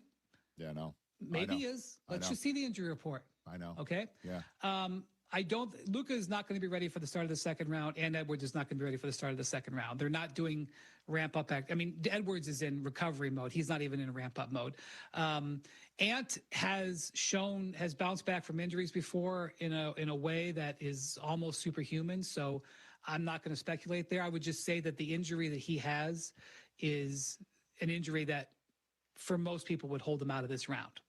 Not saying he's going to miss this round, but that hyperextension plus bone bruise is, guys who've had this injury before, you're looking at multiple weeks. Wow. This is not a good situation. That's why yesterday was the Wolves Super Bowl, and they played accordingly. And no matter what happens against the Spurs, if they get wiped out and lose in 4, it will not diminish their accomplishment for this season. Luka has not, to my knowledge, begun contact basketball yet. You know, typically in the NBA, you come back from an injury, you have a ramp-up period. He hasn't played in a month. He'll have to get conditioning back. You're looking at having to play 3-on-3, then having to play 5-on-5. That has not happened yet. So you will not see Luka out there. If the Lakers, get another win, you will not see him out there in a game 1. The second round is less time off. It's every other day. So it is pretty ironclad. You have 7 games. You have 7 off days. It's 14 days. It will start on a day and it will end 14 days later, or 15, depending. So 2 weeks from now, Luka might be there, but the Lakers are going to have to. That's why really in tonight's game 6 for the Lakers and going forward, Austin Reeves. This summer, Austin Reeves is going to ask the Lakers, and he's earned it, but he's going to ask for one of the largest contracts in the history of the Lakers organization. And he's been terrific for them. But this is when he's got to verify that you make yourself indispensable by being indispensable. And I know he came back the other night after 4 weeks off. I wasn't expecting him to go 9 of 10, but he goes 4 of 16. He had 22 points because he got to the line. It wasn't a terrible game, but the Lakers need scoring. And so whether it's in the next 2 games, 1 or 2 games against Houston, or in the next round against Oklahoma City, the only chance they got is if they can get some scoring, and it can't come from LeBron, just from LeBron. They've got to get it from Reeves, and really starting tonight would be a good way to do it. All right, before I let you go, the usual Rich Eisen show, accommodation, if you're up for it, where I ask you to make a prediction. If it's right, we replay it. If it's off, this never happened. How many Game 7s this weekend? We already have 1. How many we got? Yeah, I think there's going to be 3. I think 2 of the 3 tonight. Yeah, and I'm going to say that nobody is ever. I mean, getting me to have somebody at ESPN talk about the Cavs-Raptors series is like, it's actually a fascinating series. Yeah, it's a fascinating series, and I will tell you that Brandon Ingram looks like he's going to be out tonight for the Raptors. He's doubtful, and Emmanuel Quickly is out, so they're missing 2 starters. The Cavs should win tonight by an easy margin. Okay. But the Cavs have done nothing in this series easy. The Cavs have the most beautiful opening happening to them, and Orlando needs 1 win in 2 games to get to advance, and the Cavs, if they won, would get home court in the second round as the 4 seed. Hello. That's happened about 5 times ever in history. And the Magic have lost Franz Wagner, one of their best players, to a calf injury that I don't think he's going to bounce back from immediately. The Cavs are sitting there holding a glorious opportunity, and they've played C-plus basketball for the last 3 or 4 games. So they better take advantage of what's being offered to them tonight. But I digress. Cade Cunningham coming off a 45-point game. What if he goes for 40 again tonight in Orlando? Got it. So I'm gonna say 2 of these 3. Okay. And we'll see 3 games. And again, it's just to go full circle here. That's why the NBA should reseed, right? I mean, like the Celtics and the Knicks should be the one getting an 8 seed, not the 4 seed, just because the bracket is the bracket. Maybe that we'll find out the answer at some point. Brian, thanks for the time, man. Really appreciate it. Have a great weekend, Thanks for the backdrop. Appreciate it. That's Brian Windhorst bringing it. Go Celtics. Bringing it right here on the Sixers and 7. It's entirely possible. I didn't think it was. But certainly if Tatum shows up on that injury report, keep an eye out for that.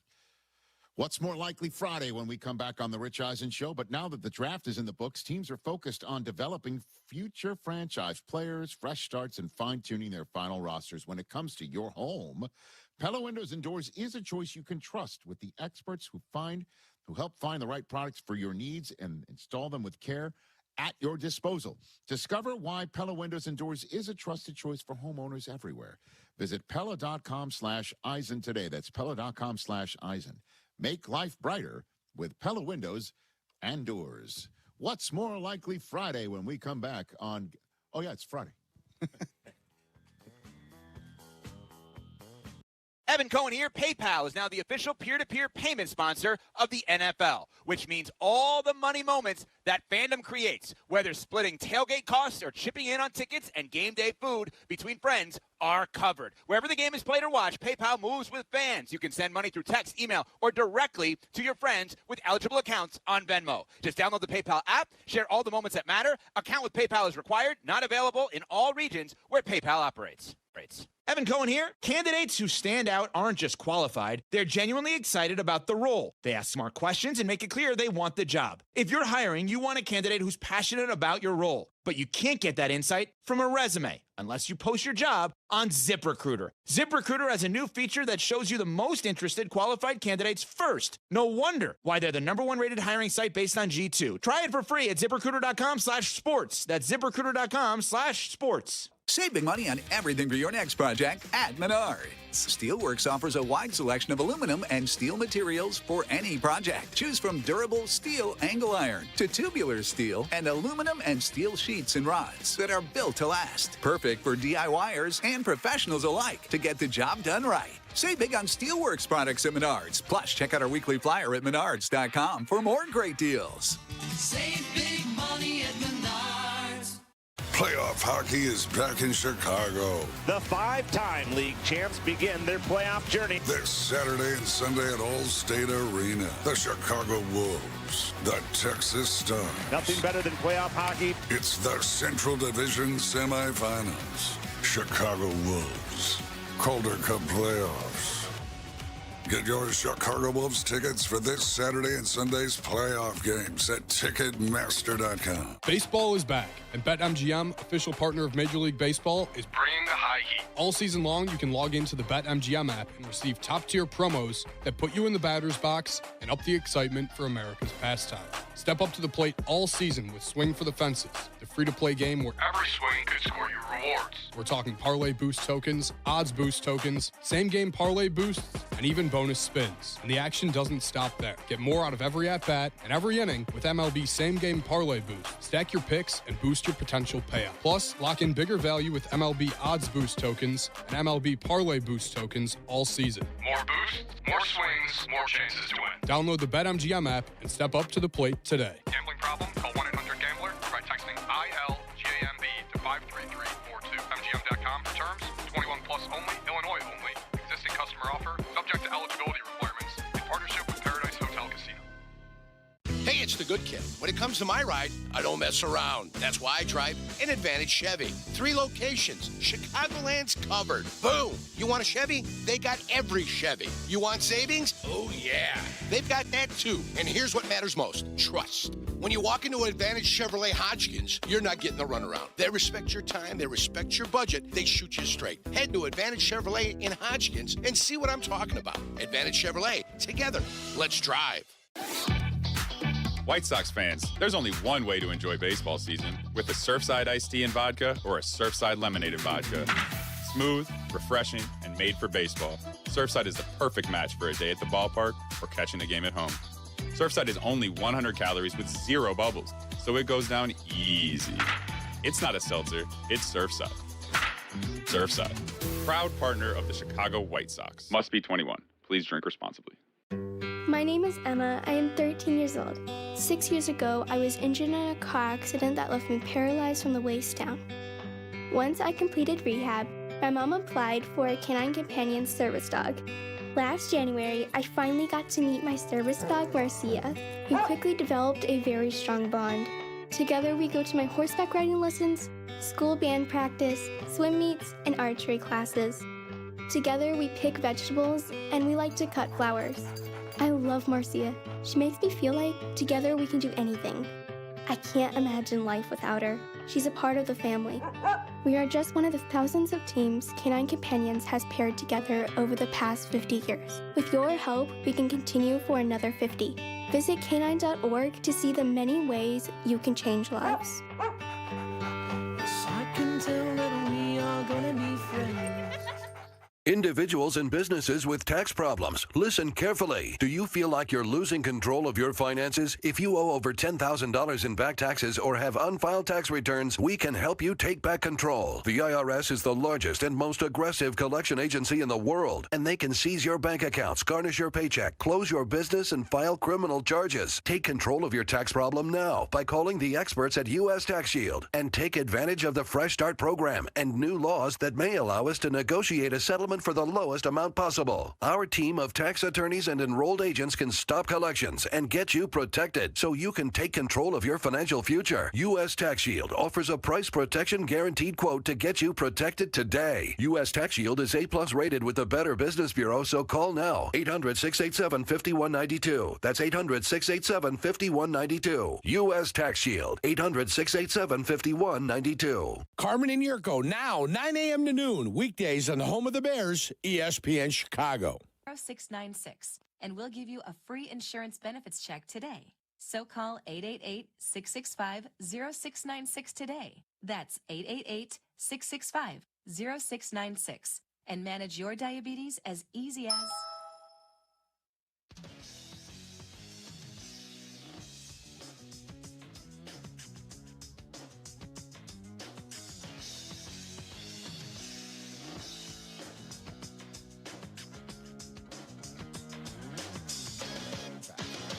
The Rich Eisen Show is on the air here on Disney Plus and our radio stations coast to coast on ESPN Radio. It's time for What's More Likely, presented by Pella Windows and Doors. Hit it.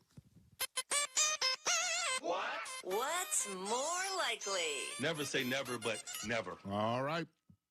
Christopher Brockman, what do we have over Gentlemen, there? great to see you. It's Friday. Appreciate you saying that. Jay, how are you? Hey, what's up, Chris? We were talking to these guys in charge the last few days. We talked to Chris Ballard and Kyle Shanahan.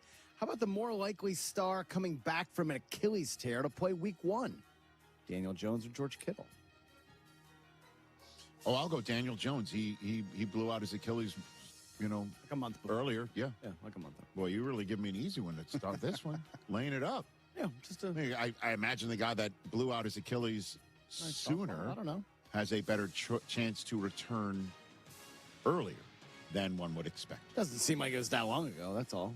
I mean, George, I put nothing past George Kittle. Week 1. I'll go Daniel Jones. All right. What else you got over there? How about this? We talked to these head coaches yesterday. Who's more likely to win their division this year?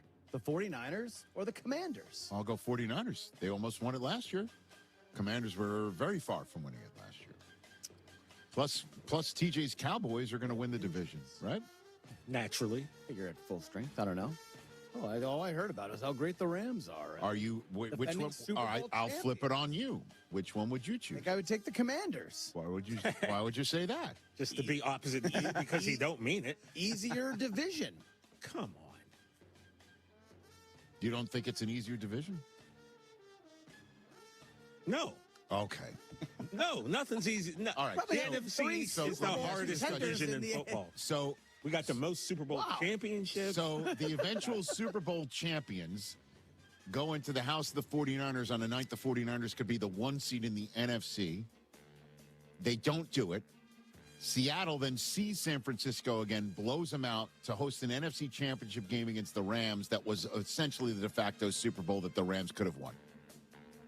And this guy is saying the NFC East, with the Eagles one and done by that San Francisco team, and then has no one else make the playoffs and have 2 teams in the division. How many? I said 2 teams in the division, pick 3 times in the top 10. Yeah, that means we're and then now. The other team in the division that didn't make the playoffs moves up from 12 to 11 to choose. That division's better than the NFC West. Did I get that? Did I get all of that right? The top 2 odds for the Super Bowl are the Rams and Seahawks. Okay. The next to NFC East team is 10th. The top how many odds? Top 2. The top 2 odds. I said, okay, we're going to stop to it. I don't think we're probably not. Come on, man. I know you got your cowboy flag. Well, look, how many times going back to the Super Bowl is hard, right? Hard. Okay, so are the Seahawks going to become champions again?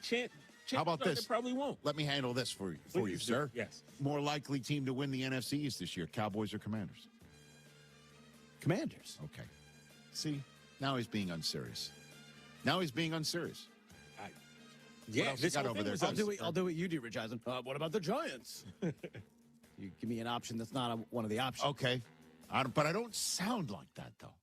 You are not serious people. How about this one? We're talking a lot about the Rams and the Ty Simpson pick. Is it more likely we have an overreaction Monday topic this year of Rams should start Simpson or Stafford is an MVP finalist? Rams should start Simpson is an absurdity. An absolute absurdity. You absolutely cannot say that. Now, you're saying, there's two ways in which that's an overreaction Monday subject matter, okay? Is that Stafford plays so poorly, it's just, I got to see what the rookie looks like. Or Stafford gets hurt, Simpson comes in and plays so well that we get the whole Cooper Rush should be the quarterback over Dak Prescott. Inanity one more time. Real conversation at the time. Because also Jerry's like, this is the best decision. This is the best problem to have. That he put it in that way, like it's a problem to have, meaning that Cooper Rush might possibly knock Dak out of the starter's job because of how well he was playing as a back. Rewind a year ago. Get out of here. Actual questions Absurd at the time. about Stafford maybe not Absurd even playing week one after sitting out the entire preseason. Okay. 38-year-old guy. You encourage this. I'm just saying. How do I encourage this? You encourage this. How do I encourage it? You just do. I don't know how, but Onward, Chris. No, I need an answer, bro. Stafford is an MVP finalist far more likely than the other way around. No chance. Okay. No chance that Stafford's an MVP finalist next year? I would not bet on that. Absolutely not. But you'd bet on the other one? Yeah. Okay. Well, I'm in charge. He's tripling and quadrupling. I'm in charge of writing the topics. Okay. This is his segment. So, and that's how I'm enabling. Yeah. Okay. Give him carte blanche to say stuff like this. And if people at home are confused or getting mad at Chris, they don't understand. He doesn't care. They don't understand. I actually don't care. I love talking to people in the comments. Here we go. I thought you didn't read the comments. Let's talk a little hoops. Two surprising results, to say the least, last night, with the Wolves eliminating the Nugs and the Knicks winning by 11 billion. Which more likely of those two teams are the more likely to make the finals? The Wolves or the Knicks? Well, I'll go Knicks. You already just heard Windhorst say they might get swept by the Spurs. The Knicks aren't playing this. To use the parlance, Swept by the Spurs. Really? excuse me. To use the parlance of a particular native New Yorker who once upon a time went to your neck of the woods, are the Spurs walking through that door in the Eastern Conference? No. Is anybody remotely close to the Spurs, the 2 seed in the West, walking through that door? Spurs are a young team with not a lot of playoff experience. Okay. The Wolves have made back-to-back West Finals. All right. Now, the Pistons would be a problem for the Knicks because the Knicks, as we all know, had problems with the Pistons this year.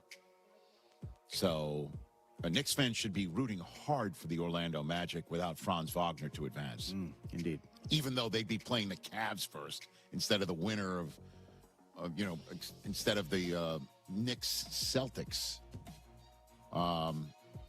survivors. And the Knicks have already moved through. I'd go Knicks over the Timberwolves. Absolutely. The Eastern Conference, the Knicks could wind up being the top seed by Sunday night. They could be the top seed. They could be the top seed by Saturday night in the Eastern Conference. Correct. Yeah, correct. Remaining. So, what else, Chris? How about this one? Is it more likely the Sixers upset the C's in Game 7 Yes. or... That was for you, TJ, since you think I'm enabling him. or the Rockets force Game 7? Ooh, Chris, this is a really good, juicy one because this is right on that line. Mm-hmm. Both could really happen. Very much so. I know. Yeah. This is where you're forcing me to choose I'm one or forcing the you other. to choose. Oh, I'll just go with the home team. I'll say the Rockets forcing Game 7 is more likely because I want it for TJ so much, and I can't have so many good things in my life right now. Rockets favored tonight. You guys believe that? Are they really? Really? Without no Durant? Yeah, 3 and change. Okay. I used to act like I didn't know what that means. Oh, you know what it means. Now I know what it means. Now, in my second month of not being an NFL. Oh, you just picked it up that quick, right? Yeah, you picked it up that quick learner. Quick learner. You read a book when it was for dummies. Learner. Books. I said I have 2 degrees. 2. Not getting old. About to get 3. We'll never be old. When you Am become, I? Well, when you become Dr. Eisen, though, dog. Oh, I will be impossible. I'll walk around in a lab coat. All right, I've got 3 more. Go walk into rooms like Penta. You know what I mean? Not Jay? 2, like 3 more. More likely to demand a trade this offseason, George Pickens or the freshly eliminated Connor McDavid? I don't think McDavid's going to demand a trade. Do you? Man, there's. I saw him last night. He said we've been an average team all year long, and what do you say? An average team with high expectations, you're going to be disappointed. Pat and company that's as close to a trade demand he might get. Pat and them are trying to stir up the McDavid to Pittsburgh to join up forces with Crosby. I mean, good luck to Please him. let that happen. Come to LA. Hey, excuse me. Yes. You tell me, let me ask you, sir, since you're the local hockey maven, has there ever been an absolute superstar in Edmonton who came to Los Angeles to play I believe hockey? that would be Wayne Gretzky. Sir. Oh, the great one. Has that ever happened? Yes, it has. Okay. But then there's Sidney Crosby. I don't know. I'll ask Hoskins in my ear. Do you think McDavid will really demand a trade from Edmonton? I don't demand. I think Pickens seems to be the more publicly demanding guy. Although he's got a new agent who might be like, let's tamp that down. We'll get it done behind the scenes. You want to get done? Let's do this behind the scenes. McDavid and Crosby, though. Yeah, that's that's not. How about this one, though? The issue is if McDavid gets, puts it out there, everyone's going to be falling over themselves. The entire league will fall over themselves. Yeah, sure. Not that won't happen with George Pickens. I'm sure Connor watched the draft. But that's not the question. I'll go Pickens over McDavid. Yeah. 2 more. 2 more.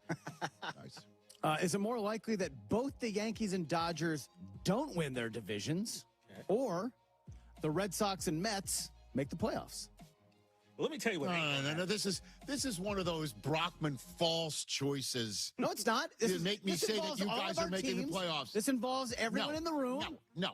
It involves everyone in the room. What's more likely, that the Dodgers and the Mets win their divisions, or you guys don't make the playoffs? How about that? No, there's no how about that. This is the topic.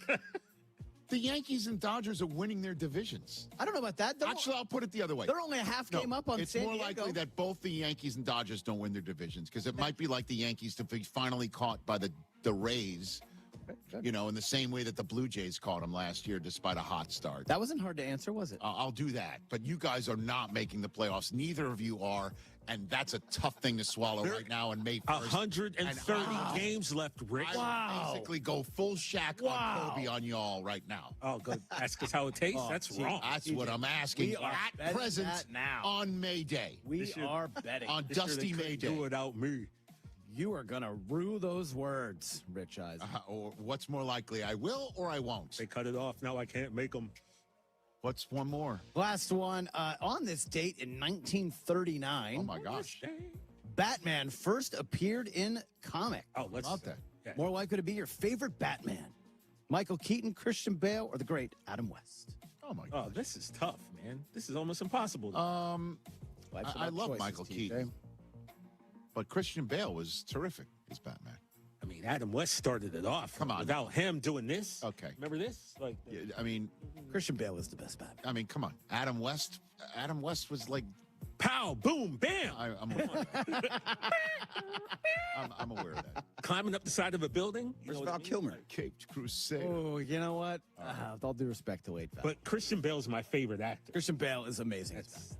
Good stuff, Christopher. Thank you. What's More Likely is brought to you by Pella Windows and Doors. When it comes to your home, Pella Windows and Doors always have the winning game plan. That's why your neighbors trust them. Visit Pella.com/Eisen. Phone calls and the best white flag a Big Ten fan can get. Oh, it's delicious. That's next. Rich Eisen here with some advice. If high-interest credit card debt is grinding you down, it might be time to call an Audible with a SoFi personal loan. It consolidates your debt into one low monthly payment with no fees required. And with as soon as the same day funding, you can make the right play fast. Call an Audible on your debt today at SoFi.com/debtplay. Loans originated by SoFi Bank N.A. Member FDIC. Terms and conditions apply. NMLS 696891. Fast funds terms apply at SoFi.com/debtplay. Harry Douglas here. Let me ask you something. What if you can enjoy the taste of a cocktail, the warmth of a spirit, and still stay fully in control? That's RK Zero Proof, a pioneer in the alcohol-free spirits category. RK delivers bold flavor and a real warming sensation with zero alcohol, zero sugar, zero carbs, and 0 calories. Perfect for nights out, social gatherings, or anytime you want the experience of a drink without sacrificing tomorrow. Check it out at rkbeverages.com. That's ARKAY beverages.com. RK, all the flavor, none of the alcohol.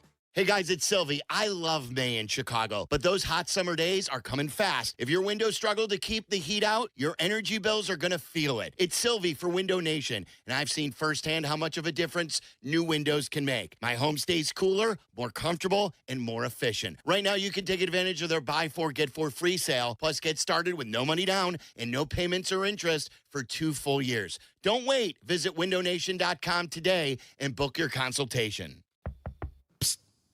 You. Yeah, you. Have you tried it? Well, have you tried it? Reintroducing unleaded 88 fuel, also called E15. And yeah, if your car is newer than 2001, the U.S. EPA says you're good to go. It's cheaper than regular unleaded. The performance is the same, if not better. It keeps the air cleaner, and using it supports local farmers in Illinois. Visit UNL88.com to find a pump. Try it and get going. When is the last time you heard of an insurance company going bankrupt? I can't think of one. Now, when is the last time someone you know went bankrupt? According to USA Today, medical debt is the #1 reason people go bankrupt. Why is that? In large part, it's because when someone is injured through the negligence of another, the laws are written in favor of the insurance company. For example, the law requires you to file your claim by a deadline, and if you don't, you can never recover any money. But insurance companies don't have a deadline to offer you money and can string you along for years. Far too many times, we've seen someone seriously injured and unable to work as a result of someone else's negligence. Without income, they struggle to put food on the table and keep their lights on. And this is exactly what the insurance company wants to have happen, so you take less money than you deserve. That's why 40% of Americans have medical debt, and insurance companies rarely go bankrupt. It's a well-thought-out plan to squeeze the life out of you. For generations, insurance companies have had the odds in their favor. Shouldn't you have a law firm that has been helping its clients beat those odds for over 55 years? Call the Verdoliak Law Group. Don't wait to start building your future. North Park University in Chicago is enrolling now. North Park is known for its renowned nursing and education programs, a 15-to-1 student-to-faculty ratio, and classes where professors get to know you personally. The warm Christian community welcomes those from all faith backgrounds, and students graduate ready to lead in schools, communities, and beyond. Apply today at northpark.edu. That's northpark.edu. North Park University, where faith, purpose, and career come together. There's a difference between driving and arriving. At Advantage Acura of Naperville, performance meets precision in every vehicle. Refined luxury, responsive handling, cutting-edge safety features, you'll find it all at Advantage Acura.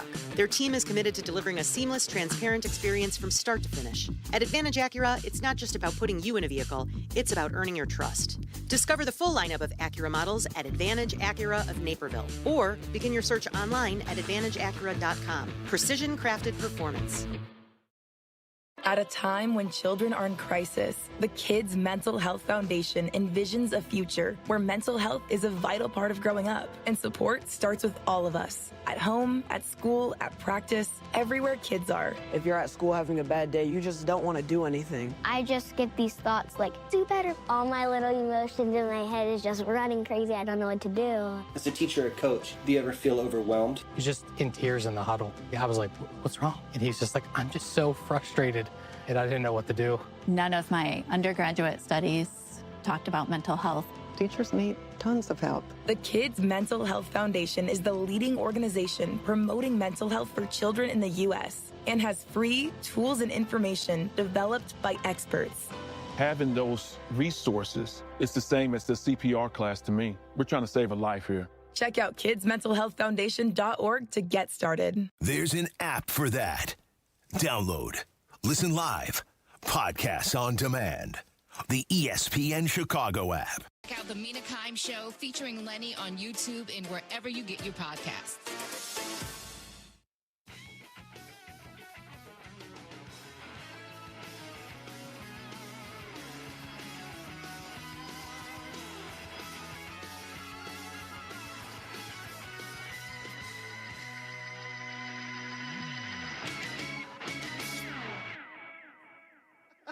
Back on the Rich Eisen Show. I weirdly thought that was the end. Running a small business means every hire matters. A bad hire costs time and money, but the right one, well, that helps your business grow. The challenge is finding that perfect person without sorting through resumes. And that's where LinkedIn Hiring Pro comes in. It screens candidates so you can focus on conversations with qualified talent. With Hiring Pro, you can hire with confidence and build the team you need. Join the 2.7 million small businesses using LinkedIn to hire. Get started by posting your job for free at linkedin.com/Eisen. Terms and conditions apply. Listen, you know I'm loving this world in which the Big Ten wins college football natties. You've mentioned. I'm loving it. Absolutely loving it. 3 in a row. 3 in a row. My institution of higher learning, It's Penn State. my alma mater, started it. Ohio State continued it, even after losing to Michigan. And then Indiana, 16-0, man. 16-0. That's 3 in a row. And I'm just wondering, how does all this sit in the part of the country from which college football media bias runs thick? The Southeast. There's an East Coast bias when it comes to overall sports coverage. But when it comes to college football, it's a Southeast bias. That's where Paul Feinbaum sits. This is where all the SEC fans say it just means more. How does this all sit in SEC country? Last SEC head coach to win a national championship. Right? Kirby? That's right. Nice. He was at a golf tournament on a podcast called The Next Round. Okay. And he was asked, you know, where did all this Big Ten success come from? I just think they have a more competitive conference, like the top of their conference. There's more good teams. It used to be, Ohio State was good. Yeah. You know, like Michigan was really good. When Harbaugh had a great team, Indiana's good. Like now they got Oregon. They got a draw. They have an ability to attract good players. Now, NIL has a factor too, for sure. But so does Miami. I mean, so does Florida. I mean, people have money. More people have money. That's right. So I think the talent is spread out thin. Where before in the SEC, it was a magnet to talent. That's the right. disparity was so great that it was like you couldn't mess it up. You'd win regardless. And now it's like, okay, it's more even, and it's just been 3 in a row. I have so much respect for them. I'm like, are they better coaches than us? Are they? And that's what all our coaches say. They're like, I think Joel Klatt says that. Yeah, I mean, people have said that. I don't think that's the case because I don't think they're taking less talent in theory and doing more with it. Now, the other theory is, and this is what nobody likes to hear, is it's a lot of SEC coaches say this in my meetings. They say they don't have the grind we do. There's no way. They play 3 of their 9 games are hard. Their bottom 4 games are not our bottom 4 games. I'm going to play at Starkville and Vanderbilt's in my bottom 4, and I'm holding on to my butt to be able to play at noon on Saturday at Starkville and playing a good team who beat Arizona State, who goes and plays these other teams. So there is a theory that we're beating each other up, and it's like the intensity, and it wears you down. Beating each other up? I have no idea what he said. Well, he was waving a white flag, so it's tough to... Waving a white. Yeah, waving a white flag. That's what you got from that? That's what I got from it. Of course. It's over. What is over? The SEC dominance is over. Oh, and NIL has something to do with it, too, because now everybody's paying people in public. Okay. Yeah, I bet the SEC wins the Natty next year. Okay. All right. Yeah. No, you're the king of, like, Indiana's one and done. They're the flash in the pan. They're the one-hit wonders. It's that thing you do. It's just football. Yeah, for sure. I mean, I'm not backing down from Okay. They're the wonders, the own-eaters of football. Don't sing it. Okay. No. It's all good. It's all good, young squire. You sit back and you watch. There's Kirby Smart. Those. You watch Penn State. Yeah, it's so Continue tough to that. beat Diego Pavia. Oh, poor Georgia. I mean, the guy was a Heisman finalist. Understood. These guys, one and done. Who are these Indiana Hoosiers? We'll be wondering if they're any good next year. So SEC wins next year. Yeah, for sure. Okay. Oh, this is delicious. Very good. It's just, again. I mean, it ain't going to be your It was tough to understand him with waving planting the white flag. Oh, that's interesting that's what you took. That's the way I took it. Yeah. Did you get that memo? I got it. What a great way to wrap up this show. All right, Rich. Great week, actually. And it sounded like you interrupted Rich. I didn't do it on purpose. I think the post. Gonna have to call Rich and tell him Sylvie's cutting into his time. Yeah, sorry, Rich. Happy Friday to everybody from the Jeff Dickerson Studios. A lot to discuss today. We could have another injury brewing on the north side. We'll give you the latest here with the Sox then going to San Diego. We've got football to discuss. Courtney Cronin's going to join us. We always have football to discuss. Yeah, coming up at 3, Jesse, after the Cubs game. And which big event? Tyler said the Derby does nothing for him. Which big event do you have no interest in sports? 332-3776. It's Waddle and Silvy. Evan Cohen here. PayPal is now the official peer-to-peer payment sponsor of the NFL, which means all the money moments that fandom creates, whether splitting tailgate costs or chipping in on tickets and game day food between friends, are covered. Wherever the game is played or watched, PayPal moves with fans. You can send money through text, email, or directly to your friends with eligible accounts on Venmo. Just download the PayPal app, share all the moments that matter. Account with PayPal is required, not available in all regions where PayPal operates. My name is Christine, and I'm a widow. My husband, Ryan, was a healthy 34-year-old, and 3 months later, he was gone. Thankfully, he had life insurance. Ethos made it so easy. You can get a quote in seconds, apply in minutes, and get same-day coverage. 100% online, no medical exam. Life insurance didn't take away the loss, but it did give us the space to just grieve. Get your free quote at ethos.com/game. Ethos.com/game. Paid spokesperson. Time spent on application may vary. Online health questions required. Get ready for 3 can't-miss post-game concerts at Rate Field this season. It starts June 26th, following Sox vs. Royals, with Marshmello, presented by Minute Maid Spike. Next up on August 7th, after the Sox face the Guardians, enjoy Ja Rule, presented by Coca-Cola. The concerts wrap up September 18th with Cole Swindell, presented by Xfinity. Field passes are on sale now with limited availability. Visit whitesox.com/concert. I'm having a pleasant talk with our friend, Mayor Skip Saviano from Elmwood Park. How can you possibly think you've got the best job? I talk sports for a living. All I'm saying, Carmen, is that I get to work with our close-knit community. Great stuff. We're always planning new ways to bond and grow. Well, I'm connecting with the best fans in sports every day. But you're stuck in a studio. I'm out talking with local businesses, eating at world-class restaurants. What do you got there, a PB&J? Uncle, you win. Bam. Yeah! Mayor Skip Saviano. Elmwood Park, once you're here, you get it. Having insurance isn't the same as having State Farm. It's like needing a lawyer, but getting some guy who just watches courtroom dramas. How does the defendant plead? Guilty. Wait, what? Also, objection. You object to what? Erroneous. Counsel, approach the bench. Hey, can I get a whack at the gavel? You wouldn't settle for just any lawyer, so don't settle for just any insurance. Get the real deal with State Farm. Like a good neighbor, State Farm is there. Spring is in the air, and Alev's long-lasting pain relief is here to keep you moving.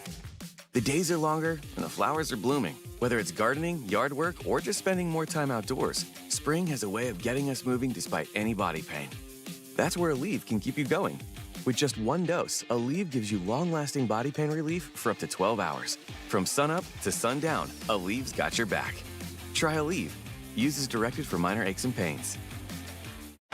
Let me ask you something. Why does buying a car have to feel like Game 7 pressure? It doesn't. That's why you go to Advantage Toyota in River Oaks.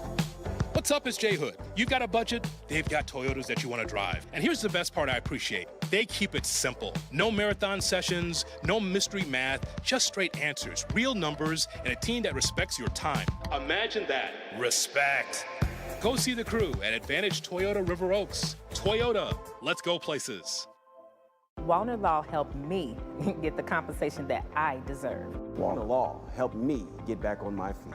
Thanks to Wallner Law, I'm at a better place today. Wallner Law cares for you. We're compassionate. We're empathetic to your situation. And I promise you, I will get you more money than any other law firm in the city of Chicago. That is my promise to you. Hire us. win with us, be successful with us. Call us at Wallner Law, 312-8-million. Hey, it's Dionne Miller, and if you're in the market or even think you should be in the market for new windows, you need to call Russ Armstrong, the Chicago window guy. For over 30 years, Russ has done things differently. He offers the most energy-efficient windows and doors at the lowest price, and they come with a lifetime guarantee. And when you call Chicago window guys like I did, you get to deal directly with Russ, and you will not be sorry. So call Chicago window guys today at 847-881-3060 or check them out for yourself at chicagowindowguys.com. ChicagoWindowGuys.com. Hey, you want to talk about your stuff? You know, the things you as a sports fan have collected over the years. Talk about it with a pro. Sports Collecting with Tom Morgan, Saturday mornings at 7 on ESPN Chicago. Presented by Huggins and Scott Auctions, ERC Delivery, and REA. Broadcasting live from the Chicago Board of Trade. This is the home of the Chicago Bears, ESPN Chicago. And this is Waddle Silvy, WMVP, WTBC, HD2, Chicago, a good Karma Brands radio station. Hello, everybody. How's it going? Sweet. Waddle. That was everything there. That was a heck of a throw by Harbaugh, a heck of a catch by Waddle. I had a hot dog at the Sox game when I went and saw them play the Mariners. Smothered in and onions. Is locked, cocked, ready to rock. Silvy. He is the guy that we've always wanted to crown, who is young, who we've always wanted to become that next great guy, but has just always fallen short. Bring gas. And hello, Andrew. This is I want to talk about the Bears, baby. Waddle and Silvy. Love these guys. Another out of context soundbite that I don't know, Charlie. I said it, and I don't know in the open. Who am I talking about there? That they everyone always wanted to crown. This is a fun trivia question. I played for the Bulls. I had a hot dog. Played for the Bulls. Played for the Cristiano Bulls. Felicio. No. Everyone wanted to crown. Remember that contract? But he What always was fell it? 4 short. years, $35 million, something like that. They had to pay him because they had to reach a floor or something. At the time, that was like a decent chunk of change in the NBA, too. Yeah. Oh, yeah, 32 mil. He couldn't play dead in a cowboy movie. I wasn't talking about Derrick Rose, was I? No, it is Zach LaVine. Oh, that's right. You're right. Everybody, including us, guilty. Like, I was mesmerized by the talent. You were too. Like, we thought he was going to take the next step. We always hoped he would turn into a Devin Booker type of player, and he just never did. What was the stat you always had? He was like the losingest player in the NBA still or something is. like that? Yeah, he went to the Kings. It's not like he got a lot better. Guys who have played at least 500 games in the NBA, he is the losingest active player and one of the losingest all-time players. That is in NBA quite history. an item to put on your resume. And it's a large sample size now. It's many teams. It's more than just bad luck. He's never made any team better. The Kings only won 22 games this year. It's crazy. 22 games. Yeah, and they tried to win probably about 15. That's what they were hoping for. And they were one of the reasons why these new rules are coming into effect, them and a few other teams. Happy Friday to everybody. Yes, we made it to the weekend. It is going to be a winter type weekend, though, because it sure doesn't feel like spring out there. No. I am wearing, I like, you know me, I'm a cold weather wuss.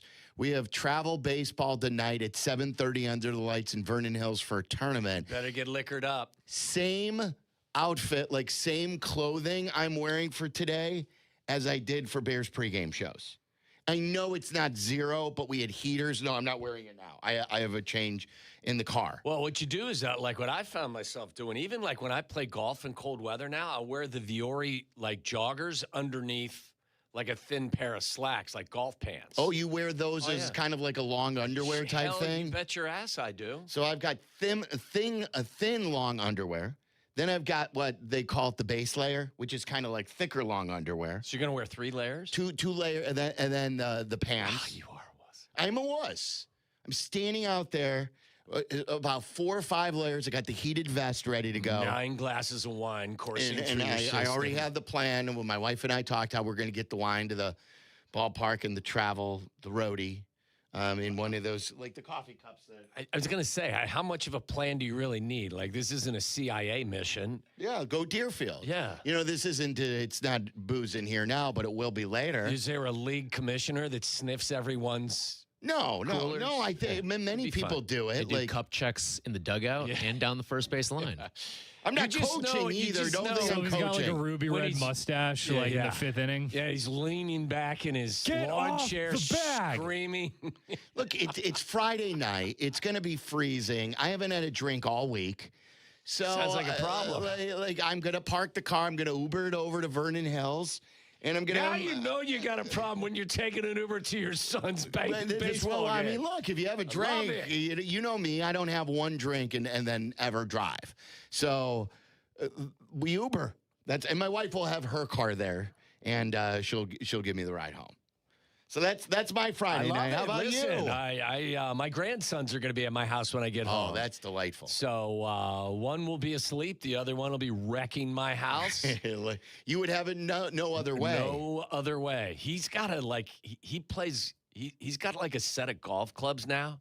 I got to send you guys to the golfers. Is this Tommy the Tank? Tommy the Tank. He's 20 months. He's got Waddle. A set of golf clubs. Well, they're plastic, but he's got golf clubs, and I swear to you, he lines it up, he hits it, and then he holds the pose. Does he do a club twirl? I'm going to show. Can you do a video? Yeah. Can you send a video? I'll show you. He can't twirl it, but his follow through is majestic. He's going to be one of these kids on one of these late night shows, just like Tiger and just Rory. Like Rory. Not unless he cuts a few LBs. He ain't going to be. He can't get that club around these that days, guy. It doesn't matter. You see Chris Goddard up? You see Neil Shipley? Yeah. And when you're 20 months, you want him to put on as much weight as possible. Then he'll burn it off later. He's thinning out a little bit now, but he can whack a golf ball. Yeah.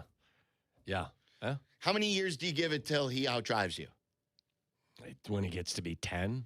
But at that point, it's not going to be as much about him. It'll be me. That's Maybe what I'm when saying. He's 5. You guys are going opposite directions. Yeah. So when does that occur for him?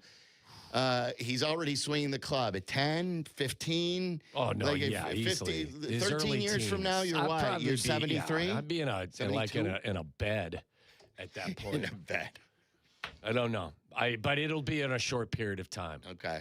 I got to teach him hit the baseball, too. Yeah.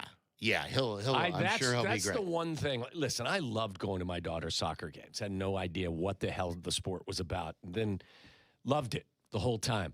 I missed going to I miss not having had that experience, and I'm looking forward to it when the grandkids get there watching Little League Baseball. It's what everyone says to me. Yeah. Everyone says when I say, I could go out on a Friday night, it's 40 degrees, go watch. I have 4 baseball games this weekend. 4. I love it. And like, so like in the moment, you kind of like, this is my life now.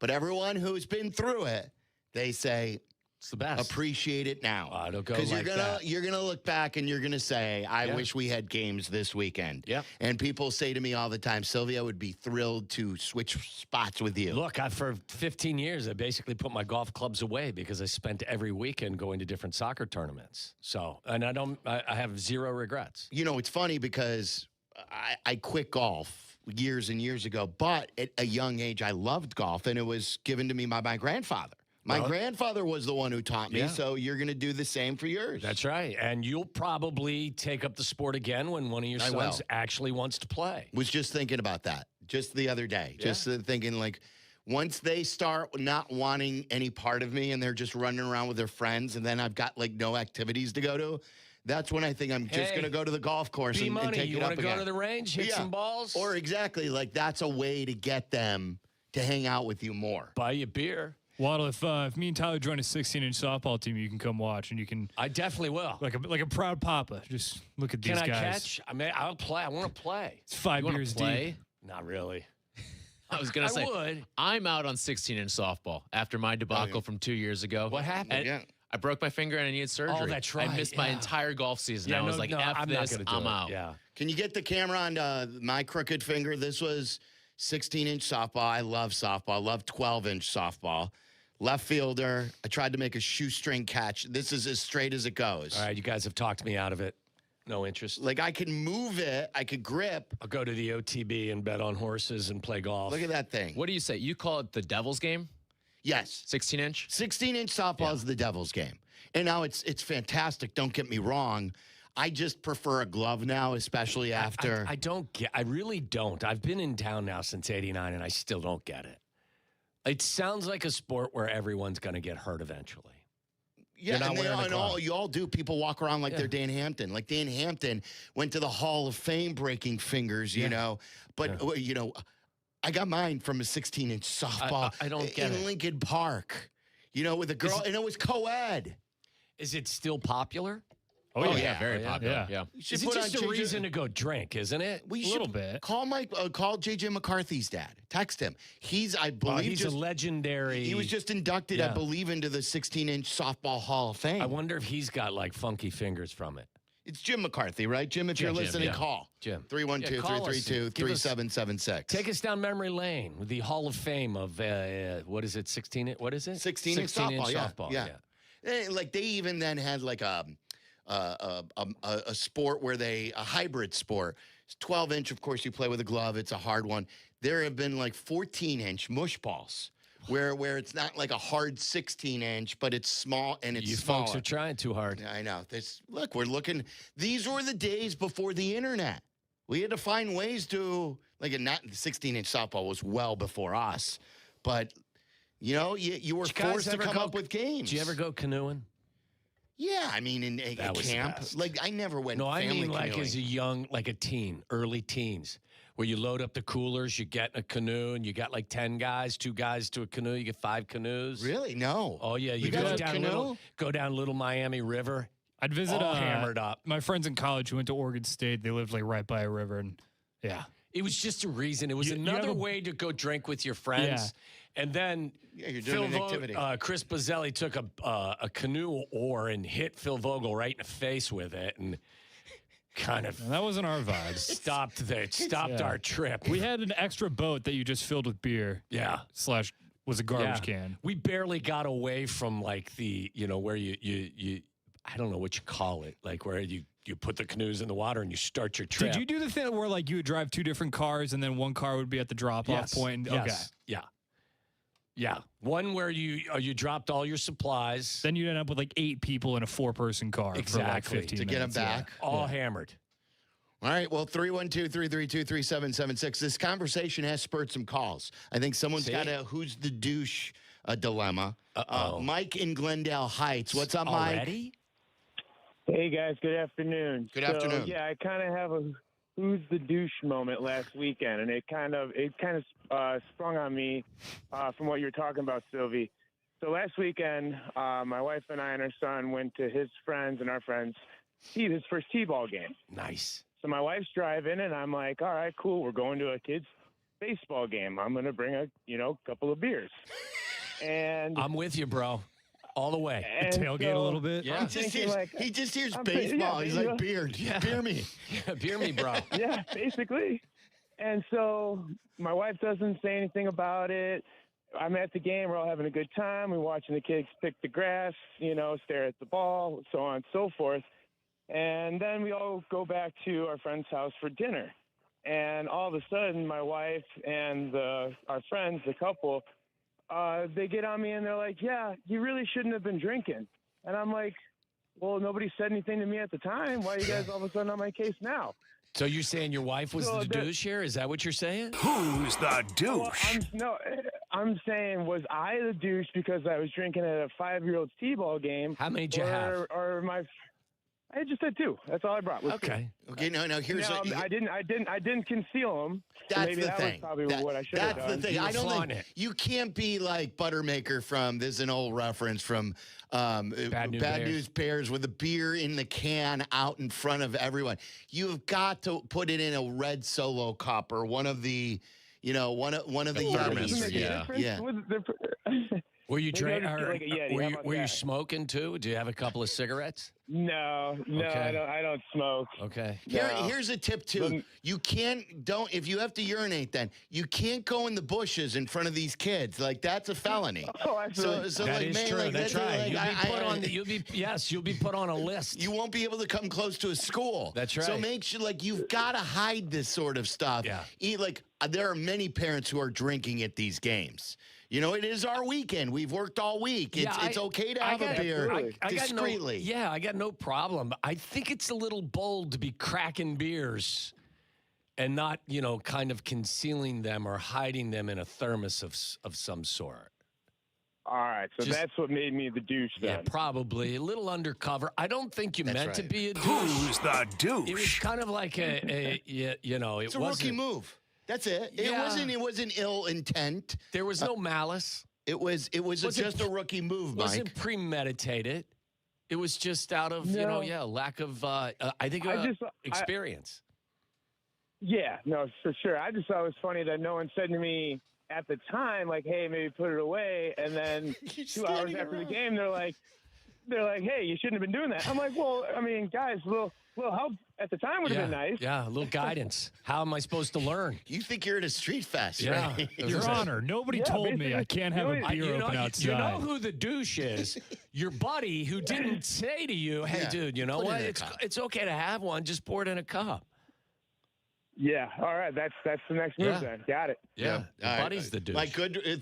Thanks to you for checking in. Yeah. Appreciate it. There you go. That sounded straight out of Happy Curb Your drinking. Enthusiasm. It is great. Just the guy standing next to a 5-year-old baseball game with the actual beer in hand. You know where you'll see parents ripping darts at their kids' sporting events? That's my brother. Youth hockey. Yeah. Between periods, there were parents who would always step out for a quick cig between periods. Oh, yeah, right out in front of the building. Yeah, definitely not in the My brother ring, was a coach for his son's Walnut Hills football team. I think he had to, like, in between quarters, would step outside the coach's booth and have a heater. It's like Jim Leland. Exactly. Listen, you be you, man. Yep. Jerry is on the northwest side. Hey, Jerry, you're on ESPN 1000. Hey, what's up, guys? How are you doing? Everything's good. What's up? Good. I wanted to give you guys a call. You were talking about 6-inch softball. I was lucky enough to go into the Hall of Fame last year with my softball team. Wow. And you are correct. Jim McCarthy was one of the men that got voted in. That's awesome. I'm actually also one of the board members for the Chicago 6-inch softball Hall of Fame. So I wanted to call and give you guys some information about it. So they have a golf outing coming up in May. There's actually June 14th in Forest Park. They're doing a 30th anniversary of the Hall of Fame picnic, and they are going to have a celebrity softball game. So if either of you guys are interested in coming out to play, I could give you guys some information off. Do we get the glove? I mean, like, I know it's frowned upon, but like, I can't break another finger. Yeah, I mean, no, there's no gloves allowed. Yeah, they're going to make an exception for you. What's the way, Jerry? Let me ask you this, Jerry. What's the secret to not break a finger?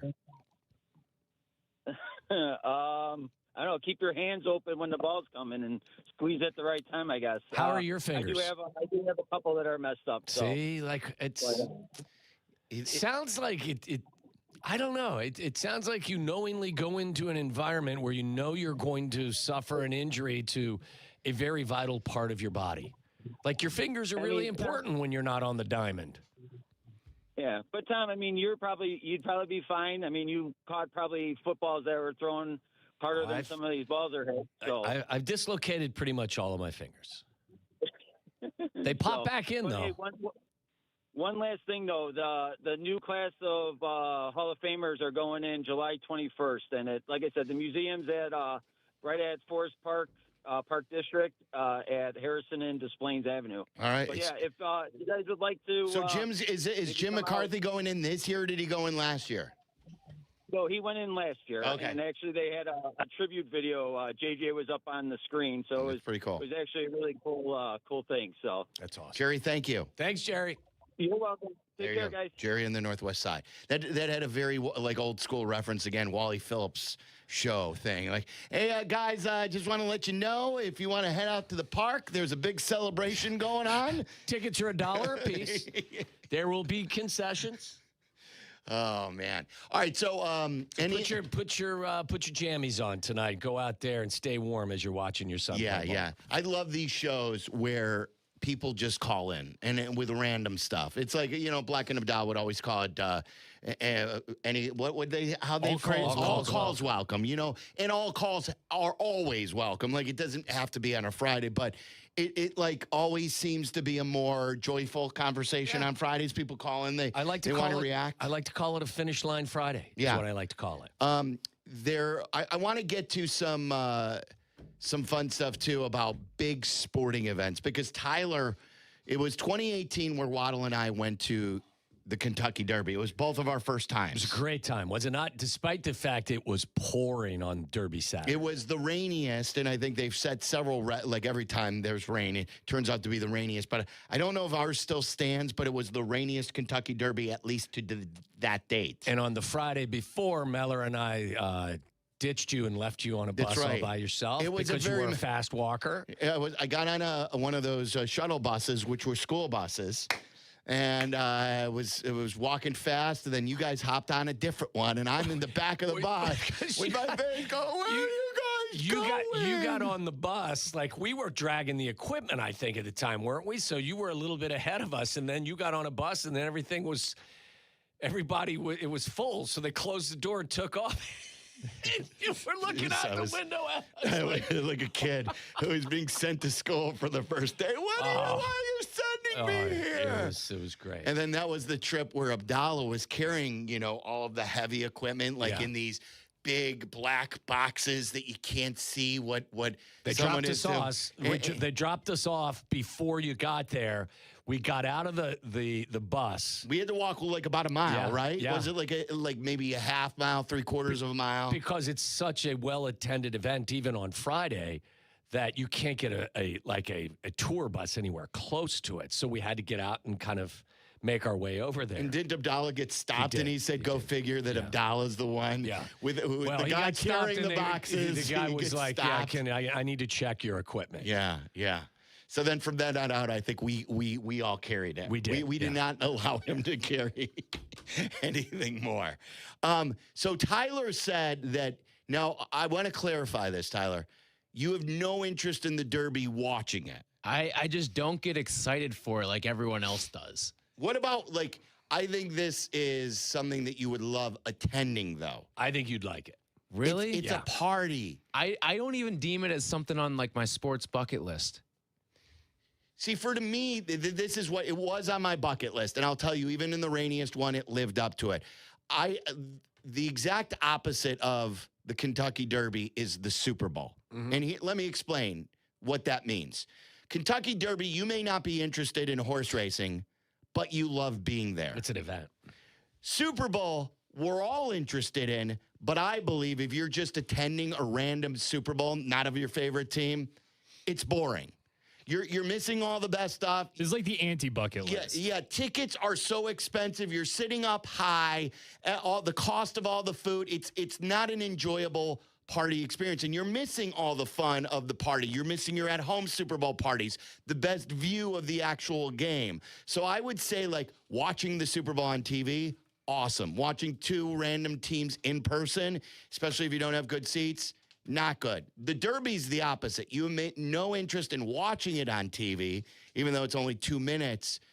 But it is like the Super Bowl in regards to the party atmosphere that you usually celebrate. Maybe it's because I'm so turned off by the TV experience with the Derby, too, is they draw it out all day. Oh, it's like a 4-hour pregame. All day. There's for 2 minutes. There's an hour between races when you get close to the Derby. You're right. I mean, they do play it out. There's not a lot of action except for the 2+ minutes of the actual running of the Derby. Yeah. Is Churchill Downs like Augusta where everything is super cheap? I was going to bring that up. Okay. Oh, well, where it's cheap. Yeah. I don't think that I don't think either. it's cheap, and nor is it. It's kind of palace. It's kind of rickety and run down. I went there with Carmen and Jurko on the bourbon trip they're doing next week. Yeah. We went there, and it was they had just started remodeling it. Yeah. And I'm looking around, I was it may be nicer now. When we were there, it was freaking palace of horse racing. No. My comparison was the old Yankee Stadium. I don't know if you guys ever went there. I went to old Yankee Stadium. I'm like, oh, this is it? It's cool. You see those gates on the outfield and everything like that and all the historical things. and it's got history, but it's not really a nice stadium. It's not like going to Wrigley or Fenway or something like that. You know what? I felt the same way about New Yankee Stadium. Oh, did you really? I walked in, I was like, just a ballpark. Yeah. So, and that's how I felt. It was cool to be there, but the atmosphere was awesome. Oh, yeah. It was, and there's over raise 100,000 people in the building and in the infield and everywhere. Right? Oh, yeah. It's well over 100,000 people. So, in the wake of the Derby this weekend, which big sporting event that all your friends love that you don't like? And you're not ashamed to admit it. You're like, and maybe you won't get this, but I don't like this event. 312-332-3776. If you want to weigh in. We've got football to discuss. Courtney Cronin coming up at 3 o'clock. Nico Horner has left the Cubs game. Well, another injury is not exactly something this team needs right now. We'll talk about that, what we know about the injury. The Cubs do lead the Diamondbacks 3-1.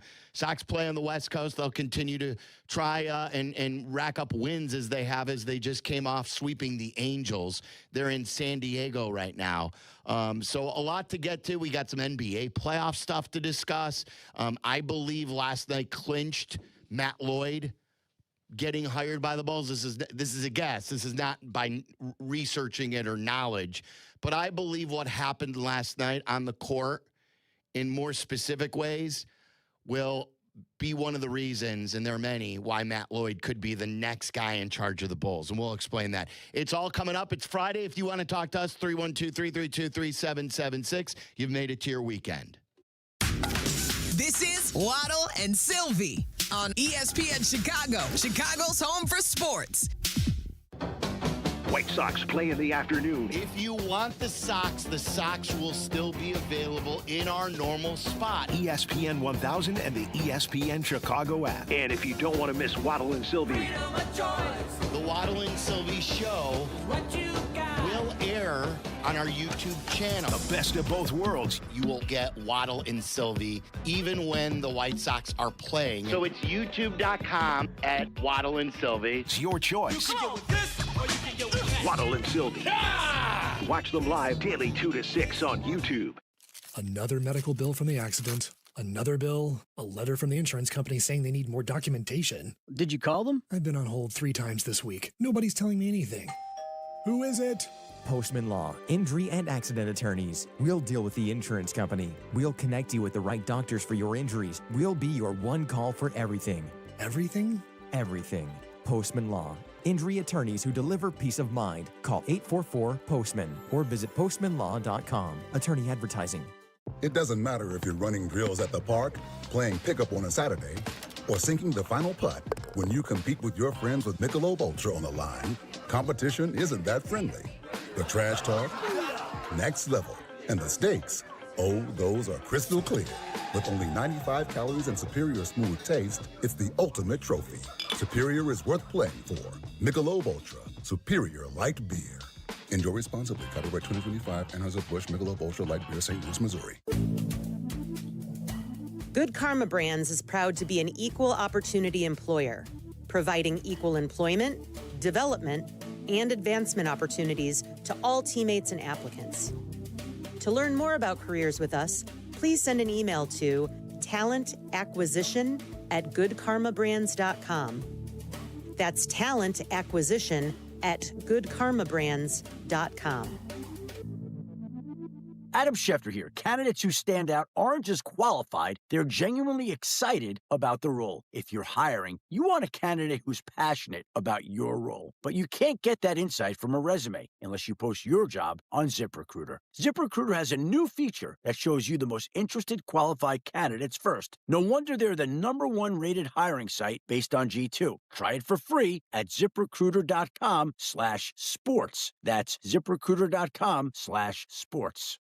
Harry Douglas here. Game day brings the excitement. Your stay should feel just as memorable. With Marriott Bonvoy, official hotel partner of the NCAA and U.S. Soccer, you're connected to a portfolio of brands designed for how you travel. Some offer complimentary breakfast, others give you room to spread out, space to stay productive, or extended stay comforts. So whether you're a traveling fan or part of the team, Marriott Bonvoy celebrates the moments that live on before and after the game. Marriott Bonvoy, where game day checks in. Follow Chicago's Home for Sports on Twitch at ESPN 1000 Chicago. Waddle and Silvy are back on Chicago's Home for Sports, ESPN Chicago. All right, Cubs lead 3-1, bottom 4 against the Diamondbacks. We've got matinee baseball. We'll check in with Jesse coming up here at about 5 o'clock whenever the game's over and he's done with his duties. For the birds. It's awful. There's a wind chill. Nolan Arenado beat out an infield single, too, and he looked like he pulled a hammy. Do we have word yet why Nico left the game? It left neck tightness. Oh, left neck tightness. How do we feel about that? Is that that's almost good news? I think that's better than a hamstring pull. Yeah. It's the same way I felt about Dansby with a butt pull, a butt cramp the other day. Yeah, I like the term butt cramp. And I was just like, all right, if that's what the injury is, when we've seen all these elbow injuries to the pitchers and stuff like that, I'll take it. What was the medical term for it? A glute strain? Glute cramp, I think. Glute cramp? Yeah. The glute is your ass. Yeah. Yes. You ever have your glutes worked on? Yeah, I've had everything worked on. Yeah. I enjoy that. I know that's going to sound weird. I do. It's definitely coming back, isn't it? I think they're playing that for Yurko in the first segment. Yeah, I think so. Everything You'll in get context. a big not surprised. Yeah. No, I'm not surprised. Yeah. Everything in context. No, but I find, though, when you're getting that athletic massage. Yes. That when they go to the glutes, I find it gets. Squirm a little? A little bit. Squirm as far as being uncomfortable because you don't want kind of someone touching you there? Yeah, it's like kind of a sensitive area. It's a sacred area, yeah. I don't know if it's sacred, but it's kind of like it's mine. It's mine. So it's like your sacred area, yeah. But so is my hamstring, but I don't have the same reaction.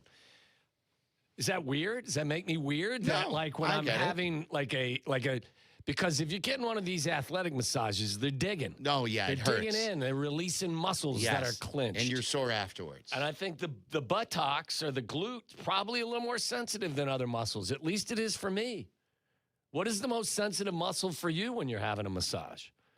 For me, it's the glute. It's a glute. So, do you have a certain muscle? My shoulders are always tight. I live life with shoulders up. You know that. Okay. You know, literally and figuratively.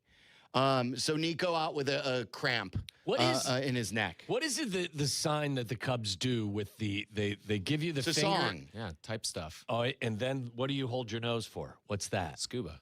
That's what it is? Yeah. I didn't know that. That's the song? What's the name of the song? Well, no, those are two different. Yeah, why do they do two different things? I think they only really do the typing, but with hits, yeah, that's their thing. Yeah. But sometimes they give you a little scuba. What is the scuba for? It's part of like a TikTok thing. Okay. Yeah. Where was the genesis? There's a song. Okay. Yeah. Did not know. Do your kids do that? Does Brax do that when he gets on? Braxton has been starting to do that because he watches so many Cubs games. Yeah. Do you ever do the clear out? I don't think he does that. That's how Charlie and I greet each other every day. Do you? Yeah, we do the cross the hall. Was that created by Luther Burden? No, it was Kobe. Oh, it was Kobe. Way back in the day. I didn't know that. He didn't do it as a celebration. He was just telling people to get out of his way. Okay. Didn't the Bears do that though? Yeah, that was the first down. Yeah. That and was then that's what the Packers were mimicking, right? And then Luther Burden choked the guy. Choked him out. Well, and then the next game, Luther did the this is a first down celebration. Yeah, 2 weeks after he choked the guy out. Yeah. Do the Cubs and Sox have home run celebrations this year? I've not seen a home run celebration like wearing stuff. You know. Like when you put a hat, a hard hat, there's no try. I'm out on the props. I think are the props out? Like some other teams are still doing it. Okay, the Pirates have the cone, and that's one that cone. It's just a traffic cone. They wear a cone on their head. Yeah, cone head. And then walk through that's the dugout. because the owner won't buy anything that's cool. That's true. So that's symbolism. They just stole it off of the Pittsburgh streets on their way to the game. That's outstanding. But that's one where if it was my team that did it, I would love it. But because it's not my team, I just can't stand it. Really? It just drives me insane. I think the Mariners Trident is a little try hard to me. I like that one. I like I'm that not one. into that. Yeah. That's a good, but I think it's good imagination. Who else had one of those? Every team is A lot of basically teams like do. I don't all think the Cubs adopted ever it. really have. Did the Cubs ever? What did the Cubs Didn't have? Ian have Cubs to have like Wrigley Field coffee? Waddle. Didn't they have the cup of coffee? Got Where the IV. They might Ian have, Happ yeah. would make a cup of coffee or something like that. Come on. Well, no. That was the Italian team Well, in the that World right. Baseball They had the Classic. They had espresso machine. You're right. There was something though with coffee with Ian Happ. might I have know been. he's got his roasters, but I thought they put a coffee machine in there too. So there was something that they've done recently. The Sox used to do the jacket, didn't like way back a They couple had of years some ago. remember when Jose Abreu would do a slide in the dugout? Which we all And like that. no, because- Jose. no wonder this team gets injured all the time. Yes, exactly. Pan the slide. All right. 312-332-3776. So it appears that like it's just a sore neck. He doubled in his first at bat, so maybe he pulled something when he swung. But it's good thing it's not a hamstring or a calf or something like that with all those type leg injuries, especially for him. He's going as well as anybody, too. He just has a pain in the neck now. That's right. So we're asking the question, which major sporting events do you have no interest in? Like, for instance, I'm not a golf fan, but I do like the Masters, and I do like the majors, so I'm there for it. It's kind of like the Derby. Yeah. I am interested in the Derby. There are many things, like I'm not a soccer guy, but I am here for the World Cup, and I watch a lot of World Cup. But I think the only thing that I've never, ever been interested in, no matter what, is watching auto racing.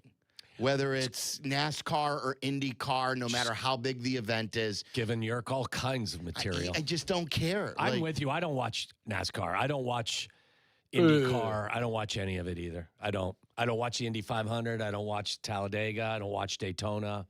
It's just not my thing. I don't watch it either, but I did go to I didn't go to the Indy 500. I went to an IndyCar race up in Wisconsin. Yeah. And I loved it. We would say the same thing to you about the Kentucky Derby. Yeah. Because the atmosphere, to the next level. It's an event. Doesn't Shea go to the Indy 500 every year? Yeah. I that is on my bucket list. As Indy much 500? as Yeah, just same. to be there. I don't know if I'm too old for the infield these days, but put me in a spot where there's still like drinking going on and fun, and I'm in. Yeah, I'm with you. I would say for me it's, and I don't know how big these games are anymore, is I really don't have any interest in all-star games.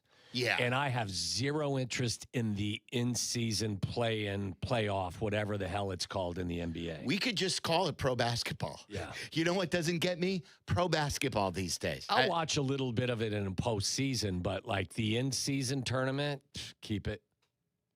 It's funny you say that about all-star games because I would feel that way about every all-star game, but I still like the baseball all-star game. Yeah. I would go to like the home run derby or something like that. And I still like home run derby. I hate the dunk contest now. Hate it. And I've been to a dunk contest. I was at the 88 dunk contest when Michael Jordan won. When the dunk contest had Dominique and Michael, before that with Dr. J, even, with Vince Carter and Dee Brown and also some of those other Even ones. the Zach LaVine, Aaron Gordon ones, those were great. Right, exactly. It sucks out loud now. Yeah, Nate Robinson. Like, they were always good, but it really is one of the worst events in sports.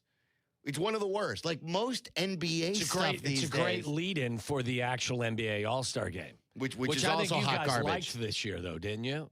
I thought it was better this year, yeah. I thought Wemby did his hardest to try to save the event. That's why we said they did 3 teams. Just make it 2 teams, the U.S. against the world. Just do it. Do it. I overthought it. Yep, that's all you have to do. Mike in Chicago Heights, you're on ESPN 1000. What's up, Mikey? Morning, guys. How are you guys? Or afternoon, guys? Yeah, everything's good. Yeah, are you just starting? I'm just getting ready to go in and start doing some work. Yeah. Okay. What do you do? Are you like a third shift guy? I'm a make my own hours guy. That's good. I am in the public safety realm. All right. Do you have any safety tips for us?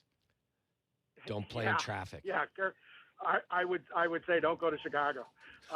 Stop it, Mike! Come on. He's in the business. Yeah. Okay, there's certain neighborhoods don't go to Chicago, but the reality is, I would tell you, it's a weird thing that I don't have any interest in the NBA ever since Jordan left the Bulls, but I have a weird thing that happens every year. My brother is a big Cubs fan, season tickets. I hate the Cubs. My birthday's in the summer. He makes me go to a game with him every year because that's my birthday present. Wow, he gets you something you don't like.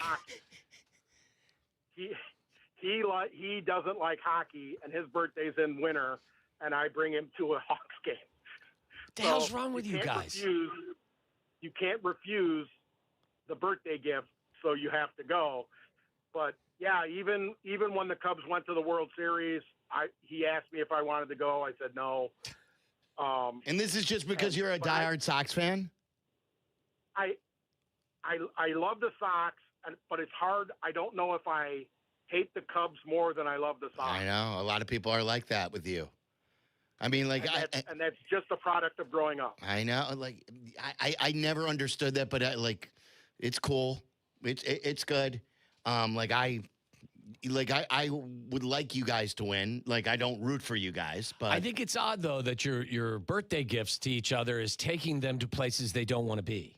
That's kind of hostage situation. Yeah, it's memorable. Yeah, in bad ways. It's kind of just a fun dig at each other. Mm-hmm. We have a good time when we go and spend time with each other. Yeah. But it is funny to sit there and needle them about something that they don't like. Yeah, Mike, thanks. That's good stuff. That's a good story. Yeah, I think they'll forever talk about that, and they'll probably pass that down to the next generation where they're two brothers who love hanging out, even in places neither want to be for their birthday, and that's the fun of it. It's kind of a cool tradition, actually. It is. My buddy Trevor texted me. He goes, he hates all tennis. I know you love tennis. I grew up. I don't love it, but I watch it only. I usually watch it because my wife is watching. When I grew up, I loved watching Wimbledon. Loved it. Like Wimbledon because, you had nothing to do in the morning back in the day. And breakfast at Wimbledon. Breakfast at Wimbledon. It's I loved really it. high on the bucket list of like attending things. Yeah, and like both sides, men's and women's. Like women's tennis has been equally as good as men's tennis with the rivalries throughout the year. Like I grew up with the Chris Everett, Martina Navratilova rivalry, and that thing was war on the court. Bjorn Borg and Jimmy Connors. Yeah, I was going more Connors, McEnroe.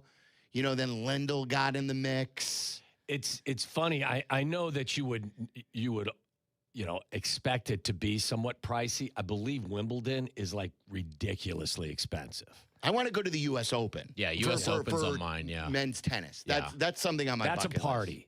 Like that, when is that? In September? September, yeah. It's that's usually a party. Around Labor Day weekend. But it's a party, but it's also like just, you don't have to be there for the party. No, I know. I'm saying though that the crowd's so into it. Yeah. Like there are, like my wife's group of tennis players, they all they go to that or they go to Indian Wells. Like it is, not only is it great tennis, but it's one of those things. It's like the Masters in some ways you would be much more, in some ways, you'd be inclined to go to the Masters than maybe the PGA Championship or to the U.S. Open or something like that. But. All right, the Sox look for another win tonight. What time is pregame out in San Diego tonight? 8 o'clock tonight. 8 o'clock for Jeff Meller. They won these last three against the Angels. Don't forget White Sox baseball on tonight at 8. Wins with Wallner, brought to you by Wallner Law. Wallner Law handles the toughest car accident cases in Chicago. Call them at 312-8-million. Wallner Law, win with Wallner. Coming up next, did one executive clinch the Bulls gig because of his current team's success? I want to throw something at you and see if you agree with my take or not. It's Waddle and Silvy. Waddle and Silvy on Chicago's home for sports, ESPN Chicago. Sometimes the conversation can get away from the team on ESPN Chicago's Kap J Hood show. Fortunately, there's always room for a sidebar. Just a quick sidebar, may I approach? Sidebars on the Kap J Hood show are presented by Hankin Law. Surfside iced tea and lemonade plus vodka is your go-to drink for golf season. It's light, refreshing, made with real vodka and zero bubbles. That's right. No carbonation. Look out for the brand new half and half variety pack featuring flavors like raspberry iced tea and lemonade and blackberry iced tea and lemonade. No bubbles, no troubles. Cheers to hitting this fairway and cheers to Surfside. Must be 21. Please drink responsibly. Gas prices are rising again, and you've got places to see this spring. Save yourself some money. Try Unleaded 88, also called E15. E15 is approved for your vehicle in 2001 or newer, delivers the performance you expect, and is priced lower than regular unleaded. E15 is EPA reviewed and approved. It's a smart choice for your wallet, and it supports Illinois farm families and local jobs. Before you fill up, go to UNL88.com and find a pump near you. Visit UNL88.com and get there for less. When your life turns upside down after an accident, you need an advocate like Wallner Law. I'm John Wallner, and for over 50 years, Wallner Law has fought for people just like you, injured, overwhelmed, and searching for answers. We don't just take cases, we take care of people, and we win for you. From car crashes to workplace injuries, Wallner Law stands by your side every step of the way. So call us today, 312-8-MILLION, and win with Wallner. A date night plan. Buy tickets to see South Pacific. A 10-time Tony-winning Rodgers and Hammerstein classic. At Aurora's Paramount Theater. It's got everything. Wartime drama. A little intrigue. And a love story that actually delivers. Plus tunes we all know. Some enchanted evening. And Paramount always raises the bar. Wash that man right out of my hair. With their Broadway-ready productions. South Pacific. April 29th. Through June 14th. Tickets start at $31 at the box office. Date night plan. For the win. Get the tickets. ParamountAurora.com. Wesley Financial Group is not a law firm. Ask yourself this question. Is it really worth holding on to that timeshare that you know you need to get rid of? Here's the truth. The average maintenance fee just went up over 17%. That could have been 117%, and there's nothing you can do about it. When you buy a timeshare, you give them a blank check for annual maintenance and assessment fees. I'm Chuck McDowell, founder of Wesley Financial Group. For 15 years, I've helped over 50,000 families cancel their timeshare. Not sell it, not transfer it, cancel it. Did you buy a timeshare because they told you it was a great investment and your maintenance fees would never go up? That's a lie. Are you ready to get rid of your timeshare once and for all? Simply call us and I'll send you our timeshare exit kit that explains all your options for cancellation. Call Wesley now for your timeshare exit kit. 800-881-4300. 800-881-4300. 800-881-4300. Evan Cohen here. Game day brings the excitement. Your stay should feel just as memorable. With Marriott Bonvoy, official hotel partner of the NCAA and U.S. Soccer, you're connected to a portfolio of brands designed for how you travel. Some offer complimentary breakfast, others give you room to spread out, space to stay productive, or extended stay comforts. So whether you're a traveling fan or part of the team, Marriott Bonvoy celebrates the moments that live on before and after the game. Marriott Bonvoy, where game day checks in. My name is Whitney Allen, and I'm a widow. My husband, Ryan, died. We never thought we'd ever have to use life insurance, but the unexpected happened. With Ethos, signing up was fast and 100% online. You can get a quote in seconds, apply in minutes, and get same-day coverage. No medical exams, and you can get up to $3 million worth of coverage. I'm grateful we were prepared. Get your free quote at ethos.com/play. That's ethos.com/play. Paid spokesperson. Time spent on application may vary. Online health questions required.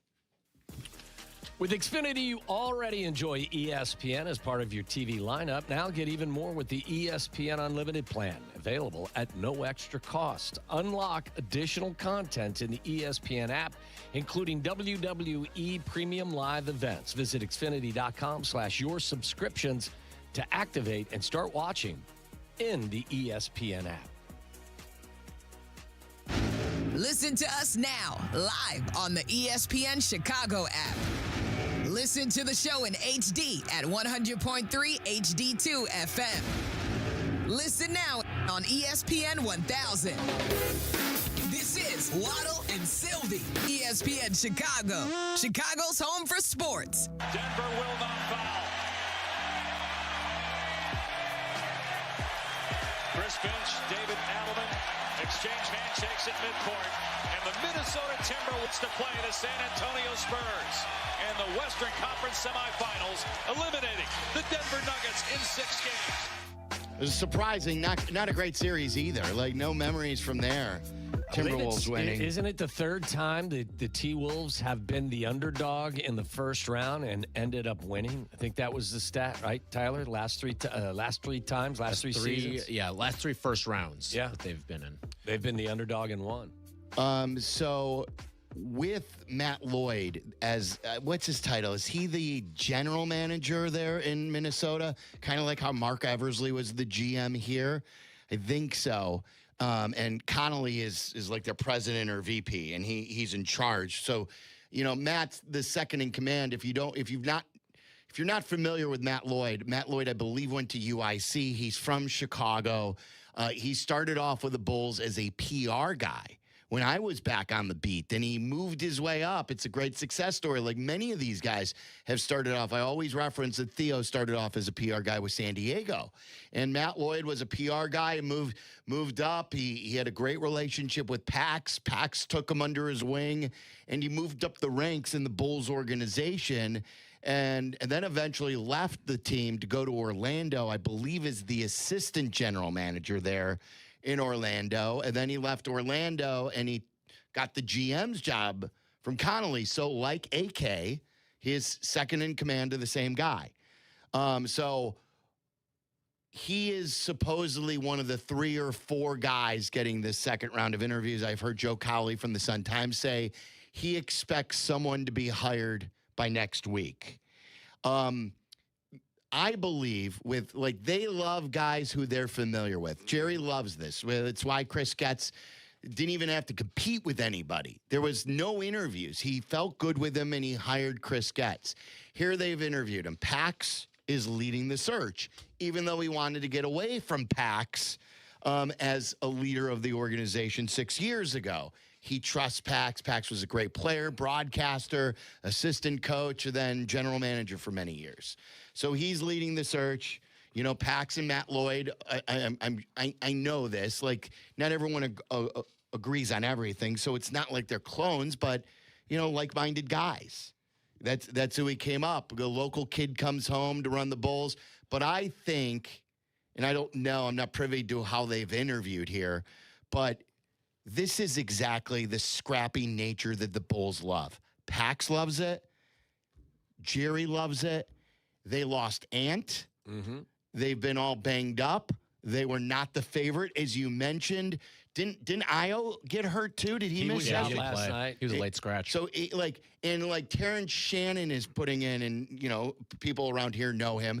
I think he scored 24 last night. What those guys are doing, all their reserves, beating a team that has won a championship, beating a player who's considered the best player in the world right now, they're beating him. And if they weren't, they've already probably loved Matt Lloyd to begin with, but then they see the depth on the team. They see how hard they play. They see what the reserves can do, and they're like, look, these are the types of players we want on our team. We want a roster filled with depth. I certainly would think that this has got to be the guy. What do you think? And I'm not saying that there's anything wrong with it. I'm not saying I don't know. I want to give Matt the benefit of the doubt if he is the guy. I mean, he deserves an opportunity, and there is a great degree of familiarity. You put it together, and you don't have to be Dick Tracy with a cop car parked outside to think that this is probably the direction they're going to go. Because as you mentioned, comfort is a premium characteristic in this search. What I'm saying too, right? Of course, I don't think they love the scrappy nature. Yeah. If anything, Pax built good teams. Yes, and sometimes they may have lacked the top end talent. Like we always said, can you win with a point guard like this? As great as Derrick Rose was, and then you had a bunch of try-hard guys who really developed into good players, but they weren't like that go-to superstar player. The team that he built before that with Gordon and Heinrich and Noach and Dang. All those types of hard-working guys. They like that sort of stuff. It's something that they have lacked under AK, the scouting. The scouting has really failed them. So when they look at this team, that not only is a winning team, and by the way, one of his Chris Finch's top assistant, Micah Nori? Yeah. Mm-hmm. Micah Nori has been a guy who has been a finalist for many head coaching jobs. A lot of people believe like Matt Lloyd could bring their top assistant over. He was out front a lot last year when Finch was hurt. When Finch had what? He had an ACL or he had something. He had something like ACL or surgically Achilles, repaired. And Nori is like, I forget which side it is. He's like their specialist for offense or defense. He's like their kind of like how Tibbs was the Celtics defensive coordinator. And Nori does something as far as running one side of the ball, or is in charge of like the plays for that and how they play in some regard. So we'll see. I don't know. Well, it's got to happen soon because the lottery's coming up and they got to start scouting guys and they got to assemble a staff and a coach. Yeah, for all those reasons. And get player development going. Is it like an NFL situation where like they kind of have to wait for their season to be over before they can bring him into the building? Or like if Minnesota goes on a playoff run, can Matt Lloyd? Oh no, Matt Lloyd I think could take over now. Okay. I would think. Yeah, like there's not much for Matt Lloyd to do at this point. You can't sign guys. Exactly. You can't, not even like the head decision maker either. Would you guys be worried though that this is too much of the same? Even if it is better, even if he is better, or is that unfair to a guy simply because he was brought up through the Bulls organization? I would say this. If you took him out of the Bulls, like let's say he never had that stop, I think we would be intrigued by this pairing. Young guy, up and comers, put in his dues. Would. So I get where you're coming from, though. Like, I totally understand that. But I do think this feels a little different. I think it's a rare instance in Jerry world that this one could work out with the comfort. Yeah. Here's what I would advise Matt Lloyd. Not that he would ever take advice from me, but I hope that he knows enough like this. It's a dream come true that you get your hometown job running the Bulls, right? I mean, say what you want about where the Bulls are these days. He grew up in Chicago. He came up as a PR guy at the end of the Bulls championship run to now go from a PR guy to running the entire organization would be a dream come true. I would just hope that he knows enough about Jerry where he says, Jerry, if I do take this, and yes, this is my dream job and I want it, you have got to agree to these things. If we need to go in the luxury tax, we need to go in the luxury tax. If we need to make a trade to make us better and go for it, we need to do this. If we need to lose games, we need, I don't want to use the word tank, or if we need to rebuild, and you may be against rebuilding, we need to rebuild. What I don't want happening is the owner again stepping in the way like he did with Pax. He probably did it with AK, saying, no, we have to do it this way. They tried to pull the stunt with Billy Donovan immediately. It was the one thing that we said, why are you doing this? Why are you already telling your future GM that you have to have this coach? The problem is there's only 30 of these, and you're 100% correct. You would just hope that, look, if he doesn't feel sincerely that is going to be the case, he may just stay in Minnesota. Right, but what the counter to you, I know you always bring that up to me. You are set up to fail. Right. You are set. You have to do it on your terms. You have to look yourself. You're not desperate. You're intrigued. It's probably your dream. But I would say, look, these are the things that I need. This is what has illed you guys. This is what you guys haven't done over the last decade. This is why you guys haven't won a playoff series since 16 or whatever it was. You know why you're one of the worst teams since Michael Jordan retired. So I would hope they're open to hearing all the reasons why they have failed and what ownership didn't give Pax and didn't give AK. Well, my point is that knowing all of it, his familiarity with this team, if he decides to stay in Minnesota, it's another swipe. Because, like I said, there's only 30 of these. If he doesn't feel the infrastructure is such that it gives him the best chance to win, it's another kick in the nuts if you're a Bulls fan. It's kind of a double-edged sword, like him being because the cynical case is like he knows that if he gets this job, he's going to have it forever. And even when he doesn't have it, he'll still kind of have it. But if he is aware of all the he probably knows questions to ask that AK never would have even thought of because he understands how this building works. And he knows basketball. And if he is comfortable with that, and if he is like, I am aware of what it is like to work inside this building, and he's still willing to take the job. I think that's probably a positive sign for what the job currently is. Do you remember the Chris Ballard story? Chris Ballard, who's run the Colts forever. And you may say, well, I didn't want Chris Ballard anyway. But I believe it was between Emery and Chris Ballard when they fired Angelo. Chris Ballard started as a scout, I think, for many years, worked as a scout with the Bears. And he told Ted and he told George a lot of things that they didn't want to hear, and he didn't get the job because of that. So because he knew the organization and he wanted to do it on his terms, he didn't get the job for that reason. I almost think, too, like with Matt Lloyd, it is a pretty – I get what you're saying from like the outside perspective of will they spend, and some of that stuff may not change. But you do have 2 first-round picks in what's considered a great draft.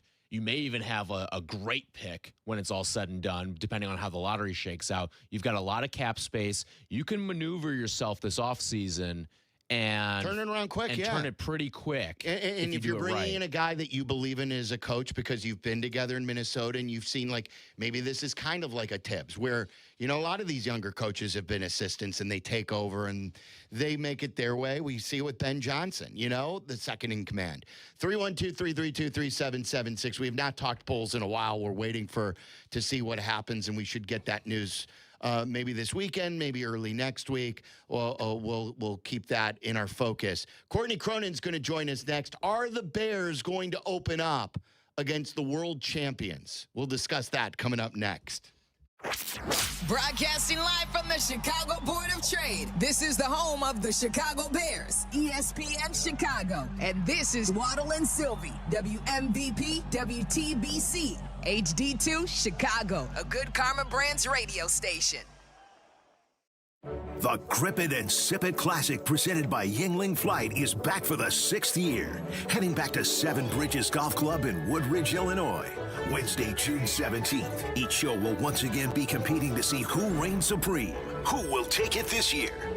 Sponsored by Blue Chew and Great Clips. White Sox fans looking for family fun that everyone can enjoy? Bring the whole crew to the ballpark with a family pack. Tickets starting at just $21. Families eat free. Plus, every Sunday home game features family-friendly activities. Kids run the bases, postgame, and more. The Family Sundays presented by Coca-Cola. Tickets starting at just $12 to purchase. Visit whitesox.com/offers. Borrow what you need when you need it with a home equity line of credit from Republic Bank of Chicago. From home improvements to unplanned expenses and everything in between, rest easy knowing we've got you covered. Visit ourbankchicago.com or one of 20 locations to get started with your Republic Bank home equity line today. Subject to credit approval. Property insurance required. Contact us for current rates. Equal housing lender. Republic Bank of Chicago. Banking beyond expectations. Save big money on everything at Menards. Take control of your outdoor space with Roundup, Weed, and Grass Killer. The Pump and Go container is ready and easy to use. With the Pump and Go sprayer, you don't need to mix your own liquid, and you get up to 10 minutes of continuous spray.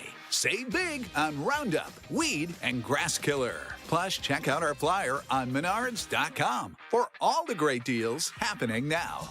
Save big money at Menards.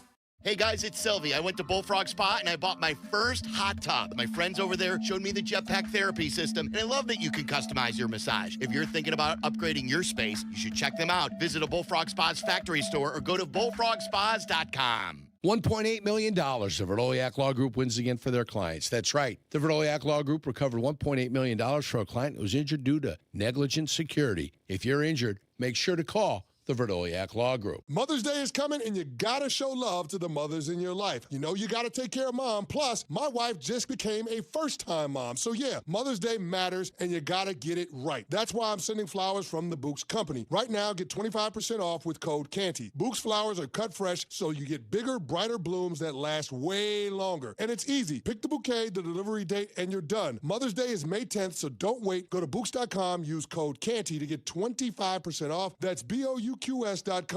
Progressive knows that boat days can come with unexpected problems. It's been a tough Saturday on the lake. I ordered swim trunks in this orange cream color, but it's actually more orange auburn.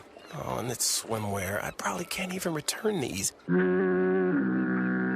If a real problem comes along, your boat's protected 24/7 with Progressive. So you can keep worrying about boater problems. Progressive Casualty Insurance Company and Affiliates, not available in D.C. When making a big decision, I believe in doing your homework and working with people you trust. That's exactly what you'll find at Advantage Buick GMC in Hodgkins. No pressure, just clear communication every step of the way. Visit Advantage Buick GMC in Hodgkins. We are professional grade. Broadcasting live from the Chicago Board of Trade. This is the home for every Bears game. ESPN Chicago. And this is Waddle and Silvy. WMVP, WTBC, HD2, Chicago. A good Karma Brands radio station. Courtney Cronin, This is not somebody who's going to let any details slide, and he said that. NFL Nation Bears insider. He's got to show that he is talented enough and that he's capable of taking what the Bears have given him and making the most out of it. Takes you inside Hallis Hall. I want to thank everybody who helped me get here, including my haters, because you motivated me. On Waddle and Silvy. Well, if you're a hater of Courtney Cronin, there's something wrong with you, that's for sure. You're a dumbass. Dumbass. Courtney Cronin, outstanding, and a busy week for Courtney this week, too, as she was out east doing lots of national shows. I heard you on Unsportsmanlike. So, Courtney, as you join us on the Yingling Guest Hotline, I saw you on NFL Live. What were you doing out there? Yeah, just kind of like the car wash of shows this week, but it starts with Unsportsmanlike at 5 a.m. So you were accurate on that. It's just I don't know how people do this regularly, where you've got a 10:30 Eastern tip in a first-round playoff series that you have to somehow find time to watch, whether it's watching it live or waking up at 3 a.m. to watch what you missed with all these basketball games. But it was fun, just tiring. What is doing a show with Evan like? Because he is also, for those who don't know, Evan does Unsportsmanlike, and Canty and Smalls in there as well. But Evan is also one of our bosses. He's one of the big content bosses in the company. What is he like to co-host a show with? Would I call him a boss? I don't know. I think Michelle and I bossed him around pretty darn good this week. Did you? We had fun. No, it's great. I mean, it's awesome doing the show in person. We got a chance to do that when I was in New York a few weeks back, and then we did it, he and I, Monday and Tuesday. But it's great. I mean, his fingertip knowledge of anything NBA related is honestly like astounding. I'm like, where do all those details fit inside that normal size head of yours? So yeah, it's been great. It's really a lot of fun.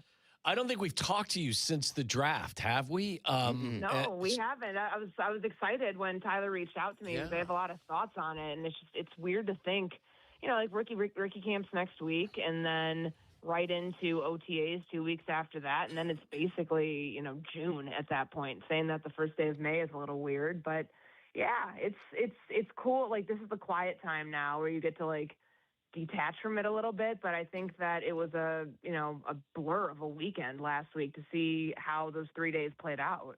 So how did you feel about what they decided to do? I think there was a lot of needs that were, filled for later, which is it's a good thing that you're in that position as a team because of how you handled the draft last year, how you've handled free agency, to be able to cherry pick your spots with getting your center of the future, getting a tight end who is going to be tight end 3 now, but could eventually be Cole Kmet if they decide they want to move on from Kmet in a year. I mean, he's not under contract that much longer. And then with Xavier Thomas, I love that pick for what it means for the receiver room later. Love it for what it means for the kick return, game right now. But I think that nobody expected Dylan Thieneman getting picked here because nobody expected that he would have been at 25. Most mocks that you saw would have had him gone by 18 to the Minnesota Vikings, but it was a major position of need, and they decided that they wanted to wait to address a position that was very much needed to get filled right away. I don't think many people believe that they were just going to roll with Elijah Hicks and Cam Lewis, just knowing how few starts collectively they've had over their career. And they've done they've really put a lot of effort into revamping the back seven of this defense over the last 2 months. And I think they came away with a really good player that will, if all goes well, he'll be here for a long time. But, of course, I think like everybody else, you look at what they didn't do, which is addressing the pass rush and thinking that all of the unknowns that they had about the guys from a year ago, along with how they expect the coaching to be better. It's a gamble, but it's certainly one that they're willing to see play out. And I think there's a patience element that you've got to at least let them see their plan through. And if it doesn't work, then you can criticize them. But right now, you've got to trust that they think, or at least give them the benefit of the doubt that they think the guys that they have on the roster will be in a far better position to get after the quarterback than they were a year ago. So are you buying that sales pitch? Partially. I do think that I'm actually more curious. I know everybody's like, oh, well, Dio Dingbo, they gave him that 3-year, $40+ million contract. Let's see if he lives up to it. We were seeing that he was a better interior pass rusher and a better run stopper overall. I don't think I'm personally a little skeptical of that one panning out, all of a sudden looking a lot different than it did a year ago. I'm intrigued by Shamar Turner because I remember on draft night last year, and they were talking about his positional flexibility. He can play. He was a defensive tackle at Texas A&M. They had a star-studded defensive line, but he can also play outside.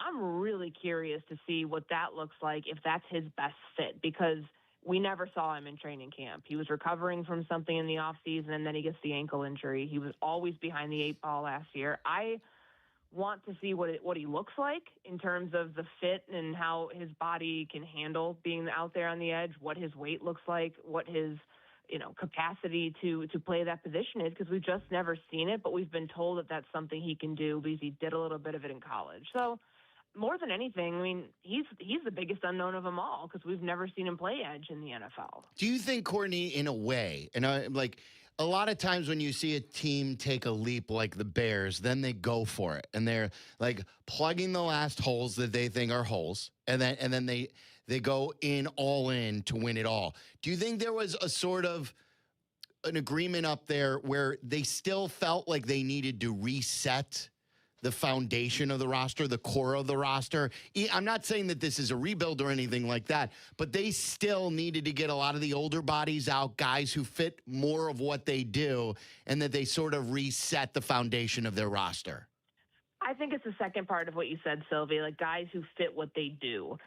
Dennis Allen particularly had a year to work with the pieces that were given to him from the last the last regime. Obviously, he was around for free agency in the draft last year, but then you get to see what the holdovers, the Tremaine Edmonds of the world. Obviously, he was the first big one that found his way out of Chicago when he was released, but you got to see how those guys fit in your roster and whether they were the right scheme fit, whether they were worth the amount you were paying them. And I think that it takes a year to really do that. You can't just clean house unless you're going in on a rebuild, which they weren't last year. You can't clean house right away. You've got to work with the pieces you have, see how they fit. Obviously, you give Dennis Allen credit because he decided to move Tremaine Edmonds to middle linebacker, and it worked a lot. It got some of the best play out of him that we'd seen from him in Chicago. But beyond that, I think it's from everything that we saw from the DJ Moore trade to Tremaine Edmonds leaving, getting cut, to the saying goodbye to the guys in the secondary.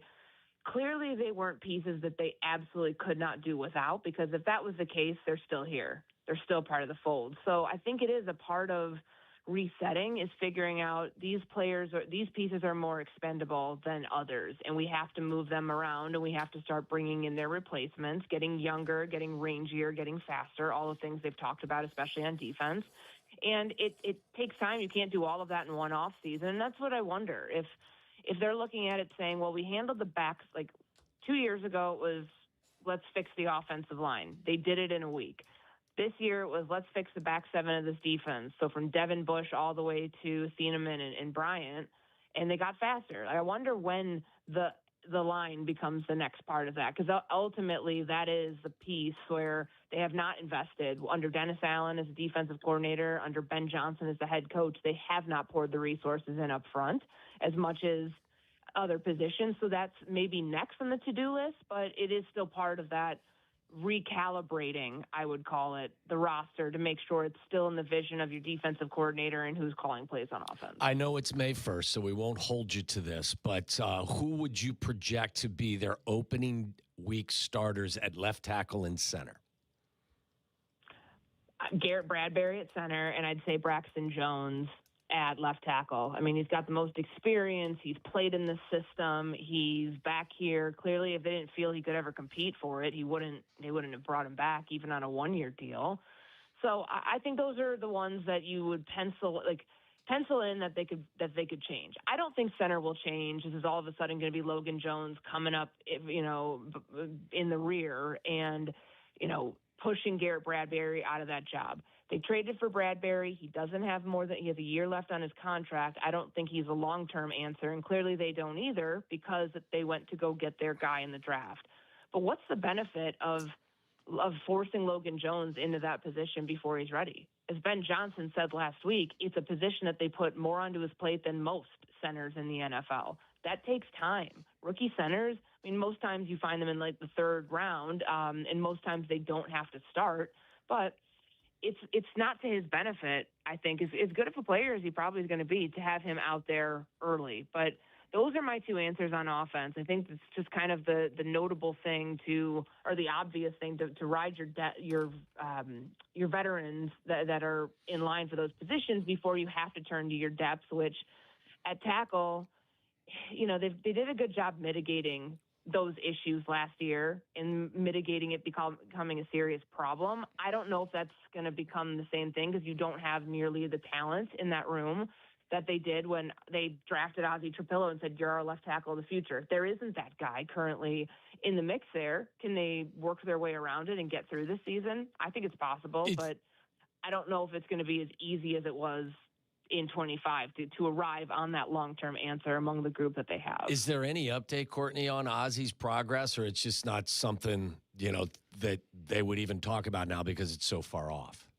Well, they're not expecting him this year. They've said it's likely that they might not have him this year, and they're expecting to have to go about this without him. Does that mean he can't come back? No. And when I had a conversation with Ryan Poles about this recently, he said he's there's nothing that would lead you to believe he will not be the same player when he comes back, whenever that is. But he's going to miss all of training camp. He's going to be playing catch up. And I think for a second-year player to begin with, that's tough. A second-year player at his size at that position is probably a task that's too tall for anybody to overcome and get their way back onto the field at any point this year. You would hope that they're playing well enough without him that they won't have to divert back to the left tackle strategy of Ozzie's our best option. We need him out there. He needs to be there as quickly as possible. Yeah, you're right. They have an insurance policy with it, but I just don't think – I think it'd be wishful thinking to factor him into any plans for 2026. Yeah. My last the thought severity of the injury and when it happened. Yeah, remember who their left tackle was in the final game of the year? It was Joe Tooney. Like that, so – can't do that. Crazy. No, you can't. You can't do that. I'm with you. That was just like because it was a playoff game, break glass in case of emergency. Do you believe that there's any other moves that could happen? Do you or do they just not have money to bring in a veteran? Well, a lot of people have asked about the pass rush, and I think there are a couple things here. Take Ryan Poles at face value for he's never. Honestly, this offseason, Silvy, you called it. Remember how skeptical I was about the DJ Moore thing initially? Mm-hmm. I think I said 40%. You said 80%, the idea for a trade. And then 2 weeks later, he's gone.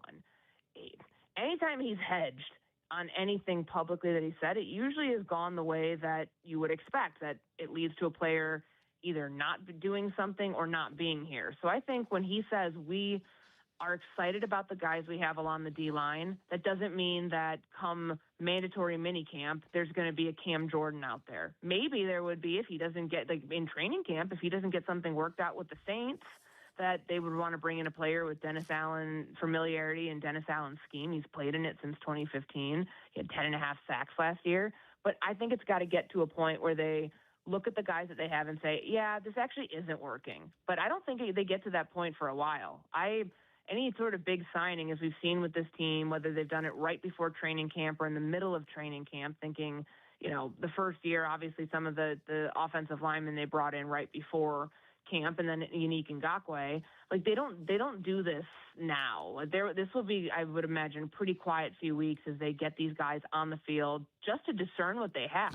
Because they're betting on it. They're betting on health. They're betting on all these guys making their pass rush better, the ones who had incomplete grades from a year ago. I think that they're going to give themselves the benefit of time before they pull the break glass in case of emergency move, which would be signing somebody from the street, which to their benefit would be probably waiting to see if they get a little cheaper. Yeah, it's a good point. So answer our question. This is Tyler came up with this yesterday.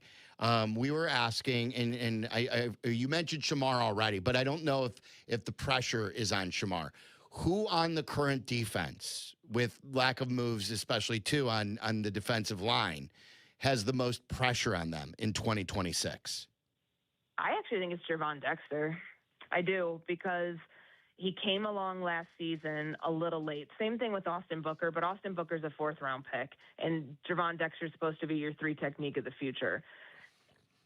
I think that there's a lot for him going into a contract year where he'll want to play at the absolute best level. He'll be motivated to do that, to play at the best level he can possibly play at. And I think it's a position that if Dennis Allen decides that guy is not good enough to play in his defense, that's one that they should be targeting next year early, because some of the early initial projections are that this is going to be a pretty deep defensive tackle class, unlike this year's defensive tackle class, which is why, you saw the Cincinnati Bengals give up the 10th pick for Dexter Lawrence. So that's the one. I know that we've talked a lot about the edge rushers and the spot opposite Sweat not being decided. I think it comes from the interior more than anything else with one specific player. All right. I saw you tweeted something, too. I got a couple more for you. I saw you tweeted something about the stadium the other day with the meeting. Any guesses, any information on when this is finally going to be wrapped up? Well, the league's pushing Illinois. They're trying to put the pressure on the state to get something decided now that the bill's in the Senate. But you guys know as well as I do, that thing doesn't end. The legislative session doesn't end until May 31st, which I say that now, realizing it's May 1st. So there is a natural deadline in place. They're going to meet again in 2 weeks. I do not know if a vote will be taken on anything. There really wasn't anything for them to vote on this past meeting on the 29th, but the league is putting pressure on the Bears because the league wants an answer. The league is, I think, is exhausted with this as we are, of seeing how this whole thing is dragged out now 3 years, but it's nothing like out of the ordinary came out of the meeting that they had. It was virtual for a reason, because I feel like it's one of those, this could have been an email sort of updates that they got from the team. But ultimately, I think that the Bears are still waiting on Illinois to figure out if the legislation is going to get passed to where they can do the payment in lieu of taxes for Arlington Heights. And at this point, still, it's Friday. Like, we won't know anything at the earliest until next week about where that thing is at getting amended and then trying to pass through the state Senate. Do you have anything fun planned this weekend, or is it just sleep, Courtney? I have a bachelorette party on Saturday. Oh. There you go. At a Cubs game. It'll be really fun. We're going to a Cubs game. I can't say who, but she may or may not be listening. It's technically supposed to be a surprise. Okay, right. Probably blew it on radio. But I love the Kentucky Derby. It's one of my favorite sporting events of the year. And I know nothing about horses. I know absolutely nothing. I think a Renegade would be the horse that I'd probably pick right now. Is that the 6 horse? Not the odds-on favorite, but I love the Kentucky Derby. I love to just be able to shoot with darts on the wall to, like, whoever I expect to win, and see if I hit. I just think it's fun. That's Renegade is one. Renegade running out of the post number 1. I don't believe a horse has won out of that spot. That's hard, right? Yeah. Yeah. Yes. For I remember reading something about that like his post position might play into him not winning this year, but I like the name. Yeah. That's probably the horse that I'll pick, barring any sort of. I think I heard there were a couple late scratches, or they keep scratching horses from the lineup because of some health stuff. But Right to Party was scratched. This is the one event where I can act like a dumb sports fan and not know much and go in and just hope for the best and have fun anyway. Yeah, for sure. Where are you guys sitting? Are you guys in the bleachers? You have a suite? What's the plan? We're on one. You know what I've never done in all my years of living here, just being from here, I've never sat on one of the rooftops opposite the ballpark, outside of the ballpark. That's apparently where we're going to be tomorrow. Okay, so you won't be in the ballpark. I was going to say, should I give her the same advice I gave to Wayne Larrivee years ago? Bring a jacket. Bring a jacket, because it's going to be really cold, Courtney. I had to break out my ski coat today. I washed it, put it away, said it's summer.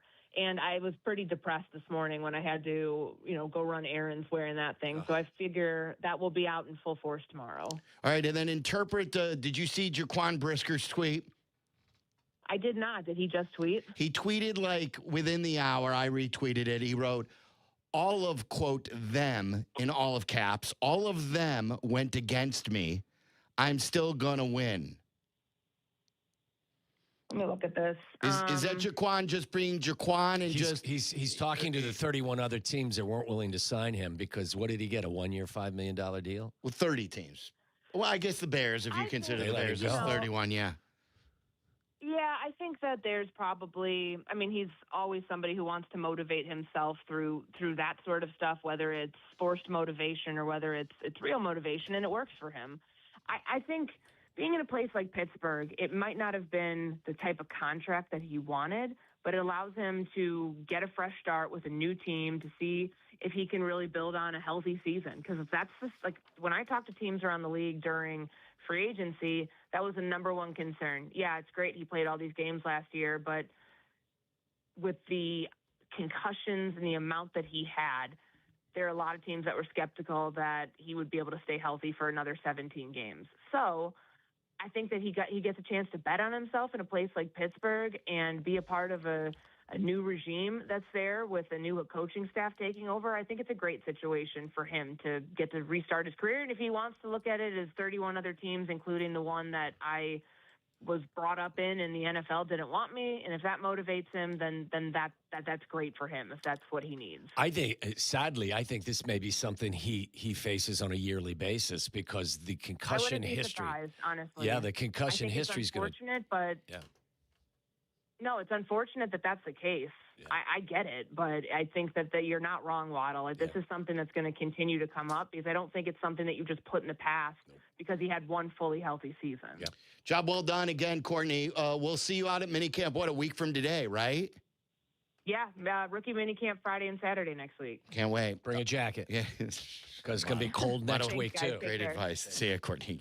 You and your advice. Well, okay, Tyler, don't wear a jacket tonight. Don't wear a jacket tonight. What's going on with Rollison, our guy? What's going on with Alex Bregman? Hell just came to breakfast for Bregman. Well, he let the bunt go because he thought it was going to be foul. A sack bunt.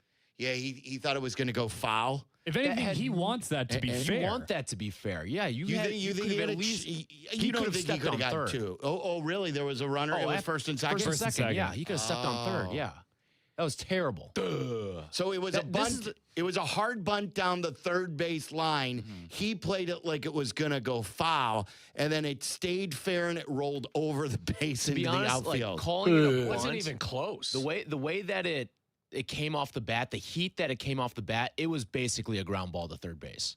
Right at the bag. Yeah, I was surprised. I didn't see it as a bunt. And you can say what you want. Is he heating up with the bat a little bit? Yes. His defense has been so substandard for what I think a lot of Cubs fans were expecting. So it's 6-5 right now. They had a 6-1 lead. The Diamondbacks have scored 4 here in the top of the 6th inning. Just an odd decision as well, based on all of the things that were. That ball was bunted so hard it could have been a double play. Yeah, I didn't know the situation because we were talking to Courtney. It didn't look like it was going out foul at any point either. Yeah, he got stuck in no man's land. All right, so we'll keep you updated on the Cubs game going on. Sox play tonight, pregame at 8 o'clock. Don't forget, check out our YouTube. It's youtube.com/@ESPN1000 Chicago to listen live. And then our local page, our show page is youtube.com/@Waddle and Silvy. Subscribe while you're there. We're almost up to 20,500 now, Waddle. People have gone and followed our advice. Subscribe to our YouTube page, whether you want to see Billy Corgan from when we were on our YouTube show, and he was in studio telling his best Bulls story, talking Cubs, talking music and other stuff, whether it's Barstool Big Cat, who is also in studio, or Courtney, or any of the fun guests that we've had recently or your favorite things, it's all there right on YouTube. All our streaming brought to you by Woodford Reserve with more than 200 flavor notes. Woodford Reserve is more than a spirit. It is a spectacle for the senses. Brian Urlacher was on. Jeff Joniak has been on this week. We're going to have a fun week of guys that we love to talk to, and it's all youtube.com/@Waddle and Silvy. Waddle's World is coming up next. The afternoon drive is easier with Waddle and Silvy. Chill out. They're coming right back. ESPN Chicago. The CDGA Golf Show. It's the biggest names in golf, and it's the best news and information about Chicago golf. Hosts Mike Gilligan and Tyler Rocky are your starters for the golf weekend. The CDGA Golf Show, tomorrow morning at 9 on Chicago's Home for Sports, ESPN Chicago. Guys, the Memorial Day sale is on now at Steinhoffel's. It's the only place we shop for furniture. You're going to love it, too. If you've been thinking about upgrading your outdoor space, now's the time. Get your patio ready for summer nights, backyard hangouts, and everything else in between. And with Steinhoffel's 60-month, 0% financing, you can create your dream setup much easier than you ever thought. Plus, the savings don't stop outside. Grab a panel bed for just $3.99 or a sofa for $4.99. The Memorial Day sale is happening now at Steinhoffel's. There are 7 Chicagoland locations. The newest in Northwest Indiana in Maryville. I shop at the one in Vernon Hills, but they're all great. Shop in store anytime or online at steinhoffels.com. Hey, it's your buddy Tom Waddle, and I drive a Hawk. In the market for a new car? Shop HawkAuto.com, where they buy more so you pay less. Check their massive inventory of over 2,000 vehicles. They buy in volume so you save in volume. Plus, get all rebates on top of the Hawk Auto volume discount. Save even more with 0% financing for 60 months or make no payments for 90 days. With 12 convenient locations, your next car is closer than you think. Drive what I drive. Drive a Hawk. HawkAuto.com. Financing on select models with approved credit. Most people think that an insurance company is only obligated to pay, at most, the full extent of the policy limit. And usually that's true. But at the Verdoliak Law Group, we've proven that's not always the case. Recently, we represented an elderly woman who was injured in an accident. She suffered significant injuries that dramatically diminished the quality of her life. This was clearly a case that was worth more than the insurance limit. But we knew that since she was elderly, the insurance company was going to play their delay game and stretch things out as long as possible. Knowing this, we gave the insurance company 30 days to pay the full policy limit and told them if they didn't pay within the 30 days, we'd never accept the full policy and would pursue more. Sure enough, they delayed another 14 months before offering to pay their full limit. But unlike most law firms, we didn't accept it. At this point, the insurance company was left a simple decision: voluntarily pay our client 3 times their policy limit, or go to trial against the Verdoliak Law Group and risk paying far more. They chose to pay. If you want a law firm that's not going to let the insurance company dictate what you deserve, call the Verdoliak Law Group. Harry Douglas here. Let me ask you something. What if you can enjoy the taste of a cocktail, the warmth of a spirit, and still stay fully in control? That's RK Zero Proof, a pioneer in the alcohol-free spirits category. RK delivers bold flavor and a real warming sensation with 0 alcohol, 0 sugar, 0 carbs, and 0 calories. Perfect for nights out, social gatherings, or anytime you want the experience of a drink without sacrificing tomorrow. Check it out at rkbeverages.com. That's ARKAY beverages.com. RK, all the flavor, none of the alcohol.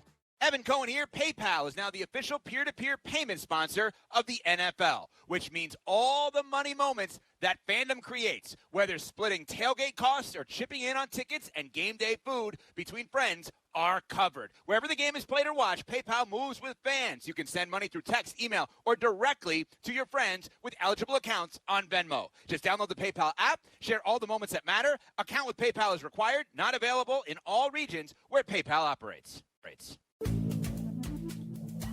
Good Karma Brands is proud to be an equal opportunity employer, providing equal employment, development, and advancement opportunities to all teammates and applicants. To learn more about careers with us, please send an email to talentacquisition@goodkarmabrands.com. That's talentacquisition@goodkarmabrands.com. We all hear the radio ads about the IRS. They tell you to be afraid, to be scared, and they try to frighten you into calling. I'm not here to do that. Tax Relief Advocates is different. TRA is here to tell you that if you owe money to the IRS, whether it's $5,000, $50,000, or $500,000, we have a solution. It doesn't matter if you're sitting in your car, at work, or with your kids. No matter where you are, call now. 800-575-6759. Don't lose hope. TRA can eliminate or reduce what you owe to the IRS. Generous programs are now available that can give you a fresh start. Our passion is taxes and helping individuals fix their IRS problems. We have over 1,000 5-star reviews on Google and an A+ with the Better Business Bureau. You don't need to be afraid of the IRS any longer. End your tax nightmare today by visiting us online at TRA.com or call 800-575-6759. That's 800-575-6759. Tax Relief Advocates. Real solutions for real people. Woodford Reserve is more than just a spirit. It's a spectacle. With more than 200 flavor notes, Woodford Reserve wows your senses, delights your palate, surprises you with every new sense and sensation. It elevates an evening into an event, giving you a new experience with every sip. So yeah, Woodford Reserve is more than just a spirit, it's a spectacle for the senses. Kentucky Straight Whiskey, 45.2% ABV, the Woodford Reserve Distillery, for sales, Kentucky. Please drink responsibly. Woodford Reserve is a registered trademark, 2026, Brown-Forman Distillery, Incorporated. Ring, ring. Hello. Who is it? Guests on ESPN Chicago join us on the Yingling Hotline. Chicago office is calling. I've been expecting your call. The Yingling Hotline, brought to you by Yingling, the oldest brewery in America. This is Waddle's World. And in Chicago, Tom Waddle. He can't run, he's not fast, but he gets open. Bears legend. Amazing. 9 career TDs in the NFL. He caught everything that was thrown and took every hit that they could give him. Tom Waddle. Let's get weird. Let's get weird. Welcome to Waddle's World. Come inside. Let's get weird. Let's get weird. Weird. Get weird. Weird. Get weird. Let's get weird. Yeah, I want to start this version of Waddle's World sending my best to whoever's in charge of cleaning the men's room here on the 18th floor.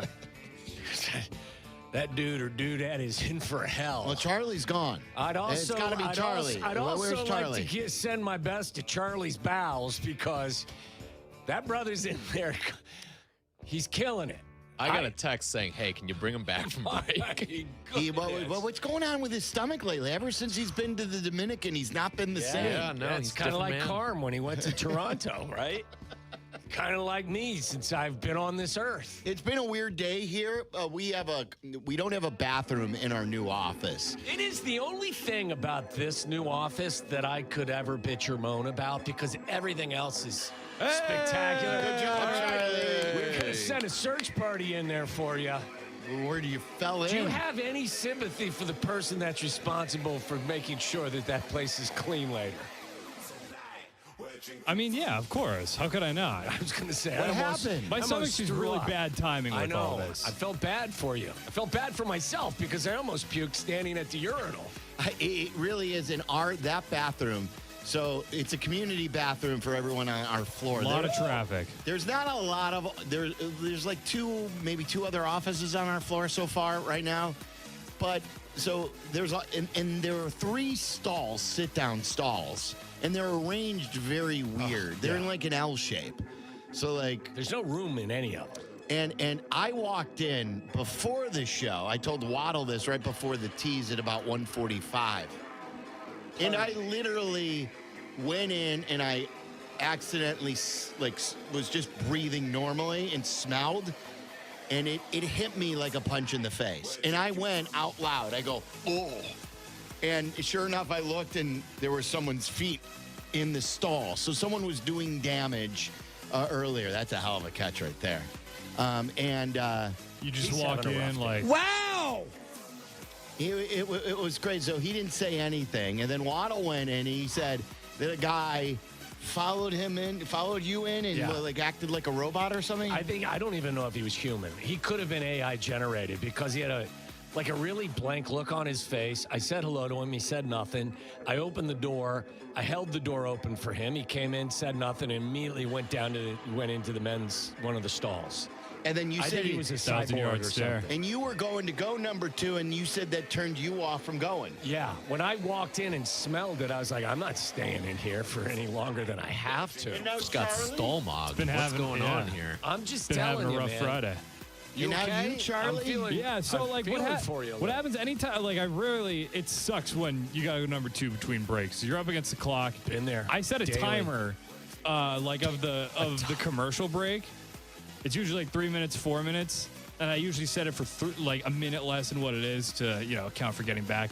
And then like it's the 3 minute mark, and I'm like, Nowhere Tyler, close to I need done. you to bring these guys out of break. Yeah. Called in the Was it righty. one, though, that as you're sitting there creating your mess, you just got to kind of have a smile on your face? You're like, man, I'm a dirty SOB I was today. just like, oh my stomach feels so much better. Yeah.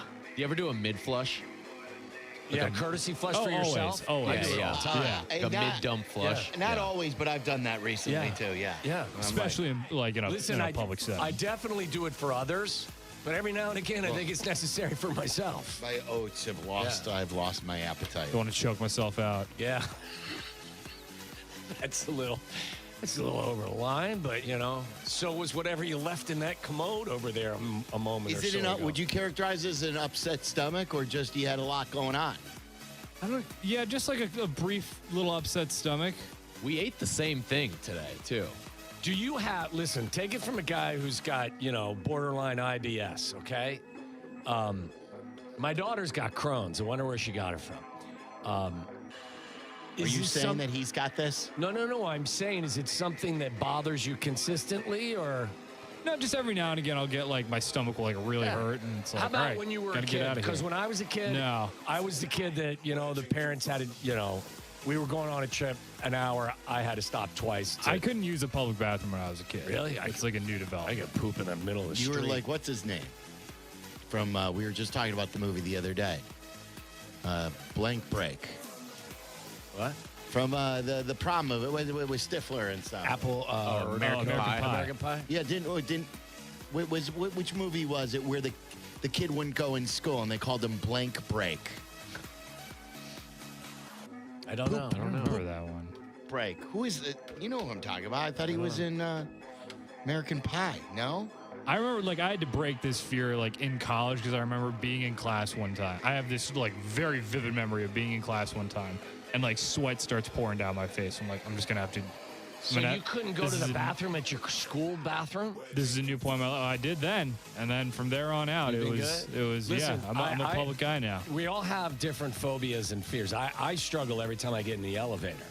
Paul Finch was known as Blank Break in American Pie. He wouldn't go at school, and then he had diarrhea one day. I had a friend who, same thing. He wouldn't go in public, and, it became a problem for him. Really? Yeah. I don't know why. I can't get in an elevator, but I can go anywhere. I don't love to do it, but I'll go. Where's the worst place you ever did it? Well, it's like I just recently told you, I can't get over the airport where there's a line for number 2, and people are literally waiting right outside to take over the same toilet that has been messed up time after time after time. The grossest concept. I don't know what it is, but I could do it if there's an empty stall. And I know that it's been used, but if there's literally, when we were flying for spring break, there was a line of 10 people. 10 people lined up outside of 5 stalls.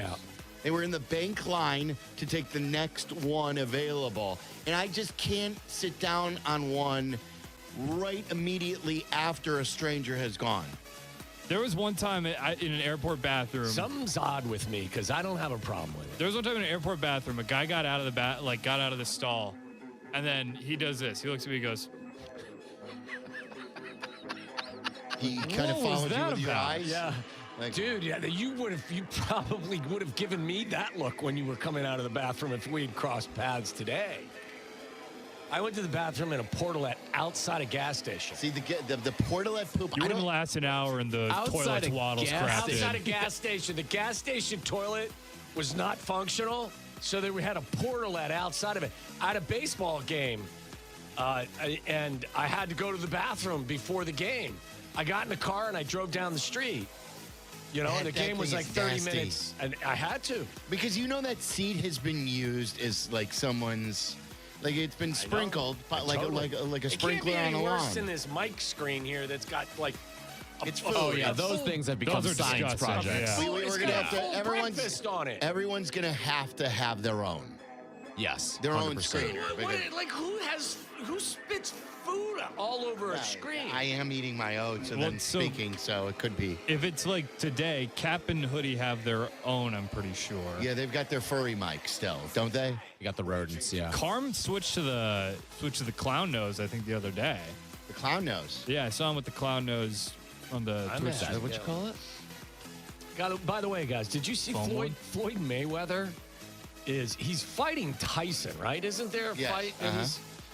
He's potentially having his U.S. passport revoked because he has a $7 million tax debt to the IRS.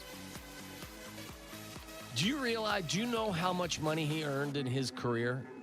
You remember also how he would brag about how good he was at It's got to be betting? close to $300 million. Charlie, you have a guess for how much? For Floyd, like his career earnings, I'm going to say north of $500 million. Tyler? I'll split the middle. I'll go 400. Ring Magazine's Mike Coppinger claims Mayweather, who earned upwards of $1 billion over the course of his legendary boxing career, has been notified by the IRS of its intention to revoke his passport over an unresolved, seriously delinquent tax debt. Is that just from winnings, or is that endorsements? Could be anything. Yeah, I mean, it could be anything, but he owes the IRS $7 million, but he had lifetime earnings of closing in on $1 billion. He's 49 years of age, and he's fighting the Mike Tyson. He was the guy that was always one that would post pictures of him. Of his winning bets? Yeah, with thousands, if not hundreds of thousands of dollars of cash. Stacks of cash.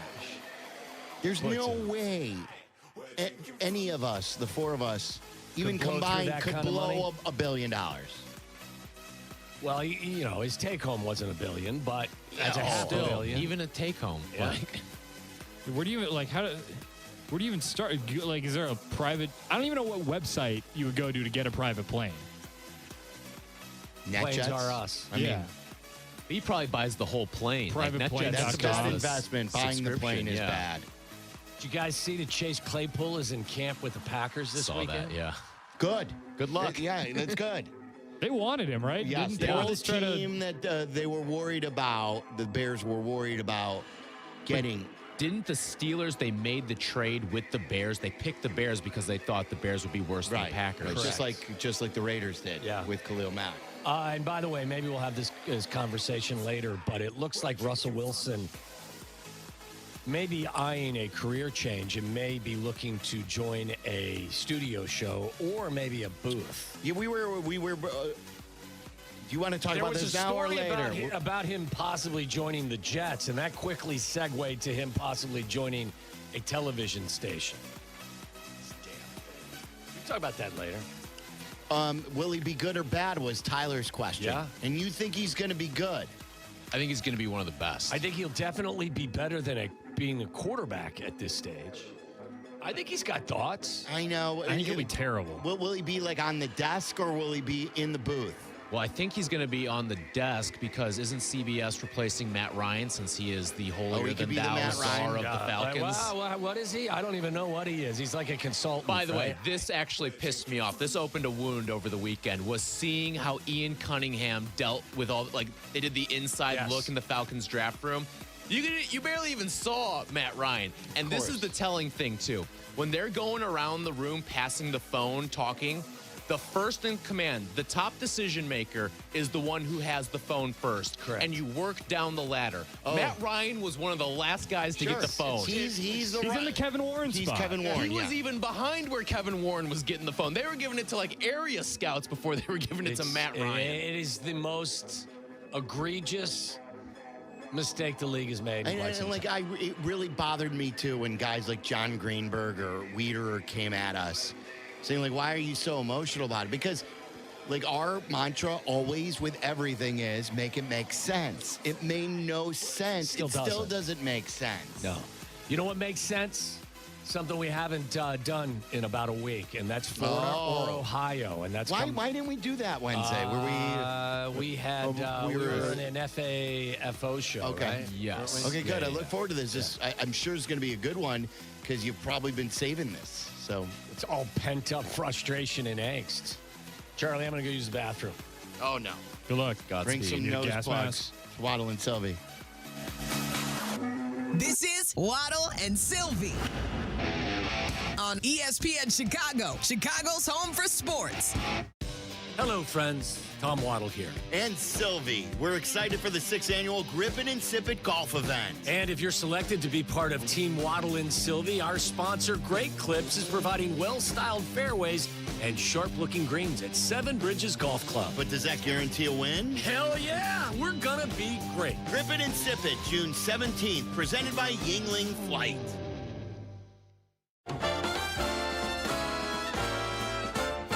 Dear Savvy, Toyota says you can have it all.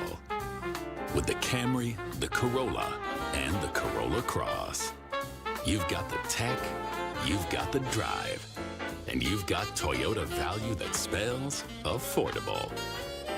You ready? Find yours at Toyota.com.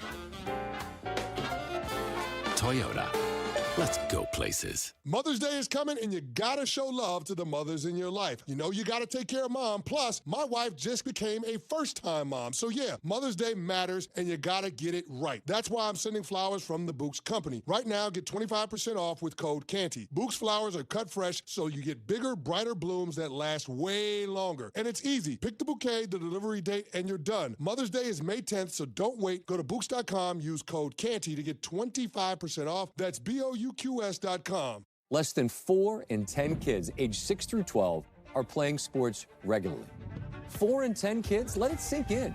Just 4 in 10 kids. ESPN is building a nationwide coalition powered by Disney called Take Back Sports, with the purpose of training more coaches, expanding access, and creating community-driven sports programming that puts kids and fun first. We're working on that story. We hope you'll join us. Visit takebacksports.org to learn more. Need a haircut? With the Great Clips app, you can put your name on the list from anywhere and head to the salon when you're up next. Because getting a great haircut shouldn't mean putting your life on hold. Great Clips. It's gonna be great.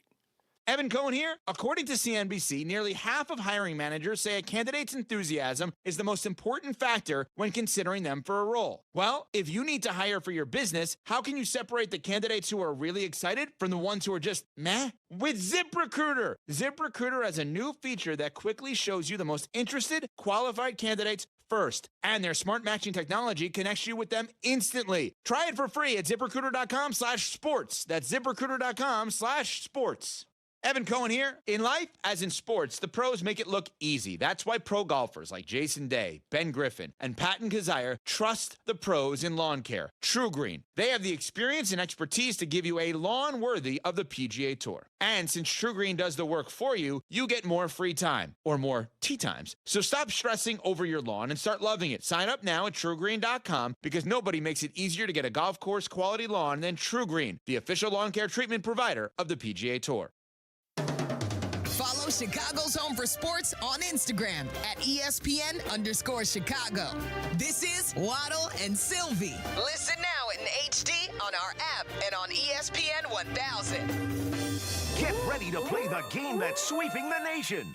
Public drunkenness, exotic animals, dumb criminals, random stabbings, or maybe just some good old-fashioned debauchery. Everything's on the table.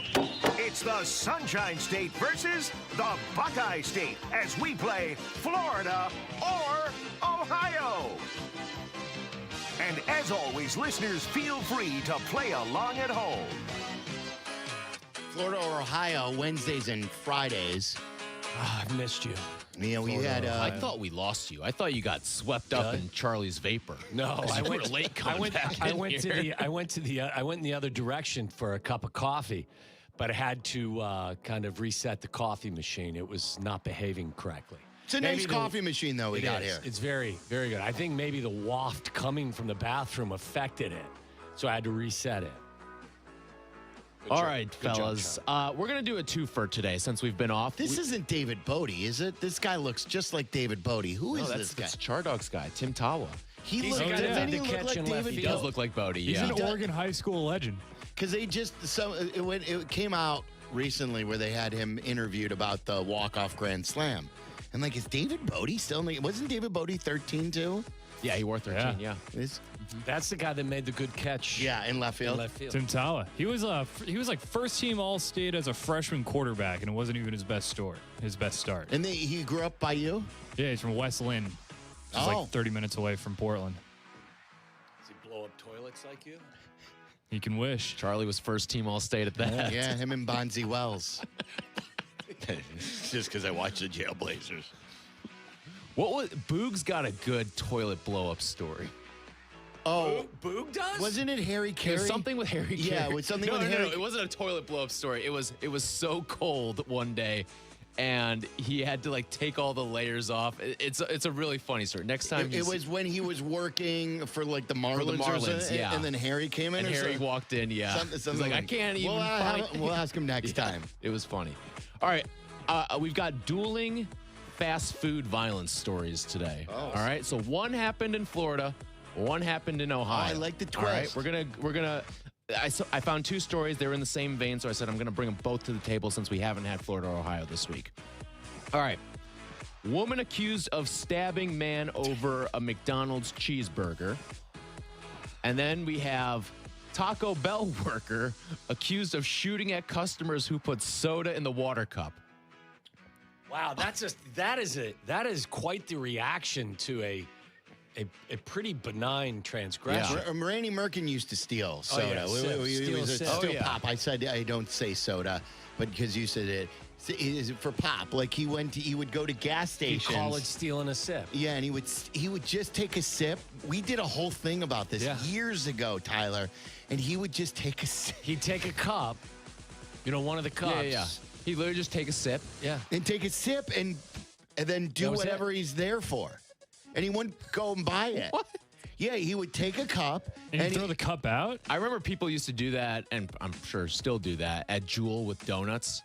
You'd pick a donut up, and then you'd like walk around the store. It's like a shopping snack. You got to bring the little barcode then, so you get charged. We ripped him for that. For stealing. Like, that's the same thing of going and eating a candy bar. I think that one of the reasons why we really laid into him was because he was pretty defensive that it wasn't a big deal or that he wasn't doing anything wrong. That's like going into the convenience store where there's a pack of gum and taking just one piece of gum. One stick. Yeah. It violates the what if everybody did this rule. Like, if everybody did this, that would suck. It'd be a real like a problem. water fountain, like at school. Hey, I'm just going to take a sip. Yeah. All right, so I think Taco Bell is Ohio, and I believe that the stealing the sip is at Taco Bell, correct? Yeah. Mm-hmm. And then the first one was about shooting over a cheeseburger. Stabbing over a cheeseburger. Sorry. Yeah. At the McDonald's. So one's a shooting, one's a stabbing. Yeah, I believe that happened in Florida. You think Florida's more of a stabby state? Stabby state? I don't know why. I feel like... I think they use all weapons in Florida. Yeah. Packing heat on your Taco Bell shift, too. You said shift? I just played the Waddle roll. Yeah, so that's the way... What do you think? Let's go with stabby in Ohio and shooty in Florida. Yeah, when I should not think this. McDonald's is everywhere, but when I think of McDonald's, I think of the Midwest. So, see, I was feeling that way about Taco Bell. That was my rationale. I was too, but then I went to a Taco Bell when I was down in Naples. Oh, you did? Yeah. Oh, you had a great time in Naples. And by the way, you did not destroyed someone's bathroom. Yeah. Okay, time out. Yeah, Time out. How hammered were you to go to Taco Bell? This almost became a fist fight too. Wait, you got to save this. Save this for the other side. What? Yeah, why didn't you tell us this? This is what you've been holding this story for a week. I've been holding it. I mean, there's I plenty of want to things hear this story on the other Were you side. at this Taco Bell? And there was almost a fight here. You and Joniak getting into fights in random places. All right, go ahead. All right. The shooting at the Taco Bell took place in West Palm Beach, Florida. Oh, no. And the stabbing took place at Bel Air, Ohio. Yeah. Ohio's more of a stabby town. Stabby state. There was also in the purse where the knife was retrieved from, there was meth found. See, I always thought Florida was stabby because of the machete. Right.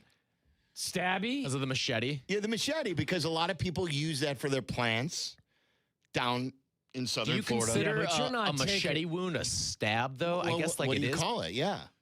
I don't know, but I almost don't think of it as like a slash. It's like a slashing wound. Slash, yeah. And I don't know that you do you bring your machete to work? Because it was the Taco Bell. Oh, I'm not saying that this was done with a wasn't it? machete. I was wrong ananyway. I'm just saying that I consider Florida stabby. That's one of the reasons. All right. That's fair. Because of the machete. The machete. Okay. I think of Florida as a machete place.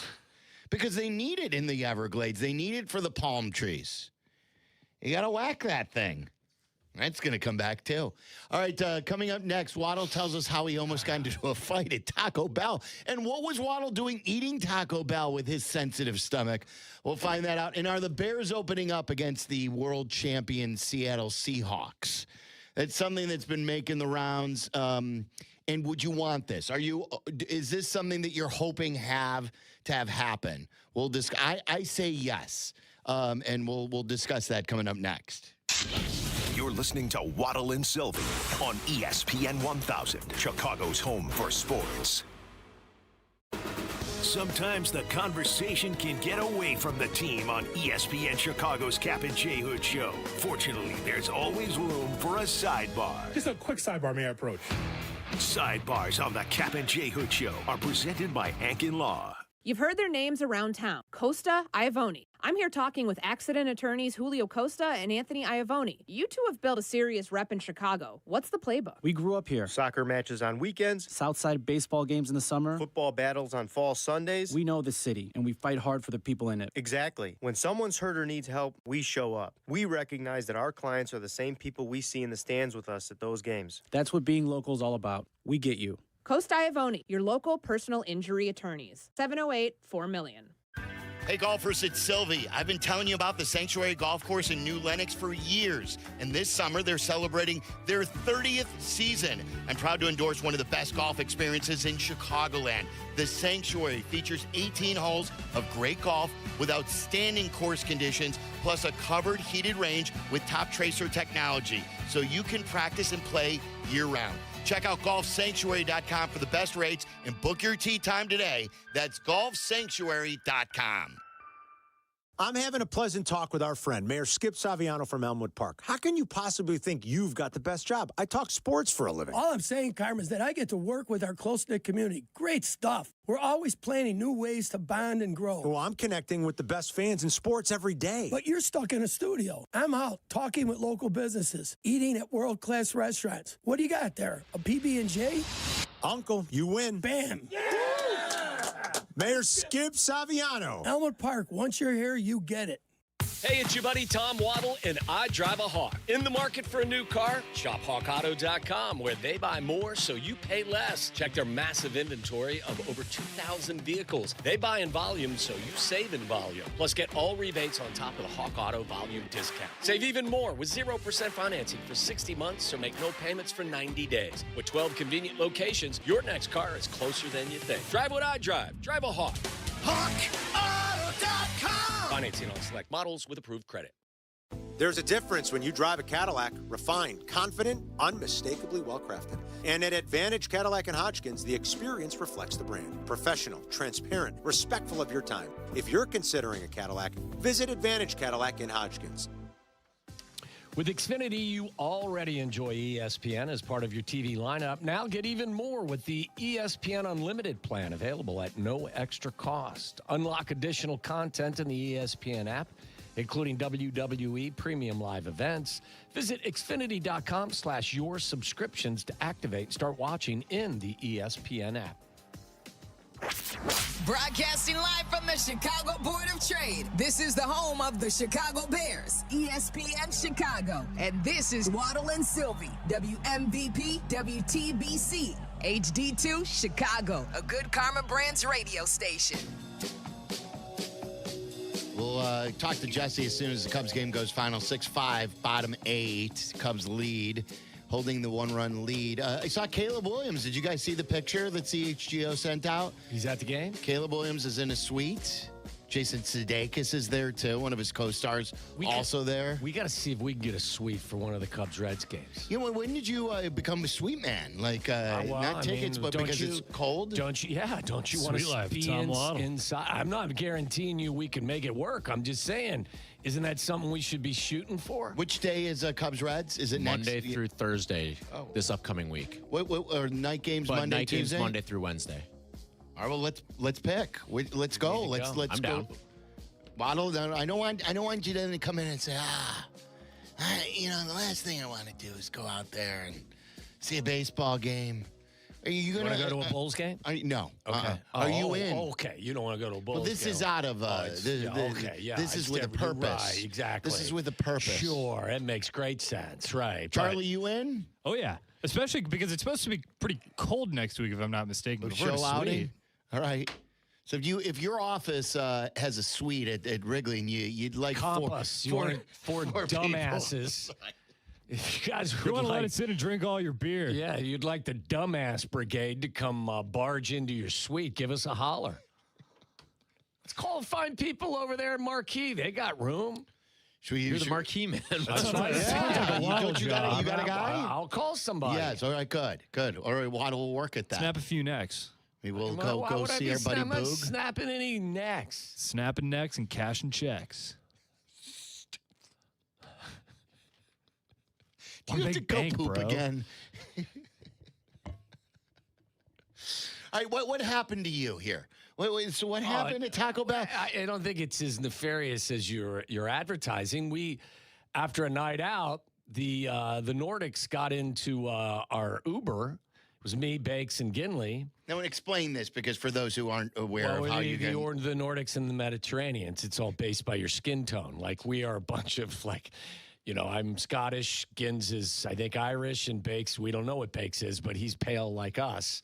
And then the Mediterraneans, it's Eddie Duran, it's Greg Nardolillo, it's Jim Beestick, it's Dicky Brascia. Everyone's got a little bit better skin tone than us. They tan better than us. We don't. So that's kind of how we divided ourselves. You guys nicknamed the groups. We've been that way And since you freshman ride. year. The Nordics and the Mediterraneans. That's how we divide our crew. But on the way home from the bar late at night, we passed a Taco Bell, and you would have thought like all of us saw Jesus, and we all just kind of let out a Taco Bell after a night of drinking. Yes, outstanding. I can't picture Waddle being a Taco Bell guy. Even not even normally, getting a little but rings. it's usually when I'm hammered, What'd you Charlie, get? because like last time I was at a Taco Bell, Cincinnati. In Let the me winter guess. time, Being sober at a Taco Bell is an extremely jarring experience. I should not be here. We were right not now. in the building either. It was just drive-through city. And my buddy Joe Novello ordered I think there was 3 of us in the car. He ordered 4 Taco Supremes and 12 tacos. And I was like, that's great. I was going to ask, is it still the same items that I remember? I haven't been to a Taco Bell in at least over a decade, but it used to be my go-to fast food. The Taco Supreme, soft Taco Supreme was the thing. But yeah, the regular shell tacos, they used to be 49 cents. Yeah. And you just go to town, eat 8 of them. Yeah. Oh, yeah. You can get a group of 5 guys, put an order in, and you're talking about maybe $25. yeah, and my dude is going at it. It's still affordable like that. Super affordable. Like he's going to the electric chair, and it's his last meal. Do they still have those cinnamon crisps? I believe so, the yeah. Twice, yeah. The desserts. All these stuff is still holding firm. I will say, Taco Bell has done one slight pivot, and I questioned it at first, but their chicken nuggets are Really good. incredible. Yeah. They Wow, may be because I the remember- best yeah. fast food chicken nuggets. You were out there. vocally against it, I think, when they first did it. I was surprised. And then, you know what happened? Kevbo brought him in one time and said, here, try one. And I tried one. I was like, oh, my God. Those are incredible. Yeah. I got to say, the chicken nugget, chicken tender game, Waddle always has asked me, what makes a good chicken tender? What makes a good, what did we always talk about? The, not French fries, but the potato. Tater tots? Tater tots. Yeah. Tots. I don't know why I couldn't pull that. Tots. It's a long word. It's hard to pronounce. What makes a good tot? And you just know it when you tot, eat it. right? Yeah, the game of the chicken nuggets too. It has really gone places. I think Wendy's originally raised the bar on that. Then Spicy nuggets, yeah. And then Chick-fil-A came to the table, and now my kids swear by Raising Cane's. Are they all full chicken Is it chicken meat or is it something else? I don't know. I don't. I couldn't tell you. I'm not sure. I think they've gotten better about that. Like the chicken, getting more meat. Chicken strips, I chicken think, nuggets? are almost always like chicken breasts, just like sliced instead of That cubed. would be solid if that's, if you're selling chicken tenders, they should be chicken instead of just all breading. But And for a lot of places, they're very reliant on the sauce, but if the sauce is good enough, it's okay to be reliant so on we didn't get the chicken nuggets at Taco Bell. Did you just get tacos? In fact, yeah, I don't think you do. That was our problem. If you haven't been to a Taco Bell in a while, you may want to try it, but I would think like a group of you guys, if I went with a group of my friends, we're doing the old standbys. Oh, yeah. Well, we did not order that. That was part of the problem. So we pulled through. There's 3 of us, and we ordered 9 regular tacos, 3 for each guy. I'm sitting in the back because I'm the smallest of everybody, so I'm always in the very back. Probably why my back is killing 3 me. rows of seats. I'm in the 3 row. I'm in the dummy seat Stuffed in the back there, trunk. stuffed in the back. The carpool seat. So all I touch is a bag that was handed to me. I said, hey, let me get into this. So I eat on the way back.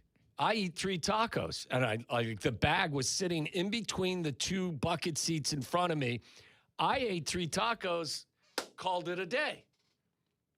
We get back to the condo, and Ginley's pissed off. Where's all the tacos? I was like, I don't know. I ordered 3. I ate 3. You ate all the tacos. They only gave us 4 tacos. There was 1 left over. Oh, my God. So my boys turned their aggression on me instead of the people at Taco Bell that didn't give us our full order. Was it a Full Metal Jacket situation where you're sleeping and they like beat you with soap while you're like? They would have had they could get to me back in the area of the car where I was. They were dog cussing me because I ate 3 tacos. There was only 1 taco left. You were supposed to get 8? 9? 9. Oh, wait a minute. You gotta like that. There's some muscle memory on the bag. If you get that bag handed to you, I was in you the back. could feel there are not 9.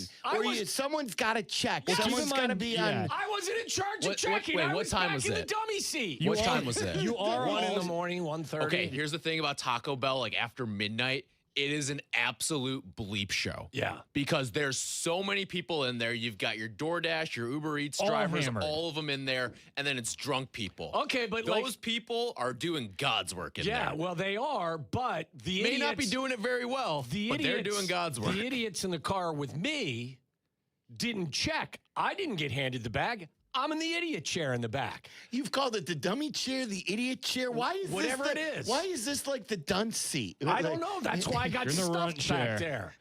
I didn't touch the bag. The bag sat there, and I was like, I'm gonna have some food. That's why we came here. And they got pissed off that there was only 1 taco left. I was like, dude, I wasn't. I Who wasn't got the 1 checking. taco? I don't know who. I mean, They threw it at Waddle. They were so mad they may have thrown it away. You're usually. But they're mad at me. We're walking into the beat condo, Waddle with it. and they're still yelling at me like I did something wrong. Ginley's like, I can't believe you did that. I can't believe you did. We're 59 years old. I ordered 3 tacos. I ate 3 tacos. You're usually the guy you're usually the Joe Pesci. You're the guy who usually gets screwed through the drive-thru. Yes. You're the guy Always. whenever you order for the Yes. group, someone messes your order. But in And I this eat the poop case, sandwich. you took advantage of it and you grabbed 3 out of the 4 tacos. I didn't feel like I was taking advantage of anybody. I was sitting in the back. The bag was down like there. My assumption was there was a bag up front with them as well. Yeah, I that's ate the my thing. They're 3 not tacos. putting 9 tacos in one bag, No. most likely. They were drunk and they're morons. And then they got mad and they took their aggression out on me, which wasn't fair. Wow. So this turned out? No, did you guys circle back and go back to the Taco Bell? Did you order a pizza? go to bed hungry and mad. it's just they everyone- went to bed hungry, so they were Hungry mad and in the pissed. morning when they woke Oh up. no. So then the next morning, like, you're never going to believe what Waddle did. I was like, what are you talking about? How'd you do with the 3 tacos at night after a night of drinking? Crushed it. You did. You Yeah. your stomach held your up. stomach. Totally fine. Oh, good for you. Went on the boat the next day and had no issues. That's no man's land, Yeah. too, when you're out on the boat. Jumped in the hanging water your for butt. 4.5 minutes and came back in feeling a lot better. That's right. You hang your butt off the back of a pontoon boat and You know, you take care of business. I did pee off the back of it, though. I did. You I did literally pee, like Yes. you didn't jump Going in. 20 miles an hour. I bet you didn't even have to pee that bad. You just wanted to do it. Not true. I had to go so bad, and we weren't ready to dock yet. I have no problem with someone urinating in the lake, but or this was the ocean. It's the ocean. Yeah. So you were standing at the back Holding on a moving boat. Like if the boat captain wanted to be a jerk, he could have tossed me right into the motor because I was standing right next to the motor and holding onto a rail. Tom Waddle, former Bear, age 59, and current host of Waddle and Silvy, has been injured in a boat accident. Pulled out of the water covered in urine. And somehow his Some penis Taco was Bell chopped salsa. off by the motor. That sounds painful. Did you wave to the other boats? We were in an area where there weren't, the boats were pretty far away. Were you worried about an alligator? No. It's the ocean. I guess they're not in the ocean. You're right. had to think about that for a second. Did you poop your brain out in there when you were in there? Char, you all right, buddy?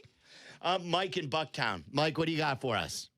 Yeah, I'm not buying what Tom's selling with this whole. First of all, I don't understand what the idiot seat is. What are you in a two-person Honda Prelude? And then, what are you like lounging in the back? It sounds like a regular car. You're in the back seat. You have lots of room. No, the it's other thing I don't understand is you keep going. Go ahead. They handed you the bag, right? You said they handed you the bag. The bag was like sit. Go ahead. Go ahead. Go ahead. No, go ahead. He's getting mad at you Oh, now, okay. Mike. Go ahead. You said they handed you the bag because you wanted to get into it, right? And now you're fingering through the bag. Everyone could tell there's 4 tacos in there. There's not 9 if you're eating 3 of them. Maybe there's There's two. no accountability here, Tom. Maybe there's 2 bags that are still up in the front. Well, you didn't mention 2 bags. You just mentioned a bag. I did. I didn't know. It wasn't my job. I think we know who the second bag was. I wasn't in charge of counting the bags. I'm So if sitting in there the was bag. 4 so if there's 2 bags, one bag has 0 and the other one has 4? I have no idea. I just took my 3 and I went to town. Keep in mind, Waddle's so hammered, you went to Taco Bell. So I don't think you're like... I went to town on the 3 tacos that were mine. I didn't eat 4. I didn't eat 2. I ate 3. Yeah. That's what I ordered. All right, Mike. You want to bust his balls a little bit more? Yeah? No, that's enough. I've had enough for the day. Yeah, you have. Now go home. I have to defend you. Waddle, I don't think that's up to Waddle to be the cross-checker of that. Like, he's in the very, very back. He's been passed the bag back. He knows they ordered 9. He knows there's 3 per person. All he did was grab his 3, and he doesn't have to be the fact checker. You're in full... Very odd, but I got support. There is a hierarchy here in terms of handling a large fast food order at the drive-thru. Passenger seat, shotgun. You're the captain of the ship. Well, that wasn't me because I was sitting in the 3rd row. Yeah, we never leave the drive-through, or we'll pull up, and then we'll check the bag. Well, you're usually to make sure, sober. Well, right, yeah. I'm saying our family when we go through McDonald's and stuff like this and Wendy's. 3 idiot drunks. You're in reptilian brain No here doubt, too. Like yes. your Yes. concern is getting tacos into your mouth. And that you're not concerned about the distribution or the weight. I love my 2 buddies in front of me, but they're on their own. It's a dog-eat-dog world when it's 1:30 in the morning. You're hammered. Dog-eat Taco Bell world. And you're trying to get your Taco Bell. By the way, the Cubs just won 6-5. We'll get there here in a minute. But Paul in Elmwood Park has a theory. What's up, Paul? I think it sounds like Tom ate 8 tacos. Now you're going to fail your detective test. I mean, that you got to bring something better than that. That you think I ate 8 tacos. He got cold feet. Come on. Why would I lie to anybody about what happened? I love this. I ate 3 tacos and my own buddies were coming after me like piranhas. I'm surprised 3 tacos got 3 just regular tacos from Taco Bell. Gibbs was my man all weekend too, and he's the one that instigated the heat on me. That doesn't get the job done for me, honestly. 3 just regular tacos. Okay. I need a gordita crunch in there. That's a really good point, Charlie. But to the point of not wanting to mess my pants up, I was trying to be a little bit, kind of smart about this. And my other buddy Bakes, he's got the CPAP mask on, or whatever the thing is for sleep apnea. Like, I don't think he wanted to eat You're letting the board fall to you. Wait a minute. This is interesting. So you're on a guy's trip, and the man with the CPAP took it on the road with him. Yeah. With the guys. Well, because Biggs didn't want to die. Yeah. Like he didn't want to go on it. Yeah, he wanted to hang out with us. Didn't want to die. The problem was the thing wouldn't work for 2 of the nights. So I hear him in the middle of the night fiddling with it, just takes it off and swearing at it, throwing it against the wall. And I leaned over, I look over, it's like 4 a.m. I go, dude, are you sure you should do that? Are you going to die? Because I don't have the energy to resuscitate you. Did you hear him gasping for air? No. I just heard his machine gurgling. I was like, what is going on That is such a great feature for a guys in their 50s trip. Dude, Charlie, it's like, that's what I mean. Like, it sounded like Bane from the Batman movie. Well, I was like, what are you doing over there, Biggs? He's like, I'm trying not to die. Spend all day partying like you're 25 again, and then you strap on a CPAP machine. I said, don't worry. This is like a movie of the guys, the cool football guys are going away on a trip fighting over tacos, and then one guy's bringing a CPAP machine. Yeah. Tracy's in the living room, can't sleep, smoking a carton of cigarettes. Last chance for you guys. No question. I'm not. Listen, I'm exposing this. This is not. This is not.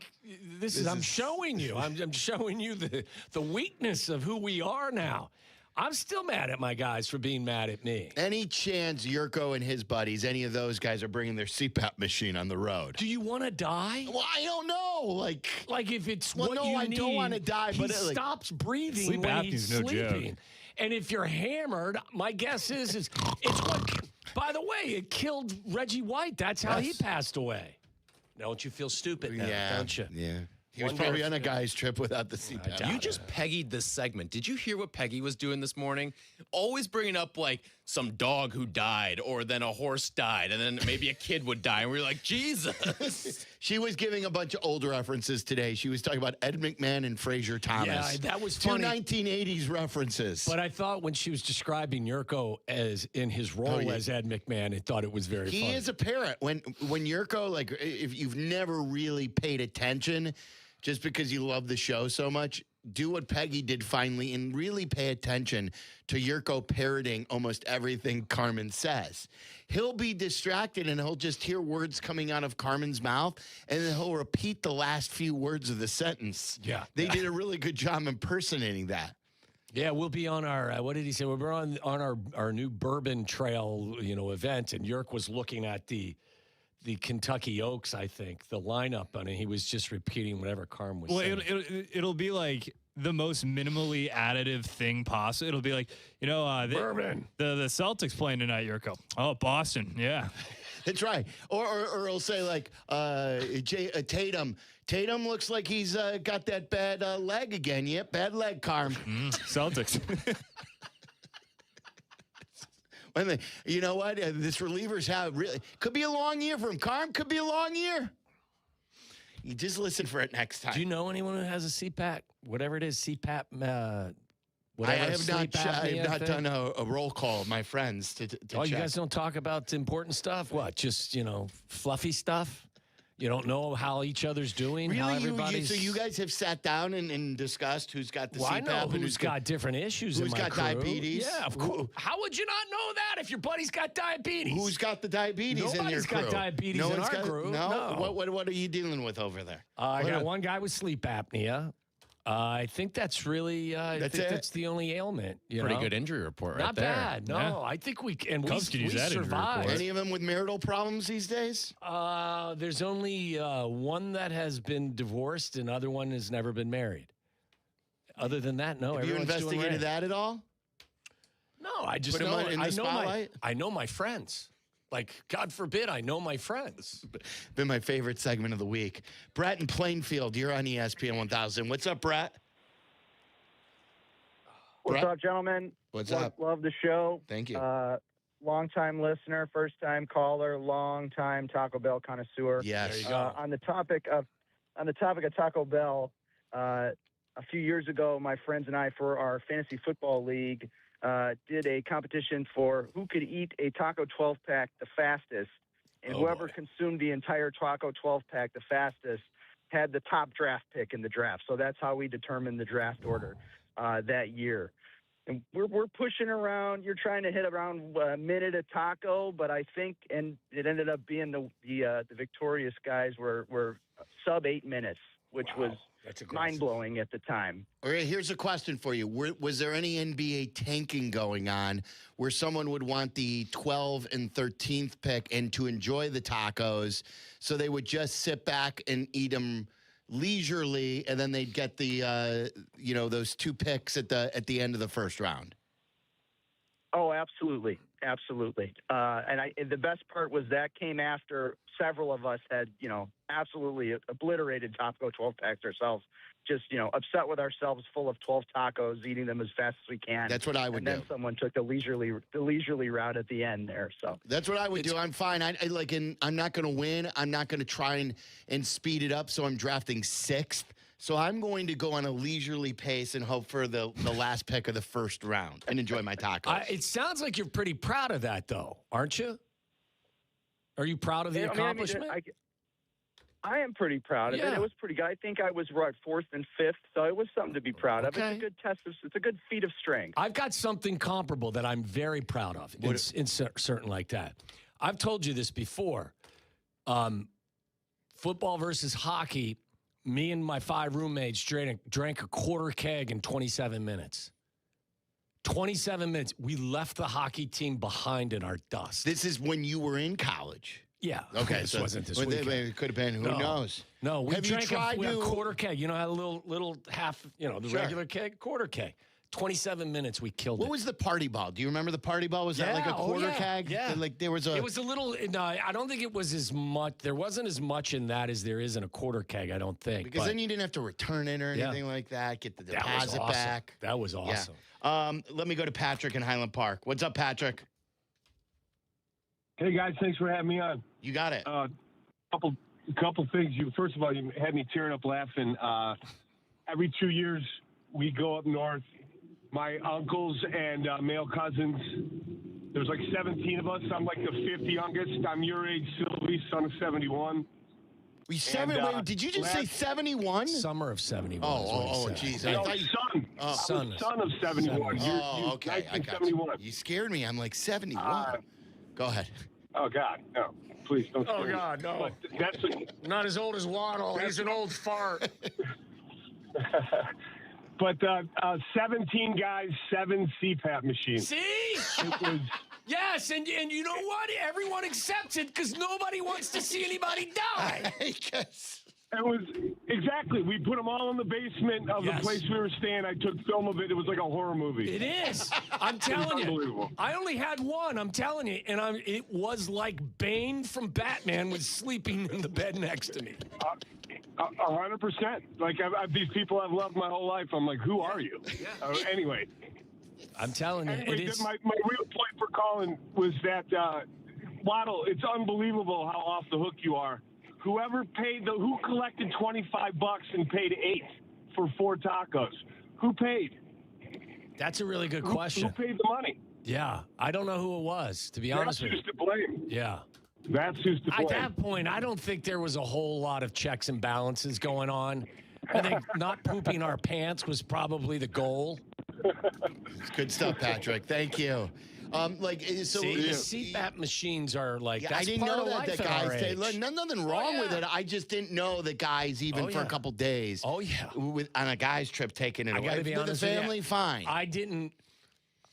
I wasn't upset. I was a little surprised. I'm with you. I didn't think that you would travel with it, but when you think about it, you're like, why wouldn't you travel with it?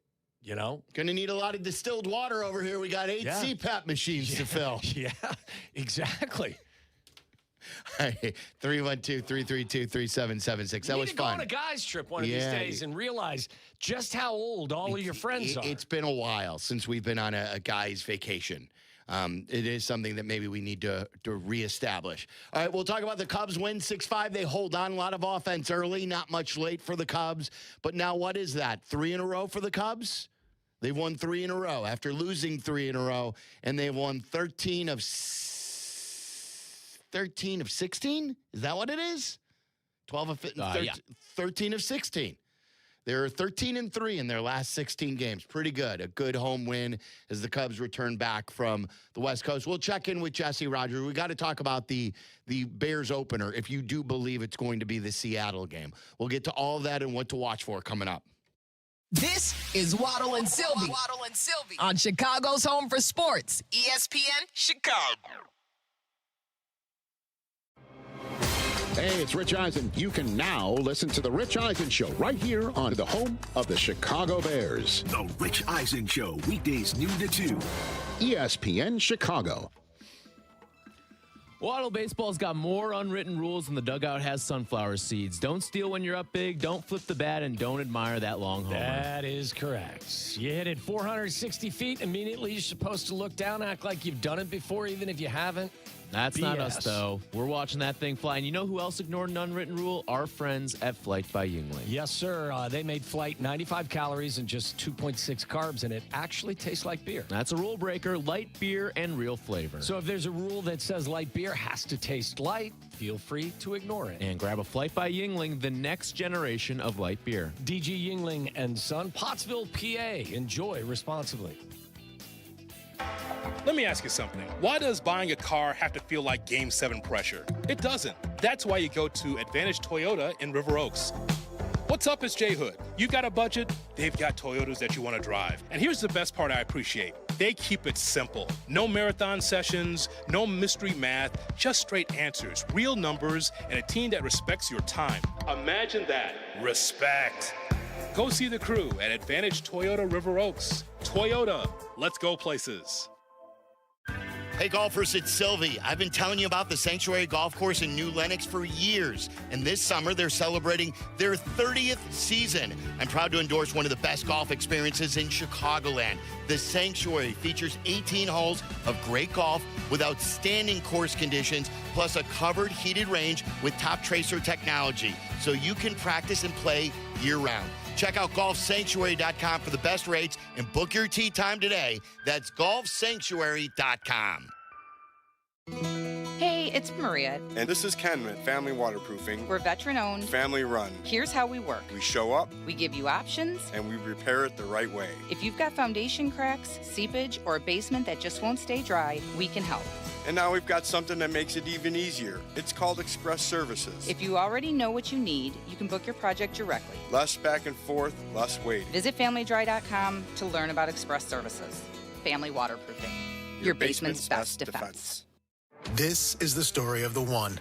As a maintenance tech at a university, he knows ordering from multiple suppliers takes time away from keeping their arena up and running. That's why he counts on Grainger to get everything he needs, from lighting and HVAC parts to plumbing supplies, all in one place. And with fast, dependable delivery, he's stocked and ready for the next tip-off. Call 1-800-GRAINGER, click Grainger.com, or just stop by. Grainger, for the ones who get it done. We expect our information in real time. US Med carries continuous glucose monitors, which provide real-time readings of blood glucose levels. US Med is an approved provider for Medicare and over 500 private insurers. So call 888-665-0696 today for a free insurance and Medicare benefits check as easy as... That's 888-665-0696. Ready to finish what you started? At North Park University in Chicago, transferring is seamless. Bring your credits and complete your intended major, or choose from 6 accelerated, fully online programs designed with working professionals in mind. The warm Christian community welcomes those from all faith backgrounds, and students graduate ready to lead in schools, communities, and beyond. You'll be supported every step of the way to thrive in your chosen career. Apply today at northpark.edu. North Park University, where faith, purpose, and career come together. $1.8 million the Verdoliak Law Group wins again for their clients. That's right. The Verdoliak Law Group recovered $1.8 million for a client who was injured due to negligent security. If you're injured, make sure to call the Verdoliak Law Group. Follow Chicago's Home for Sports on Twitter at ESPN 1000. This is Waddle and Silvy on Chicago's Home for Sports, ESPN Chicago. Yeah, absolutely. Hey, the thing that drives us crazy down here, you know, a lot of people down here are Cub fans. You guys are playing the White Sox now. You go home, you end up playing the Chicago Cubs. when you're coming up here is let me ask you something about counsel, Skip. Wait, that was from last year, wasn't it? Yeah, with Pat Murphy. He just stopped. He ducked out. The video is incredible. The video is great because he looks at Carmen and he goes. He gives the I got nothing sign. The other part of that, too, is we were looking for it and we couldn't find it anywhere. And then we finally tracked it down, and the name of the cut is Jurko Gets a Life Raft. A life raft? Yeah. I want to hear that again. So this is Jurko last year, who never asks a baseball question. Never. When Jesse is on, when any baseball guest is on, he will sit out. He'll look on his computer. He'll look up ducks. He'll look up golf courses. He'll check out his old home in Jacksonville. There are all these things he's doing behind the scenes while a baseball guest is on. And then last year when they had Pat Murphy on. And Jesse, the part about this, too, was Jesse was very excited that he got them Pat Murphy. Did Carm want Pat Murphy? Is that Carm wanted Pat Murphy, but Pat Murphy, I think, knew Jurko's brother, right? From Notre Dame. He was Notre Dame's baseball coach. Mm-hmm. And I think we're going to have your manager on. Tito Francona. Yeah, Tito Francona, who obviously, was the manager of the Indians when the Cubs beat them. But the Reds, who are also fighting for first place, they're currently in first place, come to town. So we should have him on next week, Jesse thinks. That'll be fun. Maybe he could educate you on your baseball team. Tell you a couple of players who you don't know on the team. I don't understand why it's not okay for me to be upset with my franchise because the owner's a tool. I know, but you've never been to the game. So you I don't live follow in the team. Chicago. What, your TV doesn't work? What about the MLB package? I'm not buying the MLB package. Why do I need the MLB package? I probably have it. I follow them from afar. Sure you do. Okay? Have a taco. Go to a Bulls game. Hey, go to a Bulls game. Why don't you steal another taco from your group? Go to a Bulls game. Quit being a little Bulls pansy and go to a Bulls game. Here. Go to a Bulls game. Take your kids. They desperately want to go to a Bulls game. No, they actually don't.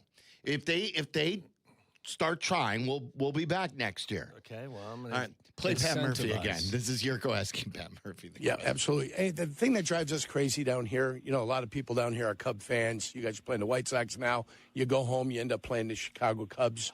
When you're coming up here is let me ask you something about counsel. What do you think he was asking? I don't know. He goes something because he starts by saying something that drives us crazy here. What do you think? Absolutely. Hey, the thing that drives us crazy down here, a lot. So what could that be? The thing that drives us crazy about here. Then he starts pontificating with the Brewers related. I don't know. You're going to play the White Sox. I'm not sure. I have no idea. It is golden. There was one this one was from he was asking Will Venable about being average. I think he took Venable to task on this one. Coffee nice and hot today. Start it over. Start it over. Black coffee all night tonight. Well, let me tell you, nice and hot tonight. After last year and the 40-some-odd victories that the White Sox had last year, 41.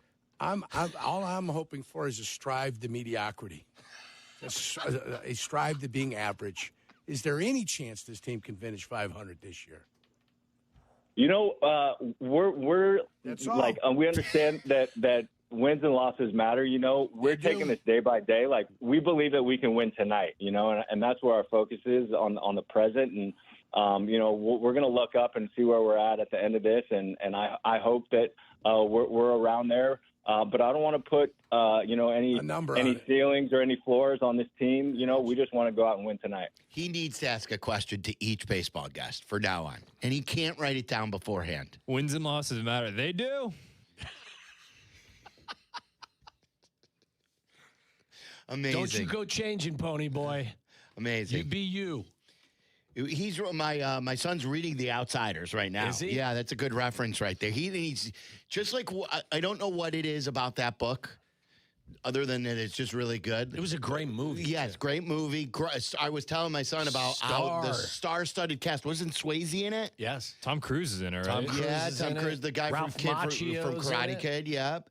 Is Emilio Estevez I think in you're it? right. Yeah. Isn't the one of the guys from Stand By Me in it? Corey Feldman. Corey, isn't he in that? I'm not sure. Maybe not. He may not be old enough for it. Rob Lowe's in it. Rob Lowe's in it. That's right. So the Cubs won today 6-5. They're now 20-12. 12-5 at home, too. Nico left the game. He doubled in the first inning, and you could tell he was kind of grimacing as he got into second base. The good news is it's not a leg injury. I just saw Craig Counsell speak, so I'm interested to hear what he had to say when Jesse joins us at 5. It's a neck injury or a neck strain. So maybe a couple of days. It's cold, you know. He takes quite a rip at the ball. Like there's a little bit of violence to his swing that I'm not so shocked that, you know, on a cold day he may have some issues. Michael Busch had a good day. He went 2 for 4 and drove in 2 as well. Carson Kelly went 2 for 4, drove in a run. I don't think anyone homered on the Cubs side today. And they got most of their runs.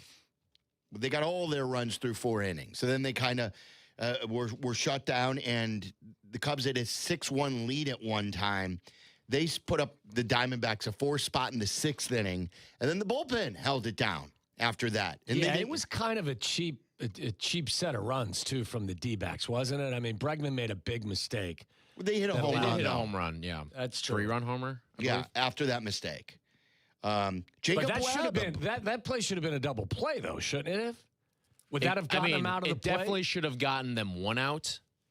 Maybe not the second out, but it should have been 2 outs, runners on first and second. Yeah. And I think you're just approaching that at bat a little differently than runners on second and third, 1 out. Yeah, it was a mistake. Big mistake. Jacob Webb got the save. He went 2 innings. I was surprised they didn't go with Ben Brown in the 9th.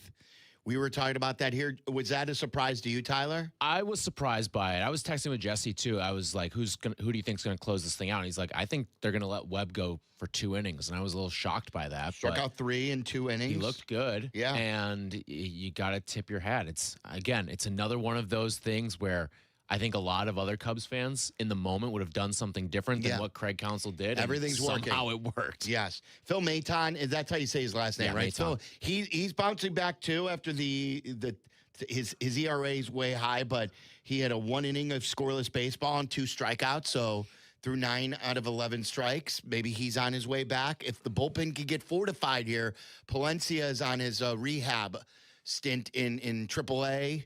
He'll be coming back soon. So the way they're hitting, and if they can get reinforcements here with the bullpen, look out. They're playing good baseball. That's 9 straight home wins for the Cubs, too. Offensively, they're top 5 in pretty much every category. Yeah. So they were 3-5 at home before this stretch, and now they're 12-5. It's pretty good. Let's go to our buddy Randy in Seattle. You're on ESPN 1000. What's up, Randy?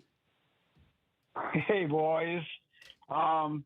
I told Tyler he had that great name for Dansby Swanson's injury. He called it an ass cramp. Yes. And I said, that sounds more like the kind of a name that Tommy would call somebody. This guy's being an ass cramp. You know what? That's such a good point, Randy Silvy. Your new nickname is Ass Cramp. Good call, Randy. I've been called worse. That's true. I have been called worse. Probably. Listen, I wanted to tell you that Big Cat is wrong about your hot tub because he said it's going to be the worst purchase you ever made. Did he say it that way? Did he say worse, or did he say you don't use it as much as you think? I think he said both. No, he said worse than that. It wasn't just that simple. Okay. He said you're not going to. Yeah, no. Let me tell you what. As you get older, it's like you hit Waddle's age or my age. You're going to use it a bunch. I use that thing every morning.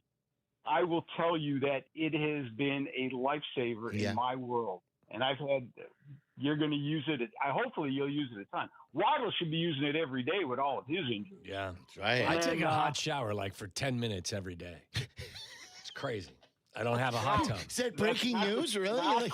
No, I'm saying I stay in the shower for 10 minutes when my back is sore. Not good enough. Not good enough. You hear him? Well, I don't have a soaker. Get a bullfrog spot. I don't have a soaker. First thing in the morning, hot cup of coffee, straight to the hot tub. Oh, that's Absolutely, good. boys. So you enjoy your coffee and you get a soak. Well, it's more than a soak. It's where I start my stretching. Oh, okay. That's where you get Water Olympics. So, yeah, well, stretching and water resistance work for my shoulders. Yeah, I'm telling you. And that stuff you can't do in the shower. Cannot happen. Can't do it that way. Sylvie, by the way, CPAP machine, you got to get over your issue there. Yeah. No, it's not. There's no issue. Randy. I was surprised on guys trip. So judgmental, Randy. So judgmental. I'm not judging. It surprised me that everyone's lugging around those things. People don't want to die. People who have diabetes, they take their medication with them when they go on trips. You're right. Or Randy, would you expect that? Or do you just leave your medication at home? Are you going away for a week? I'm a diabetic. I'm just going to leave my meds here on the table. No, you don't. Yeah, I want the guys to know. Yeah. Brother, I'm on a CPAP machine, and it's not about snoring or breathing difficulties. CPAP is when you actually needed when you actually stop breathing in the night. You wouldn't even know it was a problem. Oh, yeah, because you're asleep. Somebody has to tell you. Somebody has to tell you, you stop breathing for like 10, 15 seconds at a time. It's crazy. And it's, Tommy's right. Yeah. Okay. It's Randy today is medical expert. He is the hot tub police, and now he's the CPAP police. Well, he should be. You got to stay healthy. He's issued 2 citations, one to Big Cat and one to me. Yeah. Randy, you're the best. Thanks. Thanks, Randy. Love you, brother. There's our buddy Randy. If I had a hot tub, I'd use it all the time, too. I'm going to. I can't wait. In the winter, I hear it's like the best because it's cold, but you're outside and you're in the warm water. People seem to love it. You're going to put it right in front of your television, too, aren't you? Got to be able to see the TV. Well, my TV's in a gazebo. It's in the gazebo. It's not just out on the patio. But maybe I'll have to get a new one. Have to get a hot tub TV. Hot tub TV. Interesting. Yeah. All right, so check that out at Bullfrog Spas, by the way. They're a brand new partner of the Waddle and Silvy show and ESPN 1000. I went to the Vernon Hills location. We were talking about that yesterday with Big Cat, and Randy is checked in, and it's really, really cool. I'm getting mine, though, in a couple of months because I'm redoing the entire deck to reinforce it for the hot tub. All right, what to watch for is coming up. Jesse's going to check in at Wrigley Field. You say you're getting a deck reinforcement? Well, I'm getting the deck redone, and then they have to reinforce where the hot tub is getting because it's several hundred pounds. I just want to make sure you said deck reinforcement. That's all I was saying. All right. It's Waddle and Silvy. You're listening to Waddle and Silvy on ESPN 1000, Chicago's home for sports. The CDGA Golf Show. It's the biggest names in golf, and it's the best news and information about Chicago golf. Hosts Mike Gilligan and Tyler Rocky are your starters for the golf weekend. The CDGA Golf Show, Saturday mornings at 9 on Chicago's home for sports, ESPN Chicago. Baseball is back, and BetMGM, official partner of Major League Baseball, is bringing the high heat. All season long, you can log into the BetMGM app and receive top-tier promos that put you in the batter's box and up the excitement for America's pastime. Step up to the plate all season with Swing for the Fences, the free-to-play game where every swing could score you rewards. We're talking parlay boost tokens, odds boost tokens, same-game parlay boosts, and even bonus spins. And the action doesn't stop there. Get more out of every at-bat and every inning with MLB same-game parlay boost. Stack your picks and boost your potential payout. Plus, lock in bigger value with MLB odds boost tokens and MLB parlay boost tokens all season. More boosts, more swings, more chances to win. Download the BetMGM app and step up to the plate today. Gambling problem? Call 1-800-GAMBLER or try texting ILGAMB to 53342. MGM.com for terms. 21 plus only. Illinois only. Existing customer offer. Subject to eligibility requirements. In partnership with Paradise Hotel Casino. White Sox fans, there's only one way to enjoy baseball season, with a Surfside iced tea and vodka or a Surfside lemonade and vodka. Smooth, refreshing, and made for baseball, Surfside is the perfect match for a day at the ballpark or catching the game at home. Surfside is only 100 calories with 0 bubbles, so it goes down easy. It's not a seltzer, it's Surfside. Surfside, proud partner of the Chicago White Sox. Must be 21. Please drink responsibly. Hey, it's Rich Eisen for Pella Windows and Doors. Sometimes teams take a timeout to regroup and call the right play. When it comes to your home, Pella Windows and Doors always has the winning game plan. They're not just window and door experts. They're experts at taking care of you and your home. At Pella, they find the products that meet your needs and their experts install them. They do it every day, and that's why your neighbors trust them. Discover why Pella is a trusted choice for homeowners everywhere. Visit Pella.com/Eisen today. That's Pella.com/Eisen. My name is Christine, and I'm a widow. My husband, Ryan, was a healthy 34-year-old, and 3 months later, he was gone. Thankfully, he had life insurance. Ethos made it so easy. You can get a quote in seconds, apply in minutes, and get same-day coverage. 100% online, no medical exam. Life insurance didn't take away the loss, but it did give us the space to just grieve. Get your free quote at ethos.com/game. Ethos.com/game. Paid spokesperson. Time spent on application may vary. Online health questions required. ESPN 1000, Chicago's home for sports. You're listening to Waddle and Silvy. Watch us and join the chat. Follow ESPN 1000 Chicago on twitch.tv or the Twitch app. Waddle and Silvy get you set for your weekend viewing with what to watch for.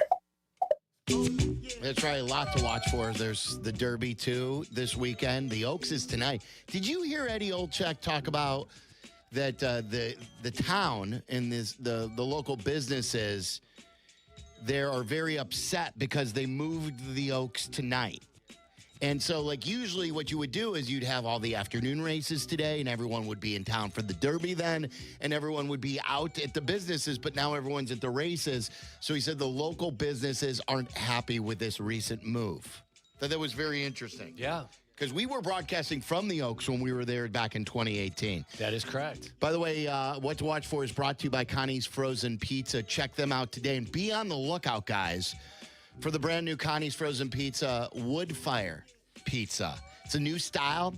I don't believe it has reached Chicago yet. It will be out here soon. We've been lucky enough to preview it. We love it. Like that, my kid said game changer. I have not tried it yet. I need to, and maybe this weekend. You can get Connie's Frozen Pizza at your local Walmart, Costco, any of your local grocery stores. Pick them up on the way home because you had a long week. You didn't need to cook tonight. Just chill out and make yourself a Connie's Frozen Pizza. Caller 10 right now. You win pizza from Connie's, 312-332-3776, 332-3776. Ring it up right now. Waddle, what do you got? What are you watching for? Obviously watching the Derby, but this was brought to my attention by somebody on Twitter. It's Man on Fire. It's a new series on Netflix. The movie starred Denzel Washington 20 years ago, I think it was out. Plays the role of John Creasy, a wounded former mercenary on a quest to get revenge for the loss of his only companion while defending the daughter of a dead colleague. It was a really good movie. Fantastic movie. I don't know how the series will be, but I'm going to, it's 7 episodes, I think, so I'm going to dive in this weekend. Where is it? Man on Fire on Netflix. Netflix, okay.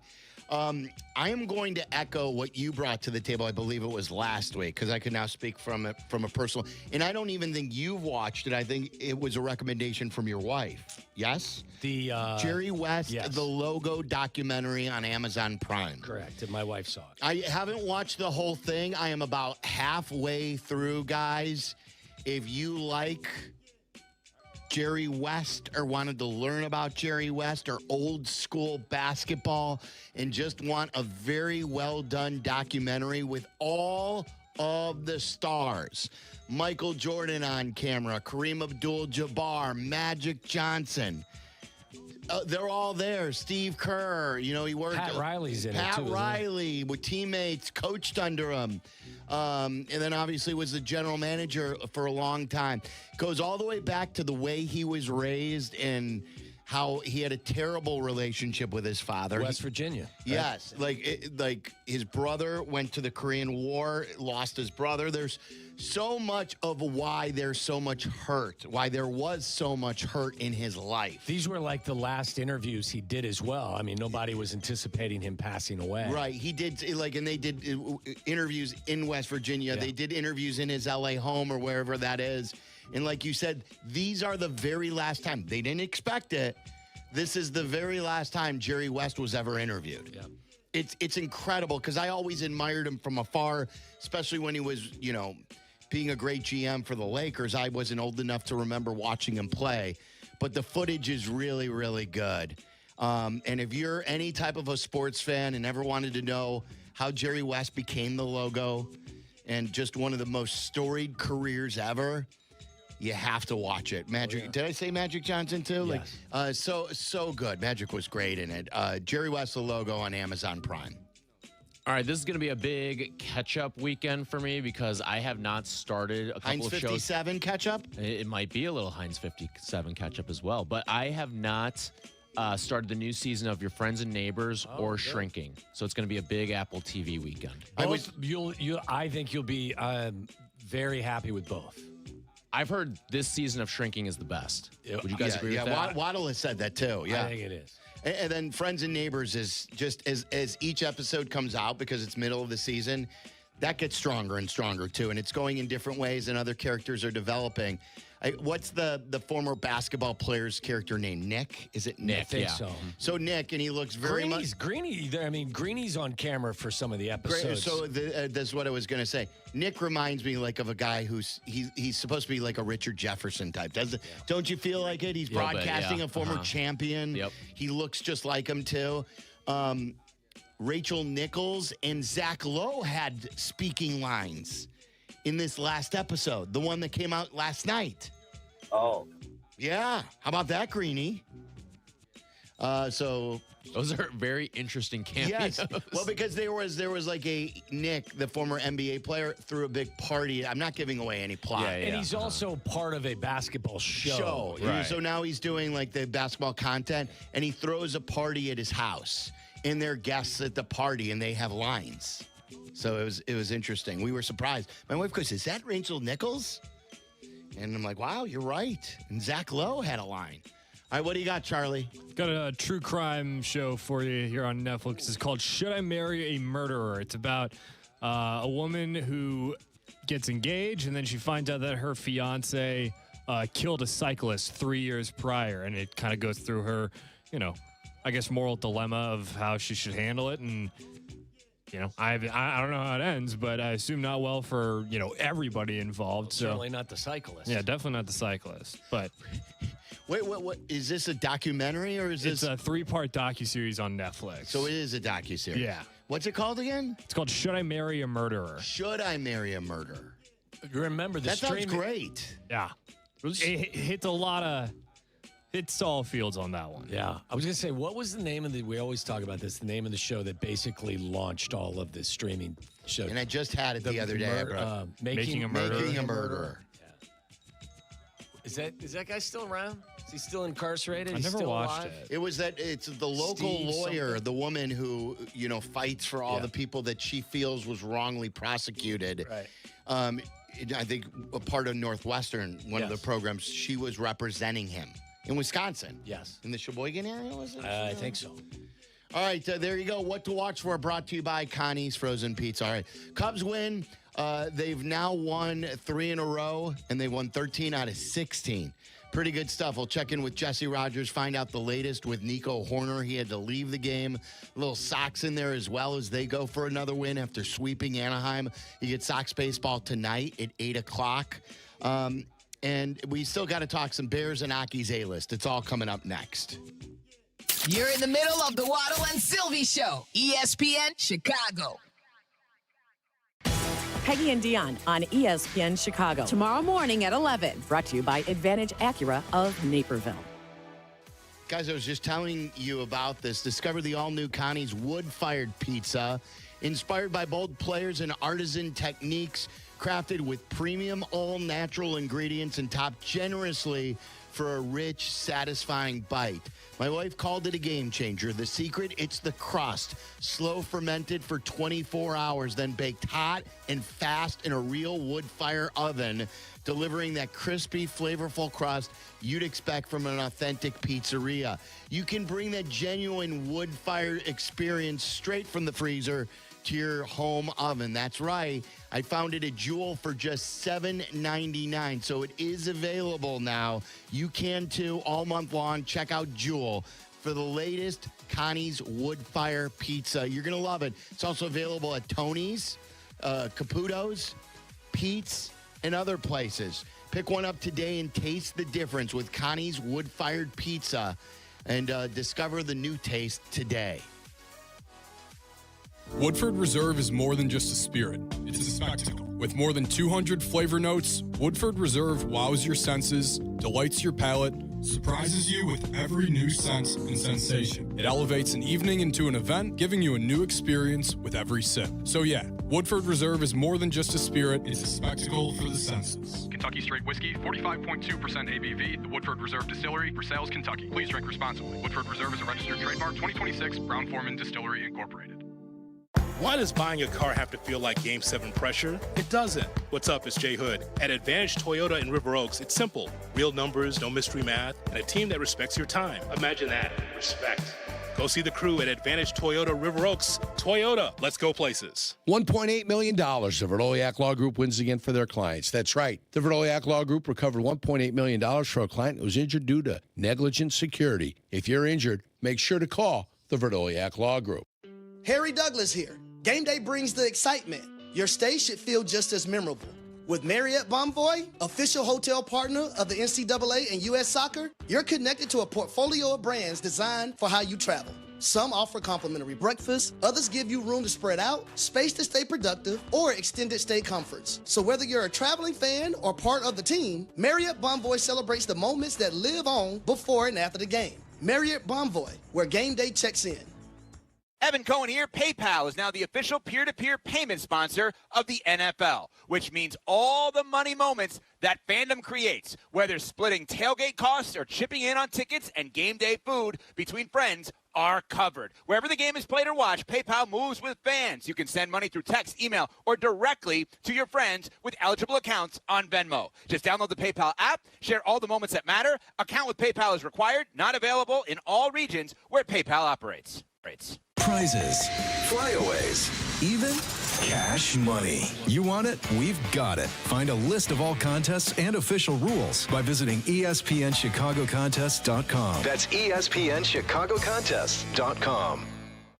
Broadcasting live from the Chicago Board of Trade. This is the home of the Chicago Bears, ESPN Chicago. And this is Waddle and Silvy, WMVP, WTBC, HD2, Chicago, a good Karma Brands radio station.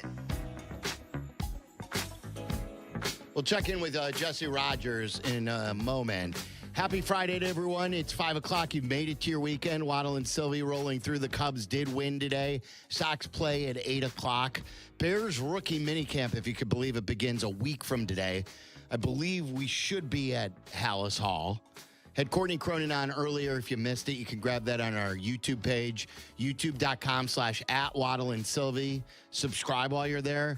That's where everything lives. If you may have missed, if you missed Barstool Big Cat in studio, if you missed Brian Urlacher on camera, Joe Madden on camera, Billy Corrigan in studio, it's all there right there for you. And you can also watch us live with 9 4K cameras right here at our Jeff Dickerson studio.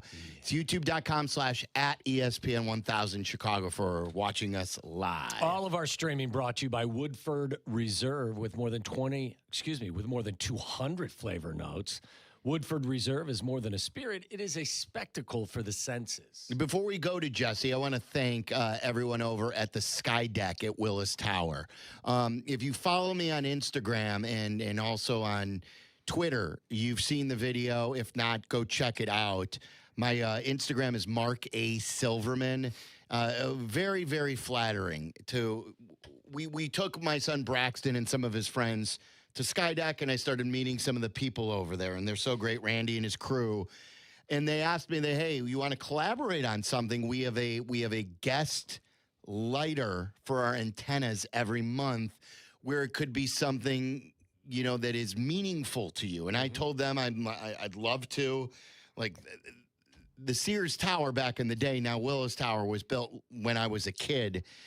So it's a legendary building. For many years it was the world's it's legendary, but for many years it was the world's largest. It was the tallest building in the world. And So I said, anything cancer related. And they said, well, you know what? May is Cancer Awareness Month. So we're going to light the antennas purple. And so my mom, if you've been following, and like this is a special time of year for me because it was about 6 years ago, right about now, maybe a week or two ago, 6 years ago, when I announced to our audience that I had non-Hodgkin's lymphoma. And I'm still grateful and thankful to all the fans out there who have been by my side through this journey, and 6 years cancer-free, in remission for a while, and very appreciative of that. My mom then was diagnosed with breast cancer, and she was very diligent staying on top of that. We've had a couple scares in the past, and she was diagnosed at the end of 2025. She had surgery in early 2026. We've advanced so far that because they caught it early, she's back at work. She's downtown. She's 78 years old and just off of a double mastectomy. And she still takes the train, the metro downtown, and works right by this. Nails. Yeah, by the Willis Tower. You know the passion that she has. Yep. And so I asked them, can I bring my mom? So we filmed the video early this week. I believe it was Monday. So you can check that out. We flipped a switch. Tonight, it will be lit in purple. So when you look, if you're in the city tonight, if you're driving around and you can see the skyline and you see those antennas that are purple, we flip the switch to have a cancer awareness. And I tell this all the time, guys. I was guided by some great people like Eddie Olczyk and Tracy Butler. Tracy's been really good to my mom too. But to be an advocate for yourself, like what does cancer awareness mean? It means that if you feel like there's something wrong with your body, do not ignore it. Don't be bullheadish about it. Go to your doctor and tell them. And I've always told the story that 6 months before I was diagnosed, I knew something was wrong, and my doctor sent me to a psychiatrist and said, look, you probably have, this is more stress, you have a lot of anxiety, and I knew it wasn't the case. So I continued to chase, and this is what cancer awareness is all about. The advancements are so good. We still have a long way to go to cure this, but to be an advocate for yourself, if you know someone who's not feeling well, make sure they get checked out, because there is great life on the other side if you can go to your doctor, get the tests, and there's nothing to run from. You have an army behind you. And I'm always willing to talk to anyone going through this. So thanks to everyone at the Willis Tower and the Sky Deck. Great place to go. They've totally remodeled it too. The ledge is outstanding. I was there with my kids for Braxton's birthday, and then was out there with my mom. So that's a great story. Yeah. Congrats to her as well. Yeah, she's doing great. I'm very proud of her. And I wasn't sure how she would handle it, but she's been. I know where I got the bulldog mentality from. It was from her. So check that out. It's on my Instagram, Mark, M-A-R-C, middle initial A, Silverman. Someone who sees my mom sometimes maybe more than I do on a Sunday is Jesse Rogers. He'll run into her at Once Upon a Bengal up in Northbrook for breakfast, and he'll always text me, I'm with your mom again. And so Jesse joins us right now from Wrigley Field. He's brought to you by your local Chicagoland Toyota dealers. Toyota, let's go places. Right, Jesse? Yeah, absolutely. It's so good to see your mom almost every Sunday. And Tommy, last week I said, where's Mark? And he was with the kids. They have games all day Sunday. She said, I'm seeing him tomorrow for lunch. And so the last thing I said before she left was, make sure Mark buys you lunch. Yes. And she said, no, that's my son. I still pay for my son. And I thought that was sweet, because my mom would say the same thing. And the funny part was she thought, I told her we were going for lunch. I said, meet me at the Willis Tower at the food court there. And then I pulled the switch on her. I surprised her, and that's when I introduced her. That's when I introduced her. That was the day. And we never got food, and that's when we did everything back on Monday. Hey, by the way, Jess, you're not her son, so why don't you pick up her breakfast bill one of these days? Huh? Oh, I walked right into that one, didn't I, you Tommy? did, right? buddy. Jesse doesn't know for us. I know, Jesse. Well, the funny thing is, I go with my mother-in-law, and my mother-in-law always picks up the check as well. So moms are just, right? They're great. Just can't. It is great. Which, Tommy, we've talked about this before. When is your son or daughter too old where you don't have? And you told me they're never too old. Never. You should always pick up the check. They're never off your payroll either. No, never. No. So It's I all do good. that with my son, even though he's 23 and has a really good job. So Love anyway. Nate. 6-5 Cubs win. They beat the Diamondbacks as we get back to some baseball. They really got the bats going early here, and then they were able to hold on after it got a little shaky there. Jesse, take us through today. Yeah, another defensive mistake by the opposing team. It's happened to the Cubs too, but a pop-up in the first inning falls, and the Cubs end up scoring runs off of it. I can't tell you. I think it's really been the last couple of years how much the weather has impacted defense here. I don't understand how opposing teams don't stress it. I'm sure they do, but they keep making mistakes. So they scored 3 in the first and then 3 in the fourth, and that held up. And so the storyline, of course, is the bullpen late in the game. I mean, they are doing this with I mean, it's kind of Houdini acts. They're getting in and out of trouble all over the place. Today it was Jacob Webb, 2 innings. That second inning, he walks the leadoff man. Vargas, who used to play here, went 4 for 4. The guy has a 27-game hit streak. He's 34 years old. He walked the lead off the 9th, but Jacob Webb locks it down. In the 7th, it was Phil Maton, who they paid big money for, finally found a clean inning, 1-2-3 out of him. So without Palencia, they've managed mostly because they're scoring enough runs to win, and they do it again today. Michael Busch starting to come alive a little bit, just like PCA was at the end of the road trip. So it feels like it's always someone in the lineup helping out, and then maybe somebody else slumps a little bit, and then someone else picks up the slack. So another game where they get to 5-6 runs in this case, and they hold on. Palencia, by the way, pitching in AAA tonight, and then should be activated. So that'll be a huge return because really they're doing it with, basically with Scotch tape right now. Rollison, Maton, and Webb. And it was Rollison that gave up the 3-run home run, which cut it to 6-5. But Maton and Webb shut the door. So good win, considering they're still shorthanded. Jess, I know we've touched on this in the past, but how surprised are you to see Bregman struggle as much as he has early in the season at third base? Another difficult decision today. Yeah, he made a bad decision more than a bad play.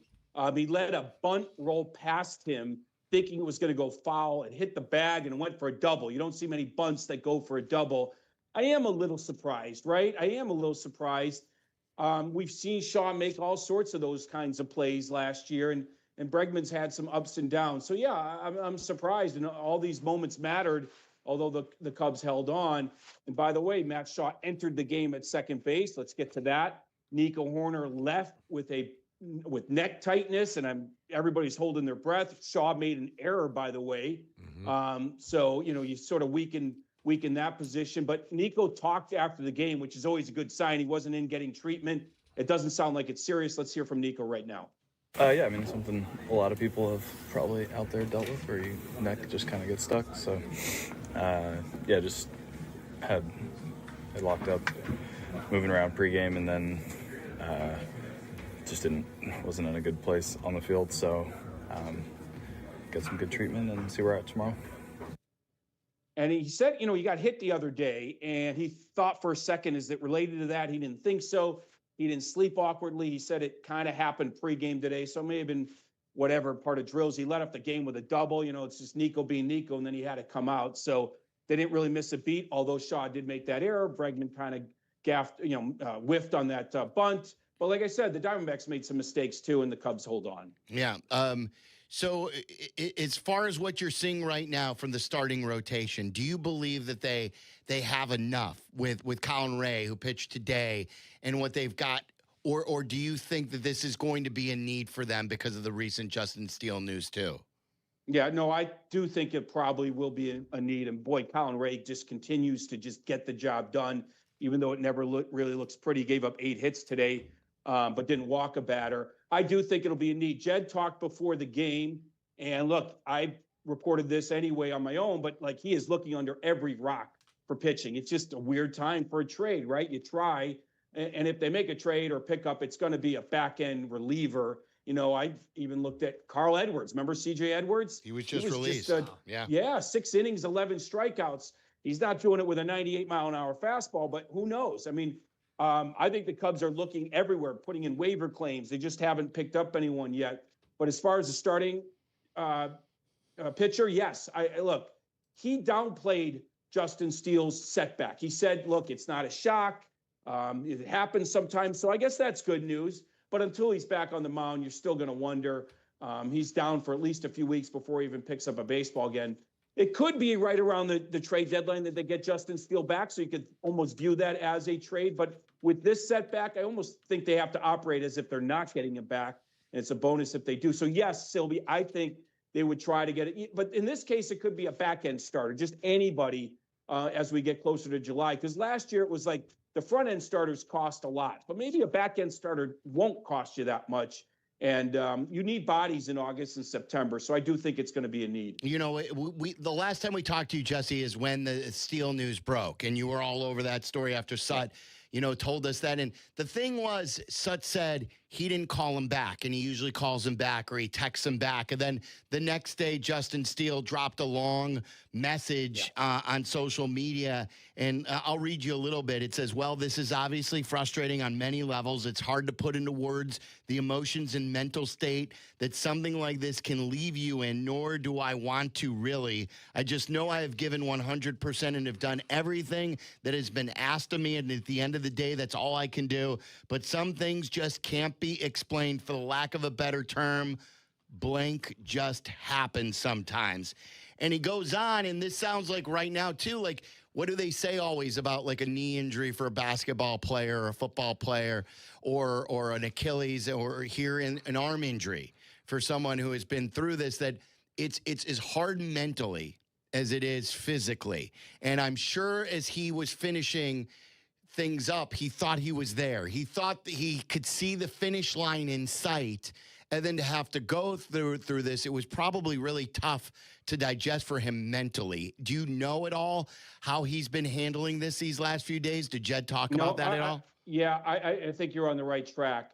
Guys have Tommy John all the time, and that obviously is soothing to a player that's going to have it because they know they can return. They have a timetable, and it's a pretty exact timetable. They've really done well with this surgery. So he's got it all in place, and he knows what he's doing. He's about to go on a rehab assignment and then has this setback, and this setback doesn't have an end date to it. He had a PRP injection. You got to let that settle down and then get back on the mound. So, Silvy, to sum it up, it's the uncertainty, and Tommy, you could probably speak to this, it's the uncertainty that plays with their head. When you are given a routine and a timetable, they go attack it. These guys are competitors, and it's a common injury. You know, when it's an uncommon injury, that's a different story, but this happens all the time. Guys come back, but now the setback is what really messes with a guy, and that's probably what you're seeing in that long post. You only read a few sentences. That's, I think that's what you're seeing, just the coming to terms with, oh no, another setback without an end date. And I do think you're right on track. It's a little mentally unsettling, but like I said, Jed provided a glimmer of hope and optimism that this wasn't completely out of the ordinary to have a little bit of a setback. So you have to go off of that. In fact, let's play a little bit of Jed, because you've asked me about all these injuries, and I haven't given you a great answer, and I'm not sure Jed did either, because it's just so many different kinds of injuries. But like I said, they're looking under the hood. Here's what Jed had to say about all these pitching injuries. I think you always look at that. I think we've had knees and backs and lats and elbows and shoulders, and so it's not like we've had this consistently one injury or another. I think that, obviously we would, in any situation, you're going to try to think about what you can do better. I think that's probably how we spend all our time, trying to figure out how you get better. But I also think there's probably some randomness in there as well. So, like I said, we just, no one's pausing for us. We just got to get healthy. And in the meantime, I think to quote Jerry Weinstein, you got to win with what you have today, and that's what we have to do. Jerry Weinstein's their catching coach, and he went on to also say, Jed, that he almost hopes they do find something in their training methods, because the randomness is bothersome. I thought that was very honest. He's like, I hope we have to tweak something, because that tells us there's a solution to this.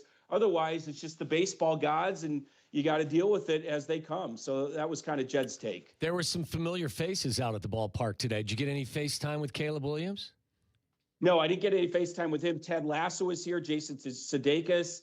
I didn't realize Caleb was here until towards the end. So there was a few people, and man, it's It was cold. I gotta give these people credit, man. I had some friends in the bleachers. It's cold out there, and it's going to be cold again tomorrow, but we should be used to this, right? The volatility. And then later in the week, when your Reds come to town, it's going to warm up, and then it's going to get cold again. But, it's crazy. And the players just shake their head at this because they're not as used to it as we are. Some of them that have played here a long time, but like Bregman hasn't. And he's like, when it's 70, you think it's going to be 70 the rest of the spring. And we just know that's not the case. So It was pretty cold today. We're trying to do a show outing early next week to Cubs Reds. Got any got access to a luxury suite for us? I mean, we're a little pampered crew. We are. I know a few people. I do know a few people. Yeah, we can make that happen. We're going to do a show trip. So, what day are you thinking? Which night? I don't know yet. Tuesday or Wednesday? Tuesday or Wednesday. Tuesday or Wednesday. Okay. Yeah. Right? Their night games all Monday, Tuesday, Wednesday, right? Yeah. Against Monday, Reds Tuesday, 4-game Wednesday. series? And Tommy and one Terry Francona is going to be joining you. Yeah, first place Reds at least today. I heard you talking about that the other day. Was it today or maybe yesterday about the regression that I think I heard you say regression about 400 times. I know. Well, I don't have the exact number, but they're like 12-0 in one-run games. Yeah, or something I know. Crazy, maybe 1- and 2-run games. There's all sorts of crazy things that can't continue. That doesn't mean you take away the wins they have, but I just don't see it. They're 20-11, and they have a run differential of -3.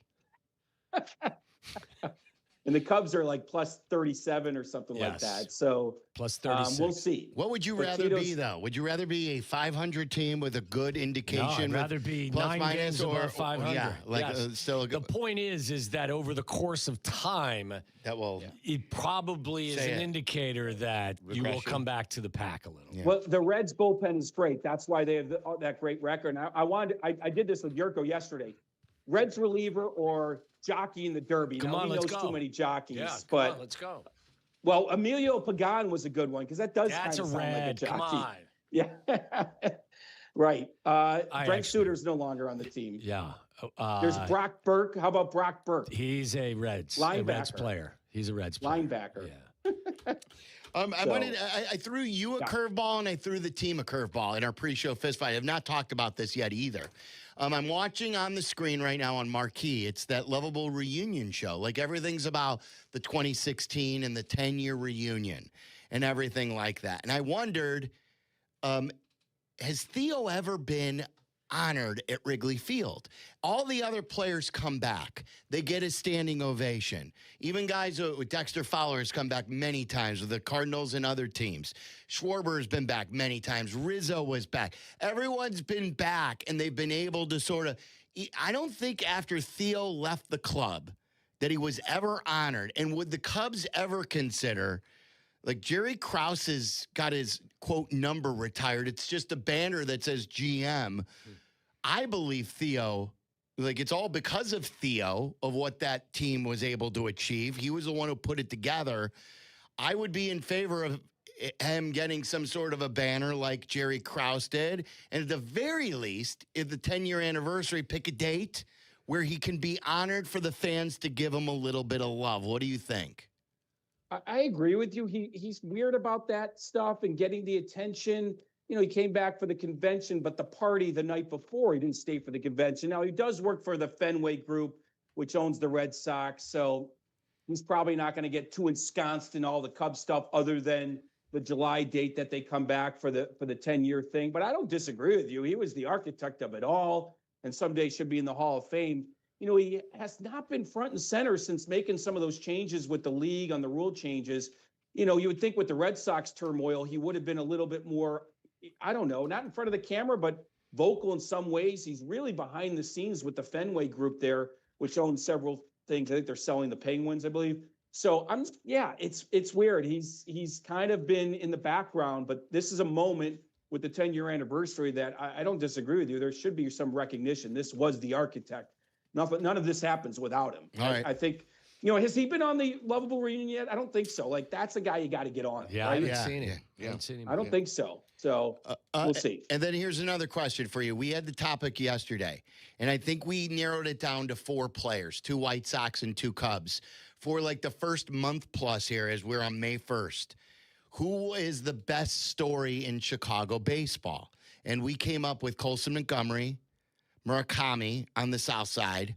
And then on the north side, it was Nico Horner and Moises Ballesteros. Of those four, who is the first month plus best story in Chicago baseball? I think it's Murakami. I really do. I mean, we saw this coming with Colson. Horner, just got a huge contract. He's a good player. He just took it to another level. But Murakami didn't get offers. And I've been talking about the last 24 hours. I'm working on a feature on him, and I'm digging into this. I mean, he didn't get any offers.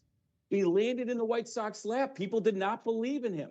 And he didn't have a position, the swing and miss. So I really think it's Murakami. It's hard to adjust to Major League pitching and to do it that quickly. And it's not just the home runs. It's the sort of set quasi-mastery of the strike zone. He's taken a good amount of walks. So I think it's Murakami, and I don't think it's really close. In fact, I might put Shota above a couple of the guys you just mentioned, considering where he was to end the season. So, but I didn't even hesitate. I think Murakami's number one. Certainly Ballesteros is in there as well. So I guess I'm leaning towards guys that haven't proven anything here in Chicago, and then all of a sudden doing the first month of the season over Horner or even Colson, who showed a lot last year. How do you feel about the concept of any type of regression with regard to Murakami? And I've heard all of the stats about how none of what he's done has had any fluky attachment to it. He doesn't chase. He does miss the ball in the zone sometimes, but a lot of the analytics say, hey, this is all legit and will play for the remainder of the year. But based on what all of the other teams felt, Jess, do you think that all of them just got it wrong, or do you think there will be some level of regression at some point? I think there will be. And in fact, I think there's probably going to be more with him than Ballesteros. I could be wrong.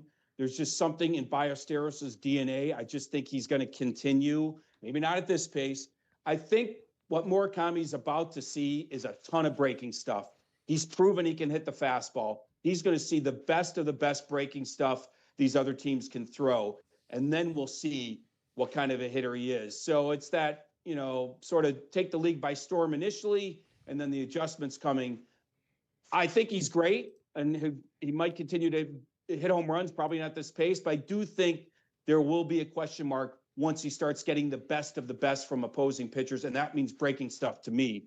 Ballesteros just has this unbelievable knack to be on time on everything, and I don't think you could take that away from him, no matter what they do to him. Not to say he's going to win the batting title and all these things. I just feel like the larger percentage of regression will come with Murakami. Yesterday, Waddle in Waddle's World gave the Major League Baseball power rankings. And I'm not a huge fan of arguing about where people subjectively put some team in power rankings. And I'm not a Sox fan. But I thought it was ridiculous that the White Sox on the ESPN power rankings, and I don't know how much you have to do with this. I told everyone to blame you.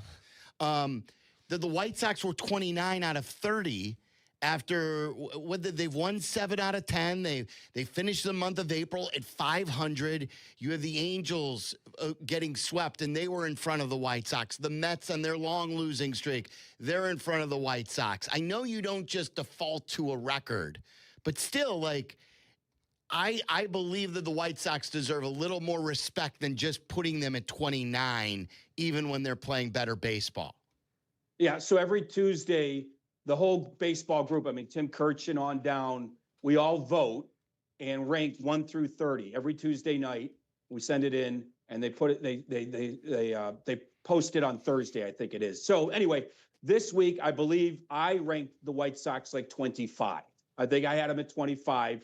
Obviously, other people had them lower. I don't disagree with you. What's really difficult when you do power rankings on May 1st is, okay, are the Phillies really worse than the White Sox? Right? No. Not on paper, no. But the other teams, yes. The Angels for sure you can 100%. Say that. Yeah. Yeah, I definitely had the Angels behind them, the Rockies, those kinds of teams. But some people might argue with me putting him 25th isn't high enough either. So I think Silvy, sometimes, especially out of town, you just go off a reputation. The White Sox stunk last year. We're just, it's, you know what I mean? Some people may not put a lot of thought into it. I don't disagree. That's why you try to get the largest polling block you can get, right? You get as many people as you can and get to the right answer, but they should not be ranked 29th.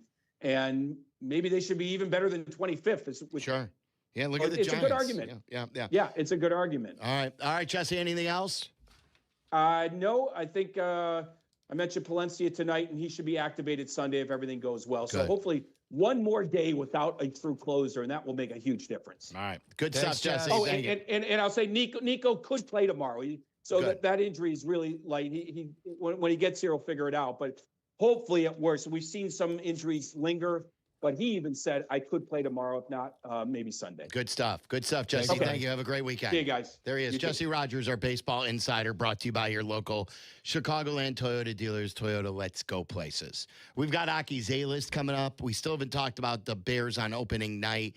If they get the call to go to Seattle to play the world champs, we'll discuss that in Aki's A-list next.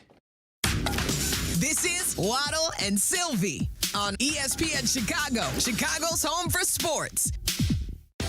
What's up? It's Jonathan Hood. And this is David Kaplan. And the champs are here. The champs are back. Indeed we are. We're thrilled about it, Hoodie. The 6th annual Grip It and Sip It Classic is here. And we're going to win it again. You can take that to the bank. As long as it's Republic Bank, cash it. And Republic Bank, our sponsor of Team Kap J Hood at Seven Bridges Golf Club. Join us Wednesday, June 17th as the champs defend our title. The 6th annual Grip It and Sip It Classic presented by Yingling Flight. Not 4, not 5, but 6. The champs have spoken, baby. Take that. It's the Kap J Hood Show here with Howard Ankin. Howard, remember back in the day when upper deck tickets were cheap? You mean the cheap seats? Oh, sure. You're at the game, but you don't really experience the game. Yeah, no bueno. If you've been injured, get the help you need and experience injury law made personal yourself only at Ankin Law. Auto, truck, ride shares, work injuries, and medical mistakes. If you've been injured, call Howard. I'm here to help. Call 312-6-million. Howard Ankin is our go-to lawyer on the Kap J Hood Show weekday mornings on ESPN Chicago. Surfside iced tea and lemonade plus vodka is your go-to drink for golf season. It's light, refreshing, made with real vodka and 0 bubbles. That's right. No carbonation.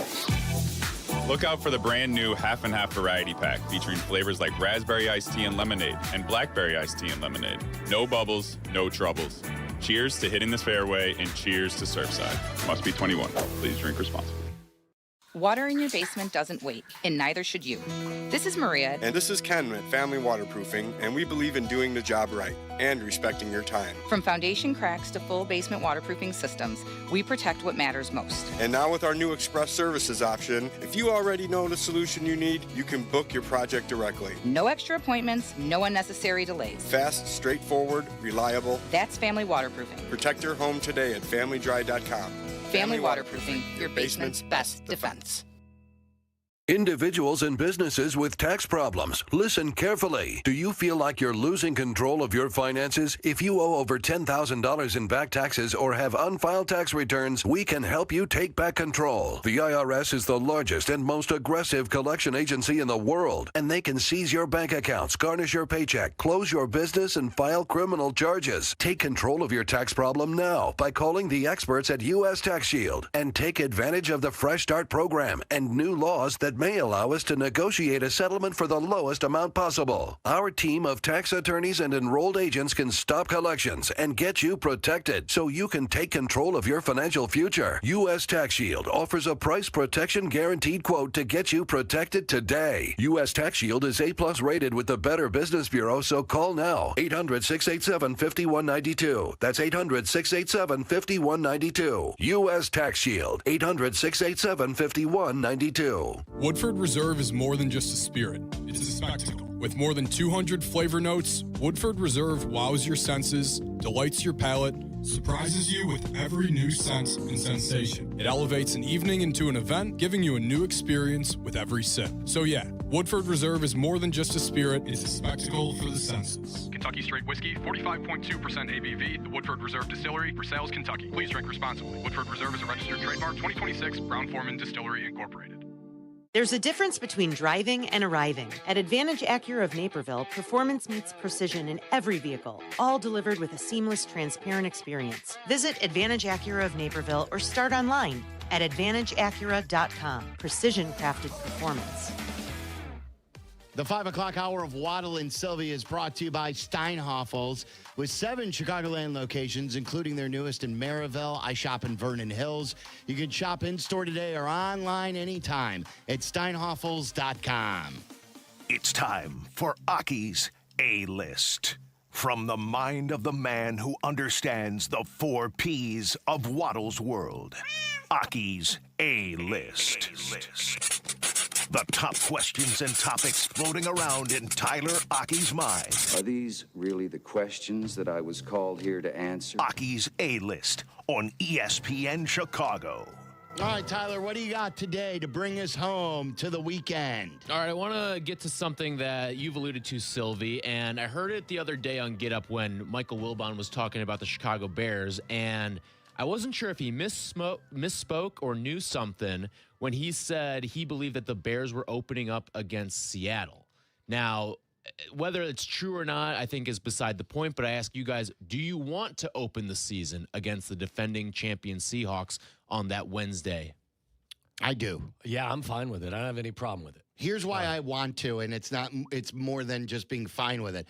I believe when you singularly focus on one opponent, and it's going to be a tough game to play in Seattle to begin with, but when you have all training camp to focus and to get things right for that first game, sometimes it could help you out.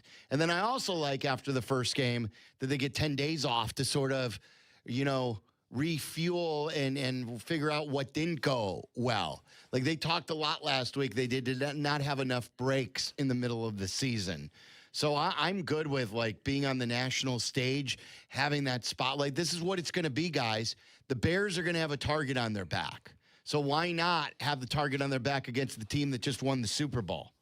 Like let's go. Let's put the league on notice right away. Let's prep for them and do everything that you can to scout them perfectly instead of just doing it over a 4 or 5 day period in the middle of the regular season.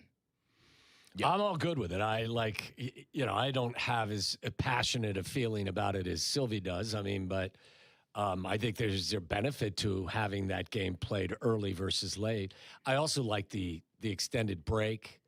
But yeah, catch that team. Maybe listen. Maybe there's a little bit. It always is, isn't there? A little adrenaline, Super Bowl hangover. Yeah. You're going to get recognized. You get your rings. You get the banner. Like Yeah. I remember there was one year I was on the beat. Not that like Wani's team had a lot of success. Forget what year it was. It was like 96 maybe. The Bears opened up against Dallas, and I think the Cowboys at the time were the defending champions. And it was like a big deal. And Wanstead all training camp. Whenever something would go wrong. You think that's going to play against Dallas? Like, they had Dallas on the brain the moment they walked in to training camp. And I think that's a cool thing. Like, hey, why not? Let's face a tough one right out of the gate. No, like, cupcake to start the season. I would actually prefer they start against Seattle because I always feel like week 1 and 2 is when the weird things can happen. And you see a lot of strange upsets sometimes in weeks 1 and 2. So, like, what was it? This year, didn't the Raiders beat the Patriots in week 1? Mm-hmm. Yeah. And you're talking about the number 1 overall pick versus a team that played in the Super Bowl from a season ago. So, I would prefer it because I think, obviously, the Bears aren't going to be a favorite in that game.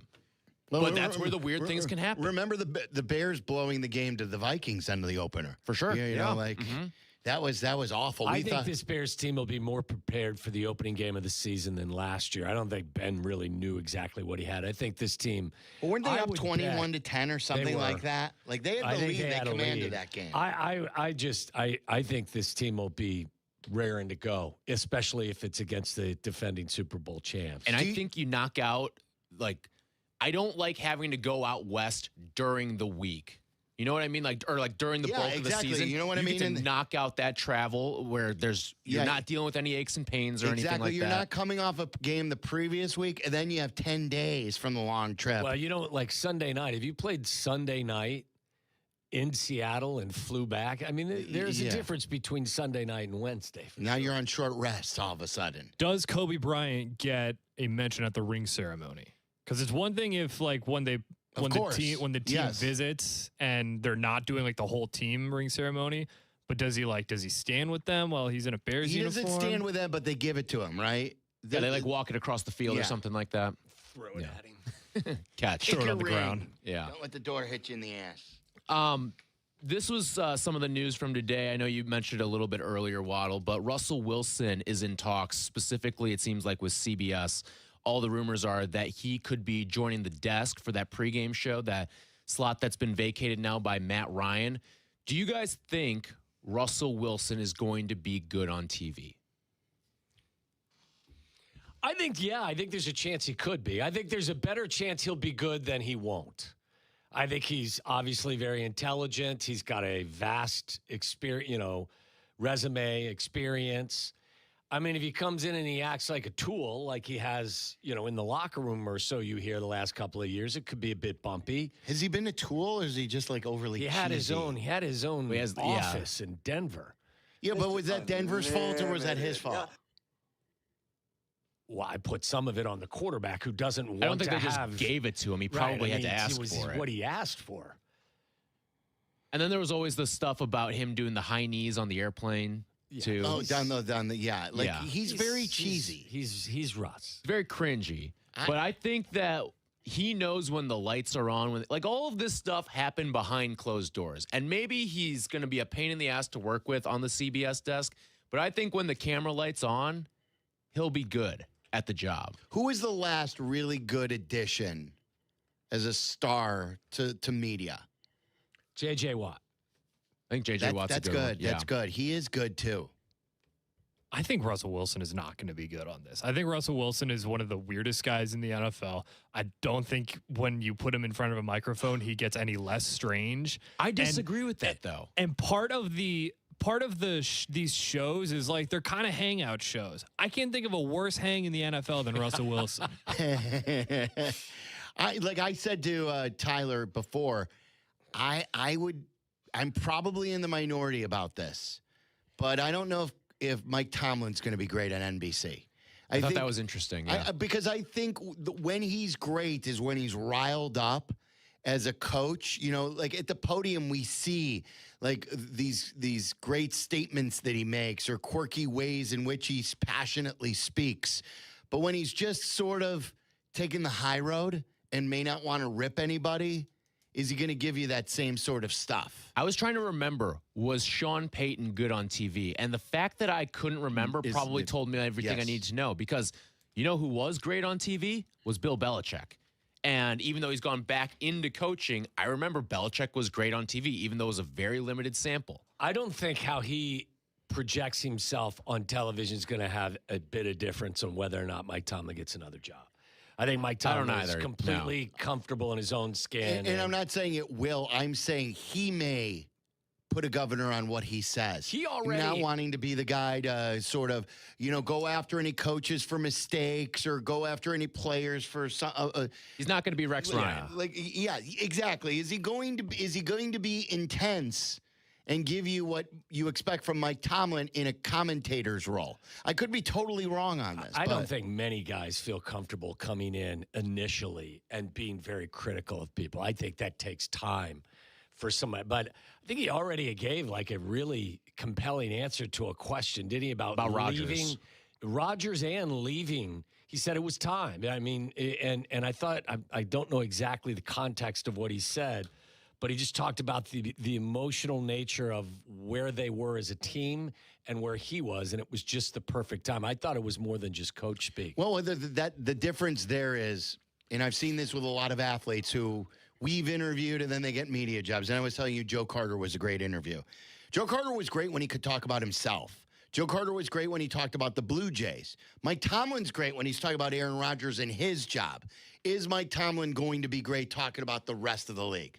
Don't know. That's what that's why I'll take the odds because I think I'm in the minority and I believe it's smart money that he won't be as good as we think. I think he is so comfortable in his own skin, though, that's why I think it'll go okay. I don't think he's going to knock it out of the park, but I don't think it's going to be a consistent bore fest the way it is with most Saban's guys. been good, right? Saban's been great. But Saban also knew he was done, too.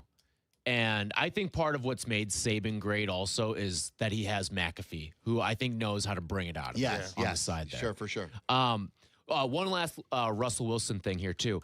There was always conversation with him down the final years of his career when he was in Denver and then with the Giants. Did he play himself out of the Hall of Fame? And I want to know from you guys, is Russell Wilson a Hall of Famer? I think he's got to stretch every bit. Like, if you're going to put or Eli Manning in the Hall of Fame, you have to put Russ in the Hall of Fame. They haven't put Eli in yet. Well, they will. I mean, or if they don't, I think it weakens his case. I think Russ had a significantly better career than Eli Manning. I think Russ goes in. I think that he probably has hurt his own case based on his last few seasons' performance and his personality. But I think if you look at his body of work, it stacks up with a bunch of guys that are in there. I think he's a Hall of Fame player. Does he get in? My guess would be yes, but I think it'll be a little bit more of a hurdle because of how he's comported himself. See, he won't go first ballot. No, they'll make him wait. Yeah, they'll make him wait. But he will get in. Yeah. He definitely will get in. Yeah, I think he's kind of a slam dunk Hall of Famer. Like, when I think about kind of the quarterbacks after Rodgers and Brady and even Breeze, like after that generation, like he kind of was the bridge into the Mahomes era. It was like him and Rodgers. It kind of and Roethlisberger too. Yeah, Roethlisberger. I kind of lumped Roethlisberger into a little bit more of like the Brady and he would Manning. jump in there. Yeah. But I definitely think Russ has a much better case than guys like Phillip Rivers, or Eli Manning, or even like a Matt Ryan. I totally agree. Russ had a stretch in the 2010s where he was like the best, probably the number one quarterback you would take to start a franchise with if you had your druther. I was excited. When there was talk about the Bears getting him, I was super excited. Yeah. Thought it was going to be their answer, and they got saved. You forget how damn good he was because he's been so damn annoying the last couple of years. Did he make his debut against the Bears? Think so. I think as a Might rookie. have, yeah. And like I couldn't believe it. I'm like, oh my God, Urlacher's missing him and all these guys. What's going on? The Bears weren't as good as a defense as they were. They did poorly against guys who debuted.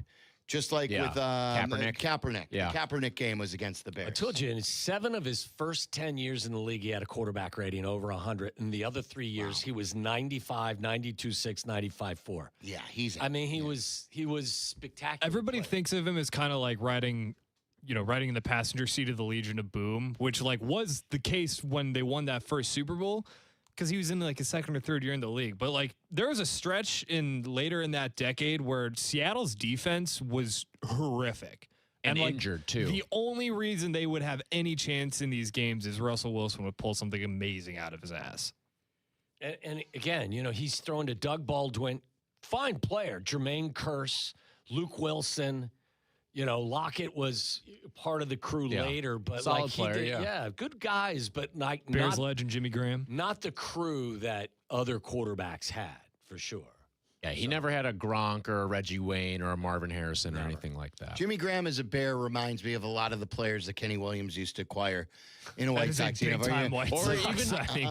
the Bulls too. Yeah, sure. Whether it was Rondo or Wade or I always think of like Jabari Parker as being one of those type of guys, and they're like way too involved in the plans too. Like, yes, we're like Jimmy Graham is not that Jimmy Graham anymore. It's crazy. All right, good stuff, Tyler. Coming up next, did you see how one former Chicago athlete was compared to Babe Ruth? We'll tell you about that coming up next. Waddle and Silvy on Chicago's home for sports, ESPN Chicago.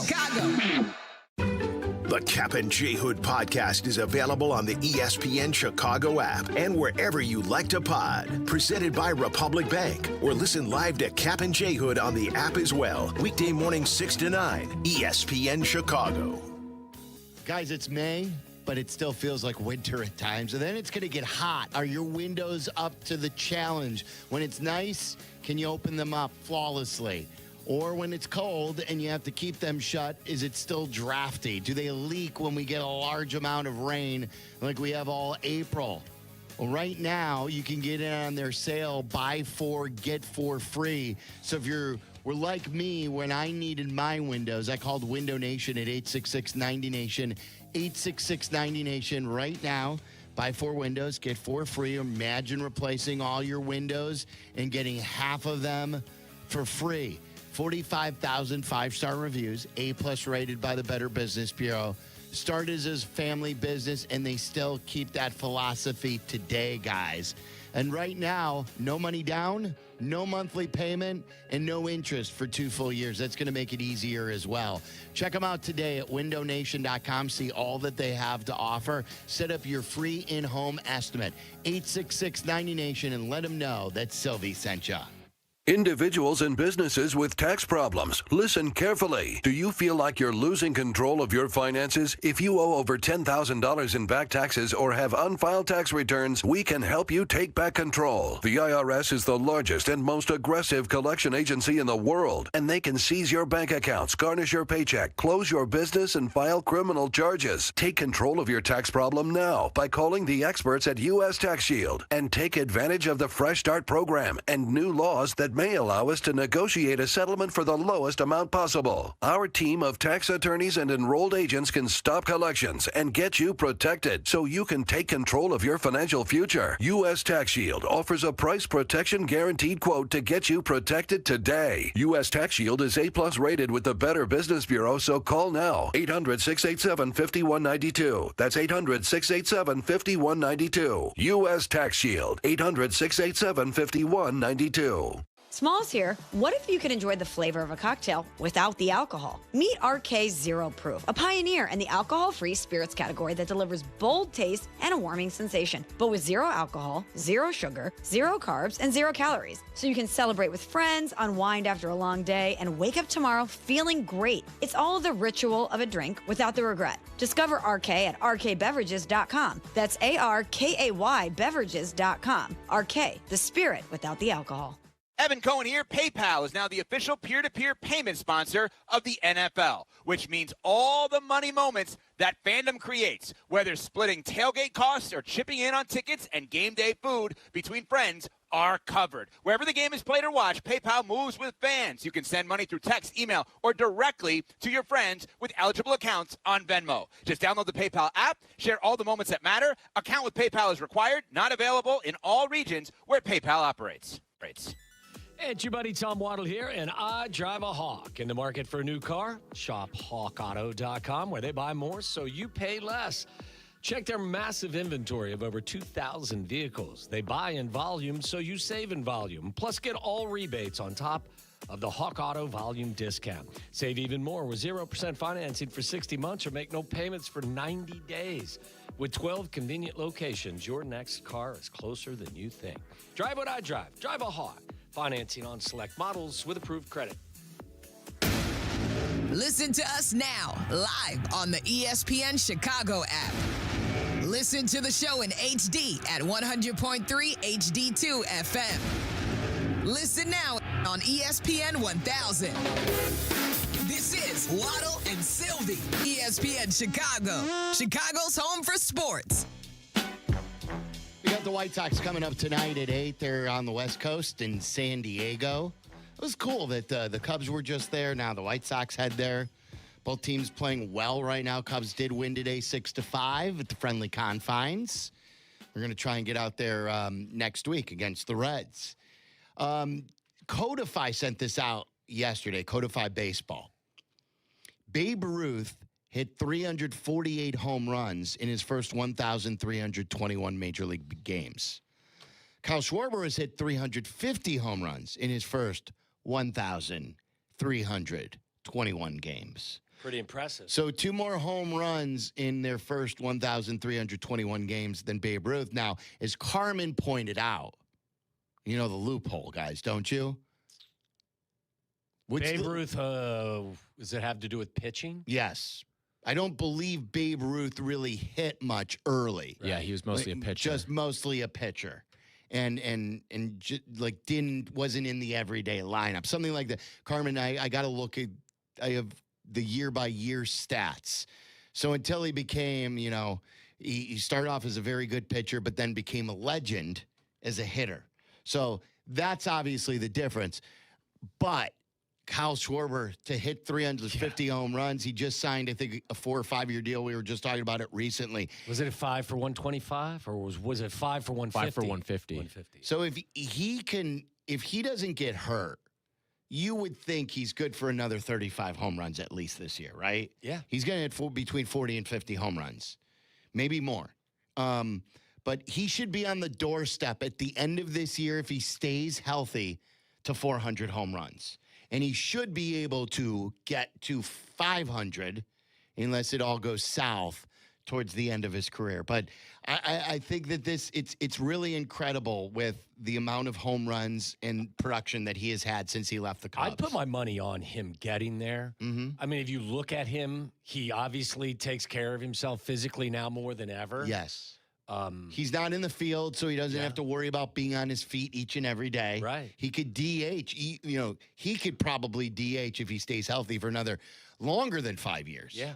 Could be like Nelson Cruz was, where he just was a DH for the longest time. He was in his 40s, wasn't he, Nelson Cruz? By the way, I'm looking at Babe Ruth's baseball reference page, and the first year that he really started hitting, he led the league with 11 home runs. Yeah, that's true. Murakami had that in the first month. Yeah. How many teams were in Major League Baseball that year?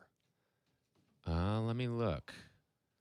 Let's see. 1920 what? What year was that? When 19? There was about 16 teams in 1918. 1918 when he first. That was the first year he started really hitting. Really hitting, yeah. What was his first big year?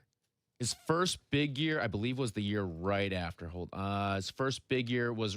We'll call it a big year. He had 29 home runs the year after he led the league with 11. And then the year after that, he had 54 and then 59. And then I'm wondering what the next highest was. I'm sure I've seen this before, but with those totals, like you said, the one year he led the league with 11. He led with 11? Then he led the league with 11. So when he hit 59, what was the next?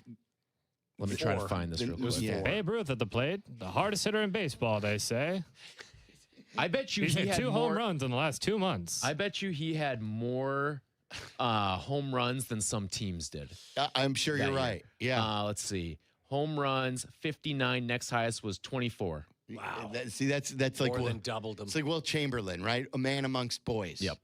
When they were playing. He walked 145 times that year. Had an OPS of 1359.